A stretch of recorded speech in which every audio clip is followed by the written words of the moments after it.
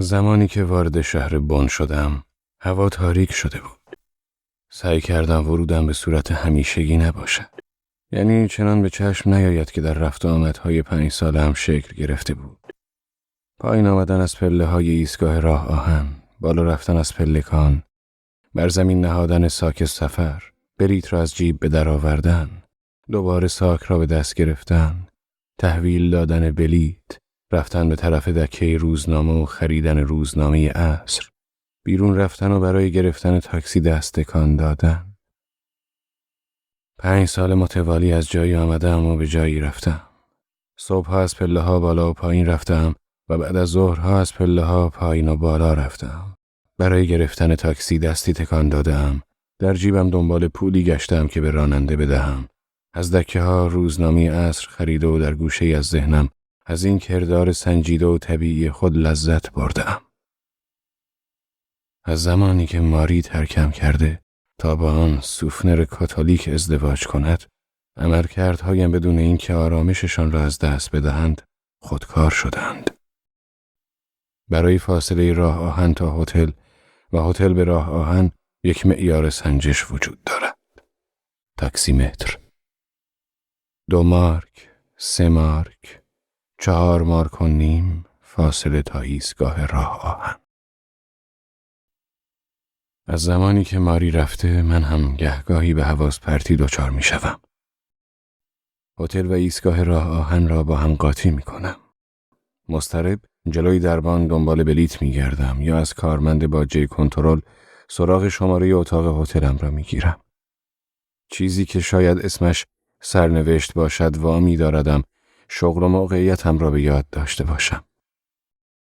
من یک دلغکم. عنوان رسمی شغلم بازیگر کمدی است. از مالیات کلیسا معافم. 27 سالم و یکی از برنامه‌هایم به نام سفر و رسیدن به مقصد یک پانتومیم طولانی است که در آن تماشاگران تا آخرین لحظه مبدأ را با مقصد اشتباه می‌گیرند. از آنجایی که این برنامه را مدام در قطار مرور می‌کنم، مروری شامل بیش از 600 حرکت که شکل و ترکیبش باید طبیعتاً در مغزم حک شده باشد. بدیهی است که گهگاهی در این موارد غرق خیالات خود شوم. وارد هتلی می شوم. دنبال برنامه حرکت قطار بعدی می گردم و پیدایش هم می کنم.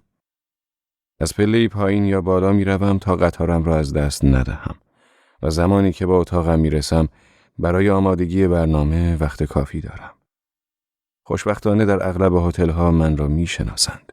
در این 5 سال نظم آهنگی با تنوع مختصری در من پیدا شده که تغییرش بعید به نظر می رسد. علاوه بر این مدیر برنامه‌هایم که خصوصیاتم را می شناسد برای سازماندهی بی‌نقص برنامه‌هایم تمام تلاشش را می کند. چیزی که او حساسیت روح هنرمند می نامد به طور کامل محترم شمرده می شود. به محض ورودم به اتاق هتل احساس راحتی و آسایش به من دست می دهد. گلها در گلدانی زیبا جلوه می فروشند.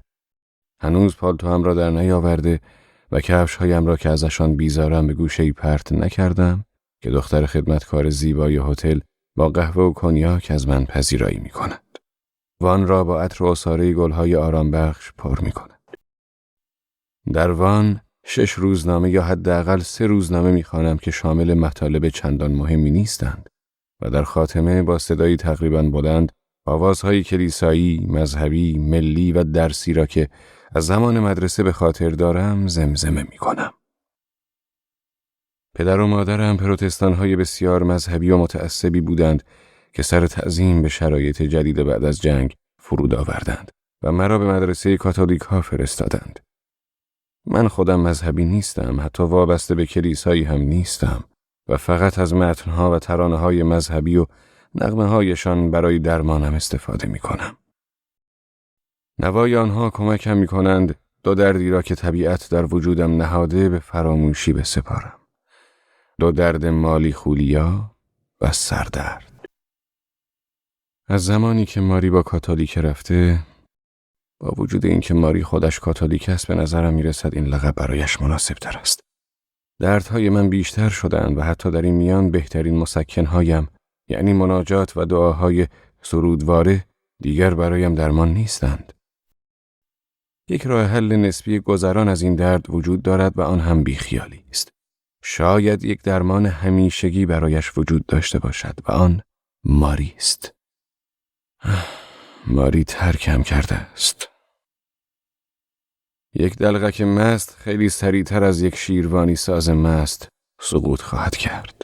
وقتی مستم شرمسارانه حرکاتی را روی صحنه انجام می دهم که در واقع می بایست به دقت اجرا شوند. اشتباهی که یک دلغک نباید انجام دهد. خودم به حرکاتی که انجام می دهم می خندم.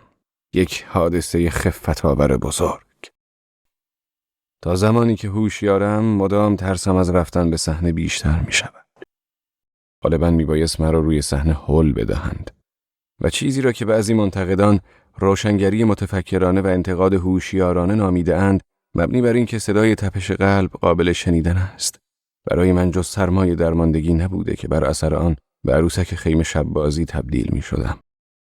و بدتر از همه وقتی نخها پاره می شدند و من در خودم فرو می ریختم. احتمالاً تارک نشین هایی وجود دارند که با ژرف نگری در چنین شرایطی روزگار می گذرانند. ماری همواره کتاب‌های عرفانی زیادی همراه داشت و من به خاطر دارم که در آنها کلمات تهی و هیچ و کرات جلوه می کردند. از 3 هفته پیش اغلب مست بودم و با نوعی دلخوشی بیهوده روی صحنه می رفتم. نتایج این ولنگاری خیلی سریع آشکار شد. حتی سریعتر از آنکه دانش آموزی تنبل تا روز گرفتن کارنامه خیال بافی کند. 6 ماه فرصت زیادی برای رؤیا بافی است. بعد از 3 هفته دیگر گلی در اتاقم نبود و اواسط ماه دوم دیگر نه اتاقی داشتم و نه حمامی. و در آغاز ماه سوم فاصله هتلم از ایستگاه راه آهن 7 مارک شده بود. آن هم زمانی که در آمدم به 1/3 کاهش یافته بود. دیگر کنیاکی در کار نبود. به جایش عرق می نوشیدم و به جای همکاری با شوی بزرگ با انجمن‌های عجیب و غریبی کار می کردم که مراسمشان را در تالارهای تاریک می گرفتند و می بایست روی صحنه‌ای بروم که نور پردازی ناشیانی داشت. حرکات نادرست انجام نمی دادم، تنها به تقلیدهای مسخره می پرداختم که با نمایش آنها کارمندان راه آهن، مالیات و پست، خانم‌های خانه‌دار کاتولیک یا پرستارهای پروتستان سالگرد خدمتشان را جشن می گرفتند و خوش می گذراندند. و همزمان افسرهای آبجوخور ارتشی نیز پایان آموزششان را جشن می گرفتند و سرگرم می شدند. با این همه به درستی نمی دانستند که آیا مجازند به برنامه شورای دفاع من بخندند یا نه. و دیروز در شهر بوخوم جلوی جوانان زمین خوردم. درست زمانی که از چارلی چاپلین تقلید می کردم. نتوانستم روی پاهایم بایستم و از جا بلند شوم. سوتی زده نشد، فقط صدای همدردانه‌ای به گوشم رسید و من به محض افتادن پرده لنگان لنگان از صحنه دور شدم. لباسهایم را عجولانه جمع کردم و بدون پاک کردن آرایش صورتم به مهمانخانه‌ام گریختم. آنجا حسابی با مهمانخانه‌دار بحث و جدلم بالا گرفت. زیرا خانم مهمانخانه‌دار از دادن پول تاکسی من امتناع می‌کرد و من چاره‌ای نداشتم جز آنکه برای آرام کردن راننده عصبانی ماشین ریش تراشم را در عوض کرایه تاکسی نزد او گرو بگذارم. راننده آنقدر مهربان بود که به ازای آن 1 پاکت باز شده سیگار و 2 مارک بابت اضافی پرداخت به من پس داد. روی تخت نامرتبم دراز کشیدم و باقی مانده شیشه را خالی کردم و پس از ماه‌ها احساس آرامش کردم بدون سردرد و مالی خودیا. با حالی روی تخت دراز کشیده بودم که بعضی وقتها امیدوار بودم دم آخر زندگیم آن حال را داشته باشم. مست مانند چاله‌ای پر شده از آب.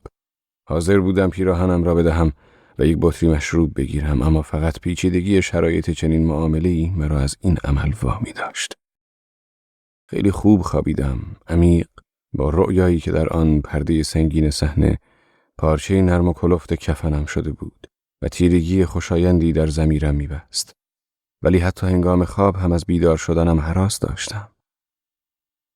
وقتی بیدار شدم هنوز روی صورت آرایش داشتم و زانوی راستم متورم بود. صبحانه مزخرف روی سینی پلاستیکی و کنار پارچه قهوه‌ام مهیا بود و تلگرامی از مشاور برنامه‌هایم. شهرهای کوبلنز و ماینز برنامه را لغو کردند. شب زنگ میزنم. سونرر. بعد از تلفنی که از برگزار کننده برنامه داشتم تازه فهمیدم او مسئول و رئیس انجمن آموزش مسیحی هاست. با لحنی تحکم آمیز و سرد خودش را کوسترت معرفی کرد. ما باید مسئله دستمزد را روشن کنیم آقای اشنیر. خواهش میکنم، مشکلی نداریم. آها، که اینطور. سکوت کردم و وقتی صحبتش را ادامه داد لحن سرد صدایش به صدای آزارگرانه مسخره‌ای تبدیل شده بود. گفت ما برای یک دلغک حدود 100 مارک هزینه گذاشتیم. دلغکی که قبلا 200 مارک ارزش داشت. منتظر بود من عصبانی شوم. اما من همچنان سکوت کردم و او همانطور که طبیعتش حکم می‌کرد با تکبر ادامه داد. من ترجیح می‌دهم این مبلغ را برای یک کار خیریه و دینی صرف کنم و وجدانم اجازه نمی‌دهد 100 مارک بابت دلغکی پرداخت کنم که 20 مارک برایش کافی است و بایستی گفت که به نوعی حتی 20 مارک هم رقم پرداختی خوبی است. و من هنوز دلیلی برای شکستن سکوتم نمی‌دیدم. سیگاری روشن کردم و برای خودم از آن قهوه بدمزه ریختم و در عین حال صدای هنهن کردنش را میشنیدم. او گفت صدامو میشنوید؟ و تأمل کرد. سکوت سلاح خوبی است. زمان تحصیلم هنگامی که در برابر مدیر یا معلمان مؤاخذه میشدم بیوقفه سکوت میکردم. گذاشتم عرق آقای مسیحی کوسترت پشت خط در بیاید. خیلی کوچکتر از آن بود که دلش به حالم بسوزد. اما این عمل کرده من برای حس ترحم طلبی شخصیش کافی بود. در آخر آرام گفت خب بهم یک پیشنهاد بدهید آقای اشنیر. خوب گوش بدهید آقای کوسترت. براتون این پیشنهاد را دارم. یک تاکسی میگیرید و به راه آهن میروید. برایم یک بلیت درجه 1 به مقصد شهر بن میگیرید و یک شیشه مشروب و به هتلم میایید و حسابهایم را با انعام تسویه میکنید و توی پاکت آنقدر پول برایم میگذارید که باهاش یک تاکسی تا راه آهن بگیرم. ضمناً با وجدان مسیحیتان این مسئولیت را متقبل شوید که بدون مخارج اساسم را تا شهر بن بیاورید. موافقید؟ با حساب و کتابی سینه‌اش را صاف کرد و گفت اما ما می‌خواستیم به شما 50 مارک بدهیم. گفتم پس با مترو بروید که برای شما کمتر از 50 مارک هزینه برمی‌دارد. موافقید؟ دوباره حساب و کتابی کرد و گفت آیا برای شما مقدور است وسایلتان را با تاکسی ببرید؟ گفتم نه، من مصدومم و نمیتوانم این کار را انجام بدهم. قطعاً وجدان مسیحیش او را سخت تکان داده بود. پس با صدای ملایم گفت آقای اشنیر متاسفم که من بس است دیگر آقای کوسترت. من خوشحالم که کاری برای صرفه‌جویی 44-5 مارکی در راه مسیحیت انجام دهم. و تلفن را قطع کردم. او از آن آدم‌هایی بود که دوباره زنگ می‌زد و شروع می‌کرد به تملق و چاپلوسی. اینطوری بهتر بود که او را با وجدانش تنها بگذارم تا به آن کمی کلنجار برود. حالم بد شده بود. فراموش کرده بودم این مسئله را متذکر شوم که نه تنها وارث خدادادی سردرد و مالی خودیا هستم، بلکه مهارت مرموز دیگری هم دارم و آن هم تشخیص بو از پشت تلفن است. و کوسترت بوی شیرین پاستیل بنفشه میداد. مجبور شدم بلند شده و دندانهایم را مسواک بزنم. با باقی مانده عرق غرغره کردم. به سختی آرایش صورتم را پاک کردم. دوباره روی تخت دراز کشیدم و به ماری، به مسیحیان، به کاتولیک ها فکر کردم و آینده را جلوی چشمم کشاندم. به چاله های آبی فکر کردم که روزی درونشان قرار خواهم گرفت. برای دلغکی که به سن 50 نزدیک می شود فقط 2 امکان وجود دارد. به سر بردن در چاله یا کاخ. اعتقادی به کاخ نداشتم و بایستی تا 50 سالگی به طریقی این 22 سال را هم بگذرانم. این واقعیت که شهرهای کوبلنز و ماینز برنامه را لغو کرده بودند چیزی بود که مسلماً سونرر هشدار درجه 1 محسوبش می‌کرد. و خصوصیت دیگری را که باید درباره خودم بازگو کنم خونسردیم در مقابل ناملایمات است. در شهر بن هم چاله زیاد است و چه کسی به من دیکته می کند که تا 50 سالگی صبر کنم. به ماری فکر می کردم. به صدا، به سینه ها، به دست ها و موها، به حرکاتش و به همه چیزش و به کارهایی که با هم انجام داده بودیم. حتی به آن سوفنر فکر کردم که ماری میخواست باهاش ازدواج کند. ما از دوران جوانی همدیگر را خوب میشناختیم، آنقدر خوب که زمانی که بزرگ و مرد شده بودیم به درستی نمیدانستیم چگونه همدیگر را خطاب کنیم. تو یا شما. هر دوی این خطابها شرمنده امان میکرد، طوری که هر بار همدیگر را میدیدیم از این حس شرمندگی رها نمیشدیم. قادر به درک این موضوع نبودم که ماری میان این همه آدم چرا سراغ این یکی رفته. شاید من هیچگاه خلق و خوی ماری را درک نکرده بودم. خیلی عصبانی شدم وقتی کوسترت رشته افکارم را پاره کرد. او مثل سگی روی در پنجه میکشید. آقای اشنیر، شما باید به حرفهایم گوش بدهید. آیا احتیاج به پزشک دارید؟ بلند گفتم. راحتم بگذارید. از لای در پاکت را بفرستید و به خانه اتان بروید. او پاکت را زیر در فرستاد. بلند شدم و پاکت را برداشتم و باز کردم. درون پاکت یک بلیط قطار درجه 2 از شهر بوخوم به بن بود و پول تاکسی دقیقاً حساب شده بود. 6 مارک و 50 فنیک. امیدوار بودم این پول را تا 10 مارک سر راست کرده باشد و حساب کرده بودم اگر بلیط درجه 1 را با کمی ضرر پس بدهم و یک بلیط درجه 2 بخرم میتوانم از این تعویض 5 مارک بهره ببرم. با صدای بلند از بیرون در پرسید. همه چیز مرتب است؟ آره، حالا راحت را بکش و برو پرنده آشغال مسیحی. چرا چنین اجازه‌ای به خودتان میدهید؟ و من فریاد زدم برو. او لحظه‌ای مکث کرد و بعد صدای پایین رفتنش را از پله‌ها شنیدم. کودکان این جهان نه تنها باهوش‌ترند بلکه انسانیت و سخاوت بیشتری از فرزندان کلیسا دارند.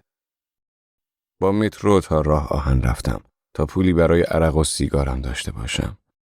خانم مهمان خانه‌دار پول تلگرام دیشبم را که برای مونیکا سیلوز فرستاده بودم و کوسترت از پرداخت آن امتناع ورزیده بود با من حساب کرد. به هر حال پولم برای کرایه تاکسی کافی نبود. قبل از اینکه از لغو برنامه کوبلنز خبردار باشم این تلگرام را فرستاده بودم. دلم می‌خواست تلگرامی با این مضمون برایشان بفرستم.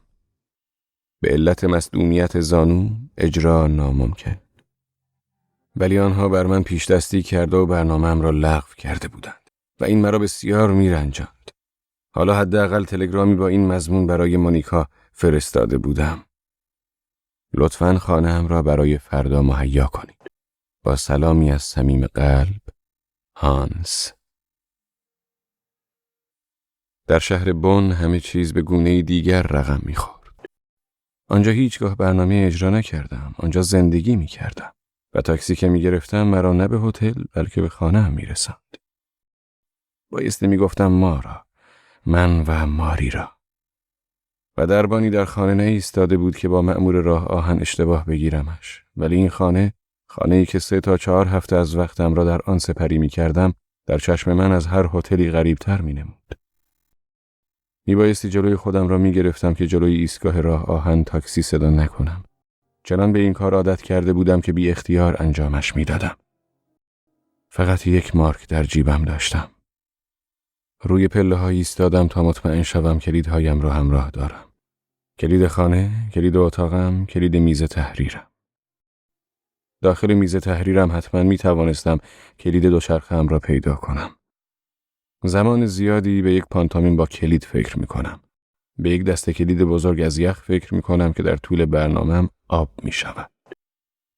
پولی برای تاکسی نداشتم و برای اولین بار در عمرم به این پول احتیاج داشتم. زانویم متورم شده بود و من لنگان لنگان از جلوی میدان راه آهن به طرف خیابان پست میرفتم. این 2 دقیقه راه از ایستگاه راه آهن تا خانه‌مان به نظرم تمام نشدنی میرسید. به جعبه نصب شده اتوماتیک سیگار تکیه کردم و به خانه‌ای نگاه انداختم که پدر بزرگم یک آپارتمان از آن را به من هدیه داده بود. آپارتمان‌های جذاب و زیبا با نمای بالکن‌های مقابلشان کنار هم ردیف شده بودند. 5 طبقه با 5 بالکن رنگین متفاوت و آپارتمان من در طبقه 5 قرار داشت، جایی که رنگ‌ها آجرند. آیا این هم برنامه‌ای بود که اجرا می‌کردم؟ کلید را درون قفل می‌چرخانم. بدون تعجب به علت آب نشدن کلید در آسانسور را باز می‌کنم و روی دکمه 5 می‌زنم. با صدای خفه به بالا حمل می‌شوم. از پنجره کوچک آسانسور رد می‌شوم. از طبقات راهروها را می‌نگرم و همزمان از پنجره راهروها نظری به بیرون می‌اندازم. یک مجسمه یادگاری، میدان، کلیسا، نور آفتاب و برش‌های سیاه، سقف بتونی و دوباره کمی دورتر مجسمه یاد بود، میدان، کلیسا، رنگ نور، 3 بار. و دفعه 4 فقط میدان و کلیسا دیده می شوند. کلید آپارتمان را در قفل می چرخانم و با شگفتی می بینم که در باز می شود. همه جای خانه رنگ آجری دارد. درها، چهارچوبها، کمدهای نصب شده و یک زن با ربدا شامری مسی رنگ روی مبل سیاه هم می توانست با اتاقم خوب جور شود. مسلماً بد هم نبود اگر می توانستم چنین زنی داشته باشم. اما من تنها از سردرد و مالی خولیا رنج می برم. و البته از بی تفاوتی و قابلیت بوییدن از پشت تلفن هم رنج می برم.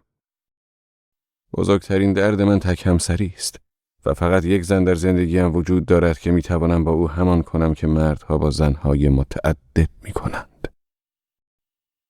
از زمانی که ماری از من جدا شده مثل تارک دنیاها زندگی می کنم. ولی من تارک دنیا نیستم. با خودم بارها فکر کرده بودم که به شهرم برگردم و با یکی از کشیش‌ها مشورت کنم، ولی همه این مردک‌ها به چند همسری معتقدند. به همین دلیل با سرسختی از ازدواج دفاع می کنند. یک آدم شرور از من در تصور داشتند و توصیهشان به من چیزی غیر از یک راهنمایی محرمانه به گذار از عشرتکده ها نبوده است. آنجا که عشق را می توان خرید. پروتستان ها همیشه مرا به حیرت می اندازند، مثل همین کوسترت که مرا شگفت زده کرده است. و هنوز می توان از همکیشان آنها انتظار شگفتی های جدیدتر داشت. ولی در مورد کاتولیک ها باید بگویم دلیلی برای حیرت کردن ندارم. برای کاتولیک ها احترام خاصی قائلم. حتی تا آن حد که ماری 4 سال پیش من را به جمع کاتولیک های پیش رو کشانده بود. او میخواست مرا وارد جمع کاتولیک های پیش رو کند تا با مرامشان عمیق‌تر آشنا شوم و مسلماً قصد داشت من هم به آیین کاتولیک ها درآیم. این قصد را همه کاتولیک ها دارند.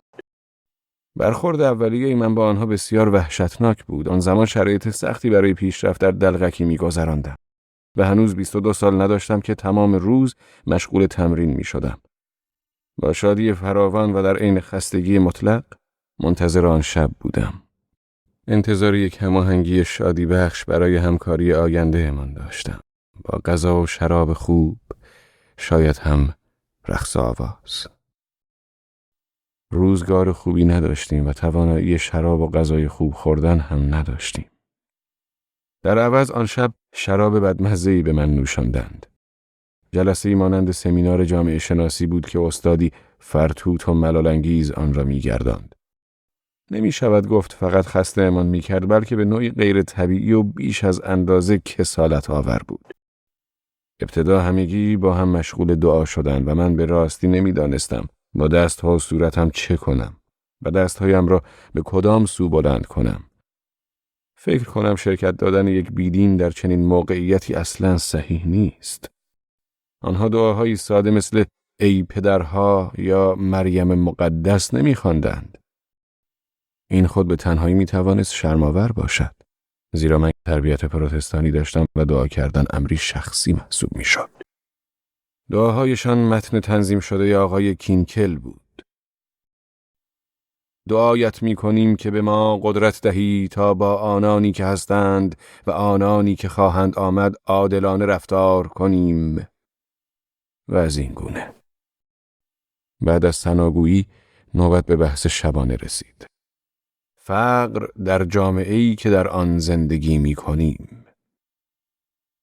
آن شب تبدیل به یکی از شرم‌آورترین شب‌های عمرم شده بود. اصلا نمی‌توانستم باور کنم که شب‌های مذهبی تا این حد می‌تواند خسته کننده باشد.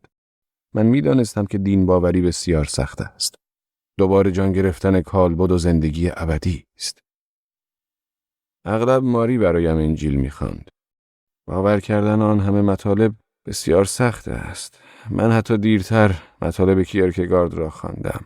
مطالبی بسیار آموزنده برای کسی که می‌خواهد دلقک شود. این مطالب هرچند خیلی سخت، ولی هیچ خسته کننده نبودند.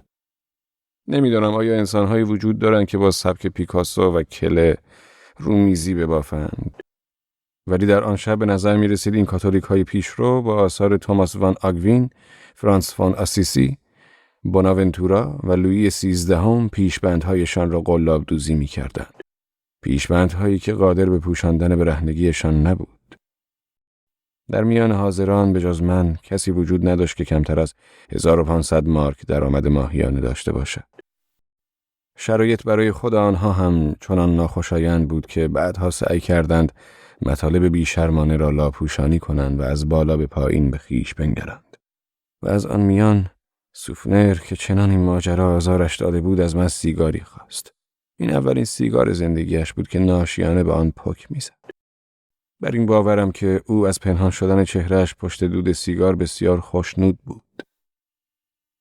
زمانی که کینکل یکی از روایت‌هایش را در مورد مردی شروع کرد که ابتدا 500 مارک درآمد ماهانه داشت و با آن کنار می آمد، دلم برای ماری سوخت که رنگ پریده و لرزان گوشه‌ای نشسته بود. روایت درباره مردی بود که ابتدا 500 مارک درآمد ماهیانه داشت و با آن خوب کنار می آمد. چندی بعد درآمدش به 1000 مارک رسید و مشکلاتش شروع شد. و وقتی به 2000 مارک افزایش یافت، بار مشکلاتش هم دوچندان شد. در خاتمه وقتی درآمدش به 3000 مارک رسید، دوباره توانست با آن خوب کنار بیاید و زندگی کند. و این تجربه را به گونه‌ای پندآمیز چنین جمع‌بندی کرد: تا 500 مارک درآمد خوب است و ما بین 500 تا 3000 مارک فقط فلاکت و بدبختی است. کینکل خودش درک نمی‌کرد چه افتضاحی به بار آورده. وراجی می‌کرد و به سیگار برگ کلفتش پک می‌زد. شرابش را سر می‌کشید و پنیرش را می‌بلعید. همه این کارها را با احساسی بی دغدغه و آمیخته به حس شعفی انجام می‌داد. تا حدی که اسقف زومرویلد، مشاور مذهبی انجمن، از فرط ناراحتی کینکل را وادار کرد موضوع بحث را تغییر دهد.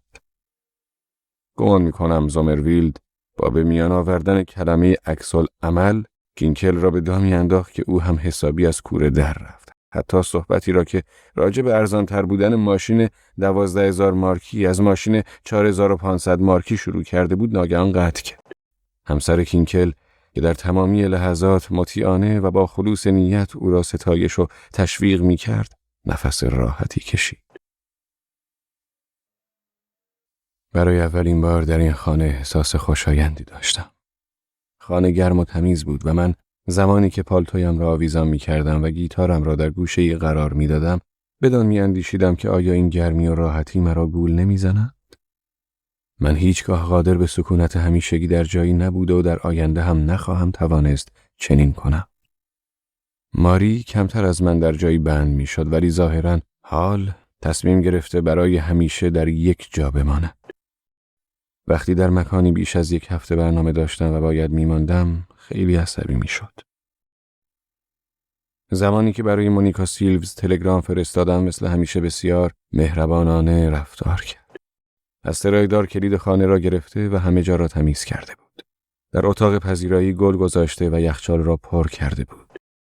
روی میز آشپزخانه قهوه آسیاب شده گذاشته و یک شیشه کنیاک کنارش. سیگاری و یک شمع روشن روی میز اتاق پذیرایی بود. مونیکا میتواند تا سرحد جانفشانی احساساتی شود و حتی کارهای مسخره‌ای هم انجام دهد. شمعی روی میز قرار داده که از قطرات مصنوعی ساخته شده و مسلماً این شمع حتی در اتحادیه کاتولیکی کارشناسان سلیقه هم قبول نمیشد. احتمالاً با عجله‌ای که داشته قادر به یافتن شمع دیگری نبوده یا پولی برای خرید شمع گرانتر و اعلاتری نداشته و من احساس می‌کردم که دقیقاً همین شمع نامرغوب احساسم را در قبال مونیکا سیلوز به لطف بیشتری در می‌آمیزد، چندان که میبایست به نوعی نظرم را در مورد تک همسری محدود کنم. سایر کاتولیک های این جمع حاضر نیستند به مخاطره و برخورد و تقابل احساسات و عواطف با کارهای سطحی بکوشند و چه از این بهتر، زیرا میخواهند به جذابیت های وجدانی بپردازند، نه به شیفتگی سلیقه‌ای. من حتی قادر بودم عطر مونیکا را که فکر کنم تایگا نام داشت ببویم. عطری با بوی بسیار تند. با شمع یکی از سیگارهای مونیکا را روشن کرده و از آشپزخانه آوردم و دفترچه تلفن را از راه رو برداشته و گوشی تلفن را بلند کردم. طبیعتاً همه اینها را مونیکا برایم مهیا کرده بود. تلفن وصل بود.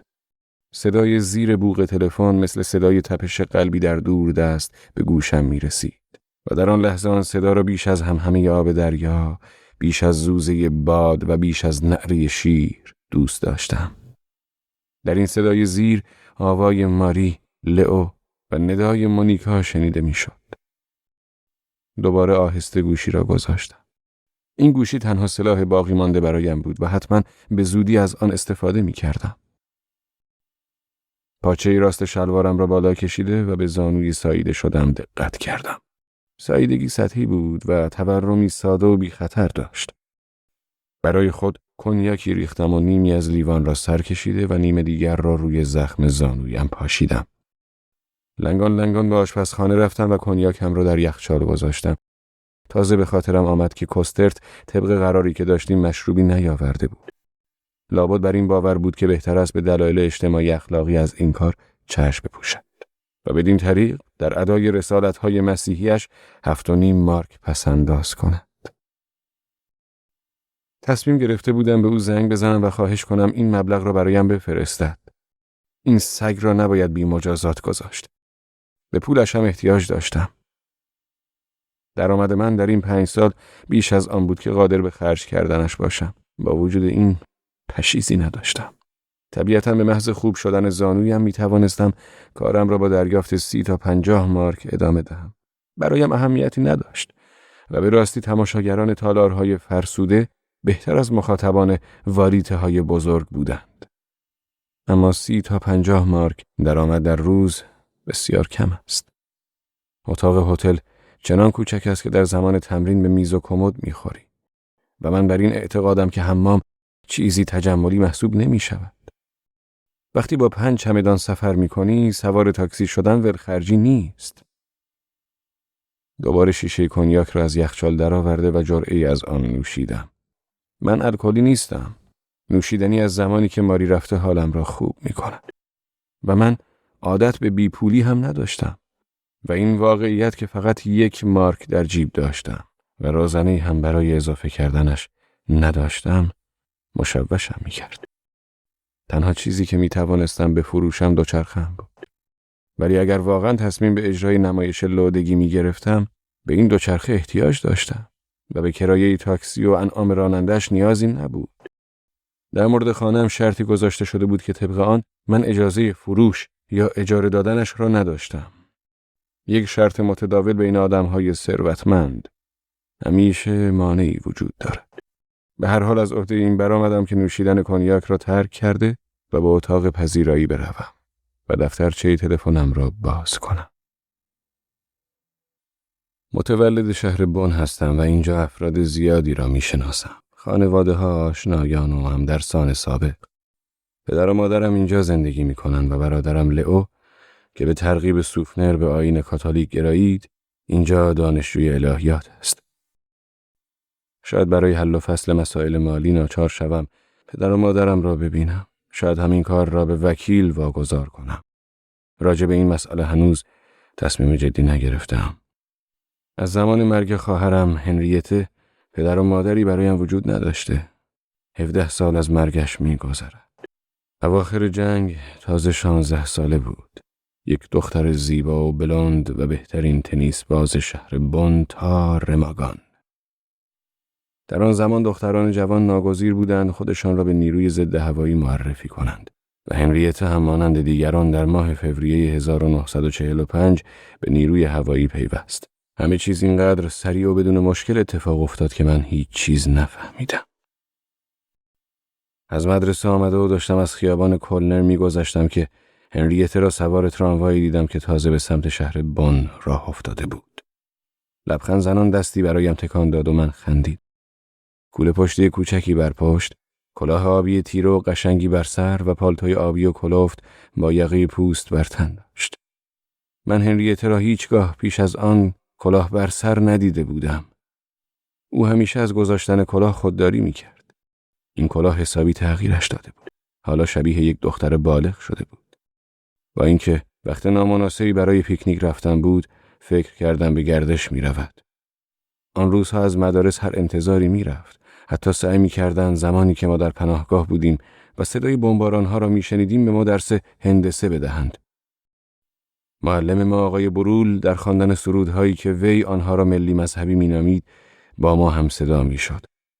سرودهایی مانند بنگرید به خانه‌ای پر از فرشتگان مثل نگاهی که تو در شرق به سحرگاهان داری.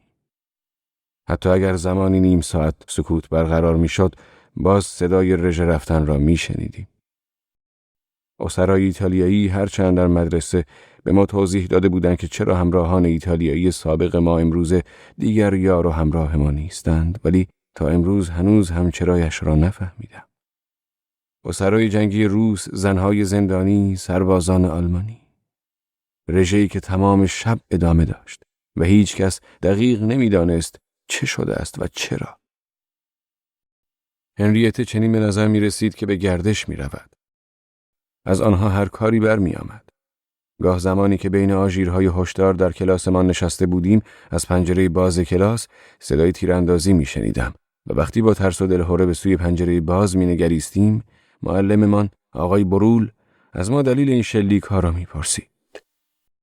با گذشت زمان دیگر به این مسائل واقف شده بودیم. دوباره یک سرباز فراری در کوه بالا تیرباران می شد. او می گفت این بلایی است که سر تمام کسانی می آید که از دفاع از خاک مقدس آلمان مقابل یهودیان مهاجم تفره بروند. چندی پیش دوباره آقای برول را دیدم، پیرمردی که موهایش سپید شده بود. استاد در امور اجتماعی و تربیتی یک فرهنگستان و مردی که سابقه سیاسیش درخشان شمرده می شد، زیرا هیچگاه عضو هیچ حزبی نشده بود. یک بار دیگر پشت سر تراموایی که هنریته را می برد دست تکان دادم و از وسط پارک به خانه رفتم. پدر و مادرم با لئو دور میز غذا نشسته بودند. سوپ گرم و سیب زمینی داغ با سس و یک سیب به عنوان دسر داشتیم. وقتی سیب می خوردم از مادرم پرسیدم هنریته کجا به گردش رفته؟ مادرم لبخند زد و گفت گردش؟ چه چیزها؟ او برای معرفی خودش به نیروی هوایی به شهر بون رفته.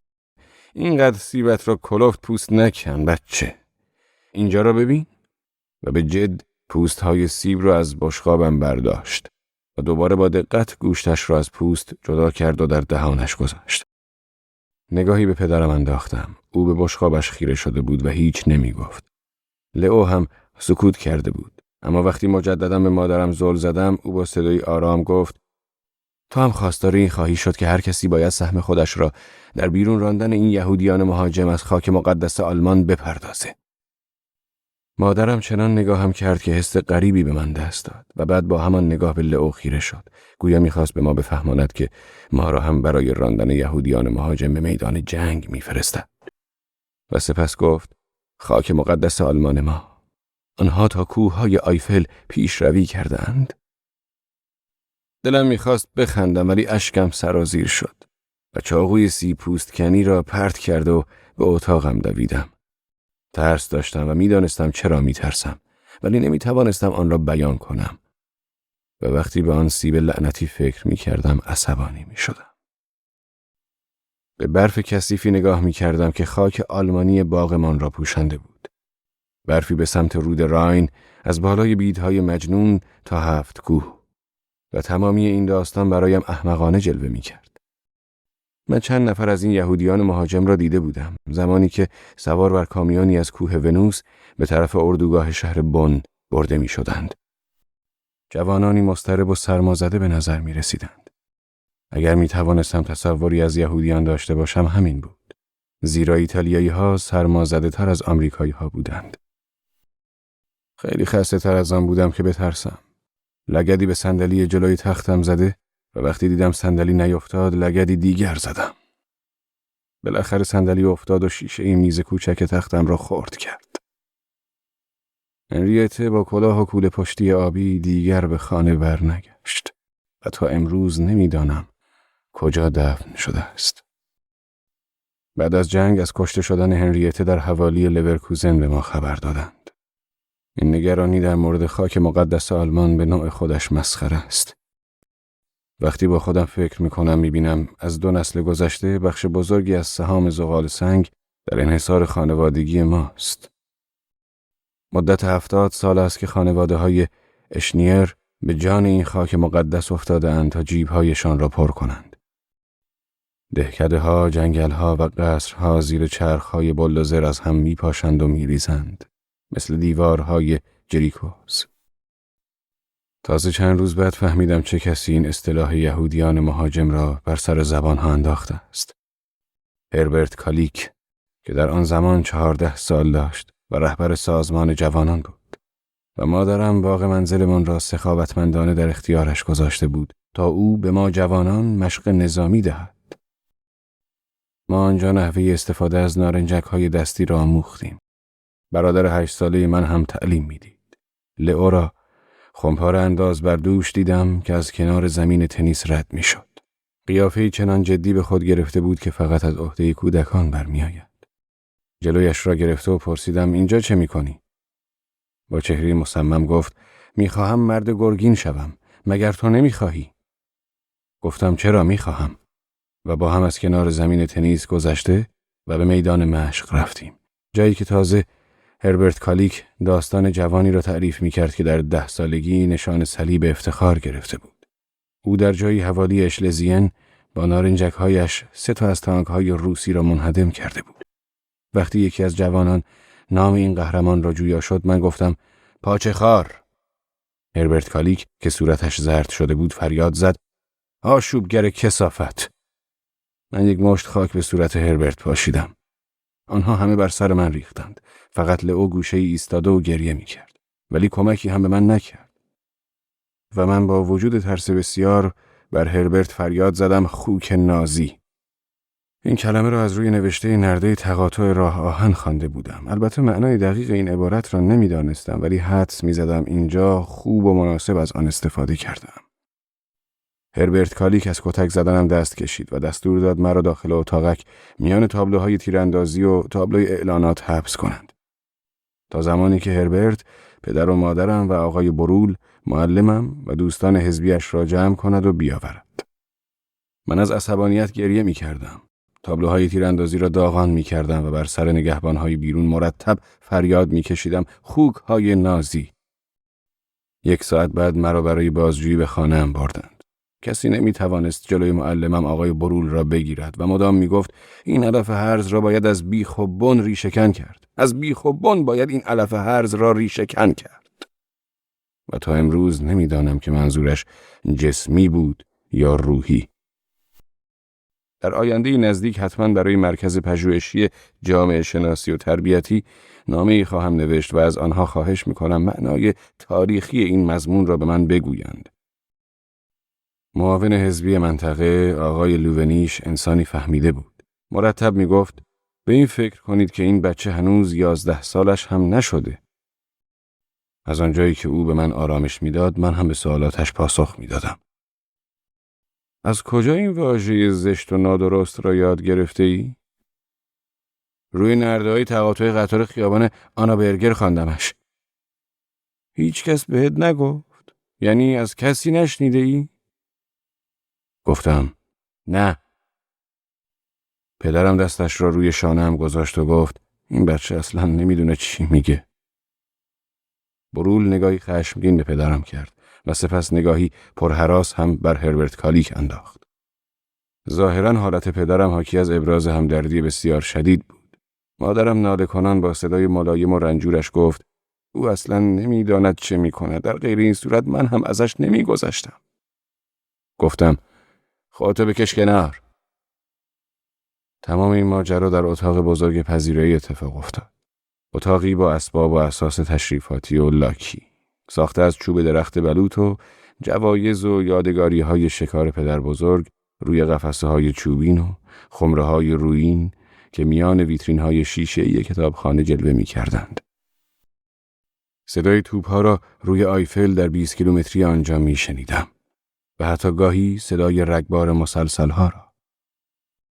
هربرت کالیک رنگ رو رفته و بور با آن چهره متعصبش می‌خواست مثل یک دادستان جلوه کند و مرتب با مشتش روی میز می‌کوبید و می‌گفت مجازات، مجازات، اشد مجازات.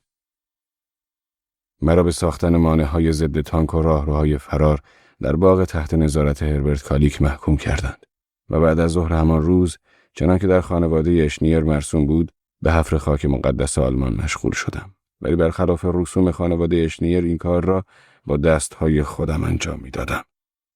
حفره‌ای که می‌کندم درست از زیر باغچه گل رز پدر بزرگم می‌گذشت، جایی که روی آن تندیس کپی شده مرمرین آپل قرار داشت و بی‌صبرانه لحظه شماری می‌کردم که این مجسمه مرمرین زیرش خالی شود و درون حفره من بیفتد. اما خوشحالی من خیلی زودرس بود، زیرا پسری کوچک با صورت ککمکی به نام جورج به اشتباه با کشیدن زامن نارنجکش خودش و مجسمه را به هوا فرستاد. تحلیل هربرت کالیک راجع به این حادثه خیلی خشک و کوتاه بود. او گفت خوشبختانه جورج یک بچه یتیم بود. توی دفترچه تلفن دنبال شماره همه آدم‌هایی بودم که میبایست با آنها صحبت کنم. در سمت چپ نام افرادی را می‌نوشتم که می‌توانستم از آنها درخواست پول کنم. کارل امانز، هاینریش بهلن. دو همکلاس که یکی از آنها قبلا دانشجوی فلسفه دینی بود و اکنون عضو هیئت مدیره دانشگاه است و دیگری یک کشیش و بعد بلابرسون، معشوقه پدرم. در سمت راست اسامی کسانی را نوشتم که اگر دستم از همه جا کوتاه شد بتوانم از آنها تقاضای پول کنم. پدر و مادرم، لئو، که اگر ازش پول می‌خواستم با کمال میل میداد ولی هیچگاه پولی نداشت، و اعضای انجمن. کینکل، فرد بویل، بلوترت و زومرویل. میان این دو ستون اسامی چپ و راست نام مونیکا سیلوز را نوشتم و دورش یک پاپیون زیبا کشیدم. برای کارل امانز باید تلگرامی میفرستادم و تقاضا میکردم با من تماس بگیرد، زیرا او تلفن نداشت. دلم میخواست اول با مونیکا تماس بگیرم، ولی او آخرین کسی بود که میبایست باهاش تماس بگیرم. رابطه ما در مرحله‌ای بود که چه از نظر جسمی و چه از نظر روحی اگر دست ردی به سینه‌مان میخورد ناامید میشدیم.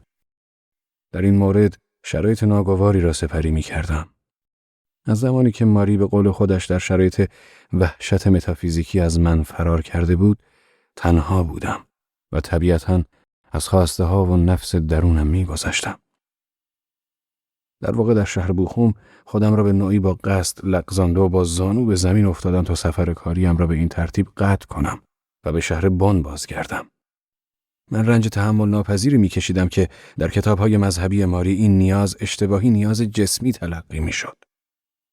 علاقه من به مونیکا بیش از آن بود که فقط نیازهای جسمیم را با او برطرف کنم. اگر در این کتاب‌ها عبارت نیاز به یک زن نوشته میشد، خیلی بهتر از تعبیر وقاحت‌آمیز نیاز جنسی بود. اما باز این بهتر از بعضی آیات جنسی و جسمی است. من چیزی را گوشتی‌تر و جسمی‌تر از درون قصابی نمی‌شناسم، ولی حتی آنجا هم همه چیز از گوشت نیست. وقتی پیش خودم تجسم می‌کنم کاری را که ماری میبایست با من انجام میداد، الان با آن سوفنر انجام میدهد، غم و دردم تا سرحد ناامیدی اوج میگیرد.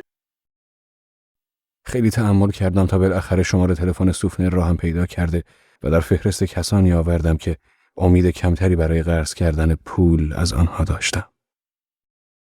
ماری حتما بی‌وقفه و تأمل نه تنها به من پول میداد بلکه نزدم آمده و دلداری هم میداد. اگر میفهمی چه مصیبت‌هایی کشیدم دلش برایم خیلی میسوخت. ولی ماری هیچگاه بدون همراه پیشم نمی آمد. 6 سال زمانی طولانی است و او واقعاً به خانه سوفنر تعلق ندارد. به میز صبحانه‌اش تعلق ندارد، به تخت خوابش تعلق ندارد. من حتی حاضر بودم به خاطرش بجنگم، گرچه جنگ فقط تصویرگر جدال بدنی است. واقعاً مسخره است. درگیری با سوفنر. ماری هنوز برایم نمرده است، در مقیاس با اینکه مادرم برایم مرده محسوب می شود. من برام باورم که کسانی که مرده اند زندگی می کنند و زندگان مردند، اما نه بدان گونه که پروتستان ها و کاتولیک ها اعتقاد دارند. برای من پسر بچه‌ای مثل جورج که خودش را با نارنجکی منفجر کرد از مادر من زنده تر است. من آن پسر بچه ککمکی و دست پاچولفتی را روی چمن جلوی آپل میبینم و فریاد هربرت کالیک را هم به گوش دارم که میگفت اینطوری نه، اینطوری نه، و صدای انفجار و فریادی کوتاه و سخن کالیک که میگفت خوشبختانه جورج بچه یتیم بود. و نیم ساعت بعد وقتی سر همان میز شامی که مرا محکوم کرده بودند شام میخوردیم، مادرم به لئو گفت تو در آینده بهتر از برادر احمقت خواهی شد، مگر نه؟ و لئو با سر تایید میکرد. پدرم حتی نمیتوانست با نگاهش پسر 10 سالش را تسلی بدهد. حال سالهاست مادرم ریاست انجمن مرکزی تبادل فرهنگی و آشتی نژادهای مختلف را دارد. او به خانه آن فرانک می رود و گهگاهی هم به آمریکا سفر می کند. هنوز با همان صدای گرم و آرامش، با همان صدایی که احتمالاً به هنریته زمان خداحافظی گفته بود خوش بگذرد فرزند. این صدا را می توانستم همیشه پای تلفن بشنوم، ولی صدای هنریته را هرگز. هنریته صدای کلفت عجیبی و یک خنده تیز داشت. یک بار در بازی نهایی تنیس راکتش را به زمین انداخت و غرق خیال به آسمان خیره شد. یک بار دیگر هنگام صرف سوپ قاشقش را در ظرف سوپ انداخت. مادرم دادش در آمد و غرغر کنان از بابت لکه‌های روی میز و پیراهنش شکایت کرد. و هنریته اصلاً به این غرغرها توجهی نکرد و وقتی دوباره به خودش آمد قاشق را از سوپخوری در آورد و با دستمال سفره تمیزش کرد و به خوردن ادامه داد.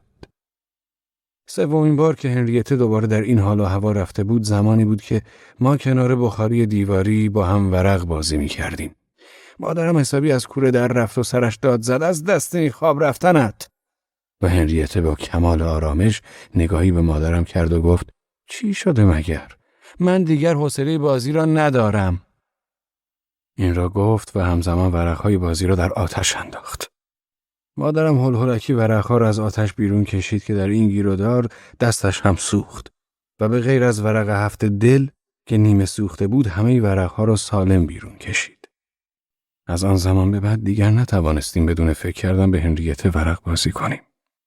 با وجود آنکه مادرم سعی می‌کرد وانمود کند که هیچ اتفاقی نیفتاده است. مادرم زن و جنسی نیست، فقط به صورت غیرقابل تصوری صرفه‌جو و احمق است.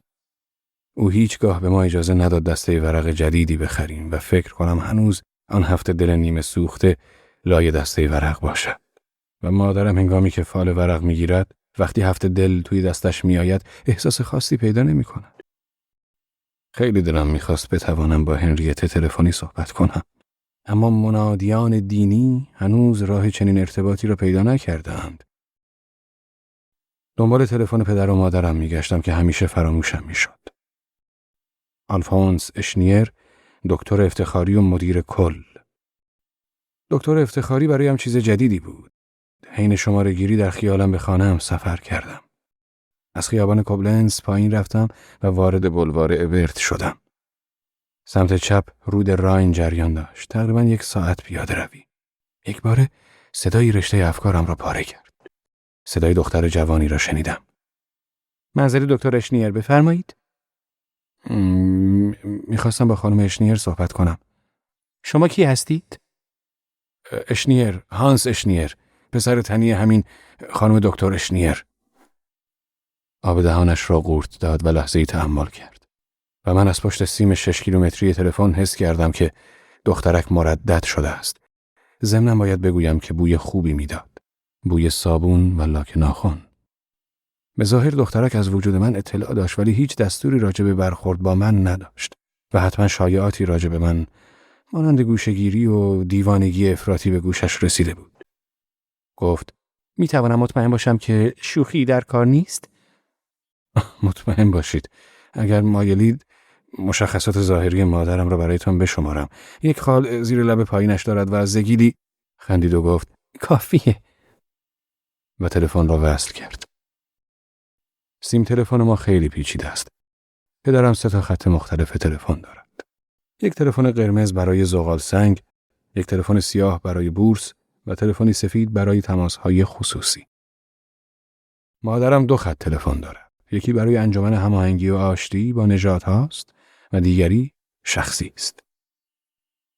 گرچه حساب شخصی مادرم یک حساب خوب 6 رقمی است، ولی مادرم حساب‌های تلفنش و طبیعتاً غذا و سفر به آمستردام و جاهای دیگر را از حساب کمیته مرکزی انجمن برداشت و پرداخت می‌کند. دختر تلفنچی اشتباهی مرا به خط اداری مادرم وصل کرد. روی خط تلفن سیاه. کمیته مرکزی انجمن اجتماعی هماهنگی و آشتی با نژادها. زبانم بسته شده بود. اگر میگفت خانم اشنیر هستم، شاید میتوانستم بگویم من هم هانس هستم. حالت چطوره مامان؟ اما به جای آن گفتم من فرستاده منتخب کمیته مرکزی یهودیان مهاجر هستم. لطفاً گوشی را به دخترتان بدهید. خودم هم از این کار وحشتم گرفت. مادرم جیغ زد و آهی کشید که این سبب شد پیر شدن مادرم را حس کنم. مادرم گفت نمیتوانی فراموشش کنی نه؟ اشک خودم هم داشت سرازیر میشد. آرام گفتم فراموشی؟ باید فراموش کنم مامان. سکوت کرد و من از گوشی تلفن صدای گریه پیرزنی را میشنیدم. 5 سالی میشد که مادرم را ندیده بودم و او حالا میبایست تقریبا 60 ساله باشد. یک لحظه واقعا بر آن باور بودم که مادرم قادر است ارتباط من و هنریته را بار دیگر برقرار کند. به هر حال همیشه دم از آن میزند که به نوعی با خداوند در ارتباط است. همانند هر کسی که امروز از ارتباطاتش صحبت میکند، ارتباط با حزب، ارتباط با دانشگاه، ارتباط با تلویزیون، ارتباط با کشور، ارتباط مادرم هم مسخره است. خیلی دلم میخواست صدای هنریته را بشنوم. حتی اگر پای تلفن چیز زیادی نمیگفت برای من کافی بود. و اگر هم گه میگفت طنین بدی نمیتوانست داشته باشد. آن زمانها وقتی اشنیتزلر از استعدادهای خداوندی هنریته صحبت میکرد، از هنریته میشنیدم که میگفت غلط زیادی کردی. این واژه‌ها به نرمی و زیبایی برف به گوشم میرسید. اشنیتزلر یک نویسنده بود، یکی از آن مفتخورهایی که حین جنگ پیش ما زندگی میکرد. و هرگاه هنریته به حال عرفانی خودش میرفت، به او میگفت این یک استعداد خدادادی است. و هنریته در پاسخش میگفت غلط زیادی کردی. هنریته میتوانست انزجارش را نسبت به او به گونه دیگر بیان کند. این کره اسب نادان را دوباره تنبیه کردم. و یا چیزی به زبان فرانسه. La condition de monsieur le comte parfait. وضع آقای کنت نقص دارد. هنریته بعضی وقتها در دروس کمکم میکرد و همیشه با هم خیلی میخندیدیم. وقتی میگفت با وجود بد بودن درسایش برای دیگران کمک درسی خوبی است. به جای همه این چیزها صدای ناله مادرم را میشنیدم. گفتم بابا چطوره؟ پدرت پیر شده. پیر و جا افتاده. و لئو؟ لئو خیلی فعال و کوشاست. برای او آینده درخشان فیلسوفی در علوم دینی را پیش بینی می‌کنند. وای خدای من. هیچ کس نه لئو در مقام فیلسوف دینی. برای ما هم ابتدا تلخ بود که دینش را عوض کرد، ولی روح انسان به جایی پرواز می‌کند که خواستارش است. مادرم دوباره بر صدایش مسلط شده و من برای لحظه‌ای کوشیدم از او راجع به اشنیتزلر بپرسم که هنوز به خانه ما رفت و آمد داشت. اشنیتزلر جوانی چاق و مرتب و آراسته بود که آن زمان مدام از نجیب زادگی اروپاییان و آگاهی و برتری آلمان‌ها هیجان زده بود. بعدها از روی کنجکاوی یکی از رمان‌هایش را به نام عشق بازی فرانسوی خواندم. رمانی خسته کننده تر از عنوان کتاب. تنها نکته واقعی این داستان بر محور قهرمانی صدفان اسیر فرانسوی و یک دختر سیاه موی آلمانی از شهر موزل بود. هر بار که هنریته مقابل اشنیتزلر عبارت غلط زیادی کردی را بر زبان می آورد که گمانم بیش از 2 بار نبود، اشنیتزلر تکانی می خورد و می گفت استعدادهای خدادادی ممکن است عادتی ناپسند بیابند و کلمات زشت ادا کنند. در صورتی که هنریته تحت فشار چنان نمی کرد. او چیزی را باز می گفت که بدان اندیشیده بود. و برای اثبات مطلبش رساله 5 جلدی عرفان مسیحی گورس را با خودش می آورد. رمان او به شکل خوبی پایان می گیرد. عاشق و معشوق عاقبت به هم میرسند، جشن میگیرند و ازدواج میکنند. این رمان برای اشنیتزلر از طرف فرهنگستان و هیئت تحریریه دولت فاشیستی دردسر ایجاد کرد و نویسندگی او به مدت 10 ماه ممنوع شد. آمریکایی‌ها از او به عنوان نویسنده مقاوم مقابل دولت فاشیستی بسیار تجلیل کردند و او امروزه در شهر بن در هر موقعیتی که به دست می‌آورد از ممنوعیت نویسندگیش در دوران فاشیسم تعریف می‌کند. یک چنین انسان ریاکاری حتی احتیاج به دروغ ندارد تا بتواند به موقعیتی برسد و در واقع او بود که مادرم را تحت فشار می‌گذاشت که ما پسرها را به جبهه بفرستد و هنریته را به نیروی ضد هوایی. می‌گفت خانم محترم، در این لحظات باید همگی دست به دست هم بدهیم و کنار هم باشیم و این بار سنگین را با هم به دوش بکشیم. هنوز این تصویر جلوی چشمهایم است که او با سیگار برگ پدرم در دستش کنار بخاری ایستاده بود و میگفت برخی از بی‌عدالتی‌هایی که من نیز قربانی آنها شدم باعث تغییر عقیده روشن و راسخ من نیست که رهبر، و صدایش را می‌لرزاند، راه نجات ما را می‌داند. و این صحبتی بود که او تقریباً 2 روز پیش از ورود و تسخیر بن توسط آمریکایی‌ها کرده بود. از مادرم پرسیدم اشنیتزلر چه می‌کند؟ کارهای بزرگ. واقعاً بدون او کاری در وزارت امور خارجه پیش نمی‌رود. مادرم طبیعتاً همه چیز را فراموش کرده بود و بسی باعث تعجب بود اگر این یهودیان مهاجر توانایی این را داشته باشند که خاطرات او را تجدید کنند. احساس ندامتی نداشتم که صحبتم را با او این گونه شروع کرده بودم. پدر بزرگ چطور است؟ عالی و سرحال. اصلاً پیر نمی شود. به زودی جشن 90 سالگیش را می گیریم و برای من علامت سوال است که چطوری اینقدر سرحال مانده. خیلی آسان است. دقیق دلی ندارد. و اینجور پیرها نه حافظه چندانی دارند و نه ناراحتی وجدانی که عذاب بکشند. حالا پدر بزرگ خانه است؟ نه، برای 6 هفته به آیشیا رفته است. هر دو سکوت کردیم و من هنوز خودم را باز نیافته بودم. مادرم که دوباره لحن استوار طبیعیش را به دست آورده بود پرسید حالا دلیل اصلی تلفن زدنت؟ شنیدم وضعت دوباره خراب شده. بهم خبر دادن که بدشانسی کاری داشتی. که اینطور. ترسیدم که تقاضای پول کنم، اما احتیاجی نیست از این باب هراسی به دل راه دهید مامان. شماها که به هر حال به من پولی نمی دهید. من از طریق قانونی اقدام خواهم کرد زیرا به پول احتیاج دارم و میخواهم به آمریکا بروم. آنجا کسی پیشنهاد خوبی بهم داده. در ضمن این شخص یک مهاجم یهودی است، اما من تمام سعی خودم را میکنم که هیچ اختلاف نژادی در این میان پیش نیاید. مادرم در حالتی نبود که گریه کند و فقط پیش از اینکه گوشی را قطع کنم صدایش را شنیدم که چیزی راجع به عدالت و اصول میگفت. تن یک زن نباید بوی بد بدهد. احتمالاً به همین دلیل پدرم یک معشوقه زیبا گرفته بود که احتمالاً زنی خوشبو بود. تمام بالش‌هایی را که دم دستم بود پشتم نهادم و پای مجروحم را بلند کرده و تلفن را به سوی خودم کشیدم و فکر کردم آیا بهتر نیست به آشپزخانه رفته و شیشه کنیاک را از یخچال بردارم؟ مادرم بدجنسانه از بدبیاری کاری من سخن راند و حتی نخواست به نوعی این بدجنسیش را پنهان کند. این تصوری بسیار ساده انگارانه بود که کسی در شهر بن از حال احوالم خبردار نباشد. وقتی مادرم از این مسئله خبر داشت، معنایش آن بود که پدرم هم می‌دانست و لئو هم می‌داند. از طریق لئو، سوفنر و تمامی افراد انجمن و ماری. این مسئله ماری را خیلی متأثر می‌کرد. بیش از آنکه من متأثر باشم. اگر دست از مشروب خواری می‌کشیدم می‌توانستم دوباره به آن درجه‌ای برسم که به قول مدیر برنامه‌هایم سونرر یک گام بالاتر از حد متوسط بود.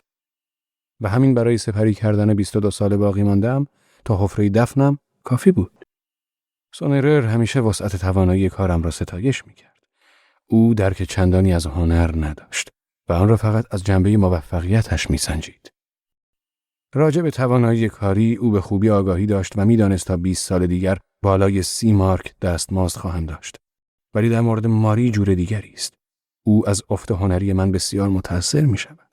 و در مورد بدبختی هم که چندان با آن مشکل ندارم. کسی که خارج گود ایستاده، همیشه کسی خارج گود نفر دیگری ایستاده. مسائل را خیلی بغرنج‌تر از کسی می‌بیند که در آن درگیر است. خواه این مسائل خوشبختی، بدبختی، درد عشق یا افت هنری باشد.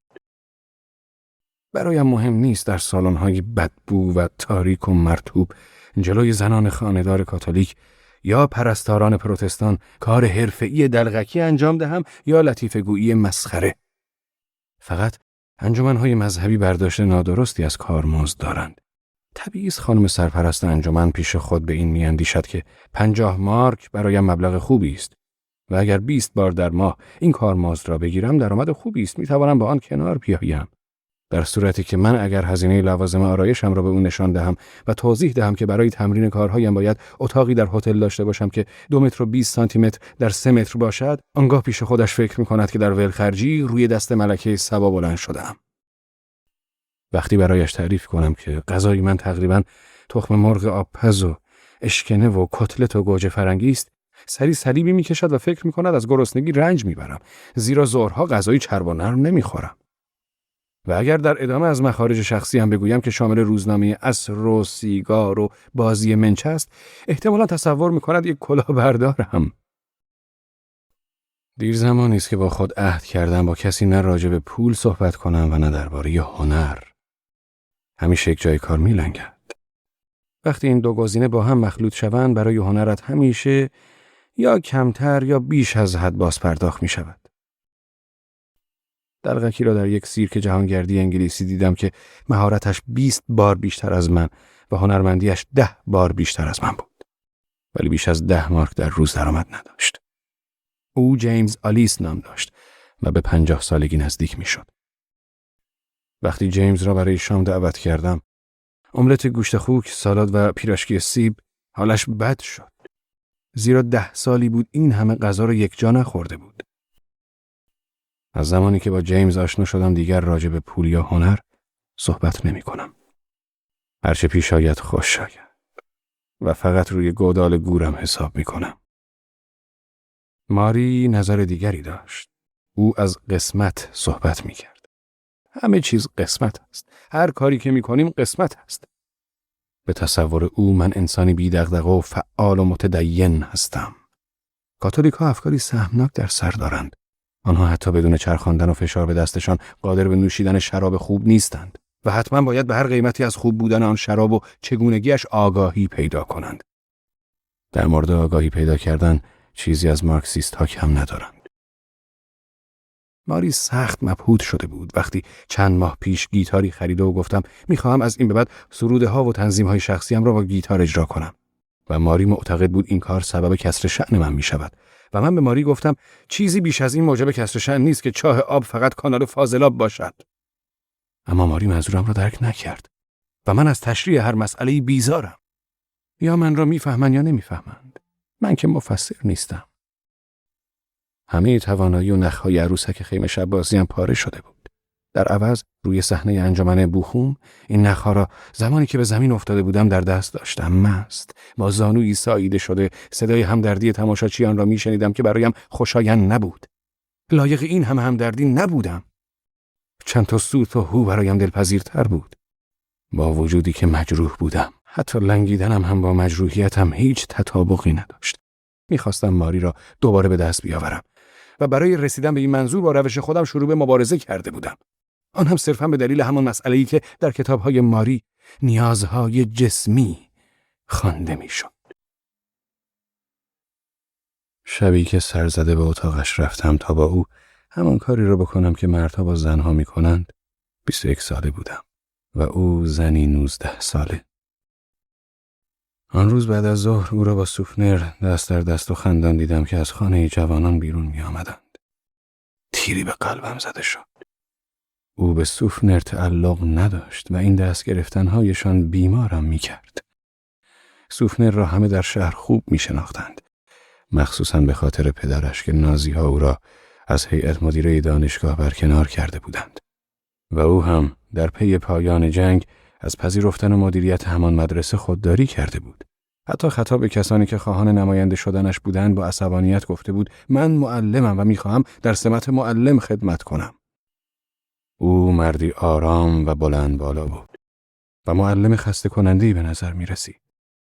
یک بار به جای معلم ما سر کلاس آمد و شعری از یک حوری جوان و زیبا خواند.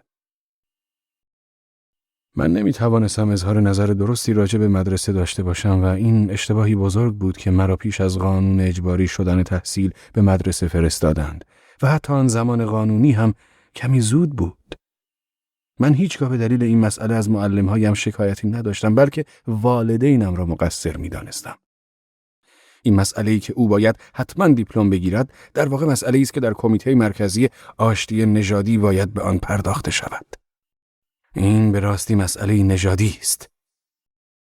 دیپلم‌ها، غیر دیپلم‌ها، اساتید، هیئت مدیره، تحصیل کرده های آموزش عالی، آنها که آموزش عالی ندیدند، همه از یک نژادند.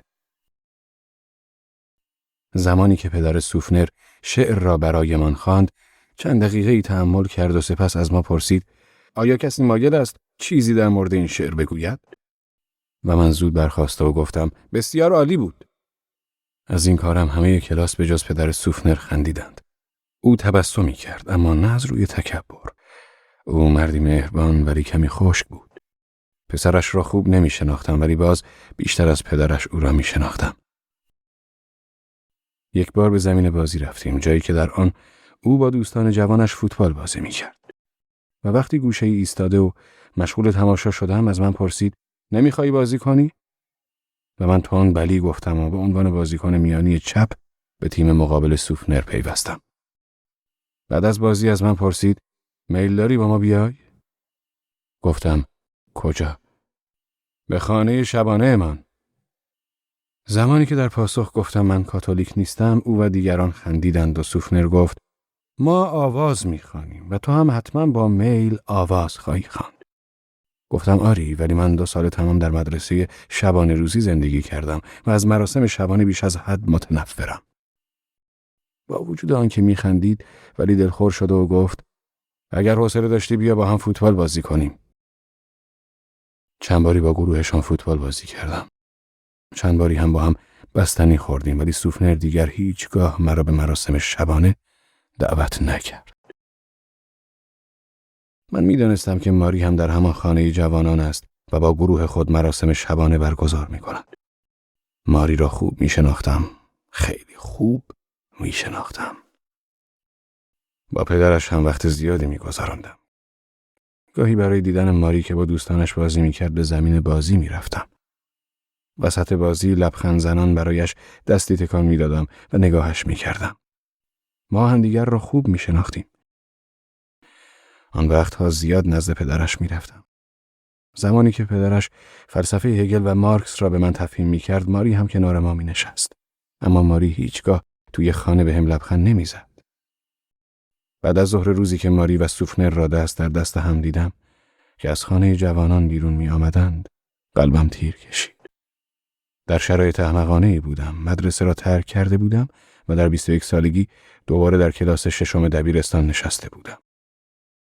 کشیش‌ها خیلی مهربان بودند و حتی برایم جشن خداحافظی ترتیب می‌دادند. جشنی که در آن به همه آبجو و ساندویچ و سیگار می‌دادند و به غیر سیگاری‌ها شکلات می‌دادند. برنامه‌هایی برای همکلاسی‌هایم اجرا کردم، مثل وعظ پروتستانی و وعظ کاتولیکی یا برنامه کارگرها با پاکت حقوقشان. همچنین برایشان جوک گفتم و چند کار به تقلید از چارلی چاپلین انجام دادم. حتی سخنرانی ایراد کردم در مورد تصور نادرست از دیپلم که وسیله رسیدن به سعادت جاودانی است. مراسم خداحافظی بسیار باشکوهی بود، ولی در خانه همه بدخلق و عصبانی بودند. مادرم بسیار بدجنس بود. او به پدرم توصیه می‌کرد مرا در چاهی بیفکنند و پدرم مدام از من می‌پرسید: می‌خوای چه کاره بشوی؟ و من می‌گفتم: دلقک. منظورت هنرپیشه است؟ باشد. منظورت هنرپیشه است؟ شاید بتوانم تو را به یک مدرسه سینمایی بفرستم. گفتم: هنرپیشگی نه، دلقکی. هیچ مدرسه‌ای هم به دردم نمیخورد. گفت: پیش خودت چی تصور کردی؟ گفتم: هیچ. من باید از خانه میرفتم.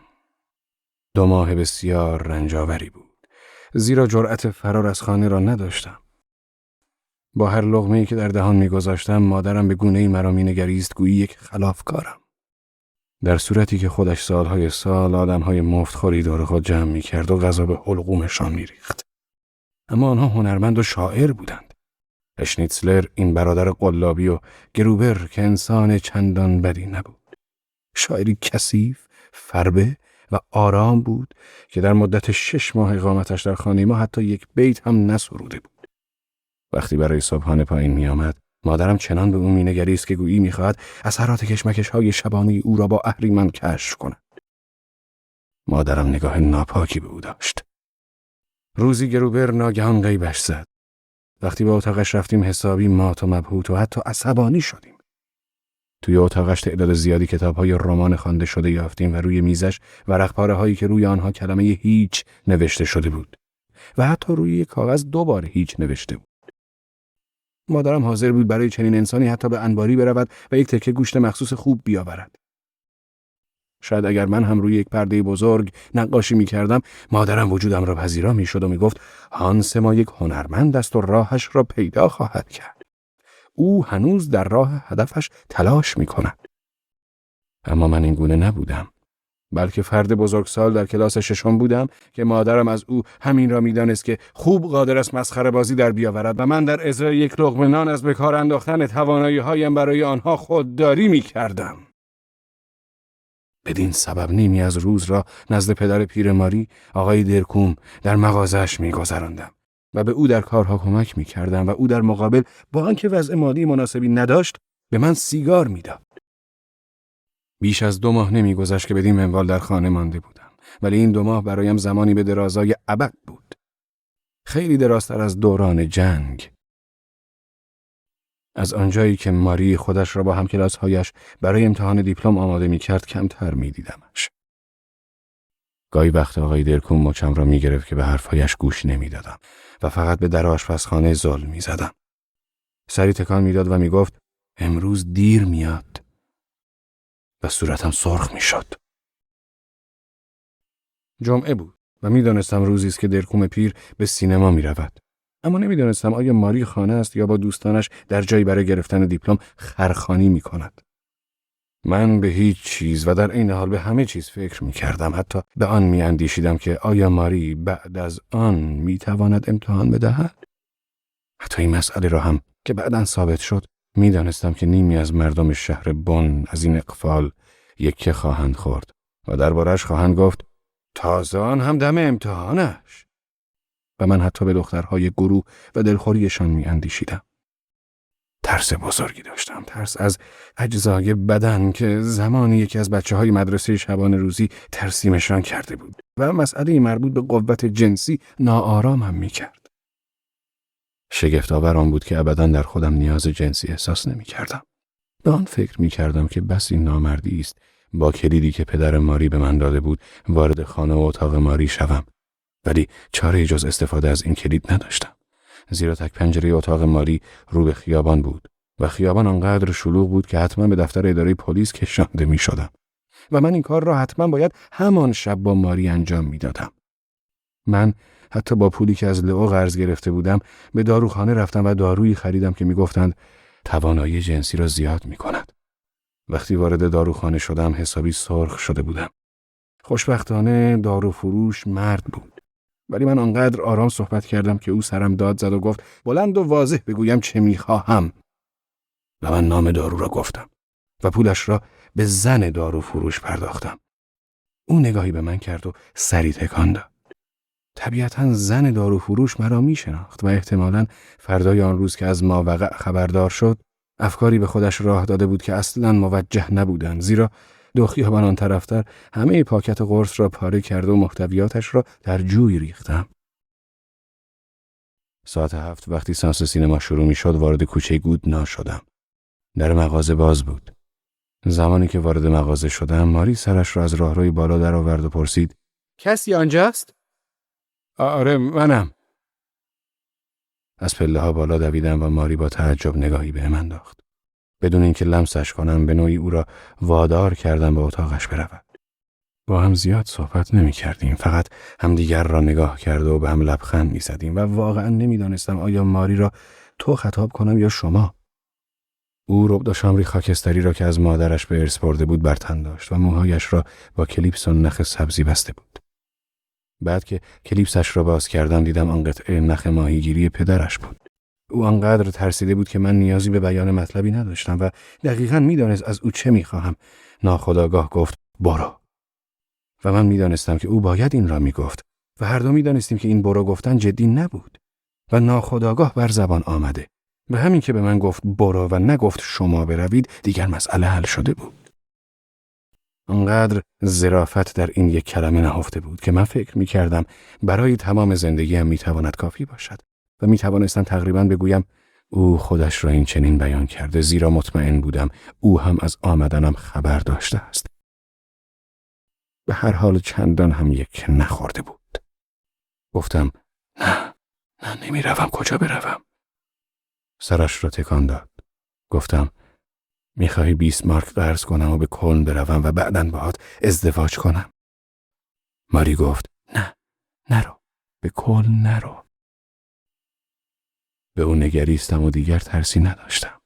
من دیگر بچه نبودم و او هم زنی شده بود. به آن نقطه که با دستهایش ربد و شامرش را گرفته بود نگاه کردم. نگاهی هم به میز تحریرش انداختم و خوشحال شدم که کتاب و دفتر مدرسه روی آن نیست و فقط وسایل خیاطی و یک نمونه برش لباس در آنجاست. به پایین رفته و در مغازه را قفل کردم و کلید را جایی قرار دادم که از 50 سال پیش به این طرف می‌گذارند. میان کیسه آب نبات‌ها و دفترچه‌های قدیمی خطاطی آلمانی. وقتی دوباره بالا رفتم ماری روی تختش نشسته بود و می‌گریست. من هم گوشه‌ای روی تختش نشستم و سیگاری روشن کرده و آن را به ماری دادم. ماری برای اولین بار در عمرش سیگار می‌کشید و ناشیانه بدان پک می‌زد. زمانی که ماری به صورت مسخره‌ای دود سیگار را از لب‌های پیش آمدش که مثل یک جوجه مرغ شده بود بیرون می‌داد، هر دو خنده‌مان گرفت. و وقتی تصادفی دود سیگار از دماغش بیرون آمد باز هم خندیدم. این کار به نظرم خیلی بیشرمانه بود. بالاخره شروع کردیم به صحبت و خیلی حرف زدیم. او می گفت به زنهایی در کلن فکر می کند که این کار را در ازای پول انجام می دهند و بر آن باورند، با وجود آن که در قبال پول آن کار را می کنند ولی با پول نمی توان خریدش. و تمامی زنهایی که مردهایشان سراغ این گونه بانوان می روند بدانان مغروزند و ماری حاضر نبود زیر دین این بانوان باشد. من هم خیلی حرف زدم و گفتم تمام آن مسائلی را که در باب عشق جسمی و در باب عشق‌های از نوع دیگر خوانده هم بی‌معنی و پوچ می‌دانم و من قادر به تفکیک این دو گونه عشق نیستم. ماری از من پرسید آیا او در چشم من دختر زیبایی است و دوستش دارم؟ و من هم گفتم او تنها دختری است که می‌خواهم این کار را با او انجام دهم. و من همیشه وقتی به این کار فکر می‌کردم فقط او را می‌خواستم و در مدرسه شبانه روزی فقط به او فکر می‌کردم. ماری بلند شد و به حمام رفت و من همانجا روی تخت نشسته و سیگار کشیدم و به قرص‌هایی فکر می‌کردم که در جوی آب انداخته بودمشان. دوباره ترس برم داشت. به سوی حمام رفته و در زدم. ماری مکث کرد و بعد گفت بله. وارد حمام شده و به محض دیدن ماری دوباره ترسم از بین رفت. زمانی که سرش را می‌شست اشک از گونه‌اش روان بود. او پودری به صورتش مالید. گفتم چیکار می‌کنی؟ خودم را برایت خوشگل می‌کنم.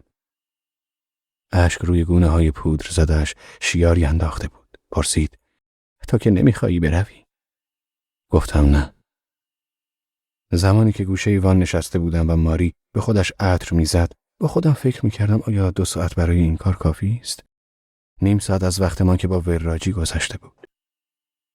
در مدرسه متخصصانی داشتیم که می‌توانستند بگویند چه دشواری‌هایی برای تبدیل یک دختر به زن وجود دارد و مرتب به فکر گونتر بودم که زیگفرید را برای قتل عام وحشتناک غلامان به پیش فرستاده بود تا زنی را به دست بیاورد.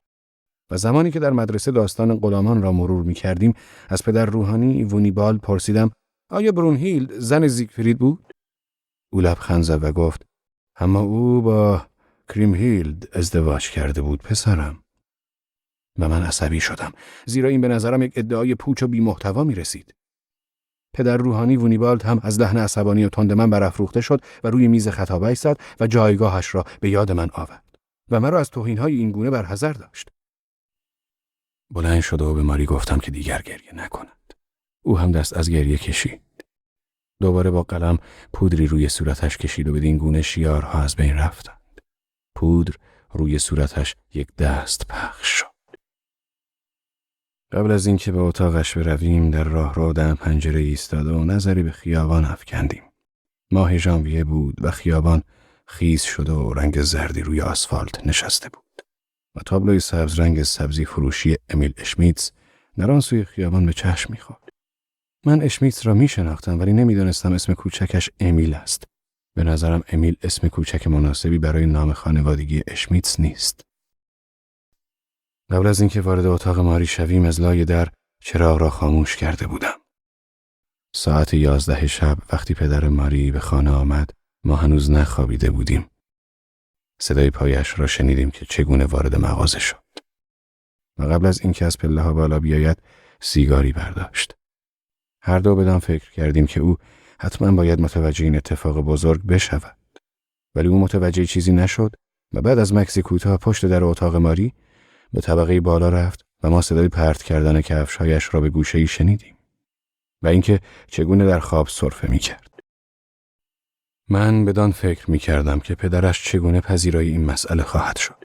او دیگر کاتولیک نبود و از کلیسا بیرون آمده و مدام به بی‌بندوباری و فساد جامعه در روابط جنسی ناسزا می‌گفت و از بابت حربه‌های دروغین کشیش‌ها در مورد زناشویی عصبانی بود. ولی من مطمئن نبودم که او این کاری را که من با ماری انجام داده بودم به راحتی بپذیرد.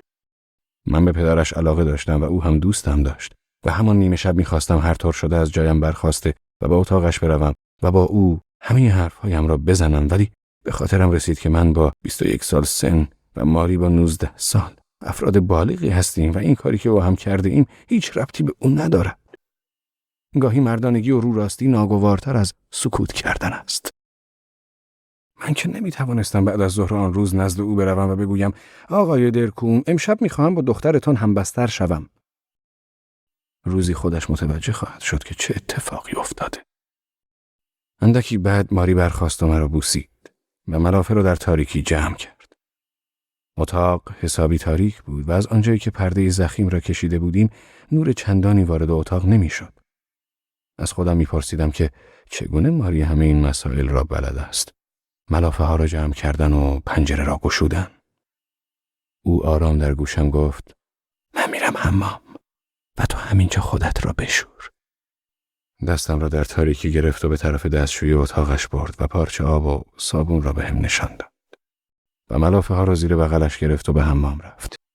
من خودم را شستم و روی تخت دراز کشید و متعجب بودم که ماری با ملافه های تمیز کجا مانده است. خیلی خسته بودم ولی شاد که می توانستم بدون ترس به آن گونتر لعنتی فکر کنم.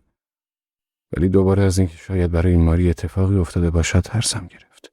توی مدرسه شبانه روزی جزئیات وحشتناکی برایم تعریف کرده بودند. دراز کشیدن روی تشک قدیمی و کهنه بدون ملافه چندان هم جالب نبود و با زیرپوشی که به تن داشتم یخ می زدم. و دوباره به پدر ماری فکر کردم. همه بر آن باور بودند که او کمونیست است. ولی وقتی بعد از جنگ می‌خواست شهردار بشود، کمونیست‌ها هر کاری می‌توانستند کردند تا نگذارند او شهردار شود. هرگاه من کمونیست‌ها را با نازی‌ها مقایسه می‌کردم، او عصبی می‌شد. می‌گفت پسرجان فرق است میان کسی که به سودای راه‌اندازی شرکت صابونسازی می‌جنگد و جانش را از دست می‌دهد و کسی که در راه آرمان و عقایدش کشته می‌شود. تا امروز نمی‌دانم او چه اندیشه‌ای داشت. وقتی در حضور من کینکل پدر ماری را یک نابغه فرقه‌گرای مذهبی نامید، واقعا می‌خواستم به صورتش تف کنم. درکوم پیر از مردان نادری بود که برایش ارزش قائل بودم. لاغر اندام و اخمو و خیلی جوانتر از آنی که ظاهر پیرش نشان میداد. و به علت سیگار کشیدن تنگی نفس هم داشت. تمام مدتی که منتظر آمدن ماری بودم صدای سرفه‌اش را میشنیدم. و به نظرم در آن لحظه انسان بدجنسی بودم، ولی میدانستم که بدجنس نیستم. یک بار او به من گفت میدانی چرا در خانه اربابان همانند خانه پدری تو اتاق نوکران همیشه کنار اتاق بچه هاست؟ میخوام بهت بگم چرا. از زمانهای دور این تفاهم بین طبیعت و شفقت انسانی بوده است. آرزو داشتم در آن لحظه پایین می آمد و من و ماری را درون رخت خواب غافلگیر می کرد. ولی به نزد او رفتن و بیان این مطلب را خواستار نبودم. بیرون هوا روشن شده بود. سردم بود و اتاق حقیرانه ماری خفه‌ام می کرد. خانواده درکوم دیر زمانی بود مال باخته محسوب می شدند و می گفتند دلیلش عقاید سیاسی آقای درکوم بوده است. آنها صاحب یک چاپخانه کوچک، یک نهاد کوچک انتشاراتی و یک کتاب فروشی بودند و امروزه تنها این لوازم تحریر فروشی را دارند که حتی در آن به بچه مدرسه‌ای ها آب نبات و شکلات می فروشند. پدرم روزی به من گفته بود می‌بینی تعصب با انسان چه می‌کند؟ در حالی که درکوم بهترین شانس را به عنوان یک فرد سیاسی تحت تعقیب برای داشتن روزنامه شخصیش بعد از جنگ داشت. حیرت آور است که من هیچگاه تعصبی در درکوم پیر ندیدم. شاید هم پدرم تعصب را با ثبات عقیده اشتباه گرفته بود. پدر ماری حتی کتاب‌های دعا را در یک شنبه‌ها نمی‌فروخت. اگرچه با این معامله می‌توانست پول به دست آورد. وقتی اتاق ماری روشن شد، دیدم واقعاً چقدر تهیدستند. ماری 3 پیراهن در کمد داشت. پیراهن سبز رنگی که احساس می‌کردم آن را 100 سال بر تنش دیدم. یک پیراهن زرد که تقریباً دیگر قابل پوشیدن نبود و پیراهن آبی تیره عجیبی که همیشه در مراسم مذهبی بر تن داشت. و یک پالتوی سبز کهنه زمستانی و 3 جفت کفش. یک لحظه وسوسه شدم که شویش را باز کنم و لباسهای زیرش را ببینم، ولی از این کار چشم پوشیدم. فکر کنم حتی اگر زمانی زنی را به همسری بگیرم، خواستار دیدن لباسهای زیرش نباشم. پدرش دیگر سرفه نمی‌کرد. وقتی ماری بالاخره از حمام بیرون آمد، ساعت از 6 هم گذشته بود. من از کاری که همیشه می‌خواستم با او بکنم شادمان بودم. بوسیدمش و از لبخندش احساس خوشبختی کردم. دستهای سردش را روی گردنم احساس کردم. آرام از ماری پرسیدم چی کار می‌کردی؟ چی کار می‌خواستی بکنم؟ ملافه ها رو شسته و تمیز کردم. آخر ما 4 دست ملافه بیشتر نداریم. 2 دستش روی تخت انداخته شد و 2 دست دیگرش میان لباس چرکاست. او را در آغوش گرفته و رویش پتو کشیدم و دستهای یخ زده‌اش را زیر بغلم فشردم. ماری گفت دستام جای خوبی پیدا کردند، مثل پرنده‌ای که در لانه‌اش است. و ادامه داد من نمی‌توانستم ملافه ها را به خانم هوبر که همیشه لباس‌هایمان را می‌شوید بدهم. اگر این کار را می‌کردم، همه از کاری که کردیم با خبر می‌شدند و تمام شهر می‌فهمید. و ملافه ها را هم نمی‌توانستم بیرون بیاندازم، با اینکه لحظه‌ای به بیرون انداختنشان فکر کرده بودم. ولی حیفم آمد. آب گرم نداشتی؟ نه، آب گرم کن ما خیلی وقت از خراب شده. و یک دفعه ماری زد زیر گریه و من از او دلیل این کارش را پرسیدم و او آرام گفت خدایا، من یک کاتولیکم و تو هم این را می‌دانی. و من گفتم احتمالاً هر دختر دیگری هم چه پروتستان چه بیدین در این شرایط گریه می‌کرد و من می‌دانم چرا. ماری با کنجکاوی نگاهم کرد و من ادامه دادم زیرا در واقع چیزی به نام معصومیت وجود دارد. ماری به گریه‌اش ادامه داد و من دیگر دلیلش را نپرسیدم. میدانستم ماری و گروهش چند سالی است به کلاس‌های مذهبی می‌روند و مسلماً تمام مدت با دخترها راجع به مریم باکره صحبت کرده و الان خودش را یک خیانتکار گناه آلوده می‌پنداشت. می‌توانستم تصور کنم چقدر برایش سخت بود. کار بدی بود، واقعاً کار بدی بود، ولی من دیگر نمی‌توانستم صبر کنم. گفتم من می‌توانم با دخترها صحبت کنم. ماری وحشت زده از جایش پرید و گفت چی؟ با کی؟ با دخترهای گروهت، چون انجام این کار برایت خیلی سخت است. تازه آخرش هم می‌توانی به آنها بگویی من به تو تجاوز کردم. او خندید و گفت نه، این خیلی احمقانه است. چی می‌خوای به دخترها بگویی؟ من چیزی به آنها نمی‌گویم. چند تا برنامه برایشان اجرا می‌کنم و تقلید این و آن را در می‌آورم و آنها حتما با خودشان فکر می‌کنند آها، این همان اشنیر است که با ماریا آن کار را کرده. اینجور بهتر است تا همه جا پچ پچ کنند. ماری کمی فکر کرد. خندید و دوباره خندید و گفت تو احمق نیستی؟ بعد یک بار بازگریه‌اش گرفت و گفت من دیگر نمی‌توانم اینجا خودم را به کسی نشان دهم. پرسیدم چرا؟ ولی ماری فقط سر تکان داد و گریست. دستهای ماری میان بازوان من گرم شده بودند و هرچه دستهایش گرمتر می شدند خواب هم بر من چیره تر می شد. حالا تنها چیزی که مرا گرم می کرد دستهای خود ماری بودند. و وقتی دوباره از من پرسید آیا او دختر زیبایی است و دوستش دارم، گفتم معلوم است. و ماری تصدیق پرسش خود را شیفته‌وار می شنید. خواب‌آلود گفتم تو برای من خیلی زیبایی و عاشقتم. وقتی ماری بلند شد و خودش را شست و داشت لباس می پوشید، من هم بیدار شدم. ماری از من خجالت نمی کشید و برای من هم عادی بود که به او حین لباس پوشیدن بنگرم. حال بیش از پیش واضح شده بود که ماری چه لباس فقیرانه‌ای بر تن دارد. زمانی که دکمه های لباسش را می بست، بدان فکر کردم که چیزهای زیبای زیادی وجود دارند که باید برای ماری بخرم. اگر زمانی پولی داشته باشم. بارها وقتی جلوی ویترین های فروشگاه های مد می ایستادم و به دامن ها و پلیورها و کفش ها و کیف ها می نگریستم، با خود می اندیشیدم که همه اینها می تواند برازنده ماری باشد، اما پدرش چنان در مورد پول سخت گیر بود که جرأت آوردن چیزی را برای ماری نداشتم. پدرش روزی برایم تعریف کرد فقر چیز وحشتناکی است، ولی بدتر از آن این است که به سختی خودت را روی آب نگه داری و این وضعیتی است که اغلب مردم دارند. گفتم پول داشتن؟ معنای آن چیست؟ چنان نگاهی به من کرد که سر تا پا سرخ شدم. پس با برافروختگی گفت برایت خیلی بد می شود اگر فکر کردن را کنار نگذاری. می دانستی چه می کردم اگر اعتقاد داشتم که انسان می تواند در این جهان خیلی چیزها را تغییر دهد؟ می دانی چه می کردم؟ گفتم نه.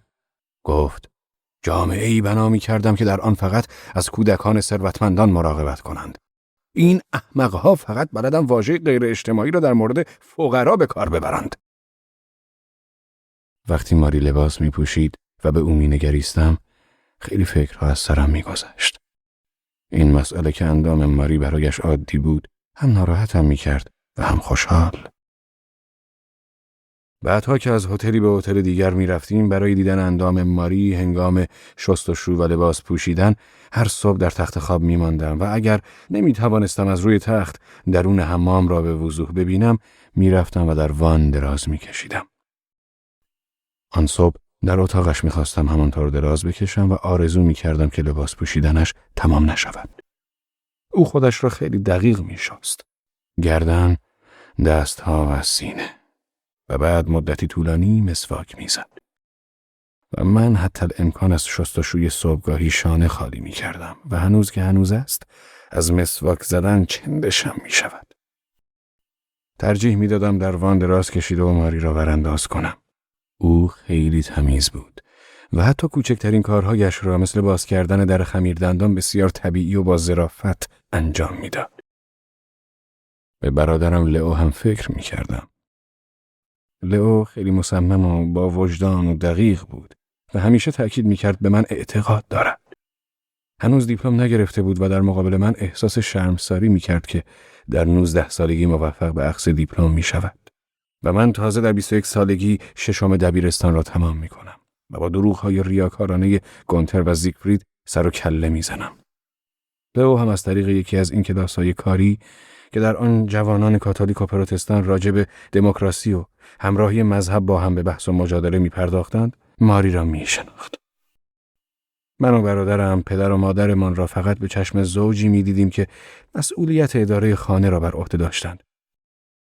برای لئو شوک بسیار بزرگی بود وقتی از دلدار پدرم، آن هم به مدت بیش از 10 سال مطلع شده بود. من هم از اینکه پدرم یاری دارد یکی خورده بودم، ولی نه از جنبه وجدانی قضیه. می توانستم تصورش را داشته باشم که زندگی کردن با مادرم خیلی سخت بوده است. زنی را به همسری داشتن که مهرش صادقانه نبود و درکش از الف و ب بالاتر نبود. او جملاتی را که در آنها از حروف A, O و U استفاده شده بود کمتر به زبان می آورد. مثلا لئو را ل خطاب می کرد. این جمله مورد علاقه مادرم بود. سلیقه ها مختلف است. و دومین جمله مورد علاقه مادرم این بود. در واقع حق با من است، ولی حاضرم نظر دیگران را بشنوم. این مسئله باعث شده بود که پدرم دلداری داشته باشد. برای من ضربه‌ای سهمگین‌تر بود. این کارها اصلا به او نمی آمد. او نه آدمی احساساتی بود و نه مردی گرم مزاج. و اگر پذیرای این مسئله نمی شدم که دلدار برای پدرم فقط حکم پرستار، همدرد و هم صحبت را دارد، که دیگر معنای شورانگیز دلدار در اینجا بی‌مورد بود، پذیرا شدن دلدارش بسیار دشوار می نمود و بدین سبب او به هیچ وجه با پدرم جور در نمی آمد. در واقع او زنی مهربان، زیبا و خواننده‌ای کم استعداد بود که پدرم هیچگاه برایش کنسرتی تدارک ندید. در چنین مواردی پدرم خیلی منطقی می شد. این رابطه مرا حسابی گیج کرده بود و برادرم لئو را دلخور. آرمان‌های لئو ضربه خورده بودند و مادرم فکر می‌کرد لئو در یک بحران به سر می‌برد. و زمانی که نمره یکی از امتحان‌هایش 5 شد، مادرم می‌خواست او را نزد روانشناس ببرد. اگر من سریع دخالت نمی‌کردم و لئو را به گوشه‌ای نمی‌کشیدم و همه آن چیزهایی را که مردها و زنها با هم انجام می‌دهند برایش روشن نمی‌کردم، مادرم تقریباً کار را تمام کرده بود. در ضمن در درس و مشق کمکش کردم و در امتحانهای بعدی نمره 16 و 17 گرفت و مادرم دیگر نیازی به روانشناس احساس نکرد. ماری پیراهن سبز تیره‌اش را پوشید و با وجودی که برای بالا کشیدن زیپ پیراهنش مشکل داشت، از جایم برنخواسته تا کمکش کنم. دیدن ماری که چگونه دستش را به پشت میبرد تا زیپ پیراهنش را بالا بکشد برایم خیلی لذت بخش بود. پوست سفید، موهای تیره و پیراهن سبز تیرش. و من از این حالت خرسند بودم که او دست باچه نمیشد. ماری روی تخت آمد و من روی تخت نشسته و زیپ پیراهنش را بالا کشیدم. از ماری دلیل زود برخاستنش را پرسیدم و او گفت که پدرش تازه دمدمای صبح خوابش برده و تا 9 صبح در رخت خواب میماند. به همین دلیل باید روزنامه ها را جمع کرده و در مغازه را باز کند. گهگاه بچه مدرسه‌ای ها پیش از مراسم صبحگاهی برای خرید دفترچه و مواد و آب نبات به مغازه می آمدند. و اضافه کرد: در ضمن خیلی بهتر می شود اگر تو هم ساعت 7:30 از خانه بیرون بروی. الان قهوه درست می کنم. 5 دقیقه دیگر آرام به آشپزخانه بیا. وقتی به آشپزخانه رفتم احساس مردی متأهل را داشتم. ماری برایم قهوه ریخت و ساندویچ درست کرد. سری تکان داد و گفت: خودت را نشستی. موهایت را هم شانه نزدی. آخه اینطوری میای سر صبحانه؟ گفتم: حتی در مدرسه شبانه روزی هم نتوانستم مرا مجبور به شستشوی صبحگاهی کنند. خب پس چه میکنی؟ به هر حال باید یک جوری خودت را تمیز کنی. با ادکلن خودم را خوشبو میکنم. اما این کار خیلی خرج دارد. ماری این را گفت و زود قرمز شد. گفتم: آره خرج دارد، ولی عموی من مدیر تولید این ادکلن است و همیشه یک شیشه بزرگ بهم هدیه میدهد. از دستپاچگی همه جای آشپزخانه را ورانداز میکردم. آشپزخانه کوچک و تاریک بود. تقریبا اقامتگاهی کوچک پشت مغازه.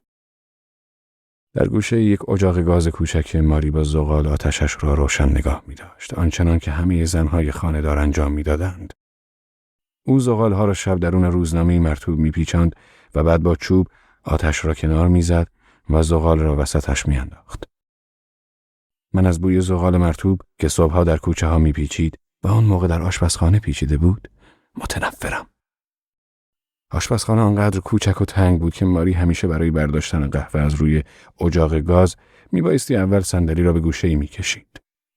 احتمالاً مادر و مادر بزرگش هم به همین منوال قهوه میریختند. برای اولین بار این آشپزخانه‌ای که خوب میشناختمش برایم مکانی معمولی و روزانه شده بود. شاید داشتم زندگی روزمره را تجربه میکردم. انجام دادن کاری که حتما نباید از سر و حوصله باشد. دیگر حوصله ترک کردن این خانه کوچک را نداشتم تا به وظایف خارج از خانه برسم. وظیفه‌ای که در قبال ماری داشتم به علت کاری که کرده بودم، وظیفه اقرار نزد دخترها، وظیفه‌ای که در برابر لئو و حتی پدر و مادرم داشتم که جایی و زمانی از این مسئله خبردار می‌شدند. از ته دل دوست داشتم اینجا بمانم و تا آخر عمرم آب نبات و دفترچه بفروشم و شبها با ماری روی تخت دراز بکشم. درست و حسابی پیشش بخوابم. مثل چند ساعت قبل از بیدار شدنم وقتی دستهایش را زیر بغلم گرفته بودم. این زندگی روزمره با قهوه و نان و پیشبند آبی رنگ و روی رفته ماری که روی لباس سبز رنگش می‌پوشید در چشمم چیزی فوق‌العاده و همزمان وحشتناک می‌آمد و فقط برای خانم‌ها این روزمرگی می‌تواند طبیعی باشد. همچون اندامشان که برایشان طبیعی است. بدان مغرور بودم که ماری زن من است و حس می‌کردم آنقدر بالغ نشدم که از حال به بعد باید بشوم. برخاسته و میز را دور زده و ماری را در آغوش گرفتم. گفتم: هنوز یادت هست چطور بیدار شدی و منو فراشاستی؟ ماری به تایید سری تکان داد و گفت: فراموش نکردم و این را نیز فراموش نکردم که چگونه دستهایم را گرم کردی. ولی حالا باید بروی. چیزی به ساعت 7:30 نمانده و اولین سری بچه‌ها برای خرید الان میآیند. در آوردن و باز کردن روزنامه‌ها از بیرون به ماری کمک کردم. اشمیتز تازه با ماشین سبزیجاتش رسیده بود و من سریع به راهروی مغازه پریدم که مرا نبیند. ولی مرا دیده بود. حتی شیطان هم نمیتواند مثل همسایه اینقدر همه چیز را خوب ببیند. آنجا ایستاده و نگاهی به روزنامه‌های تازه انداختم. به روزنامه‌هایی که اکثر مردها دیوانه خواندنشان هستند. برای من روزنامه فقط اروپا یا در وان جالب بود. در وان حمام حتی روزنامه‌های مستند و جدی صبحگاهی برایم مثل روزنامه‌های عصر غیر جدی می‌شوند. سرمقاله درشت روزنامه صبح آن روز این بود: اشتراس با لیاقت و جدیت تمام. به گمانم بهتر از کار تهیه سرمقالات و عنوانها را به یک دستگاه الکتریکی خودکار واگذار می‌کردند. مرزهایی وجود دارند که فراتر از آنها بایستی جلوی حماقت را گرفت. زنگوله در مغازه به صدا درآمد و دختر بچه 8 یا 9 ساله با موی سیاه و لب‌های قرمز تازه حمام رفته با یک کتاب زیر بغلش وارد مغازه شد و گفت: 10 فنیک آب نبات. من به درستی نمیدانستم 10 فنیک چند آب نبات می شود. 20 آب نبات شمردم و توی پاکت ریختم و برای اولین بار از انگشتان کثیفم که با دست زدن به آب نبات‌ها کثیف‌تر هم شده بودند خجالت کشیدم.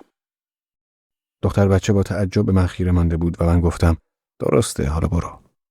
و من سکه 10 فنیکی رو از روی پیشخوان برداشته و در کشوی دخل انداختم. وقتی ماری برگشت و با غرور 10 فنیک را نشانش دادم، لبخند زد و گفت: حالا باید بروی. چرا باید بروم؟ نمیتوانم صبر کنم تا پدرت پایین بیاید؟ وقتی اون ساعت 9 پایین میآید، تو دوباره باید اینجا باشی. حالا برو. در ضمن قبل از اینکه لئو موضوع را از کسی بشنود، تو باید بهش بگی. آره، حق با توست. تو نباید مدرسه بروی؟ امروز نمیروم. دیگر هیچ وقت به مدرسه نمیروم. زود برگرد. برای من جدا شدن از ماری خیلی سخت بود و او تا دم در مغازه بدرقم کرد و او را بوسیدم. اشمیتز و خانمش ما را از آن سوی خیابان دیدند و مثل ماهی هایی که یک دفعه متوجه گاز زدن به قلاب شده باشند به ما خیره شدند. بدون اینکه روی برگردانم راه افتادم. سردم بود. سیگاری روشن کردم و یقه پالتویم را بالا کشیدم.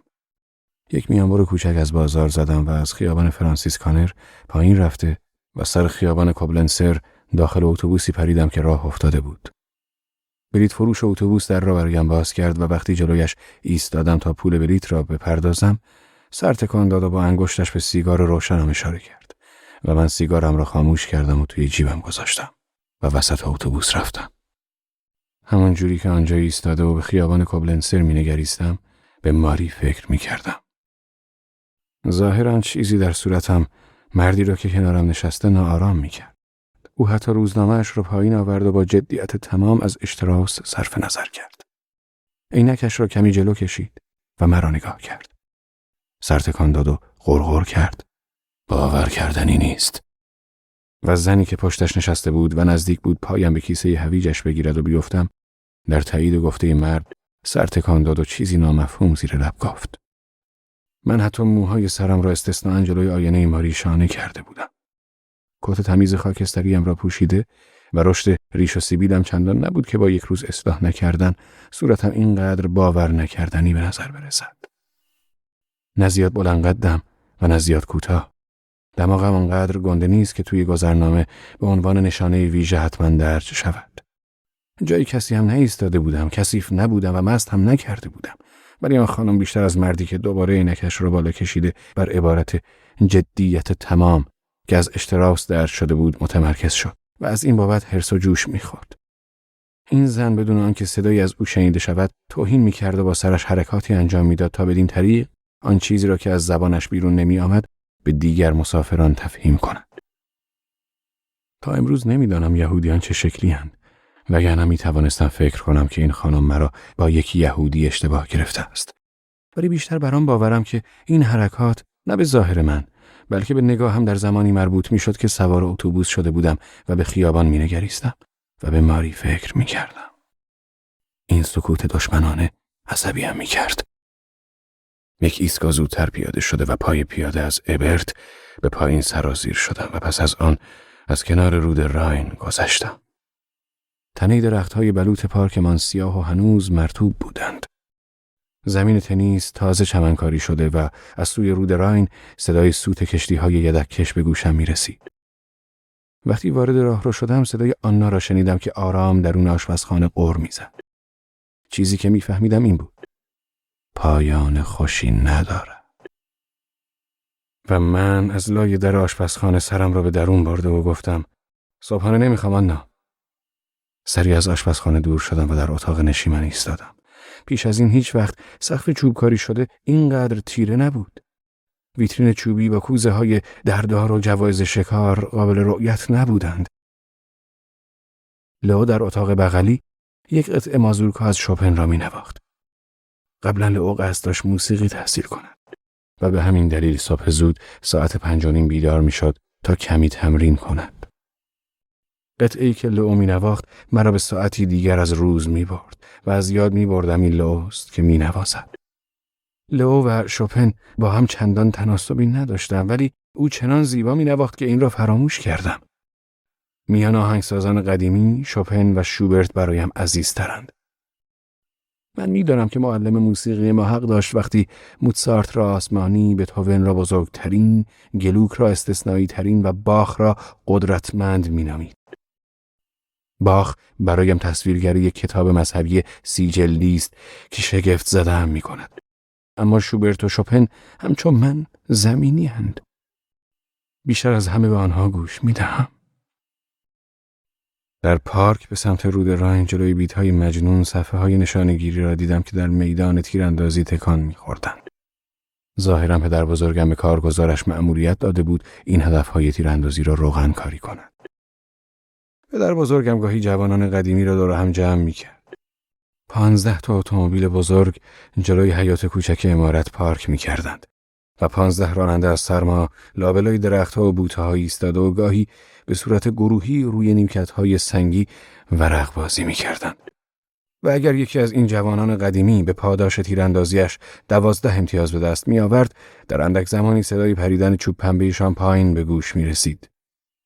گاهی هم پدر بزرگم مرا نزد خودش می‌خواند و من برای جوانان قدیمی لطیفه‌ای تعریف می‌کردم و تقلید آدنائر یا ارهارد را در می‌آوردم که این کار بسیار آسان بود.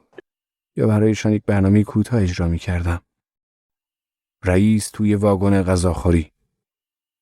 هرچه می‌کوشیدم این نمایش را خشن اجرا کنم، آنها بیشتر از خنده روده بر شده و لذت می‌بردند. در پایان برنامه وقتی با یک کارتون خالی یا یک سینی دور می‌گشتم، اکثراً اسکناسی نثارم می‌کردند. با این جوانان قدیمی دمدمی مزاج خوب کنار آمده و با آنها ارتباطی نداشتم. ارتباط من با آنها مثل ارتباط من با نارنگی‌های چینی بود. بعضی از آنها حتی با کلماتی مثل عالیه و بسیار جالبه اجرایم را تحسین می‌کردند. بعضی‌ها حتی بیش از اینها می‌گفتند: در این پسر چیزی نهفته است. و این را نیز می‌گفتند: واقعاً حالیشه.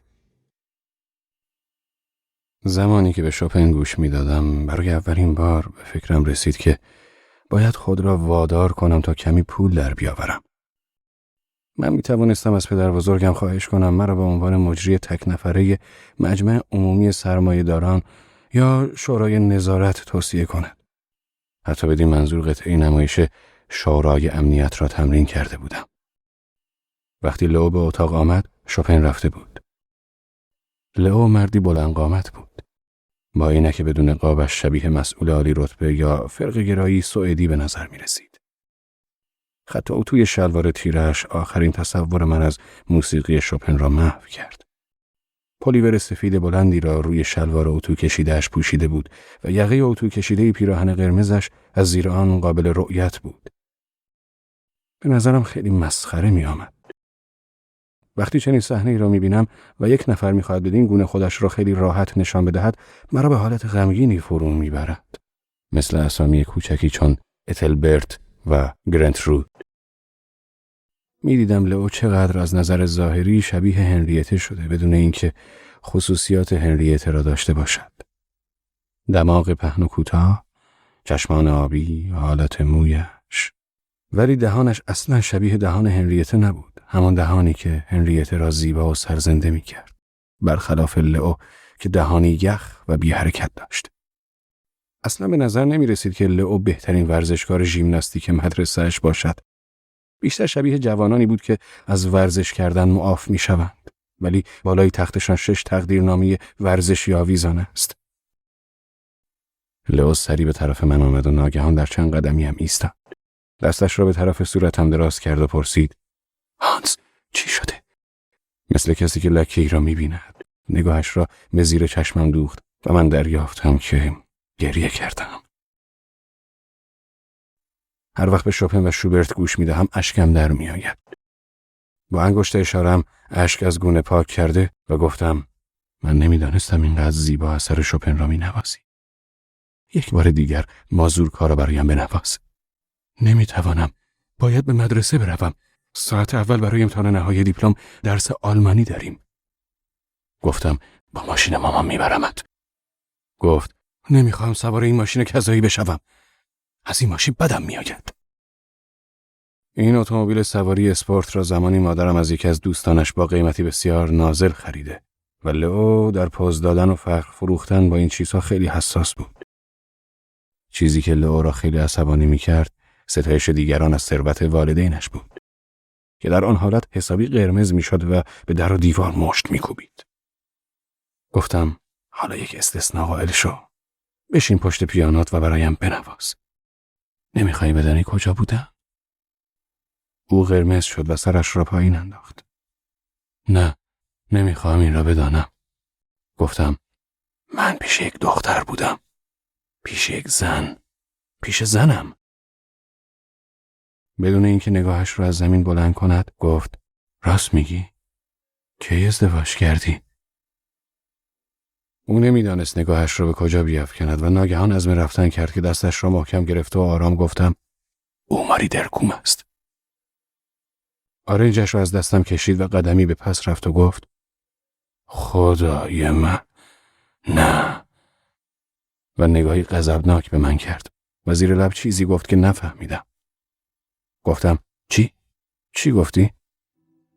لئو گفت: حالا دیگر باید با ماشین بروم. مرا میرسانی؟ گفتم: بله و دستم را روی شانه‌اش انداخته و با هم از اتاق پذیرایی بیرون رفتیم.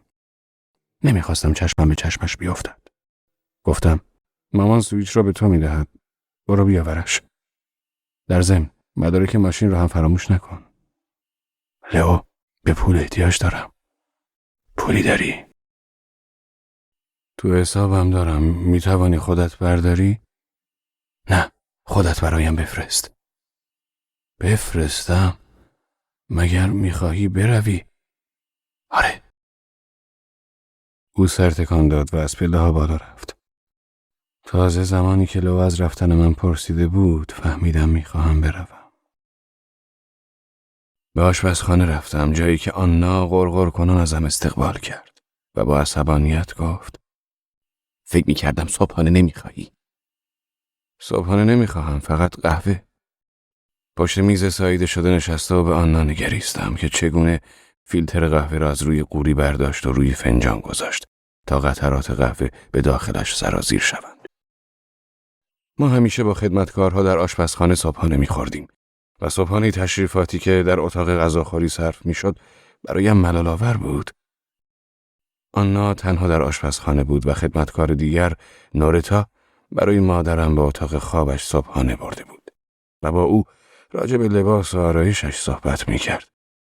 احتمالاً مادرم در حال جویدن دانه‌های گندم بود و در این حال مایعی را که از گیاهان درست میشد روی صورتش میمالید و نورتا برایش روزنامه میخواند. شاید با هم دعای صبحگاهی میخواندند. دعایی که آمیخته به نوشته‌های لوتر و گوته و شامل جملاتی اخلاقی، یا نورتا نسخه راهنمای داروهای ملین را برایش میخواند. مادرم نسخه راهنماها را در دفترهای جدا از هم صفحه بندی میکرد. برای هضم غذا، برای قلب درد، برای اعصاب. و هرگاه دکتری پیدا میکرد درباره این راهنمای دارویی اطلاعاتی کسب میکرد. او برای پرداخت دارو صرفه‌جویی میکرد و از هر دکتری چند برگ دارویی جدید هدیه میگرفت. در زمانی که آنها میبایست رو در رو با من حرف بزند، به من پشت کرده شانه به شانه‌ام میسایید. او هرگز میل و رغبتی را که برای تربیت من داشت مخفی نمیکرد. 15 سالی نزد ما بود و مادرم او را از پیش یکی از بستگانش که کشیش پروتستان بود آورده بود. آن اهل پوتسدام بود و برایش بسیار غیر طبیعی و غیر عادی بود که ما با وجود پروتستان بودنمان لهجه راینی داشتیم و با همین لهجه صحبت می کردیم. فکر کنم اگر یک پروتستان با لهجه باواریایی صحبت می کرد برای آن قابل فهمتر بود. ولی او به نوعی به این مسئله عادت کرده بود. آنا لاغر و کشیده بود و مغرور از آنکه حرکاتش مثل خانم خانه است. پدرش حسابرس مؤسسه‌ای بود که فقط میدانم IR9 نام داشت. گفتن این که ما در این مؤسسه عضو نیستیم به آنا هیچ فایده‌ای نداشت. درباره هر چیزی که راجع به تربیت کردن جوانان بود نمیشد جلوی او را گرفت که نگوید مؤسسه IR9 امکان پذیر نیست. من چیز زیادی راجع به این مؤسسه نمیدانم. تنها این را میدانم که اگر مسئله تربیتی من به نوعی میتوانست به این شرکت ربطی داشته باشد، حتی به عنوان نظافتچی توالت این مؤسسه هم شانسی نداشتم. تنبلی من در مورد شستشو همیشه آنها را یاد مؤسسه میانداخت و این عادت وقیحانه حدالامکان در تخت ماندنم حالش را به هم میزد. انگار من یک جزامی بودم که حالش را به هم میزدم. بالاخره رویش را برگرداند، قوری قهوه به دست به طرف من آمد. نگاهش را چون نگاه راهبه‌ای هنگام پذیرایی از پدر روحانی به زمین انداخته بود. دلم برای آنها همانطور میسوخت که برای دختران گروه. با آن حس خاص خواهر روحانی که آنها داشت، حتما میفهمید از کجا آمدم. در صورتی که مادرم، حتی اگر 3 سال تمام زنی را به همسری گرفته بودم، قادر به فهمیدن این مسئله نبود. قوری قهوه را از آنها گرفتم و برای خودم قهوه ریختم. و بعد دستش را محکم گرفته و به این ترتیب وادارش کردم نگاهم کند.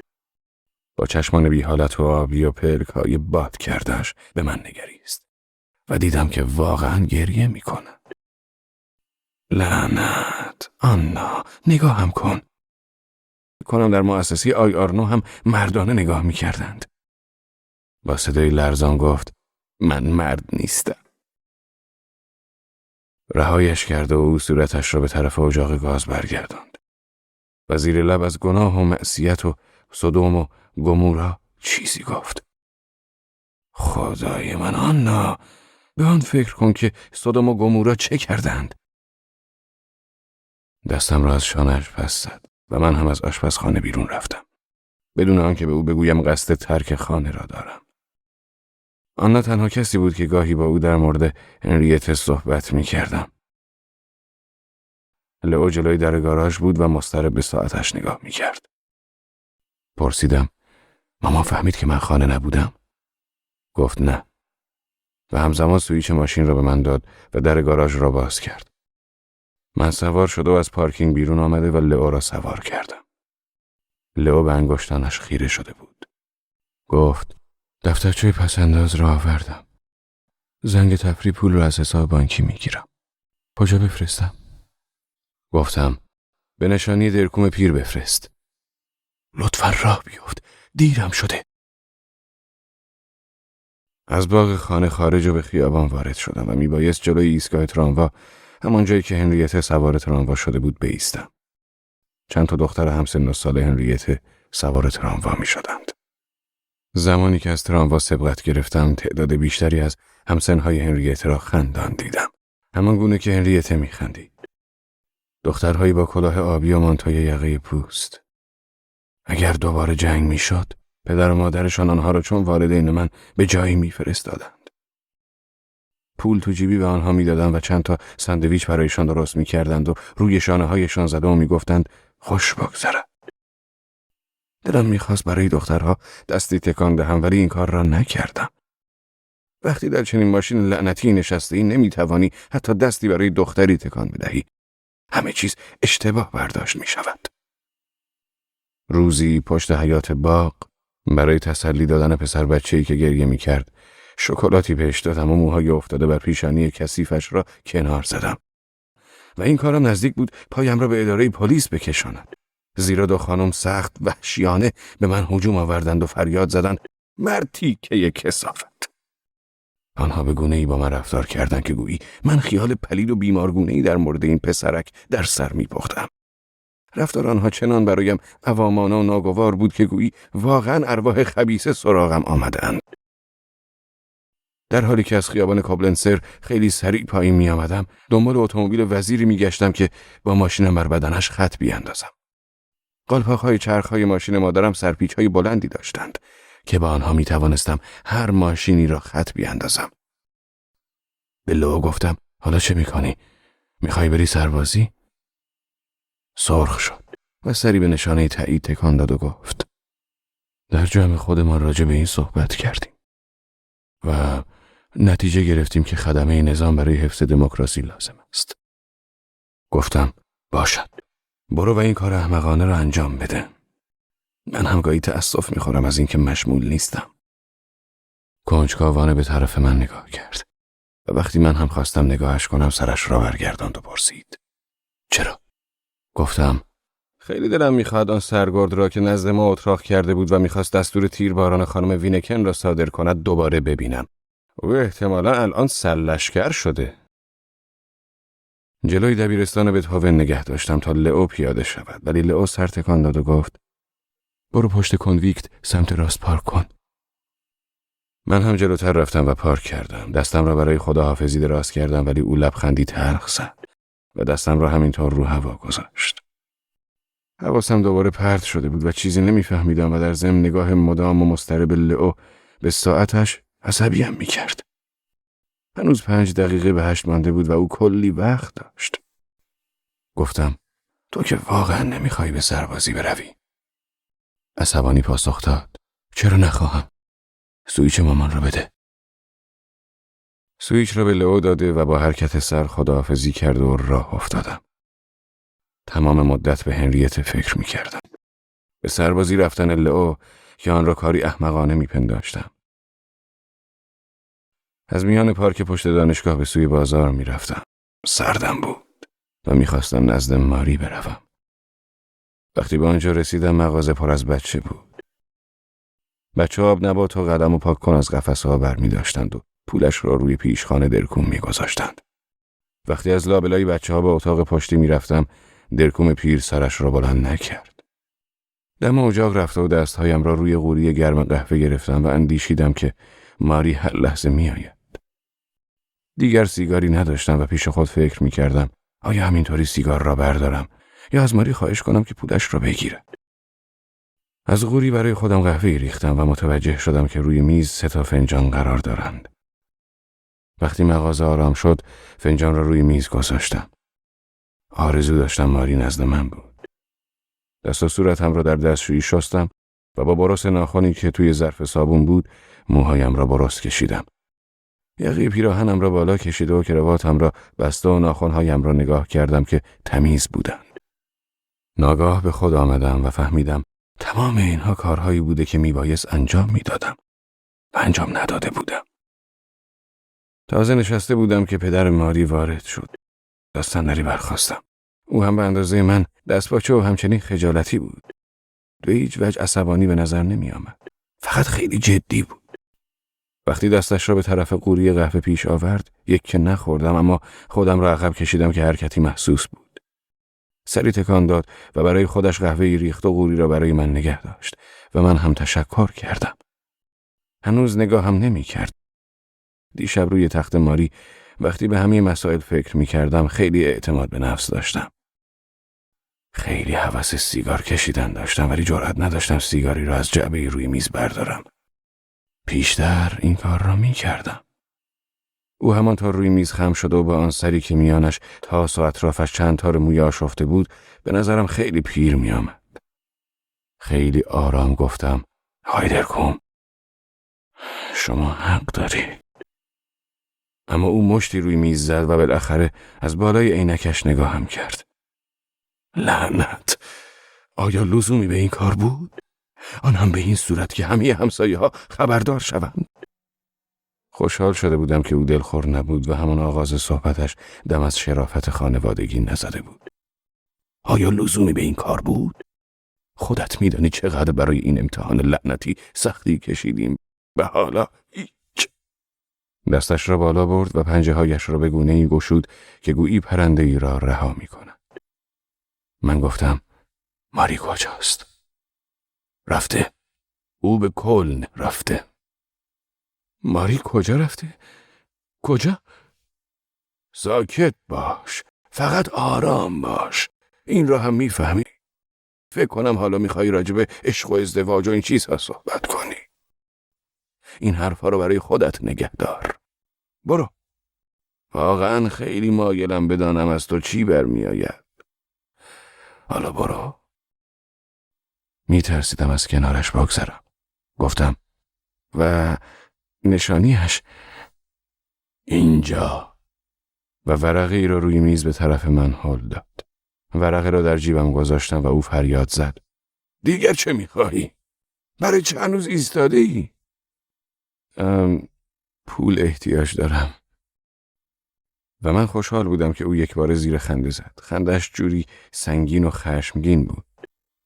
برای اولین بار این خنده‌اش را وقتی با او راجع به پدرم صحبت می کردم شنیده بودم. پول، این دیگر شوخی است. ولی بیا. و او آستین پالتویم را گرفت و مرا پشت پیشخوان برد. در صندوقش را باز کرد و پولهای خرد را روی میز ریخت. 10 فنیکی، 5 فنیکی و 1 فنیکی. روی روزنامه‌ها و دفترها پخش کرد. اول مردد بودم اما کم کم شروع به جمع‌آوری سکه ها کردم. می توانستم همه سکه ها را از روی روزنامه ها کف دستم بریزم ولی سکه ها را یکی یکی بلند می کردم. می شمردم و وقتی 1 مارک می شدند توی جیبم می گذاشتم. پدر ماری تماشاگر بود. سر تکان داد و کیف پولش را بیرون کشید و 1 اسکناس 5 مارکی جلویم گذاشت. هر دوی ما سرخ شدیم و او با صدای آرام گفت مرا ببخش. تو را به خدا مرا ببخش. فکر می کرد به من اهانت کرده است ولی من او را خیلی خوب درک می کردم و گفتم 1 بسته سیگار هم به هم می دهید؟ و او سری از قفسه پشت سرش 2 بسته سیگار به هم داد. اشکش روان شد و من از پشت پیشخوان خم شد و صورتش را بوسیدم. او تنها مردی است که تا به حال بوسیدم.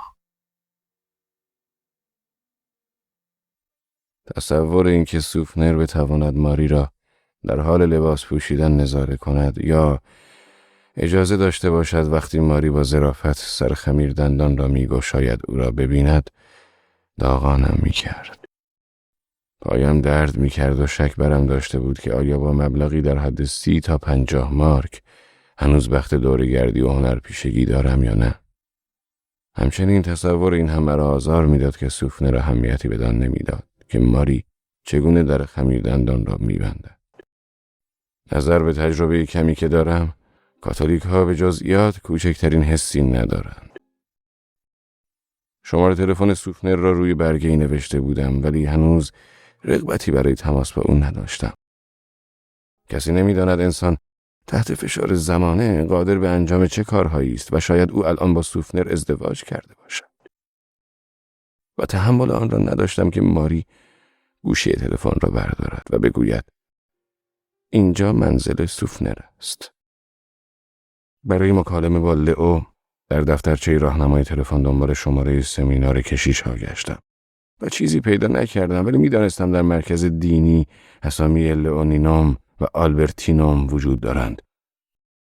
بالاخره نیرویی برای بلند کردن گوشی تلفن پیدا کردم و شماره اطلاعات را گرفتم. حتی شماره مستقیم به من داده شد و دختری که پای تلفن با من صحبت میکرد لهجه اصیل راینی داشت. گاهی دلم برای شنیدن لهجه راینی تنگ میشود. آنقدر دلتنگ این لهجه میشوم که گاهی از هتلی به مرکز اطلاعات بن زنگ میزنم تا این لهجه زیبا را بشنوم. لهجه‌ای که در آن از حرف ر استفاده نمی شود. همان حرفی که انضباط ارتشی بر مدار آن میچرخد. 5 دفعه لطفاً صبر کنید شنیدم تا بالاخره دختری گوشی را برداشت و من از او راجع به اماکنی پرسیدم که در آنها کشیش‌های کاتولیک تعلیم می‌بینند و گفتم زیر عنوان سمینارهای کشیش دنبال شماره گشتم و پیدایش نکردم. او خندید و گفت این اماکن. او صدای دلنشین داشت و حرف مرا زیبا تکرار می‌کرد. این اماکن که شما نام می‌برید در اصل مدارس شبانه روزی کشیشان هستند. و هر دو شماره را به من داد. صدای این دختر کمی تسلیم داد. تنین صدایش بدون ریا و بدون تکبر با لهجه غلیظ راینی خیلی طبیعی بود. من حتی توانستم تلگرام های ارسالی را دریافت کنم و تلگرامی هم برای کار امانز بفرستم. برای من همیشه غیر قابل درک است که چرا تمام افرادی که تمایل دارند متفکر به نظر برسند سعی می‌کنند نسبت به بن اظهار تنفر کنند. تنفری که گویی وظیفه شده است. بن همیشه جذابیت هایی داشته. جاذبه های خواب‌آور. آنچنان که میتوانم تصور کنم زنهایی وجود دارند که حتی بیحالیشان جذابیت دارد. طبیعتاً در مورد بن نمی شود مبالغه کرد، ولی افراد راجع به این شهر مبالغه می کنند و شهری را که نشود دربارش مبالغه کرد نمی توان به تصویر کشید. و این خصوصیت مهم این شهر است. هر کودکی می داند حال هوای بن حال هوای بازنشستگی است. رابطه های میان هوا و فشار خون وجود دارند. چیزی که با بن تناسبی ندارد همین واکنش تدافعی جوشانش است. توی خانه موقعیت‌های بسیار فراوانی برای صحبت با کارمندان وزارتخانه‌ها و نمایندگان مجلس و ژنرال‌ها داشتم. مادرم بسیار مهمان نواز است و همه آنها حالتی پرتشنج و گاهی گریه آور و تدافعی دارند و در جمع‌هایشان بن را به باد مسخره می‌گیرند. من این قیل و قال بیهوده را نمی‌فهمم. وقتی زنی که جذابیتش متانتش است به یک بار خیلی پرشور کن کن برقصد، تنها حدس تو در مورد او این است که مواد مصرف کرده است. ولی آنها هیچگاه قادر به شنگول کردن تمام شهر نیستند. یک خاله پیر خوب میتواند پلیور بافتن و قلاب دوختن و شراب دادن را به تو بیاموزد. ولی من از مادرم نمیتوانستم انتظار یک صحبت پرمحتوا و قابل فهم 2 ساعته را در مورد همجنسگرایی داشته باشم. یا بحثی درباره فاحشه‌خانه‌ها به میان آورم که همه دردمندانه فقدان آنها را در بن احساس می‌کنند. یا سخنی بگویم از انتظارات غلط، شرم و حیای بیجا، تحلیل‌های غلط در مورد خواست‌های طبیعی. تعجبی نخواهم کرد اگر نمایندگان پاپ هم در بن به علت کمبود زنان بدکار شروع به ایراد خطابه و شکواییه کنند. در یکی از همین مهمانی‌های خانگی با یکی از اعضای حزبی آشنا شدم که در کمیسیون مبارزه با فحشاگری کار می‌کرد. او آهسته در گوشم از کمبود بدکار در شهر بن گله می‌کرد. در دوران‌های گذشته شهر بن با کوچه‌های تنگ و کتاب فروشی‌ها و مبادلات دانشجویی و نانوایی‌های کوچکش که می‌توانستی در پستوی آنها قهوه‌ای بنوشی چندان بد هم نبود. قبل از اینکه سعی کنم با لئو تماس بگیرم لنگ لنگان روی بالکن رفتم تا نگاه دیگری به شهر زادگاه هم بیاندازم. این شهر با مجسمه بتهوون و بازارچه کوچک و باغ قصرش به راستی زیباست. سرنوشت بن این است که کسی سرنوشتش را باور نمی کند. روی بالکن با نفس عمیقی هوای بن را داخل ریه هایم کشیدم و در شگفت شدم که این حرکت حالم را خوب کرد. بن در تغییر آب و هوا می تواند ساعتها جادو کند. از بالکن وارد اتاقم شدم و بیوقفه شماره تلفن مرکزی را گرفتم که لئو در آن درس می خواند. مضطرب بودم. زیرا از زمان کاتولیک شدن لئو او را ندیده بودم. لئو دلیل گرایش به مکتب کاتولیسم را به شیوه صادقانه و بچگانه‌اش نوشته بود. برادر عزیزم، به این وسیله به اطلاعت می‌رسانم که من بعد از تعمق‌های کافی به این نتیجه رسیدم که به مکتب کاتولیسم ملحق شوم و خود را برای کشیش شدن آماده کنم. یقیناً در آینده فرصت این را خواهیم داشت که در این باب حضوری صحبت کنیم. برادر همیشه دوستدار تو، لئو. همین روش قدیمی به کار نبردن کلمه من در اول نامه‌اش که به سختی کوشیده بود آن را بنویسد خصوصیت مهم لئو بود. ولی این خصوصیت همان نبود که به تمهید آن پیانو می نواخت. این روش که همه چیز را به شیوه اداری انجام دهند حس مالی خولیایی مرا تشدید می کرد. اگر لئو بدین گونه راهش را ادامه میداد مسلما روزی می توانست اسقف سپید موی نجیبی شود. در مورد نامه‌نگاری پدرم و لئو همانند یکدیگرند. آنها بدان گونه می نویسند که گویی نوشتهشان در مورد معامله زغال سنگ است.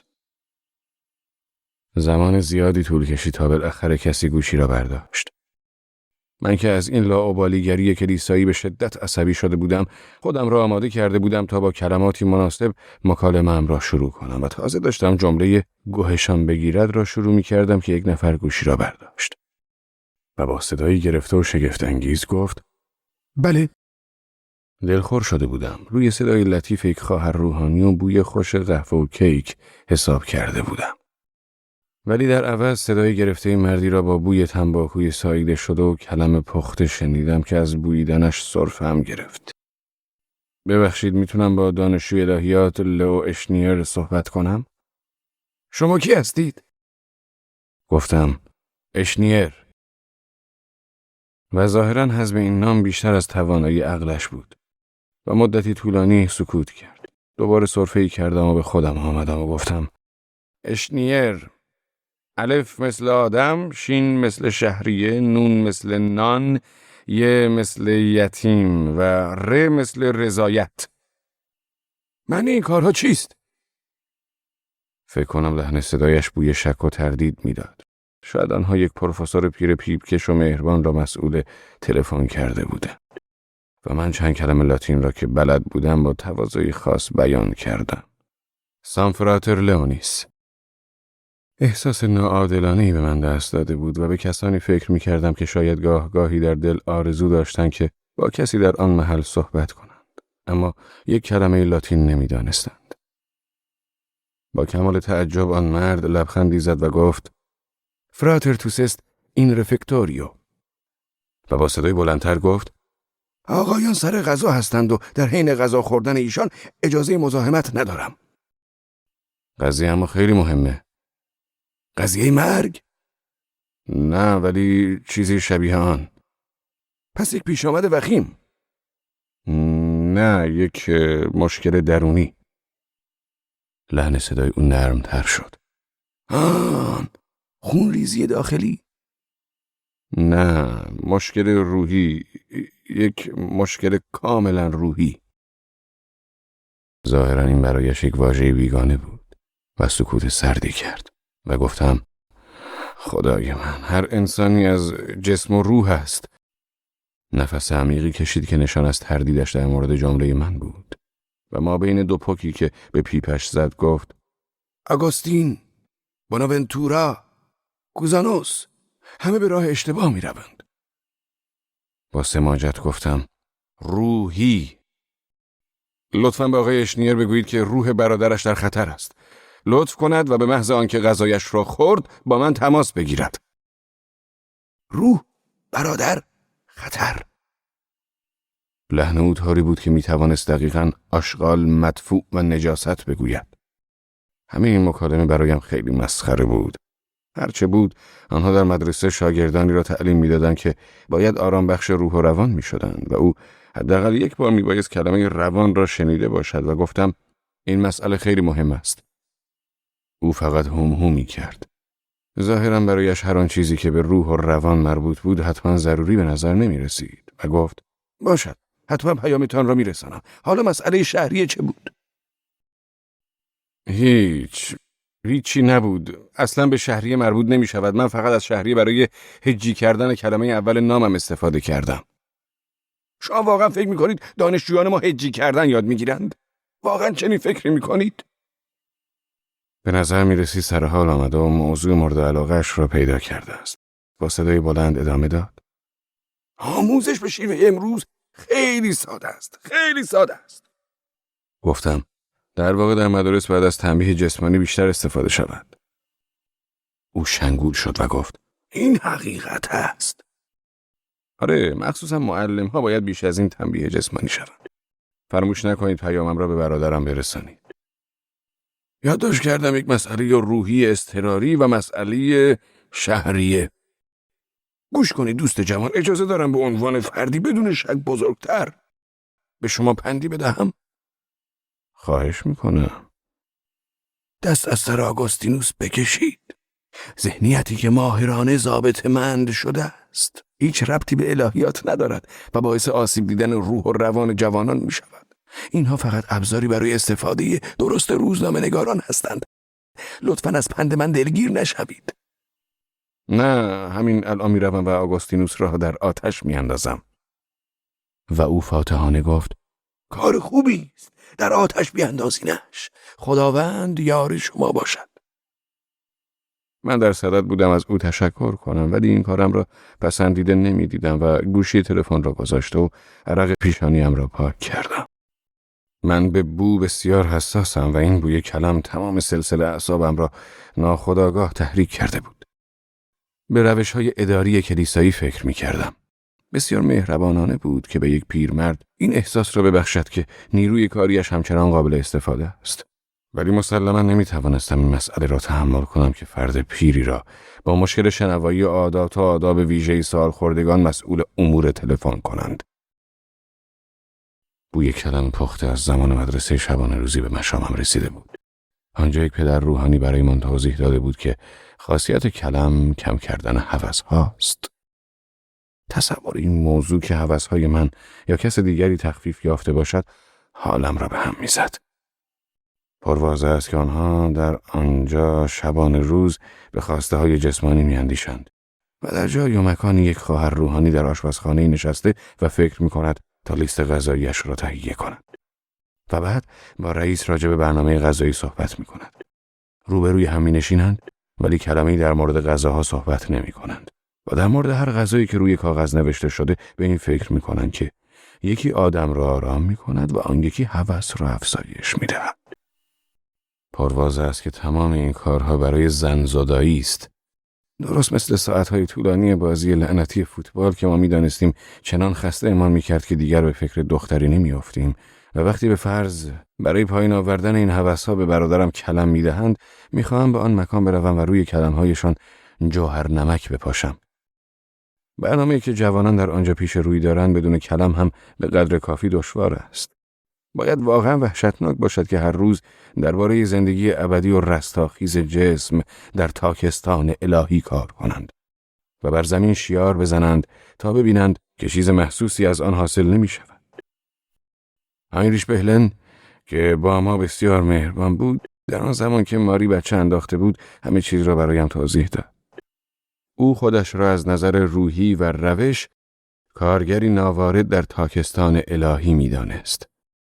ساعت 5 وقتی از بیمارستان بیرون آمدیم او را به خانه‌اش رساندم. البته پیاده زیرا پولی برای سوار شدن تراموا نداشتیم. وقتی جلوی در خانه‌اش ایستاد و دست کلیدش را از جیبش بیرون کشید با یک کارگر هیچ فرقی نداشت. کارگری خسته از کار شبانه که اصلاح نکرده به خانه برمیگردد. و می‌دانستم با چنین حالی شرکت در مراسم عصرانه مذهبی چقدر برایش مشکل است. آن هم با تمام رازهایی که ماری از او برایم گفته بود. وقتی هاینریش در را گشود، خدمتکارش پیرزنی قرقرو با کفش‌های روفرشی و پوست پاهای لختش که به زرد میزد در راه رو ایستاده بود. او خواهر روحانی نبود، مادر یا خواهرش هم نبود، بلکه خدمتکارش بود و نیشش را به هاینریش زد. این دیگر چه کاری است؟ این دیگر چه کاری است؟ این کارها را با مردهای جوان بدبخت کردن نفرین دارد. تعجب نمی‌کنم بعضی از والدین کاتولیک هراس دارند دختر بچه‌هایشان را به خانه کشیش‌ها بفرستند. و تعجب نمی‌کنم اگر این جوانهای بدبخت کارهای احمقانه بکنند. چیزی نمانده بود که به پیرمرد سنگین گوش پیپ کش مدرسه مذهبی لئو زنگ بزنم و با کمال میل با او در مورد خواستهای جسمانی صحبت کنم. من هراس داشتم با آشنایانم راجع به این مسائل صحبت کنم. یک غریبه می توانست مرا بهتر درک کند. می توانستم از او بپرسم آیا برداشت من از کیش کاتولیک درست است؟ برای من فقط 4 کاتولیک در جهان وجود داشتند. پاپ یوهانس، آلگینس، ماری و گرگوری. مشت زنی سیاه پوست که زمانی می توانست قهرمان جهان شود. و امروزه روزیش را در برنامه نمایش با عنوان مرد قدرتمند با سختی به دست می آورد. گهگداری او را در سفرهای کاریم می دیدم. انسانی متدین و کلیسایی بود و در مسابقات مقام 3 را کسب کرده و مدالش را همیشه روی سینه پهن و ورزشکارانش حمل می کرد. و غالباً او را به عنوان مردی کم عقل به حساب می آوردند، زیرا او تقریباً هیچ حرفی نمی زد و به جز نان و خیار هم چیزی نمی خورد. با وجود این آنقدر قدرتمند بود که می توانست من و ماری را همانند عروسکی روی دست بلند کند و دور اتاق بچرخاند. آدم‌های نظیر کالمانز و هینریش بهلن و سوفنر هم بودند که به احتمال زیاد میشد آنها را کاتولیک خواند. در مورد ماری هنوز در شک و تردید بودم و وحشت ماورا طبیعی او چندان برایم آشکار نبود. حال که او نزد سوفنر رفته و همان کاری را با او می‌کند که با من می‌کرد و دست به اعمالی زده بود که در کتاب‌های ماری زنا و فحشای آشکار شمرده می‌شدند. وحشت ماورا طبیعی ماری فقط در رابطه با عدم تعهد من به ازدواج رسمی بود تا فرزندانمان را کاتولیک بار بیاوریم و تربیت کنیم. ما هنوز فرزندی نداشتیم ولی مدام در این باب سخن می‌راندیم که چگونه لباس تنشان کنیم و چگونه با آنها صحبت کنیم و چگونه آنها را تربیت کنیم. در تمامی موارد هم عقیده بودیم جز در زمینه تربیت کاتولیکی بچه‌ها. من با غسل دادن بچه‌ها مخالفتی نداشتم و ماری مدام بر مکتوب کردن گفته‌هایم پافشاری می‌کرد و می‌گفت در غیر این صورت ما نمی‌توانیم عقد کلیسایی کنیم. زمانی که من با عقد کلیسایی موافقت کردم دریافتم که عقد محضری ما اجباری است و آنجا بود که صبر و تحملم لبریز شد و گفتم بهتر است باز کمی صبر کنیم. چه حالا یا 1 سال دیگر فرقی نمی‌کرد. او گریست و گفت که من درکش نمی‌کنم و نمی‌دانم این حالت پا در هوا ماندن و ندانستن اینکه آیا بچه‌هایش مسیحی تربیت می‌شوند یا نه چقدر برایش مهم است. دریافت این مسئله که ما 5 سال تمام حرفهای همدیگر را نفهمیده بودیم بسیار تلخ بود. من به شخص واقعا نمی‌دانستم که پیش از عقد کلیسایی میبایستی عقد محضری می‌کردیم. مسلماً به عنوان یک شهروند بزرگسال و مرد مسئول بایستی بر این مسئله واقف می بودم ولی من این را نمی‌دانستم، چنانکه تا چندی پیش هم نمی‌دانستم شراب سفید را سرد و شراب قرمز را همدما با اتاق صرف می‌کنند. مسلماً می‌دانستم که محضرخانه‌هایی وجود دارند که در آن عقد می‌کنند و قباله ازدواج صادر می‌کنند ولی بر آن تصور بودم که محضرخانه‌ها مکانی برای کسانی است که به کلیسا نمی‌روند یا برای کسانی که دلشان می‌خواهد برای دولت خوشخدمتی کنند. من واقعا بسیار عصبانی شده بودم وقتی فهمیدم پیش از ازدواج کلیسایی میبایست عقد محضری انجام شود. وقتی ماری از من خواست برای تربیت بچه‌هایمان برابر مبانی کیش کاتولیک به او تعهد کتبی بدهم دعوای ما شد. این امر برایم مثل باجگیری بود و این امر که ماری بر گرفتن تعهد کتبی پافشاری می‌کرد مورد پسندم نبود. او میتوانست بچه‌ها را غسل دهد و آنها را بدان گونه که میخواهد تربیت کند. آن شب ماری حال خوشی نداشت. رنگش پرید خسته بود و به من پرخاش میکرد. و وقتی به او گفتم همه کار میکنم و حتی آن نامه را هم امضا میکنم گفت این کار را از روی تنبلی میکنی نه به دلیل پایبندی و اعتقادت به اصول اخلاقی. من گفتم آره واقعا این کار را به دلیل تنبلی میکنم. برای اینکه میخوام تا پایان عمرم تو را نزد خود نگه دارم. حتی برای این منظور اگر نیازی باشد حاضرم رسما به کاتولیک ها بپیوندم تا تو را داشته باشم. حتی زیاده روی کردم و گفتم بیان واژه اصول اخلاقی مرا به یاد زیرزمین شکنجهگاه ها میاندازد. ماری کاتولیک شدنم را صرفاً به خاطر نگه داشتنش توهین به حساب آورد. و من فکر می‌کردم با این حرف‌ها دارم به نوعی چاپلوسی‌اش را می‌کنم، ولی انگار خیلی زیاده روی کرده بودم. او گفت اکنون صحبت سر من یا تو نیست، بلکه بر سر حفظ اصول است. شب بود و در یکی از هتل‌های شهر هانوور بودیم. یکی از همین هتل‌های گران که وقتی قهوه سفارش می‌دهی 2/3 فنجان را پر می‌کنند و می‌آورند. این هتل‌ها چنان مجللند که آوردن یک فنجان قهوه پر برایشان کسر شأن دارد و پیشخدمت‌ها بسی بهتر از آداب برخوردارند تا این نوع کیسه‌هایی که در آنجا نقش مهمان را بازی می‌کنند. در چنین هتل‌هایی احساس می‌کنم در یک خوابگاه شبانه روزی گران قیمت و خسته کننده‌ام و در آن شب به دلیل 3 برنامه‌ای که پشت سر هم اجرا کرده بودم بسیار خسته شده بودم. بعد از ظهر برای عده‌ای از سهامداران صنعت فولاد و بعد از آن برای نمایندگان معلمان و عصر هم برای عده‌ای از نامزدهای کارمندی دولت برنامه نمایشی اجرا کرده بودم. تشویق تماشاگران این سومی چنان ضعیف و بیرنگ بود که پایان کارم را در آینده نزدیک به چشم دیدم. زمانی که در این هتل احمقانه از اتاقم آبجوی سفارش دادم، سرپیش خدمت هتل با سردی پاسخ داد اطاعت قربان. گویی کود حیوانی سفارش داده بودم. بعد در یک لیوان نقره‌ای برایم آبجو آوردند. من خسته بودم و فقط می‌خواستم آبجویم را بنوشم و کمی منچ بازی کنم و در وان دراز کشیده و روزنامه عصرم را بخوانم و کنار ماری بخوابم. دست راستم را روی سینه‌اش گذاشته و صورتم را چنان به سرش نزدیک کنم تا بوی موهایش را با خود به خواب ببرم. هنوز تشویق کمرمق تماشاگران در گوشم بود و خیلی انسانی تر بود اگر آنها به علامت نارضایتی دستهایشان را مشت می کردند و شست دستشان را به طرف پایین می گرفتند. تحقیر برنامه من به مسخرگی همین لیوان آبجو احمقانه بود. در موقعیتی نبودم که درباره نظریه جهان بینانه بحث کنم. ماری آرام گفت هانس، مسئله به کاری که می کنیم ربط دارد. و او حتی این را درک نکرده بود که کار برای ما معنای مخصوصی داشت. ظاهراً او این را از یاد برده بود. کنار تخت هی بالا و پایین میرفت و دود سیگارش را چنان دقیق از دهان بیرون میداد که حلقه های آن همچون نقطه هایی به نظر می رسیدند. دیگر سیگار کشیدن را یاد گرفته بود. با پلیور سبز و پوست سفید و موهای تیره تر از گذشته‌اش خیلی زیبا شده و برای اولین بار رگ‌های گردنش را می دیدم. کمی انصاف داشته باش و بگذار بخوابم. ما می توانیم فردا صبح سر صبحانه راجع به همه چیز صحبت کنیم. مخصوصا راجع به اون کارمون. اما اصلا درکم نمی کرد. برگشت و جلوی تخت ایستاد و دریافتم در پس این رفتارش انگیزه‌ای وجود دارد. وقتی به سیگارش پک زد، چروک‌های ریزی دور دهانش دیدم که تا آن روز ندیده بودم. ماری سرش را تکان میداد و مرا مینگریست و آه میکشید و دوباره شروع به بالا و پایین رفتن در اتاق میکرد. با خستگی گفتم واقعا نمیفهمم.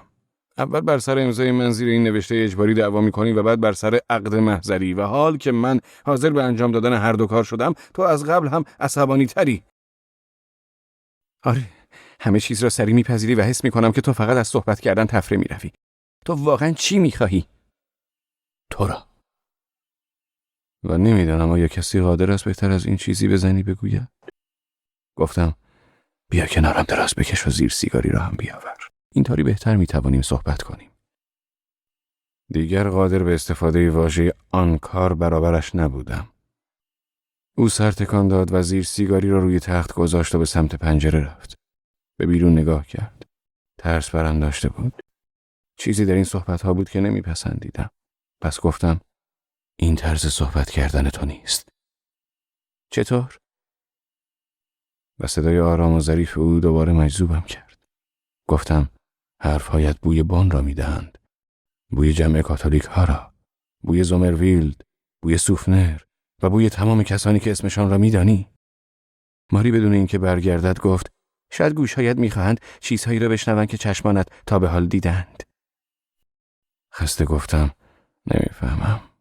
منظورت چیست؟ انگار نمیدانستی که امروز اینجا کاتولیک ها نشست دارند. آره، تابلوی اعلانش را دیدم. و این به فکرت نرسید که ممکن است هربرت و اسقف زومرویلد هم اینجا باشند؟ من نمیدانستم اسم کوچک سوفنر هربرت است. و وقتی ماری نام هربرت را برد فهمیدم که فقط سوفنر میتواند باشد. دوباره به اینکه دست هم را گرفته بودند فکر کردم. این مسئله توجهم را جلب کرد که آدم در هانوور بیش از ظرفیت این شهر کشیش کاتولیک ها راهبه می‌بیند. ولی این به فکرم نرسید که ماری میتواند اینجا یکی از آنها را ببیند. گاهی اوقات وقتی چند روزی تعطیل بودم به بن می‌آمدیم و او میتوانست یک دل سیر جمع دوستانش را ببیند. خسته پرسیدم: اینجا توی هتل؟ بله. چرا من را پیششان نبردی؟ تو که اصلا اینجا نبودی و یک هفته تمام در رفت آمد به برانشوایگ و هیلدزهایم و سله بودی. ولی حالا اینجایم. بهشان زنگ بزن توی بار همدیگر را ببینیم و چیزی بنوشیم. آنها امروز بعد از ظهر رفتند. پس برایت خوشحالم که توانستی این همه مدت هوای کاتولیکی را استنشاق کنی، حتی اگر این دفعه از نوع وارداتیش بوده باشد. این جمله من نبود، بلکه جمله خود ماری بود که گاهی وقتا میگفت به استنشاق هوای کاتولیکی نیاز دارد. ماری گفت: چرا تو اینقدر بدجنسی؟ او هنوز دم پنجره ایستاده و صورتش به طرف خیابان بود و دوباره سیگار میکشید. حتی سیگار پشت سیگار کشیدنش برایم غریب بود. غریب مثل طرز صحبت کردنش. در آن لحظه میتوانست کس دیگری باشد. یک زن زیبا که دنبال بهانه‌ای برای رفتن میگشت. گفتم: من بدجنس نیستم. خودت هم خوب میدانی. فقط بهم بگو که این را میدانی. او چیزی نگفت و فقط با سر تاییدم کرد. اما من در چهرهش دیدم که به زور جلوی اشکش را گرفته است و نمیخواهد بگرید. اما چرا؟ او میتوانست زار زار گریه کند و بعد من میتوانستم برخیزم و در آغوشش بگیرم و ببوسمش. اما این کار را نکرد و حوصله‌اش را هم نداشتم. فقط از سر عادت یا وظیفه نمیخواستم این کار را انجام دهم. اما آنجا دراز کشیده ماندم و به سوفنر و زومرویلد فکر کردم که ماری بدون آگاه کردنم 3 روز تمام با آنها رفت و آمد داشته. او حتما با آنها راجع به من صحبت کرده بود. سوفنر عضو انجمن مرکزی کاتولیک های بی ارزه است. نمیدانم چقدر صبر کردم تا برخیزم و نزد ماری بروم. شاید 1 دقیقه یا 2 دقیقه. دقیقا نمیدانم. وقتی بالاخره برخاستم و نزدش رفتم سرش را تکان داد و دستم را از روی شانه‌اش پس زد و شروع کرد به صحبت. حرف از وحشت ماورا و طبیعیش و اولویت‌های زندگی و در آن لحظه با خود فکر می‌کردم انگاری 20 سالی است که با او ازدواج کردم. لحن صدای ماری لحنی آموزنده داشت و بیش از آن خسته بودم که به استدلال‌هایش گوش بسپارم و حرف‌هایش را از این گوش شنیده و از آن گوش در می‌کردم. صحبتش را قطع کرده و از عدم موفقیت برنامه نمایشم بعد از 3 سال حکایت کردم. هر دو در پنجره ایستاده و به خیابان و به تاکسی هایی مینگریستیم که مدام جلو می آمدند و اعضای کمیته کاتولیک ها را به ایستگاه راه آهن می رساندند. خواهران روحانی، کشیش ها و آدم های بی اهمیتی که می خواستند خودشان را مهم جلوه دهند. در یکی از این گروه ها اشنیتسلر را شناختم که در تاکسی را برای یک خواهر روحانی باز می کند. آن زمان که اشنیتسلر نزد ما زندگی می کرد پروتستان بود و لابد حالا دین خود را تغییر داده یا به عنوان ناظر پروتستان آنجا بود. از او همه کار برمی آمد. پایین مرتب چمدانها را حمل می کردند و به باربران هتل انعام می دادند. از خستگی و گیجی همه چیز مقابل چشمانم می چرخید. تاکسی ها و خواهران روحانی، نورها و چمدانها و همزمان صدای تشویق مرگ‌آفرین نمایش در گوشم می پیچید. زمان درازی می‌گذشت که ماری از متکلم وحده بودن راجع به اولویت‌ها دست کشیده بود. دیگر سیگار نمی‌کشید. و وقتی از پنجره دور شدم دنبالم آمد و شانه‌هایم را گرفت و چشمانم را بوسید و گفت: تو خیلی مهربانی، خیلی مهربان و خیلی خسته. و وقتی می‌خواستم در آغوشش بگیرم گفت: لطفاً نکن. و این اشتباه من بود که به حرفش گوش دادم. با لباس به تخت رفتم و سریع خوابم برد و وقتی فردایش از خواب بیدار شدم اصلا برایم تعجب آور نبود که ماری رفته بود. کاغذ یادداشتی روی میز پیدا کردم.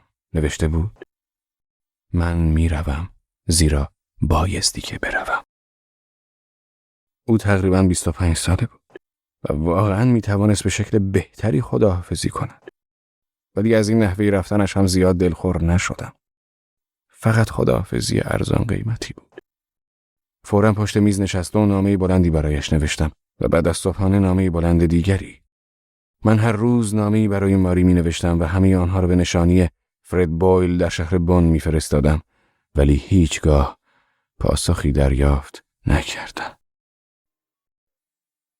مدت زیادی طول کشید تا یکی از فرد بویل ها پای تلفن بیاید. این بوق مکرر تلفن عصبیم می کرد.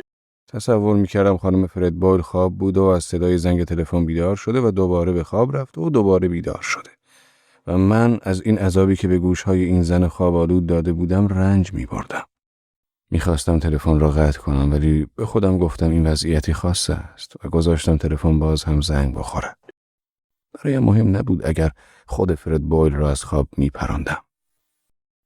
این مردک لیاقت خواب خوش را نداشت. او بیمارگونه جاه طلب است و مدام دستش برای تلفن زدن یا پاسخ دادن به تماس‌های وزیران و مدیران نشریات و کمیته مرکزی و اتحادیه ها و احزاب روی گوشی است.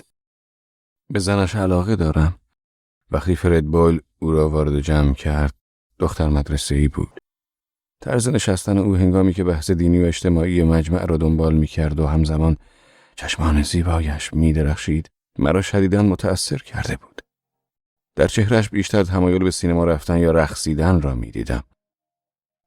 زومرویل که این گرد همایی در خانه‌اش برگزار می‌شد، مدام از من می‌پرسید: گرمتان است آقای اشنیر؟ با وجود آنکه عرق از صورتم روان بود می‌گفتم: نه اسقف. از آنجایی که قادر به شنیدن این اراجیف نبودم به بالکن رفتم. در واقع خود این دختر بانی این بحث بیهوده شده بود. آن هم بدون آنکه به موضوع اصلی بحث یعنی حد و مرز رسوم اقلیمی چندان ربطی داشته باشد میگفت که بعضی از مطالبی را که بن نوشته است بسیار عالی میپندارد. به دنبال این سخن فرد بویل که نامزد این دختر محسوب میشد حسابی قرمز شد، زیرا کینکل یکی از آن نگاه‌های معروفش را به وی انداخت که معنایش این بود: چطور هنوز نتوانستی این دختر را اصلاح کنی؟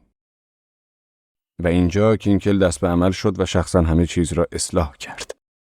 چنان فشاری به دختر آورد که گوشش از فرهنگ مسیحی سخت پر شد. تقریبا چیزی جز براده از آن دختر مهربان باقی نمانده بود و من از دست فرد بویل ترس و هرس می‌خوردم که جلوی این کار کینکل را فقط به خاطر آنکه قسم خورده یک خط مذهبی بودند نمی‌گرفت. و من به راستی نمی‌دانم آنها چپگرا بودند یا راستگرا. فقط می‌دانم که هم عقیده بودند و کینکل از نظر وجدانی خودش را موظف می‌دید همه چیز را به عروس فرد بویل بفهماند. حتی زومرویل هم با اینکه از مبانی عقیدتی نقطه مقابل کینکل و فرد بویل دفاع می‌کرد چیزی نگفت. در واقع درست نمی‌دانم آنها چه مبانی عقیدتی داشتند. اگر زومرویل راستگرا بود آن دو چپگرا بودند و بالعکس. ماری کمی رنگش پریده بود. او هم همیشه از کلمات قصار استفاده می‌کرد و هیچگاه نتوانستم او را از این کار باز دارم. جملات قصار کینکل هم همسر آینده فرد بویل را تحت تاثیر قرار داده و او با بغض کلمات قصار آموزشی کینکل را پذیرا شد.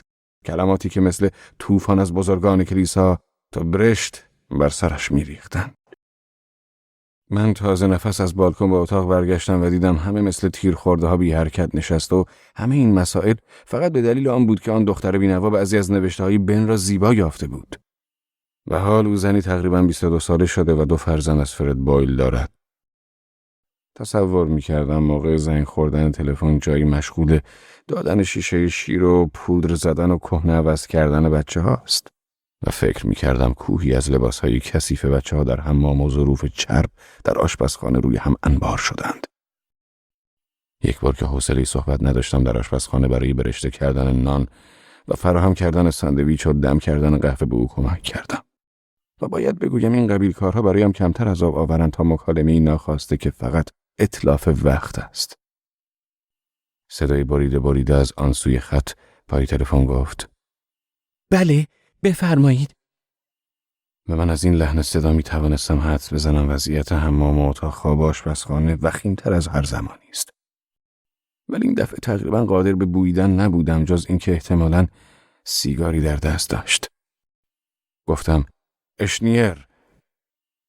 همانند همیشه که به او زنگ می‌زدم انتظار واکنشی شاد داشتم و انتظار داشتم بگوید آخه شما بن هستید چقدر خوب.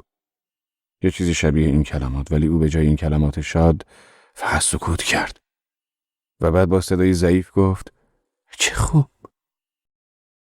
نمیدانستم چه بگویم. در گذشته او همیشه میپرسید که ای دوباره پیش ما میایید و برنامه اجرا میکنید. اما حالا هیچ نمیگفت و این حالت نه تنها برای من بلکه برای او هم بسیار ناراحت کننده بود.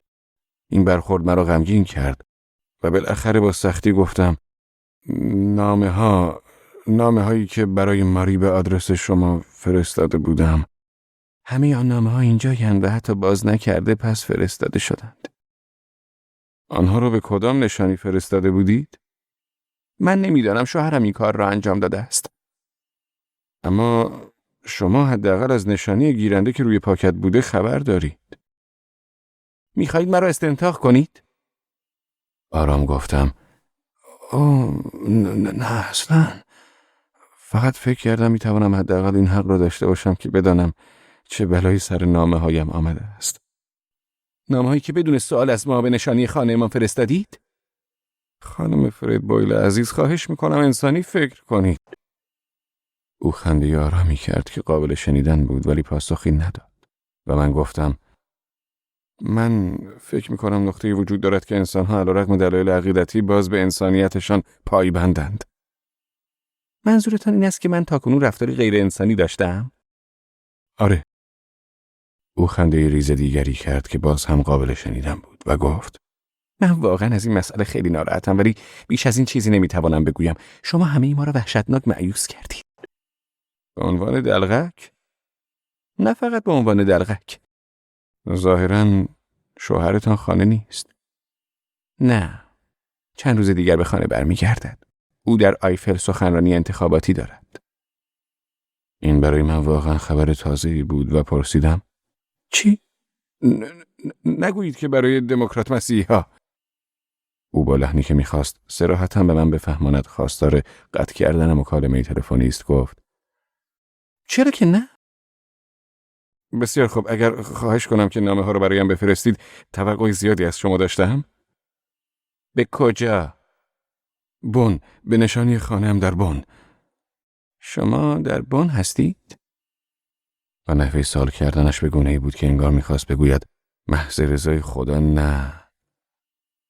گفتم خدا نگهدار و سپاس از این همه انسانیت. از اینکه اینقدر بدجنس بودم ناراحت شدم ولی دیگر طاقتم تمام شده بود. آشپزخانه رفتم و شیشه کنیاک را از یخچال بیرون آوردم و جرعه‌ای جانانه نوشیدم. ولی کمکی به حالم نکرد. جرعه دیگر نوشیدم که آن هم کمکی نکرد. خانم فرید بویل آخرین کسی بود که انتظار چنین رفتار سردی را از او داشتم. من روی یک گفت و شنود مفصل و طولانی با او حساب می کردم که در آن مکالمه به انتقاد از رفتارم با ماری بپردازد. او می توانست با مهربانی تمام بر عقیده خیش پافشاری کند و اکثرا وقتی بن بودم به من زنگ میزد و به شوخی می گفت آیا نمیخواهم در آشپزخانه و مرتب کردن اتاق بچه‌ها به او کمک کنم؟ شاید راجع به او اشتباه فکر کرده و شاید هم دوباره حامله و بی‌حوصله بود. جرأت آن را هم نداشتم که دوباره به او زنگ بزنم تا از ماوقع با خبر شوم.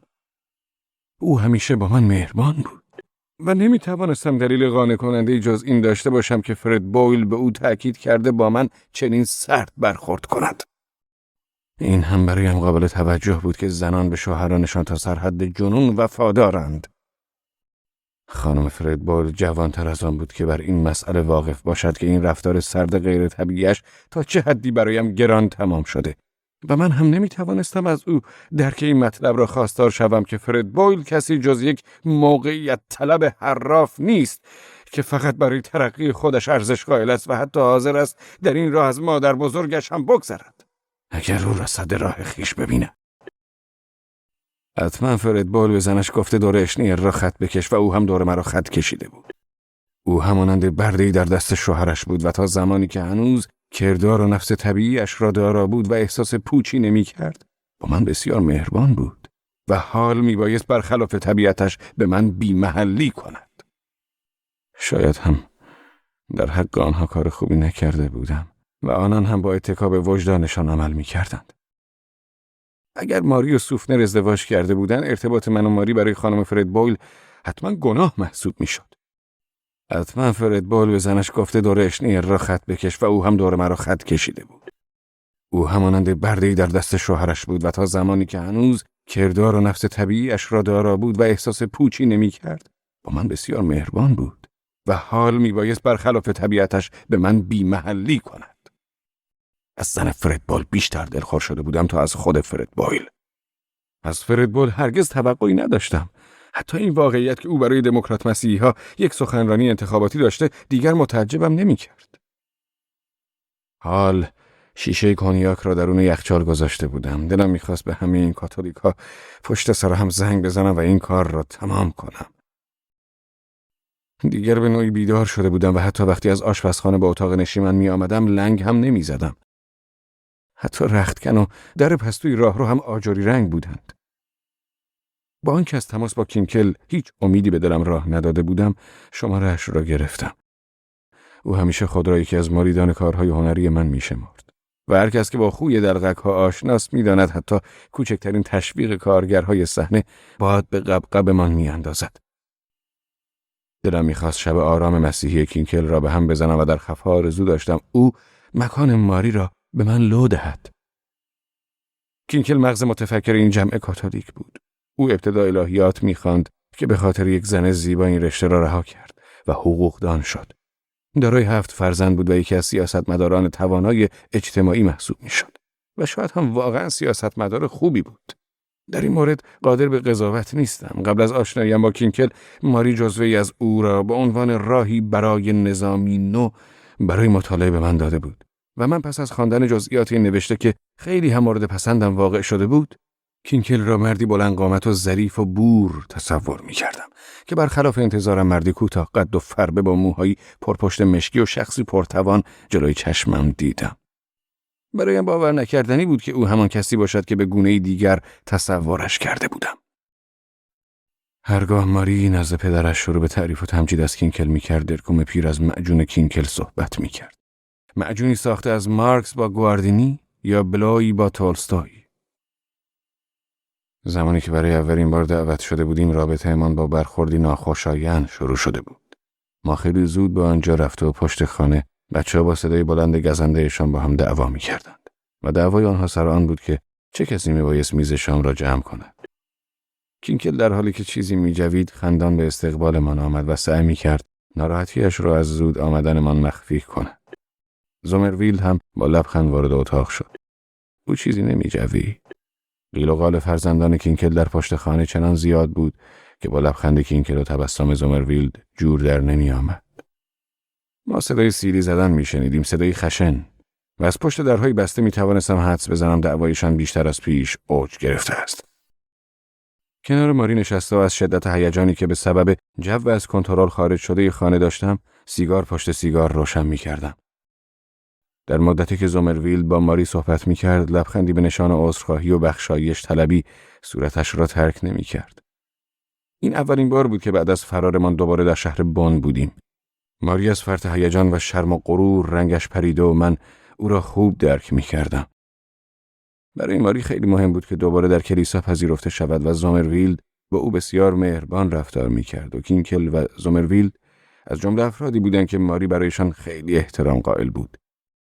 او مرا به زومرویلد معرفی کرد و زمانی که نشستیم از من پرسید: آیا شما با اشنیرهای مالک معادن زغال نسبتی دارید؟ اشنیرهای معادن زغال سنگ؟ این جمله حرصم را در می آورد. او به درستی می دانست نسبت من با کیست.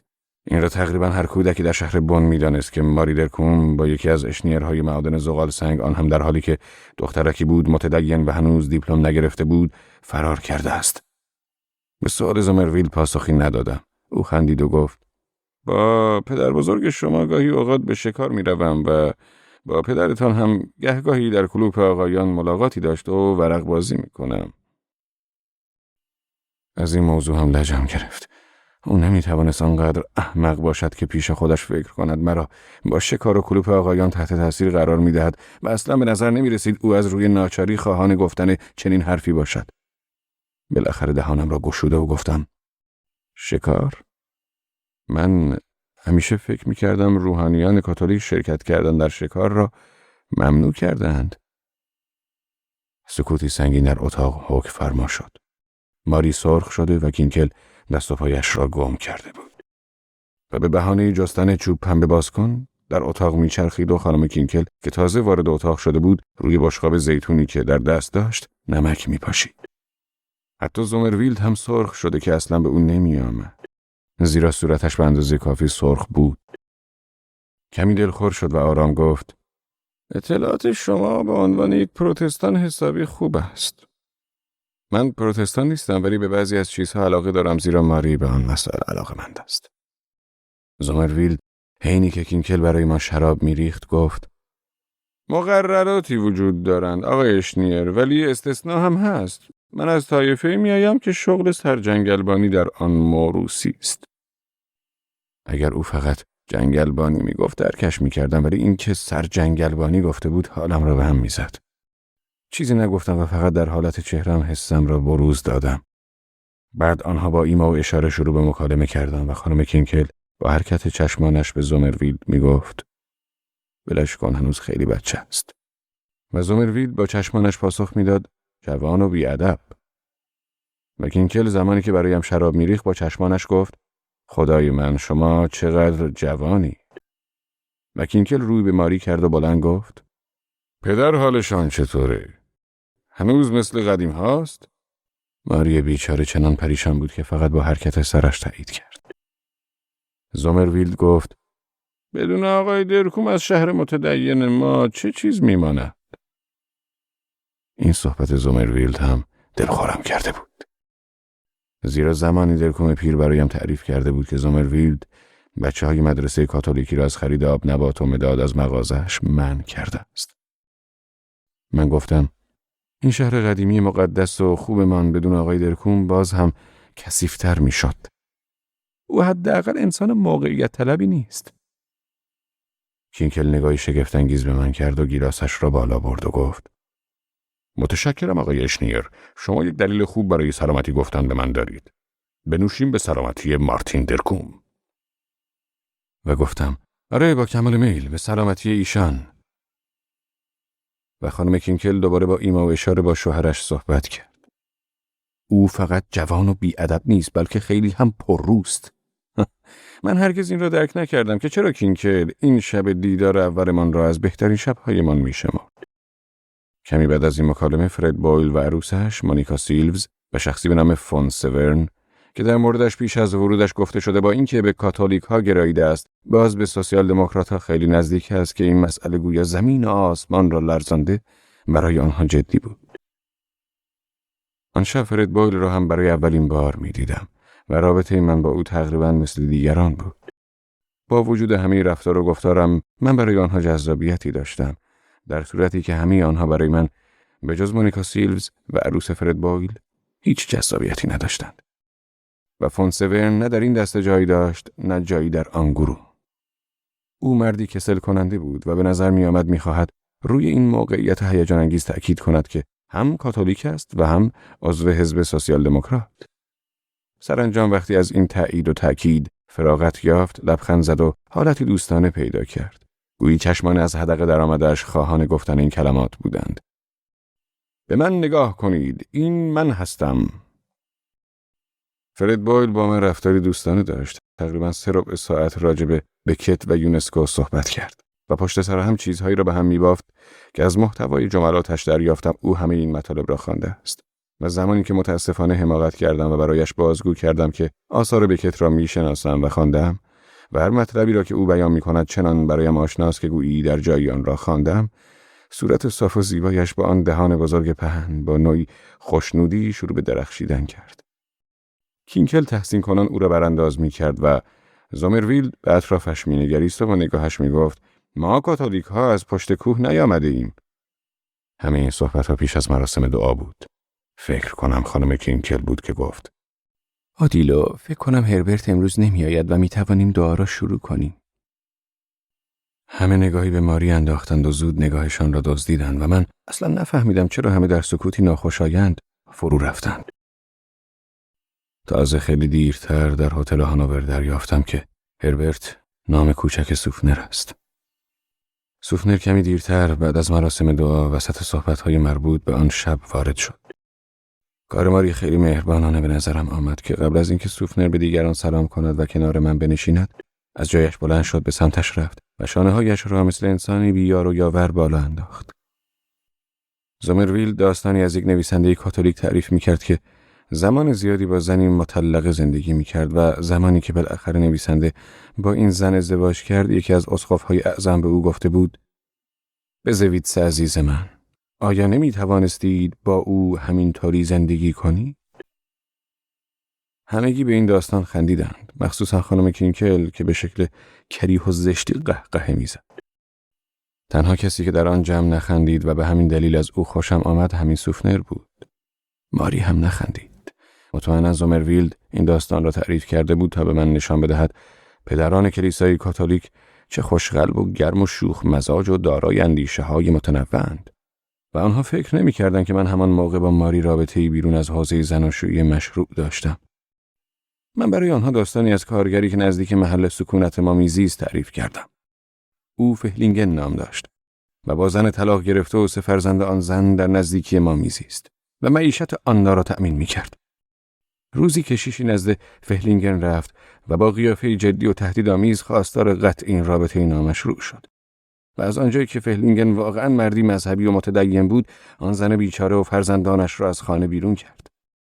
همچنین ادامه دادم که چگونه بعدها آن زن بی‌نوا برای سیر کردن شکم بچه‌هایش شروع به تنفروشی کرده و چگونه فهلینگن در ماتم عشق از دست رفتش الکلی شده. مثل همیشه وقتی چیزی را بیان می کردم سکوتی سنگین و برخاسته از شرم برقرار شد. فقط زومرویلد خندید و گفت: آقای اشنیر، شما که نمی‌خواهید این دو داستان را با هم مقایسه کنید. گفتم: چرا نخواهم؟ عصبانی شد و گفت: شما این قیاس را نمی کنید زیرا با بزویدس آشنایی ندارید. او نکته سنج‌ترین نویسنده است که شایستگی مسیحی بودن را دارد. من هم خشمگین پاسخ دادم: آیا شما می دانید فهلینگن تا چه حد انسانی نکته سنج و کارگری مسیحی بوده است؟ او فقط سر تکان داد و به من خیره شد و دستهایش را بالا برد. دوباره سکوتی برقرار شد که ضمن آن فقط صدای سرفه کردن مونیکا سیلوز به گوش می رسید. اما تا زمانی که فرد بویل در اتاق باشد هیچ مهمانداری از سکوت و وقفه در مکالمات هراسی نخواهد داشت.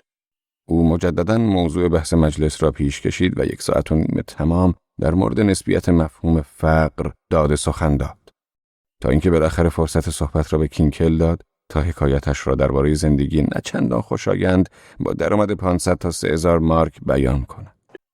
و سوفنر از من درخواست سیگاری کرد تا پشت دودش صورت سرخ شده از شرمش را پنهان کند.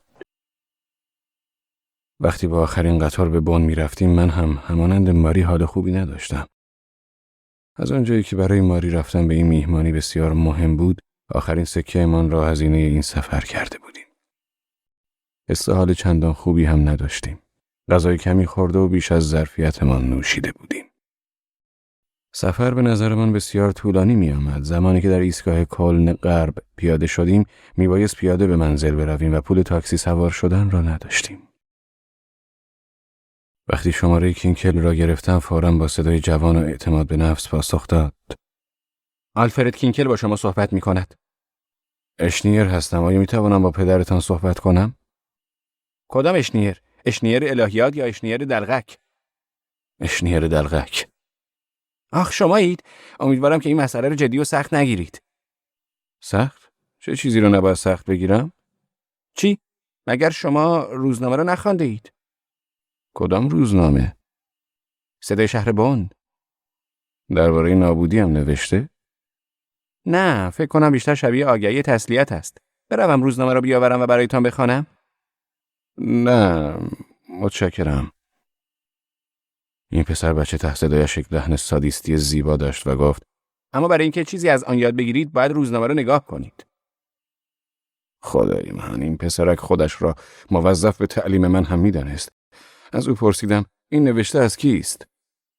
شخصی به اسم کوسترت که گزارشگر روزنامه‌ای در منطقه راین محسوب می‌شود. بسیار عالی نوشته است ولی کمی بدجنسانه. خب او نیز یک مسیحی است. مگر شما مسیحی نیستید؟ نه. انگار پدرتان نمیتواند صحبت کند. او نمیخواهد کسی مزاحمش شود، ولی به خاطر شما من مزاحمش میشوم. این اولین باری بود که سادیسم به کمکم آمده و گفتم متشکرم. شنیدم چگونه گوشی را کنار تلفن گذاشت و از وسط اتاق گذشت و دوباره صدای ناخوشایند وزوزی به گوشم رسید. گویی اعضای خانواده مارها با هم دعوا می‌کردند. 2 مار نر و 1 مار ماده. همیشه از اینکه با چشم‌ها و گوش‌هایم شاهد مسائلی باشم که نمیبایست ببینم یا بشنوم شرم می‌کردم. و این خاصیت بوییدن از پشت تلفن برایم باری سنگین است و از آن شادمان نیستم. از خانه کینکل بوی گوشت پخته می آمد و بویش آنقدر زیاد بود گویی داشتن گاو نری را می پختند. صدای وزوزی که پشت تلفن می شنیدم بسیار خطرناک به گوش می رسید. گویی پسر داشت پدرش را یا مادر داشت پسرش را می کشت. بلا و کن فکر می کردم و اینکه همه این وزوزها و عربده‌ها در خانه کسی بود که عالی جناب خاکستری پوش کاتولیک آلمانی به شمار می رفت. من حتی می توانستم صدای درگیری را بشنوم، آه کشیدنها و بر سر کسی فریاد کشیدن و گفتن جملاتی چون جانور حال به همزن یا خوک وحشی کثیف و همه اینها باعث سر حال آمدنم نمی شد. من به آن کوسترت رزل در بوخون فکر می کردم که یک شب قبل از آن پای تلفن نشسته و نوشته‌اش را دیکته کرده و صبح فردایش مثل سگی ذلیل بر در اتاقم پنجه کشید و ادای یک برادر مسیحی را درآورده است. ظاهراً پسر برای پای تلفن کشاندن کینکل که با دست و پا از خودش دفاع می‌کرد و نمی‌خواست بیاید و با من صحبت کند مشکل داشت. من می‌توانستم تک تک صداها و حرکات را از پشت تلفن تشخیص دهم. خانمش خیلی بیشتر مخالف حرف زدن شوهرش با من بود تا خود کینکل. و پسرش از گفتن این مطلب به من که اشتباه کرد و پدرش خانه نیست امتناع می‌ورزید. به یک بار همه جا ساکت شد. آنقدر ساکت که گویی شخصی در خون خودش غلطیده است. واقعا سکوتی مرگبار بود. بالاخره صدای سنگین کشیده شدن پایی را روی زمین شنیدم. شنیدم که شخصی گوشی را از روی میز برداشت و تصور می‌کرد که طرف مقابل تلفن را قطع کرده باشد. من دقیقاً جای تلفن را در منزل کینکل می‌دانستم. دقیقاً زیر 3 مجسمه به سبک باروک مادونای مقدس. کینکل آنها را مجسمه‌های ارزان قیمت می‌دانست. دلم برایش می‌سوخت و می‌دانستم صحبت کردن با من برایش دشوار است و به نوعی دلم می‌خواست خودش گوشی را بگذارد. به شخص امید زیادی به این صحبت نداشتم، نه امیدی به پول و نه امیدی به یک پند و نصیحت خوب. اگر از لحن صدایش می‌فهمیدم که از نفس افتاده است، مسلماً دلم بیشتر به حالش می‌سوخت. ولی او صدای استوار و محکم و بلند داشت. میشد صدایش را به صدای گروهک ترومپت نوازان تشبیه کرد. صدای قرشی به گوشم خورد. سلام آقای اشنیر، مرحمت کردید که زنگ زدید. سلام دکتر، من در وضعیت وخیمی گرفتار شدم. تنها کلمه بدجنسانه‌ای که به کار برده بودم لقب دکتر بود، زیرا او هم مانند پدرم لقب افتخاری دکتر را تازگی‌ها یدک می‌کشید. گفت: اشنیر، حال دیگر رابطه ما به جایی رسیده که شما فکر کنید بهتر است دکتر خطابم کنید؟ من اطلاعی از روابطمان ندارم. خنده‌ای بلند و سرخوشانه و کاتولیکوار و به سبک باروک بی دغدغه کرد و گفت: علاقه من به شما فرقی نکرده است. باور کردن این گفتش برایم خیلی سخت بود. لابد در نظرش چنان تنزل پیدا کرده بودم که تحقیر من برایش اهمیتی نداشت. ادامه داد: شما الان فقط دچار بحرانی کوچکی، نه بیشتر از این. شما هنوز جوانید، به خودتان بیایید. همه چیز درست خواهد شد. در گوشم به خودتان بیایید همانند شرکت IR9 آنا طنین انداخت. آرام پرسیدم: از چی صحبت می‌کنید؟ از چی صحبت می‌کنم؟ از هنر شما، از پیشرفت کاری شما. اما منظور من این نبود. همان گونه که شما می‌دانید اساساً با شما در مورد هنر صحبت نمی‌کنم و در مورد پیشرفت کاری هم که اصلاً صحبتی با شما ندارم. من می‌خواهم من دنبال ماری هستم. او صدای نامفهوم از خودش درآورد. چیزی شبیه خورناس کشیدن یا آروغ زدن. باز وزوزی در اتاق شنیدم و همچنین شنیدم گوشی تلفن را روی میز گذاشت و دوباره برداشت و سیگاری بر دهان می‌گذاشت. اشنیر، بگذارید گذشته بماند. حالا امروز شما همان هنر است. گذشته؟ سعی کنید پیش خودتان تصورش بکنید که همسرتان نزد مرد دیگری رفته است. سکوتی از آن گونه کرد که گویی می‌خواهد بگوید او که می‌رود. با ملچ و ملوچی که با سیگار برگشت راه انداخته بود گفت: او همسر شما نبوده و 7 فرزند از او ندارید. پس که اینطور او زن من نبوده. آخر همه اینها هرج و مرج شاعرانه است. مرد باشید. لعنت بر این مرد بودن که مشکلاتم به خاطر همین است. در ضمن ماری 25 سال بیشتر ندارد و هنوز میتوانیم صاحب 7 فرزند بشویم. وقتی میگویم مرد یعنی کسی که با مسائل کنار بیاید. این حرف اما خیلی بوی مسیحیت میدهد. خدای من، حالا هیچ کس نه شما میخواهید به من درس مسیحیت بدهید؟ آره، تا جایی که یاد گرفتم در مذهب کاتولیک زن و شوهر به هم اعلام وفاداری میکنند. طبیعی است. و اگر شما 2 مرتبه و 3 مرتبه به محضر بروید، عقد کلیسایی کنید ولی به هم وفادار نمانید، آیا این ازدواج ماندگار و قابل قبول است؟ سکوت کرد و من ادامه دادم: گوش کنید دکتر، برای شما اشکالی ندارد اگر آن سیگار را از دهانتان درآورید. با این سیگار در دهانتان انگار داریم راجع به نوسان بورس صحبت میکنیم و این ملچ و ملوچ شما اذیت هم میکند. او سیگارش را از دهان درآورد و گفت: گوش کنید، این که شما راجع به این موضوع چگونه فکر میکنید مسئله خودتان است و مشخصا خانم دلکوم به گونه دیگر در این مورد فکر میکند و همان گونه عمل میکند که وجدانش به او تکلیف میکند. و فقط میتوانم بگویم که او کار درست را انجام میدهد. پس چرا هیچ کدام از شما کاتولیک های حال به همزن جای ماری را به من نمیگوید؟ شما او را از من مخفی میکنید. خودتان را مسخره نکنید اشنیر. ما که در قرون وسطا زندگی نمی کنیم. آرزو داشتم در همان قرون وسطا زندگی میکردم و میتوانستم با او زندگی مشترک بدون ازدواج داشته باشم. و همسر شما هم قادر به سرزنش کردنش نبودید تا دچار عذاب وجدان شود. اما ماری دوباره پیشم برمیگردد. اگر به جای شما بودم اشنیر، اینقدر هم مطمئن نبودم. خیلی ناگوار است که شخص شما فاقد حس درک ماورا و طبیعه باشید. تا زمانی که ماری نگران روح و روانم بود رابطه ما هم خوب بود. اما افرادی مانند شما به او آموختید تا به فکر روح و روان خودش باشد و حال به جایی رسیده ایم که منی که فاقد حس ماورا و طبیعم نگران روح و روان ماری باشیم، زیرا اگر ماری واقعا به همسری سوفنر در آمده باشد گناه بزرگی مرتکب شده است. این نکته است که من از ماورا و طبیعه شما دریافتم و این را زنا و فحشا می‌نامند که ماری مرتکب آن می‌شود و اسقف زومرویلد هم نقش دلال محبت آنها را بازی می‌کند. او واقعا قادر بود در آن لحظه بخندد، هرچند نه مثل همیشه رعدآسا و بلند. واقعا مسخره است اگر کسی حرف شما را در مورد این 2 عالی جناب بشنود که یکی هربرت مرد جهانی کاتولیک ها و دیگری اسقف زومرویلد مرد روحانی آلمانی کاتولیک هاست. عصبانی شده و گفتم: و شما که وجدان این 2 نفرید به خوبی میدانید که حق با من است. کینکر که زیر مجسمه ارزان قیمت مادونای مقدس ایستاده بود و نفس نفس میزد گفت: شما ناباورانه و حسادت انگیز جوانی. دست بردارید دکتر، نگذارید افکارتان به هم بریزد و به من هم حسادت نکنید. اگر ماری را به دست نیاورم آن اسقف پرجنبه شما را میکشم. من دیگر چیزی ندارم تا از دست بدهم. سکوت کرد و دوباره سیگار برگشت را در دهان گذاشت و من ادامه دادم و گفتم: میدانم که وجدان شما سخت به تکاپو افتاده و میدانم اگر سوفنر را بکشم شما بیشتر موافقید، زیرا او هیچ علاقه‌ای به شما ندارد و راستگراتر از شماست، در حالی که زومرویلد تکیهگاه خوبی برای شما در روم است و روم جایی است که به نظر این حقیر شما در آن به عنوان مثلا چپگرا خیلی بدنامید. دست از این مزخرفات بردارید اشنیر. حرف حسابتان چیست؟ کاتولیک ها عصبی هم میکنند، زیرا اصلا منصف نیستند. و پروتستان ها؟ آنها چگونند؟ آنها من را با آن چرت و پرت وجدانیشان مریض میکنند. او هنوز میخندید و ادامه داد: و بیدین ها؟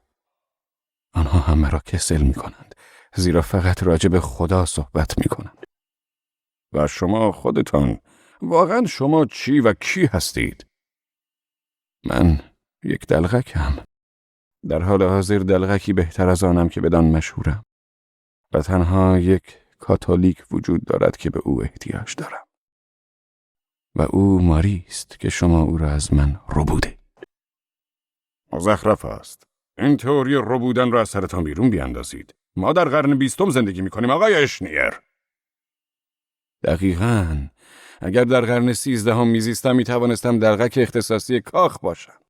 و حتی برای اسقف‌های اعظم هم اهمیتی نداشت که آیا من با ماری ازدواج کردم یا با دیگری. و حالا هر دهاتی کاتولیکی که پیدا می شود لگد به وجدان بیچاره ماری می زند و او را به فحش و زنا متهم می کند. آن هم فقط برای یک ورق پاره احمقانه. آقای دکتر، همین مادونه‌های مقدس شما سبب طردتان از کلیسا می شدند. شما خوب می دانید که این گونه مجسمه ها در بایرن و تیرول از درون کلیساها ربوده می شوند و احتیاجی نمی بینم این مطلب را به شما ابراز کنم که دزدی از کلیسا حتی امروز هم گناه بزرگی محسوب می شود. گوش کنید اشنیر، از شما متعجبم که قصد دخالت در زندگی خصوصیم را دارید. شما سال‌هاست که در مسائل خصوصی من دخالت می‌کنید و حال که من نکته کوچک را به شما یادآوری می‌کنم و شما را با واقعیت روبرو می‌کنم، برای شما دخالت کردن دلچسب نیست و عصبی می‌شوید. اگر دوباره پولی دستم بیاید، یک کارآگاه خصوصی استخدام می‌کنم که دریابد این مجسمه‌های مادونای شما از کجا می‌آیند. او دیگر نمی‌خندید و فقط سرفه می‌کرد و من دریافتم که هنوز متوجه جدی بودن من نشده است. گفتم: گوشی را بگذارید آقای کینکل، وگرنه مجبور می‌شوم از حداقل نیاز زندگی صحبت کنم. برای شما و وجدان شما شب خوشی آرزو می‌کنم. ولی او هنوز منظورم را نفهمیده بود و به همین دلیل من بودم که گوشی را گذاشتم. خوب می‌دانستم که کینکل بیش از اندازه با من مهربان و برام باورم که اگر از او تقاضای پول می‌کردم پولی به من می‌پرداخت. صحبت‌های او راجع به حس ماورا و طبیعه با آن سیگار برگی که در دهان داشت و ناراحت شدن ناگهانیش وقتی راجع به مادونه‌های مقدسش حرف زدم، همه اینها حالم را به هم می‌زد. دیگر نمی‌توانستم با او کاری داشته باشم. همچنین نمی‌خواستم ارتباطی با زن فرد بویل داشته باشم و دلم می‌خواست در موقعیتی مناسب کشیده‌ای به صورت فرد بویل بزنم. جنگیدن با او با سلاح روحی کاری بیفایده بود. گاهی اوقات تأسف می‌خوردم که دیگر جنگ تن به تن وجود ندارد. این مشکل ما بین من و سوفنر بر سر ماری فقط با یک جنگ تن به تن 2 نفره حل می‌شود. صحبت‌های ماری درباره حفظ اصول و تعهد کتبی در هتل هانوور و مذاکرات مخفیانه چند روزه‌اش برایم نفرت انگیز بود. ماری بعد از دومین سقط جنینش خیلی داغان شد و عصبی بود و مرتب به کلیسا می‌رفت و اگر شبی تعطیلی نداشتم و قادر به رفتن به تئاتر و کنسرت یا سخنرانی نبودم زود جوش می آورد. اگر به او پیشنهاد می دادم به شکم روی تخت دراز بکشیم و منچ بازی کنیم و چای بنوشیم عصبی تر می شد. در اصل این مسئله از زمانی شروع شده بود که ماری دیگر از روی لطف و محبت و آرام کردنم با من منچ بازی نمی کرد و دیگر با من به دیدن فیلم هایی نمی رفت که با کمال میل تماشایشان می کرد. فیلم هایی که نمایش آنها برای بچه های 6 ساله هم آزاد بود. برام باورم که هیچ کس در جهان خلق و خوی یک دلغک را درک نمی کند. حتی خود دلغک هم قادر به فهم درونیات دلغکی دیگر نیست و همیشه حسادت و بیمحلی دستی در این بازی دارند.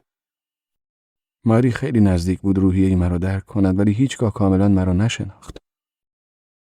او بر این عقیده بود که من به عنوان یک انسان خلاق میبایست علاقه‌ای فوق‌العاده به کسب فرهنگ داشته باشم و این اشتباه او بود. من اگر شب‌های تعطیل بود و میشنیدم که جای اثری از بکت را نمایش میدهند حتما تاکسی میگرفتم و به آنجا میرفتم.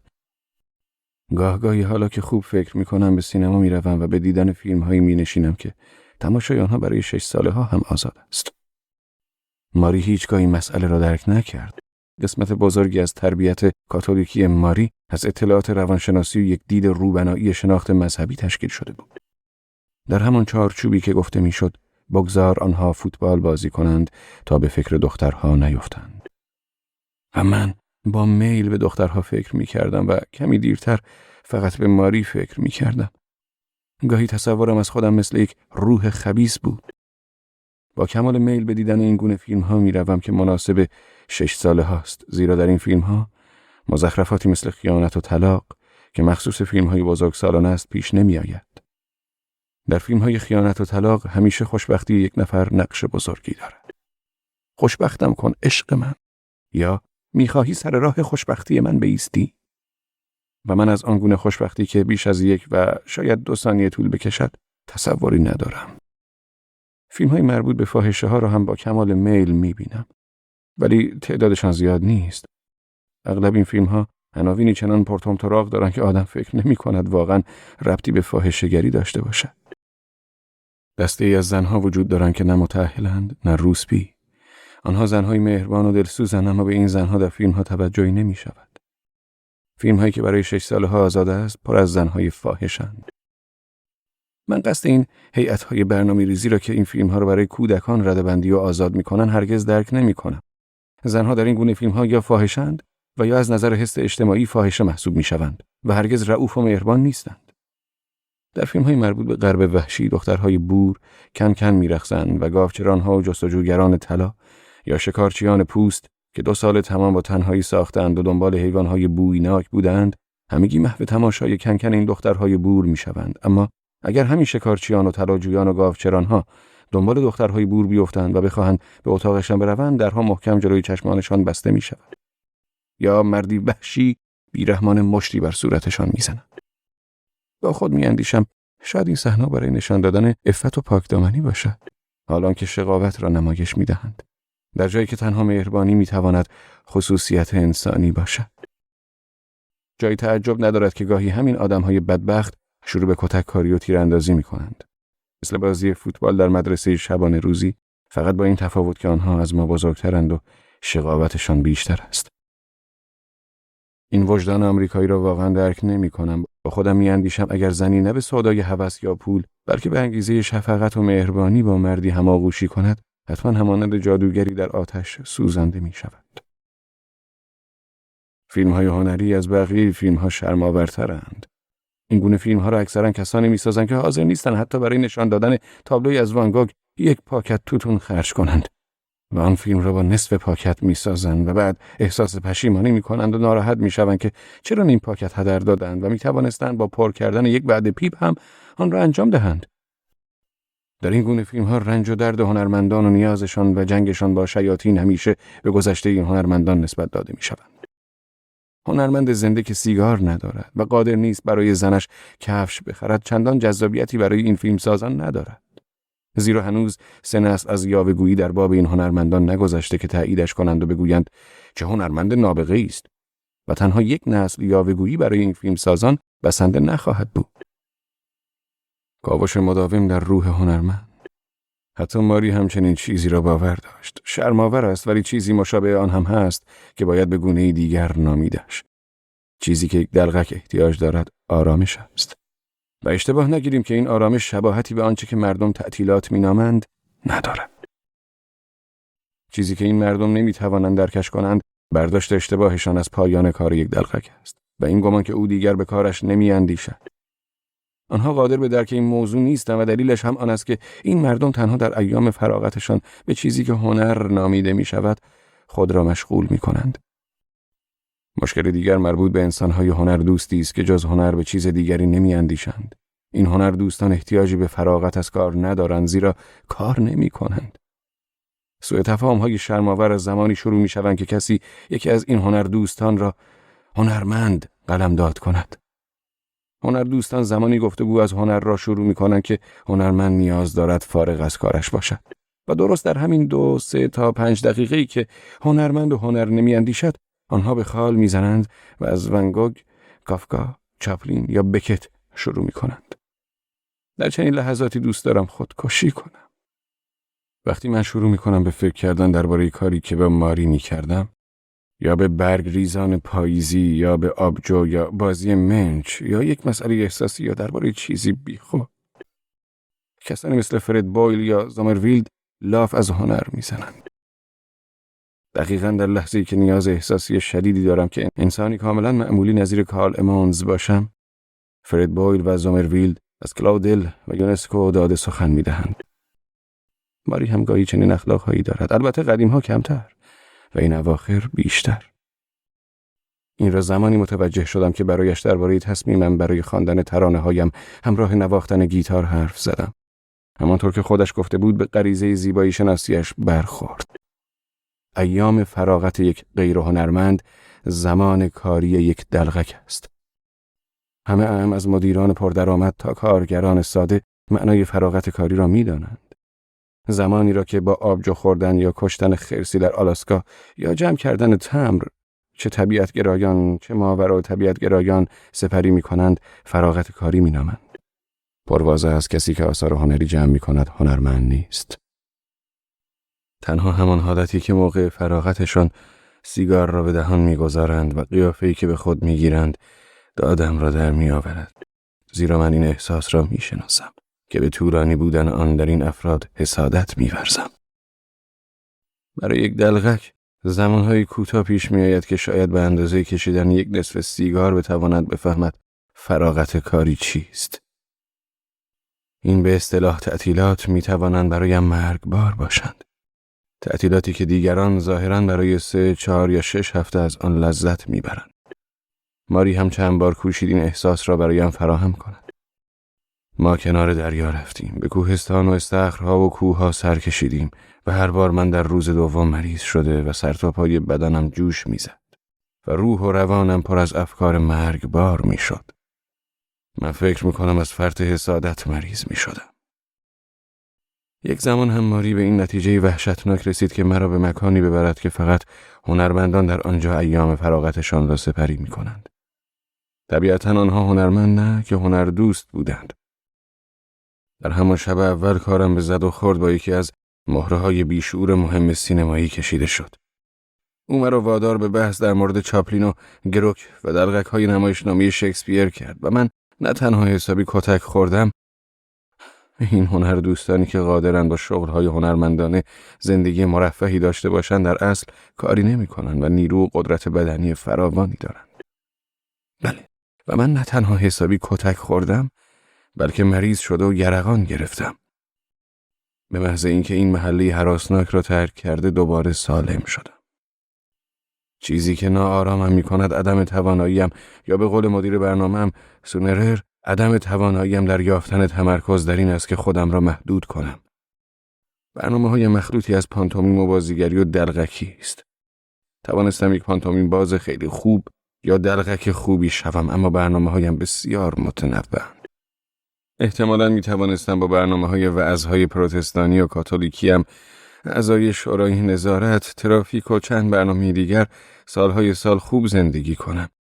ولی اگر برنامه ای را 10 یا 20 بار روی صحنه اجرا می‌کردم چنان برایم خسته کننده می‌شد که در میانه اجرایم واقعاً خمیازم می‌گرفت و باید زورکی جلوی باز شدن دهانم را می‌گرفتم.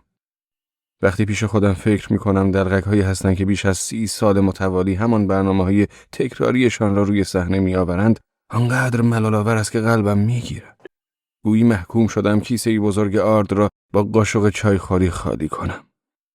کار باید برایم نشاط‌آور باشد. در غیر این صورت بیمار می‌شوم. ناگهان به فکرم می‌رسد که قادرم تردستی کرده یا آواز بخوانم. همه اینها بهانه‌هایی برای فرار از تمرین‌های روزانه‌ام است. تمرین‌هایی که حداقل 4 ساعت و در صورت امکان 6 ساعت یا بیشتر باید به انجام آنها بپردازم. در تمرین کردن کوتاهی می‌کنم و فقط به چند حرکت رو دست بالانس زدن و پشتک زدن و حرکات مختصر ژیمناستیک روی تشک ژیمناستیکی که همه جا با خودم میبرم اکتفا کردم. حالا هم زانوی مجروحم بهانه خوبی دستم داده که روی مبل دراز کشیده و سیگار روشن کنم و برای خودم دل بسوزانم. پانتومیم آخرم به نام نطق وزیر خیلی خوب بود، ولی از آنجایی که نتوانسته بودم آن را با کیفیت بهتری اجرا کنم پیشرفت چندانی نکرد. تمام تلاش‌های شعریم شکست خوردند. هیچگاه نتوانستم یک چیز انسانی را بدون مزخرفات ناراحت کنندش بیان کنم. برنامه‌های روح رقصان و راه مدرسه و بازگشت از مدرسه بازیگری معقولی داشتند، اما وقتی کوشیدم قطعه‌ای را در مورد زندگی نامه یک مرد اجرا کنم دوباره کارم به شکل اغراق‌آمیز به طنز کشیده شد. ماری حق داشت. شعر سرودن و ترانه خواندنم با گیتار را سعی به فرار از زیر بار مشکلاتم بداند. بهترین کار من نمایش پوچی‌های روزمره بود. برای این برنامه من نیروی مشاهده‌ام را به کار می‌اندازم و دیده‌هایم را جمع‌آوری می‌کنم و سرانجام اینها را بررسی کرده برای ریشه‌یابی آنها معیاری دگرگونه دارم که آن را به شکلی پروراندم. در هر ایستگاه بزرگ قطار صبح‌ها هزاران انسان وارد شهر می‌شوند که در شهر کار کرده و هزاران نفر از شهر خارج می‌شوند. واقعاً چرا این انسان‌ها محل کارشان را با هم عوض نمی‌کنند؟ یا صف‌های قطارگون اتومبیل‌ها که در ساعات ترافیک در دل هم می‌روند. تعویض کار یا محل اقامت سبب می‌شود که این همه دود و کثافت بیجا نداشته و از دستکان دادن‌های پلیس راه بیچاره جلوگیری کنیم. در تمام شهر چنان آرامش و سکوتی حاکم می‌شد که مردم می‌توانستند وسط چهارراه منچ بازی کنند. از این مشاهدات نمایشی پانتومیم درست کرده بودم که فقط با حرکات دست‌ها و پاهایم آن را اجرا می‌کردم. به گونه‌ای که صورت سفید شدم، بی حرکت میان حرکات دست و پایم می‌ماند. و بدین گونه موفق می‌شدم با این 4 عضو تأثیری از شخصی عجیب با حرکات عجولانه برای تماشاچیان ایجاد کنم. هدف من این است که تا حد امکان از ابزار کمی در کارم استفاده کنم. حتی برای اجرای نمایش راه مدرسه و برگشت از مدرسه احتیاج به کیف مدرسه هم ندارم، زیرا حالت دست و نشان دادن کیف به دست گرفتن برای این امر کافی است. در این نمایش از جلوی متروهای خیابانی در حال حرکت می‌دوم و در آخرین لحظه به داخل اتوبوس پریده و در اتوبوس ویترین‌های مغازه‌ها حواسم را پرت می‌کنم و در راه با گچ چیزهای نادرست روی دیوار می‌نویسم و با تأخیر جلوی معلم طابیخگر می‌ایستم. بعد کیف مدرسه‌ام را از روی دوش برداشته و آرام و سر به زیر به طرف نیمکت می‌روم. من می‌توانستم نکته‌های شاعرانه را در وجود این کودک به خوبی نشان دهم. در زندگی یک کودک چیزهای پوچ بزرگ به نظر می آیند و این چیز غریبی است که برای ما بزرگترها زندگی بدون نظم و انضباط سخت به نظر می رسد. حتی یک کودک هم ایام فراغت از کودکی را ندارد. فقط وقتی که قواعد انضباطی از طرف او پذیرفته شوند می توان از ایام فراغت صحبت کرد. من با کوششی متعصبانه زمان فراغت آدمها را می بینم. کارگری که پاکت دستمزدش را در جیبش می گذارد و سوار موتورش می شود. کارمند بورسی که بالاخره گوشی تلفن را زمین می‌گذارد و دفترچه‌اش را در کشو می‌نهد و کشو را قفل می‌کند. یا آن خانم فروشنده مواد غذایی که پیشبندش را باز می‌کند و دستهایش را می‌شوید. جلوی آینه به موهایش می‌رسد و ماتیکی بر لب می‌زند. کیفش را برداشته و می‌رود. همه این کارها چنان انسانی‌اند که من برای خودم تصوری از انسانیت هم ندارم. زیرا وقت فراغت را فقط به عنوان برنامه میتوانم اجرا کرده و بشناسم. در این مورد هم با ماری صحبت کرده که آیا یک حیوان، مثلا یک گاو که دوباره نشخوار میکند یا یک خر که پشت پرچین می ایستد ایام فراغت دارد؟ و او معتقد بود که این گونه افکار توهین به مقدسات است. خواب چیزی همانند اوقات فراغت است. این نکته تشابه بزرگ بین انسان و حیوان است. اما بهترین شکل اوقات فراغت آن است که انسان آن را آگاهانه بگذراند. حتی پزشک‌ها هم اوقات فراغت دارند و به تازگی کشیش‌ها هم تعطیلات دارند. راجع به این مسئله حرصم می‌گیرد. کشیش‌ها اجازه ندارند تعطیلات داشته باشند یا حداقل باید الزام وجود آن را در مورد هنرمندان درک کنند. کشیش‌ها لازم نیست چیزی از هنر بدانند، نه از برنامه و اجرای آن و چنین مزخرفاتی. ولی حداقل باید از طبیعت و خواسته هنرمند آگاه باشند. من همیشه با ماری در این مورد بحث و جدل داشتم که آیا ماری به خدای معتقد است؟ او همیشه بر این ادعا بود و انجیل قدیمی را بیرون می‌کشید و برایم قسمتی از داستان آفرینش انسان را می‌خواند. من با استناد به انجیل جدید با حرفش مخالفت کرده و میگفتم احتمالاً خدا در روز هفتم کاری نداشته است، ولی قادر به تصور فراغت عیسی مسیح نیستم. وقتی این کلام را بیان کردم ماری رنگش پرید و به من حق داد که تصور ایام تعطیلات و فراغت برای حضرت مسیح توهین به مقدسات است. با اینکه مسیح جشنی هم گرفته بود ولی ایام فراغت نداشته است. من میتوانم مثل یک حیوان بخوابم، خوابی که بیشتر وقتها بدون رؤیاست و فقط چند دقیقه طول میکشد. ولی در همین چند دقیقه احساس میکنم یک عمر خوابیدم، انگار سرم را از میان دیواری رد کرده که آن سویش سیاهی ابدیت قرار دارد و همه چیز را فراموش میکنم و فراغتی جاودانه مییابم، دقیقاً مثل وقتی که هنریته به هیچ میاندیشید. وقتی راکت تنیس را یک بار به زمین میانداخت یا قاشقش در ظرف سوپ رها میشد یا با حرکتی کوتاه ورقهای بازی را در آتش میریخت. یک بار از هنریته پرسیدم وقتی این حالات به دست میدهد به چه چیزی فکر میکنی؟ گفت واقعا نمیدانی؟ گفتم نه. آرام گفت به هیچ چیز. من به هیچ چیز فکر نمی کنم. گفتم اما آدم که نمیتواند به هیچ چیز فکر نکند. چرا؟ میتواند. من یک دفعه احساس میکنم خالی شده و انگار مست هستم و دلم میخواهد کفش و لباسهایم را درآورده و به گوشه‌ای پرت کنم. و ادامه داد. این خیلی عالی است که در انتظار این حالت بنشینی، ولی اگر در انتظارش بنشینی این حالت سراغت نمی آمد. این حالت یک باره آمده و مثل یک ابدیت به طول می انجامد. این حالت را هنریته چند بار هم در مدرسه داشت و من به خاطر می آورم که مادرم جر و بحث های تلفنی زیادی با معلم هنریته داشت و حرف هایی که به او می زد. آره دوباره به سرش زده. حسابی تنبیهش کنید. من همین احساس عالی خالی بودن را گاهی در بازی منچ دارم. وقتی این بازی بیش از 4 یا 5 ساعت طول می کشد تنها صدای به هم خوردن مهره‌ها و تاس، شمردن مهره‌ها روی خانه‌ها و صدای افتادن مهره‌ای وقتی میزنی و بیرونش میکنی. حتی ماری را که با رغبت بیشتری شطرنج بازی میکرد به نوعی به بازی منچ معتاد کردم. این بازی برای من حکم داروی آرام بخش را داشت. گاهی اوقات 5 تا 6 ساعت پشت هم منچ بازی میکردیم. و خدمتکاران و نوکرانی که گاهی برای من چای یا قهوه می آوردند چهره عصبانی و ترسیده به خود می گرفتند. همانند چهره مادرم وقتی که بالای سر هنریته می آمد. یه چیزهایی می گفتن همانند حرفهایی که دیگران در اتوبوس آن زمانی که از خانه ماری بیرون آمده بودند می گفتند. باور نکردنی است.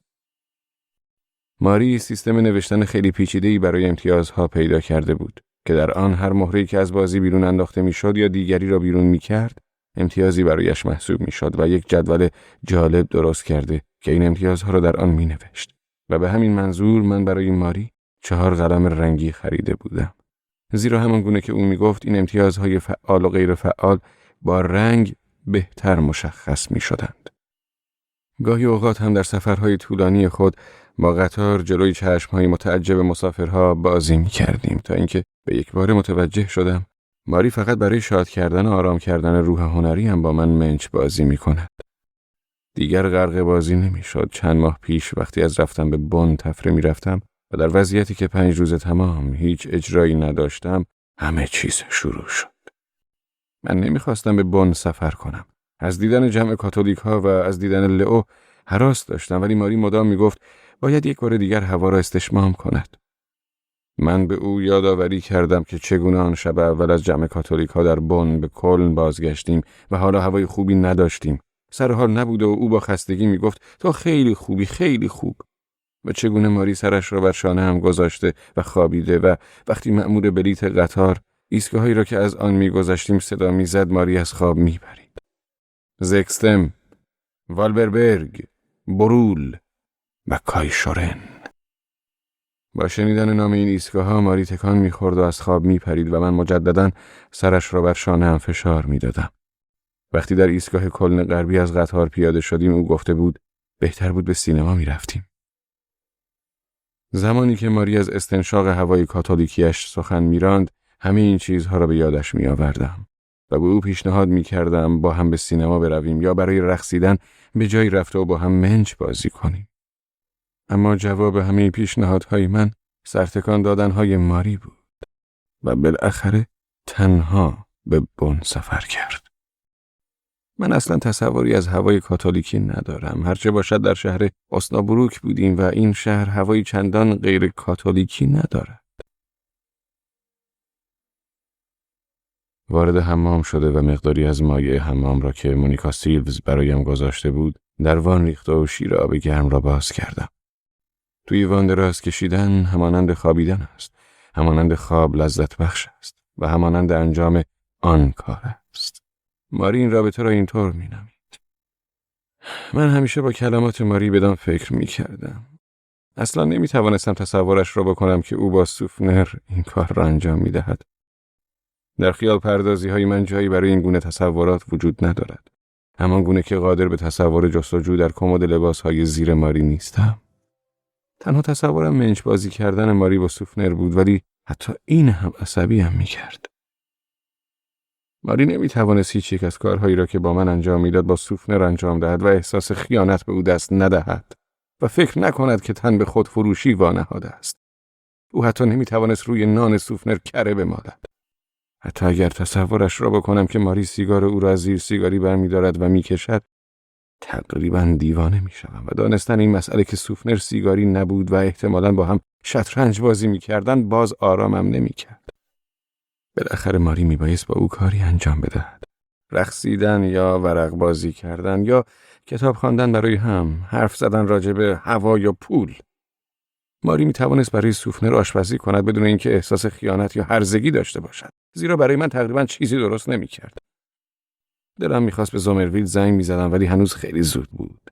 تصمیم گرفته بودم حدود 2:30 صبح به او زنگ بزنم و از خواب بیدارش کنم و با او مفصل درباره هنر صحبت کنم. ساعت 8 شب هنوز ساعت چندان خوبی نبود که به او زنگ زده و بپرسم چه مقدار از قواعد اصولیش را در حلقوم ماری فرو کرده و چه مبلغی از سوفنر برای این کار دریافت کرده است. یک صلیب قرن 13 یا مجسمه مادونای قرن 14. و همچنین بدان فکر می‌کردم از چه طریقی او را بکشم.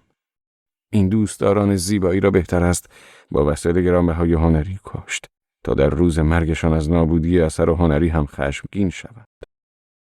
مجسمه مادونا چندان گران قیمت نبود و آنچنان محکم بود که او در لحظه مرگش به امید سالم ماندن مجسمه می‌مرد.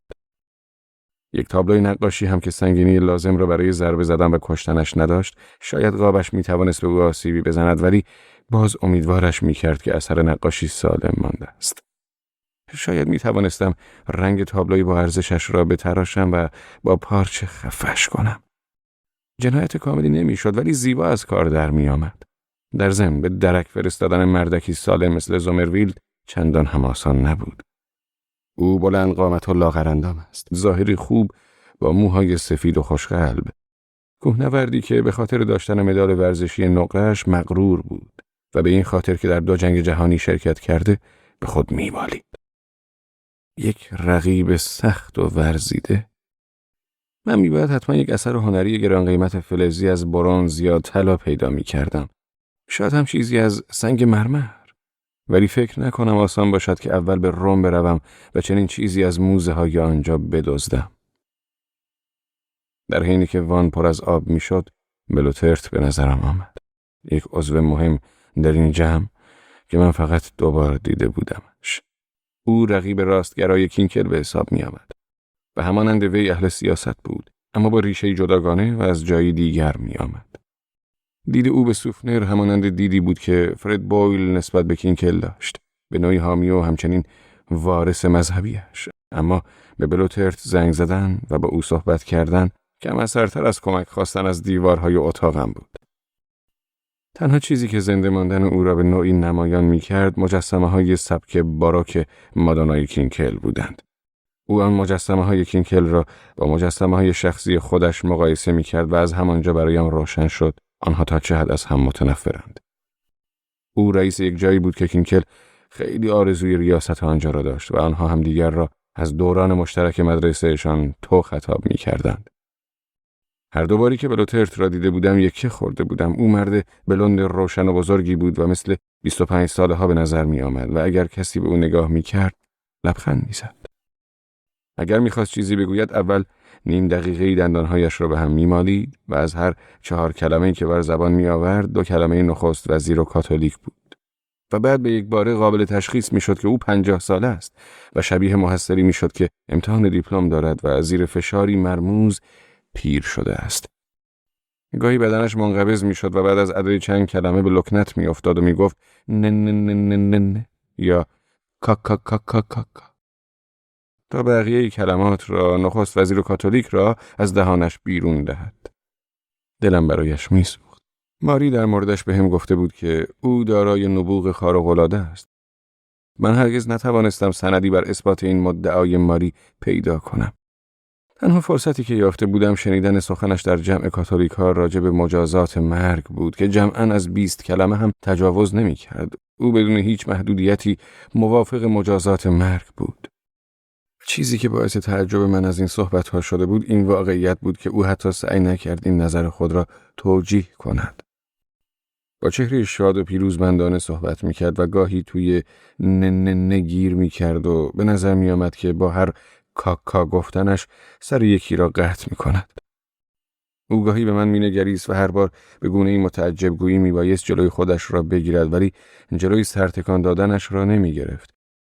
فکر میکنم انسان غیر کاتولیک برای او اصلا وجود خارجی ندارد و فکر میکنم اگر روزی مجازات اعدام دوباره آزاد شود او کسی خواهد بود که همه غیر کاتولیک ها را اعدام کند.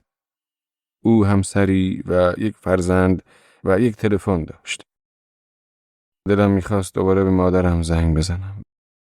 وقتی به ماری فکر میکردم یاد بلوترت افتادم. او حتما با ماری رفت آمد داشت. او به نوعی با هیئت رئیسه کاتولیک ها در ارتباط بود و از تصور اینکه بلوترت جزو لیست میهمان‌های همیشگی ماری باشد ترس برم می‌داشت. من به ماری و کلمات راهگشایش علاقه زیادی دارم. مثل من بایست بروم زیرا که باید بروم. کلماتی که مرا یاد مؤمنان صدر مسیحیت می‌اندازد. آنان که در راه ایمان و اعتقادشان خود را زیر چنگال حیوانات درنده می‌انداختند. من به مونیکا سیلوز هم می‌اندیشیدم و می‌دانستم روزی پذیرای رأفت و مهربانیش خواهم شد. او خیلی زیبا و مهربان بود و کمتر از ماری با این جمع تناسب داشت. همه کارهای او واضح و بدیهی بودند زیرا در آشپزخانه کار می‌کرد. من حتی یک بار موقع تهیه ساندویچ کمکش کردم. چه او می‌خندید و می‌رقصید و یا نقاشی می‌کرد، همیشه همه چیزش عادی بود. گرچه نقاشی‌هایی که می‌کرد مورد پسند من نبودند.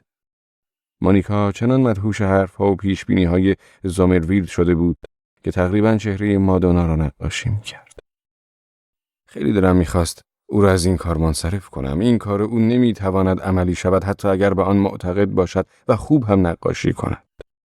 واقعاً می‌بایستی نقاشی کردن از مادونا را به بچه‌ها محول کنند یا به کشیش‌های گوشه نشین مؤمن که خود را هنرمند خطاب نمی‌کنند.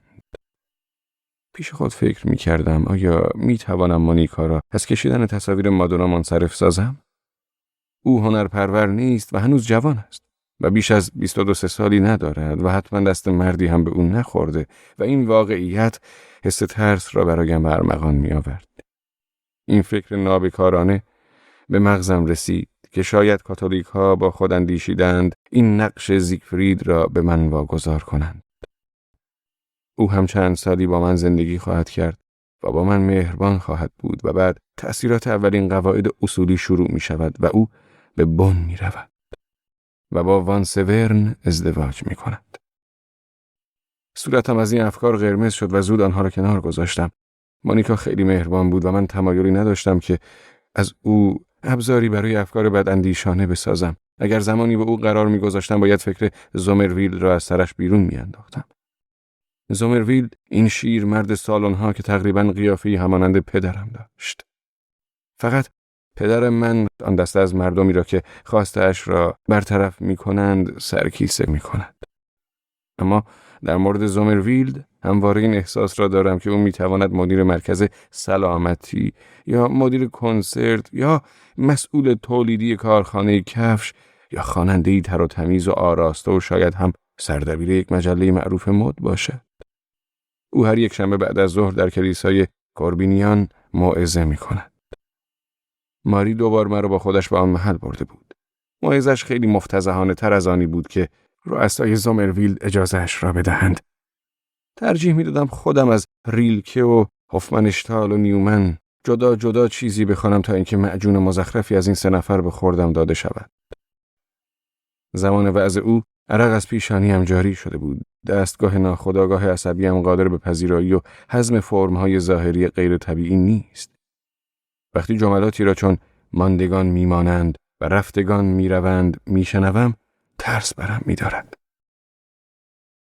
در این مواقع ترجیح می‌دهم یک کشیش چاق درمانده از پشت کرسی خطابه‌اش واقعیت‌های غیر قابل لمس این مذهب را کمرنگ و ساده بیان کند تا اینکه به کتابی صحبت کردنش بنازد. ماری از این مسئله که خطابه‌های زومرویلد اصلاً مرا تحت تأثیر قرار نداده ناراحت شده بود. به خصوص زمانی رنجاور بود که بعد از موعظه به قهوه‌خانه‌ای در نزدیکی کلیسای کوربینیان رفتیم و قهوه‌خانه از هنردوستانی که از سخنرانی زومرویل می آمدند پر شده بود. بعد خود زومرویل وارد شد و همه دورش حلقه زدند و من و ماری هم در آن حلقه گیر افتاد و زومرویل همان اراجیفی را که پشت کرسی خطابش گفته بود 2، 3، 4 بار دیگر برای هوادارانش نشخوار کرد. یک دختر زیبای هنرپیشه با موهای بلند و صورت فرشته مانندش چیزی نمانده بود به پای زومرویل بیفتد و آنها را ببوسد. و حتما زومرویل هم مخالفتی با این کارش نمی کرد. در این بین ماری اشاره به دخترک کرد و به من گفت این دختر تا 3/4 کاتولیک شده و به کیش کاتولیک گراییده است. شیر آب را بسته و شلوار و پیراهن و زیر پیراهنم را از تن درآورد و به گوشه‌ای پرت کردم. تازه می‌خواستم وارد وان شوم که تلفن زنگ خورد. فقط یک انسان را می‌شناسم که قادر است اینطور تند و تیز و مردانه زنگ تلفن را به صدا در بیاورد. و آن هم کسی جز مدیر برنامه‌ام سونرر نیست. او چنان نزدیک به گوشی و محکم صحبت می‌کند که من هر بار هراس دارم تفمالی بشوم. اگر او خواهان صحبتی مهربانانه با من باشد صحبتش را این گونه شروع می‌کند. دیروز شما محشر کردید. و این جمله را همینطوری ادا می‌کند بدون آنکه بداند آیا من واقعا محشر بودم یا خیر. ولی اگر خواهان صحبتی نامهربانانه باشد جمله‌اش را با گوش بدید اشنیر شما که چاپلین نیستید شروع می‌کند. و منظورش این نیست که قدرت و کارایی چاپلین را ندارم بلکه فاقد معروفیت چاپلینم و نمیتوانم اجازه هر کاری را به خود بدهم. و این مسئله‌ای بود که عصبانیش کرده بود. امروز دیگر حتی این حرف را هم نمیزد.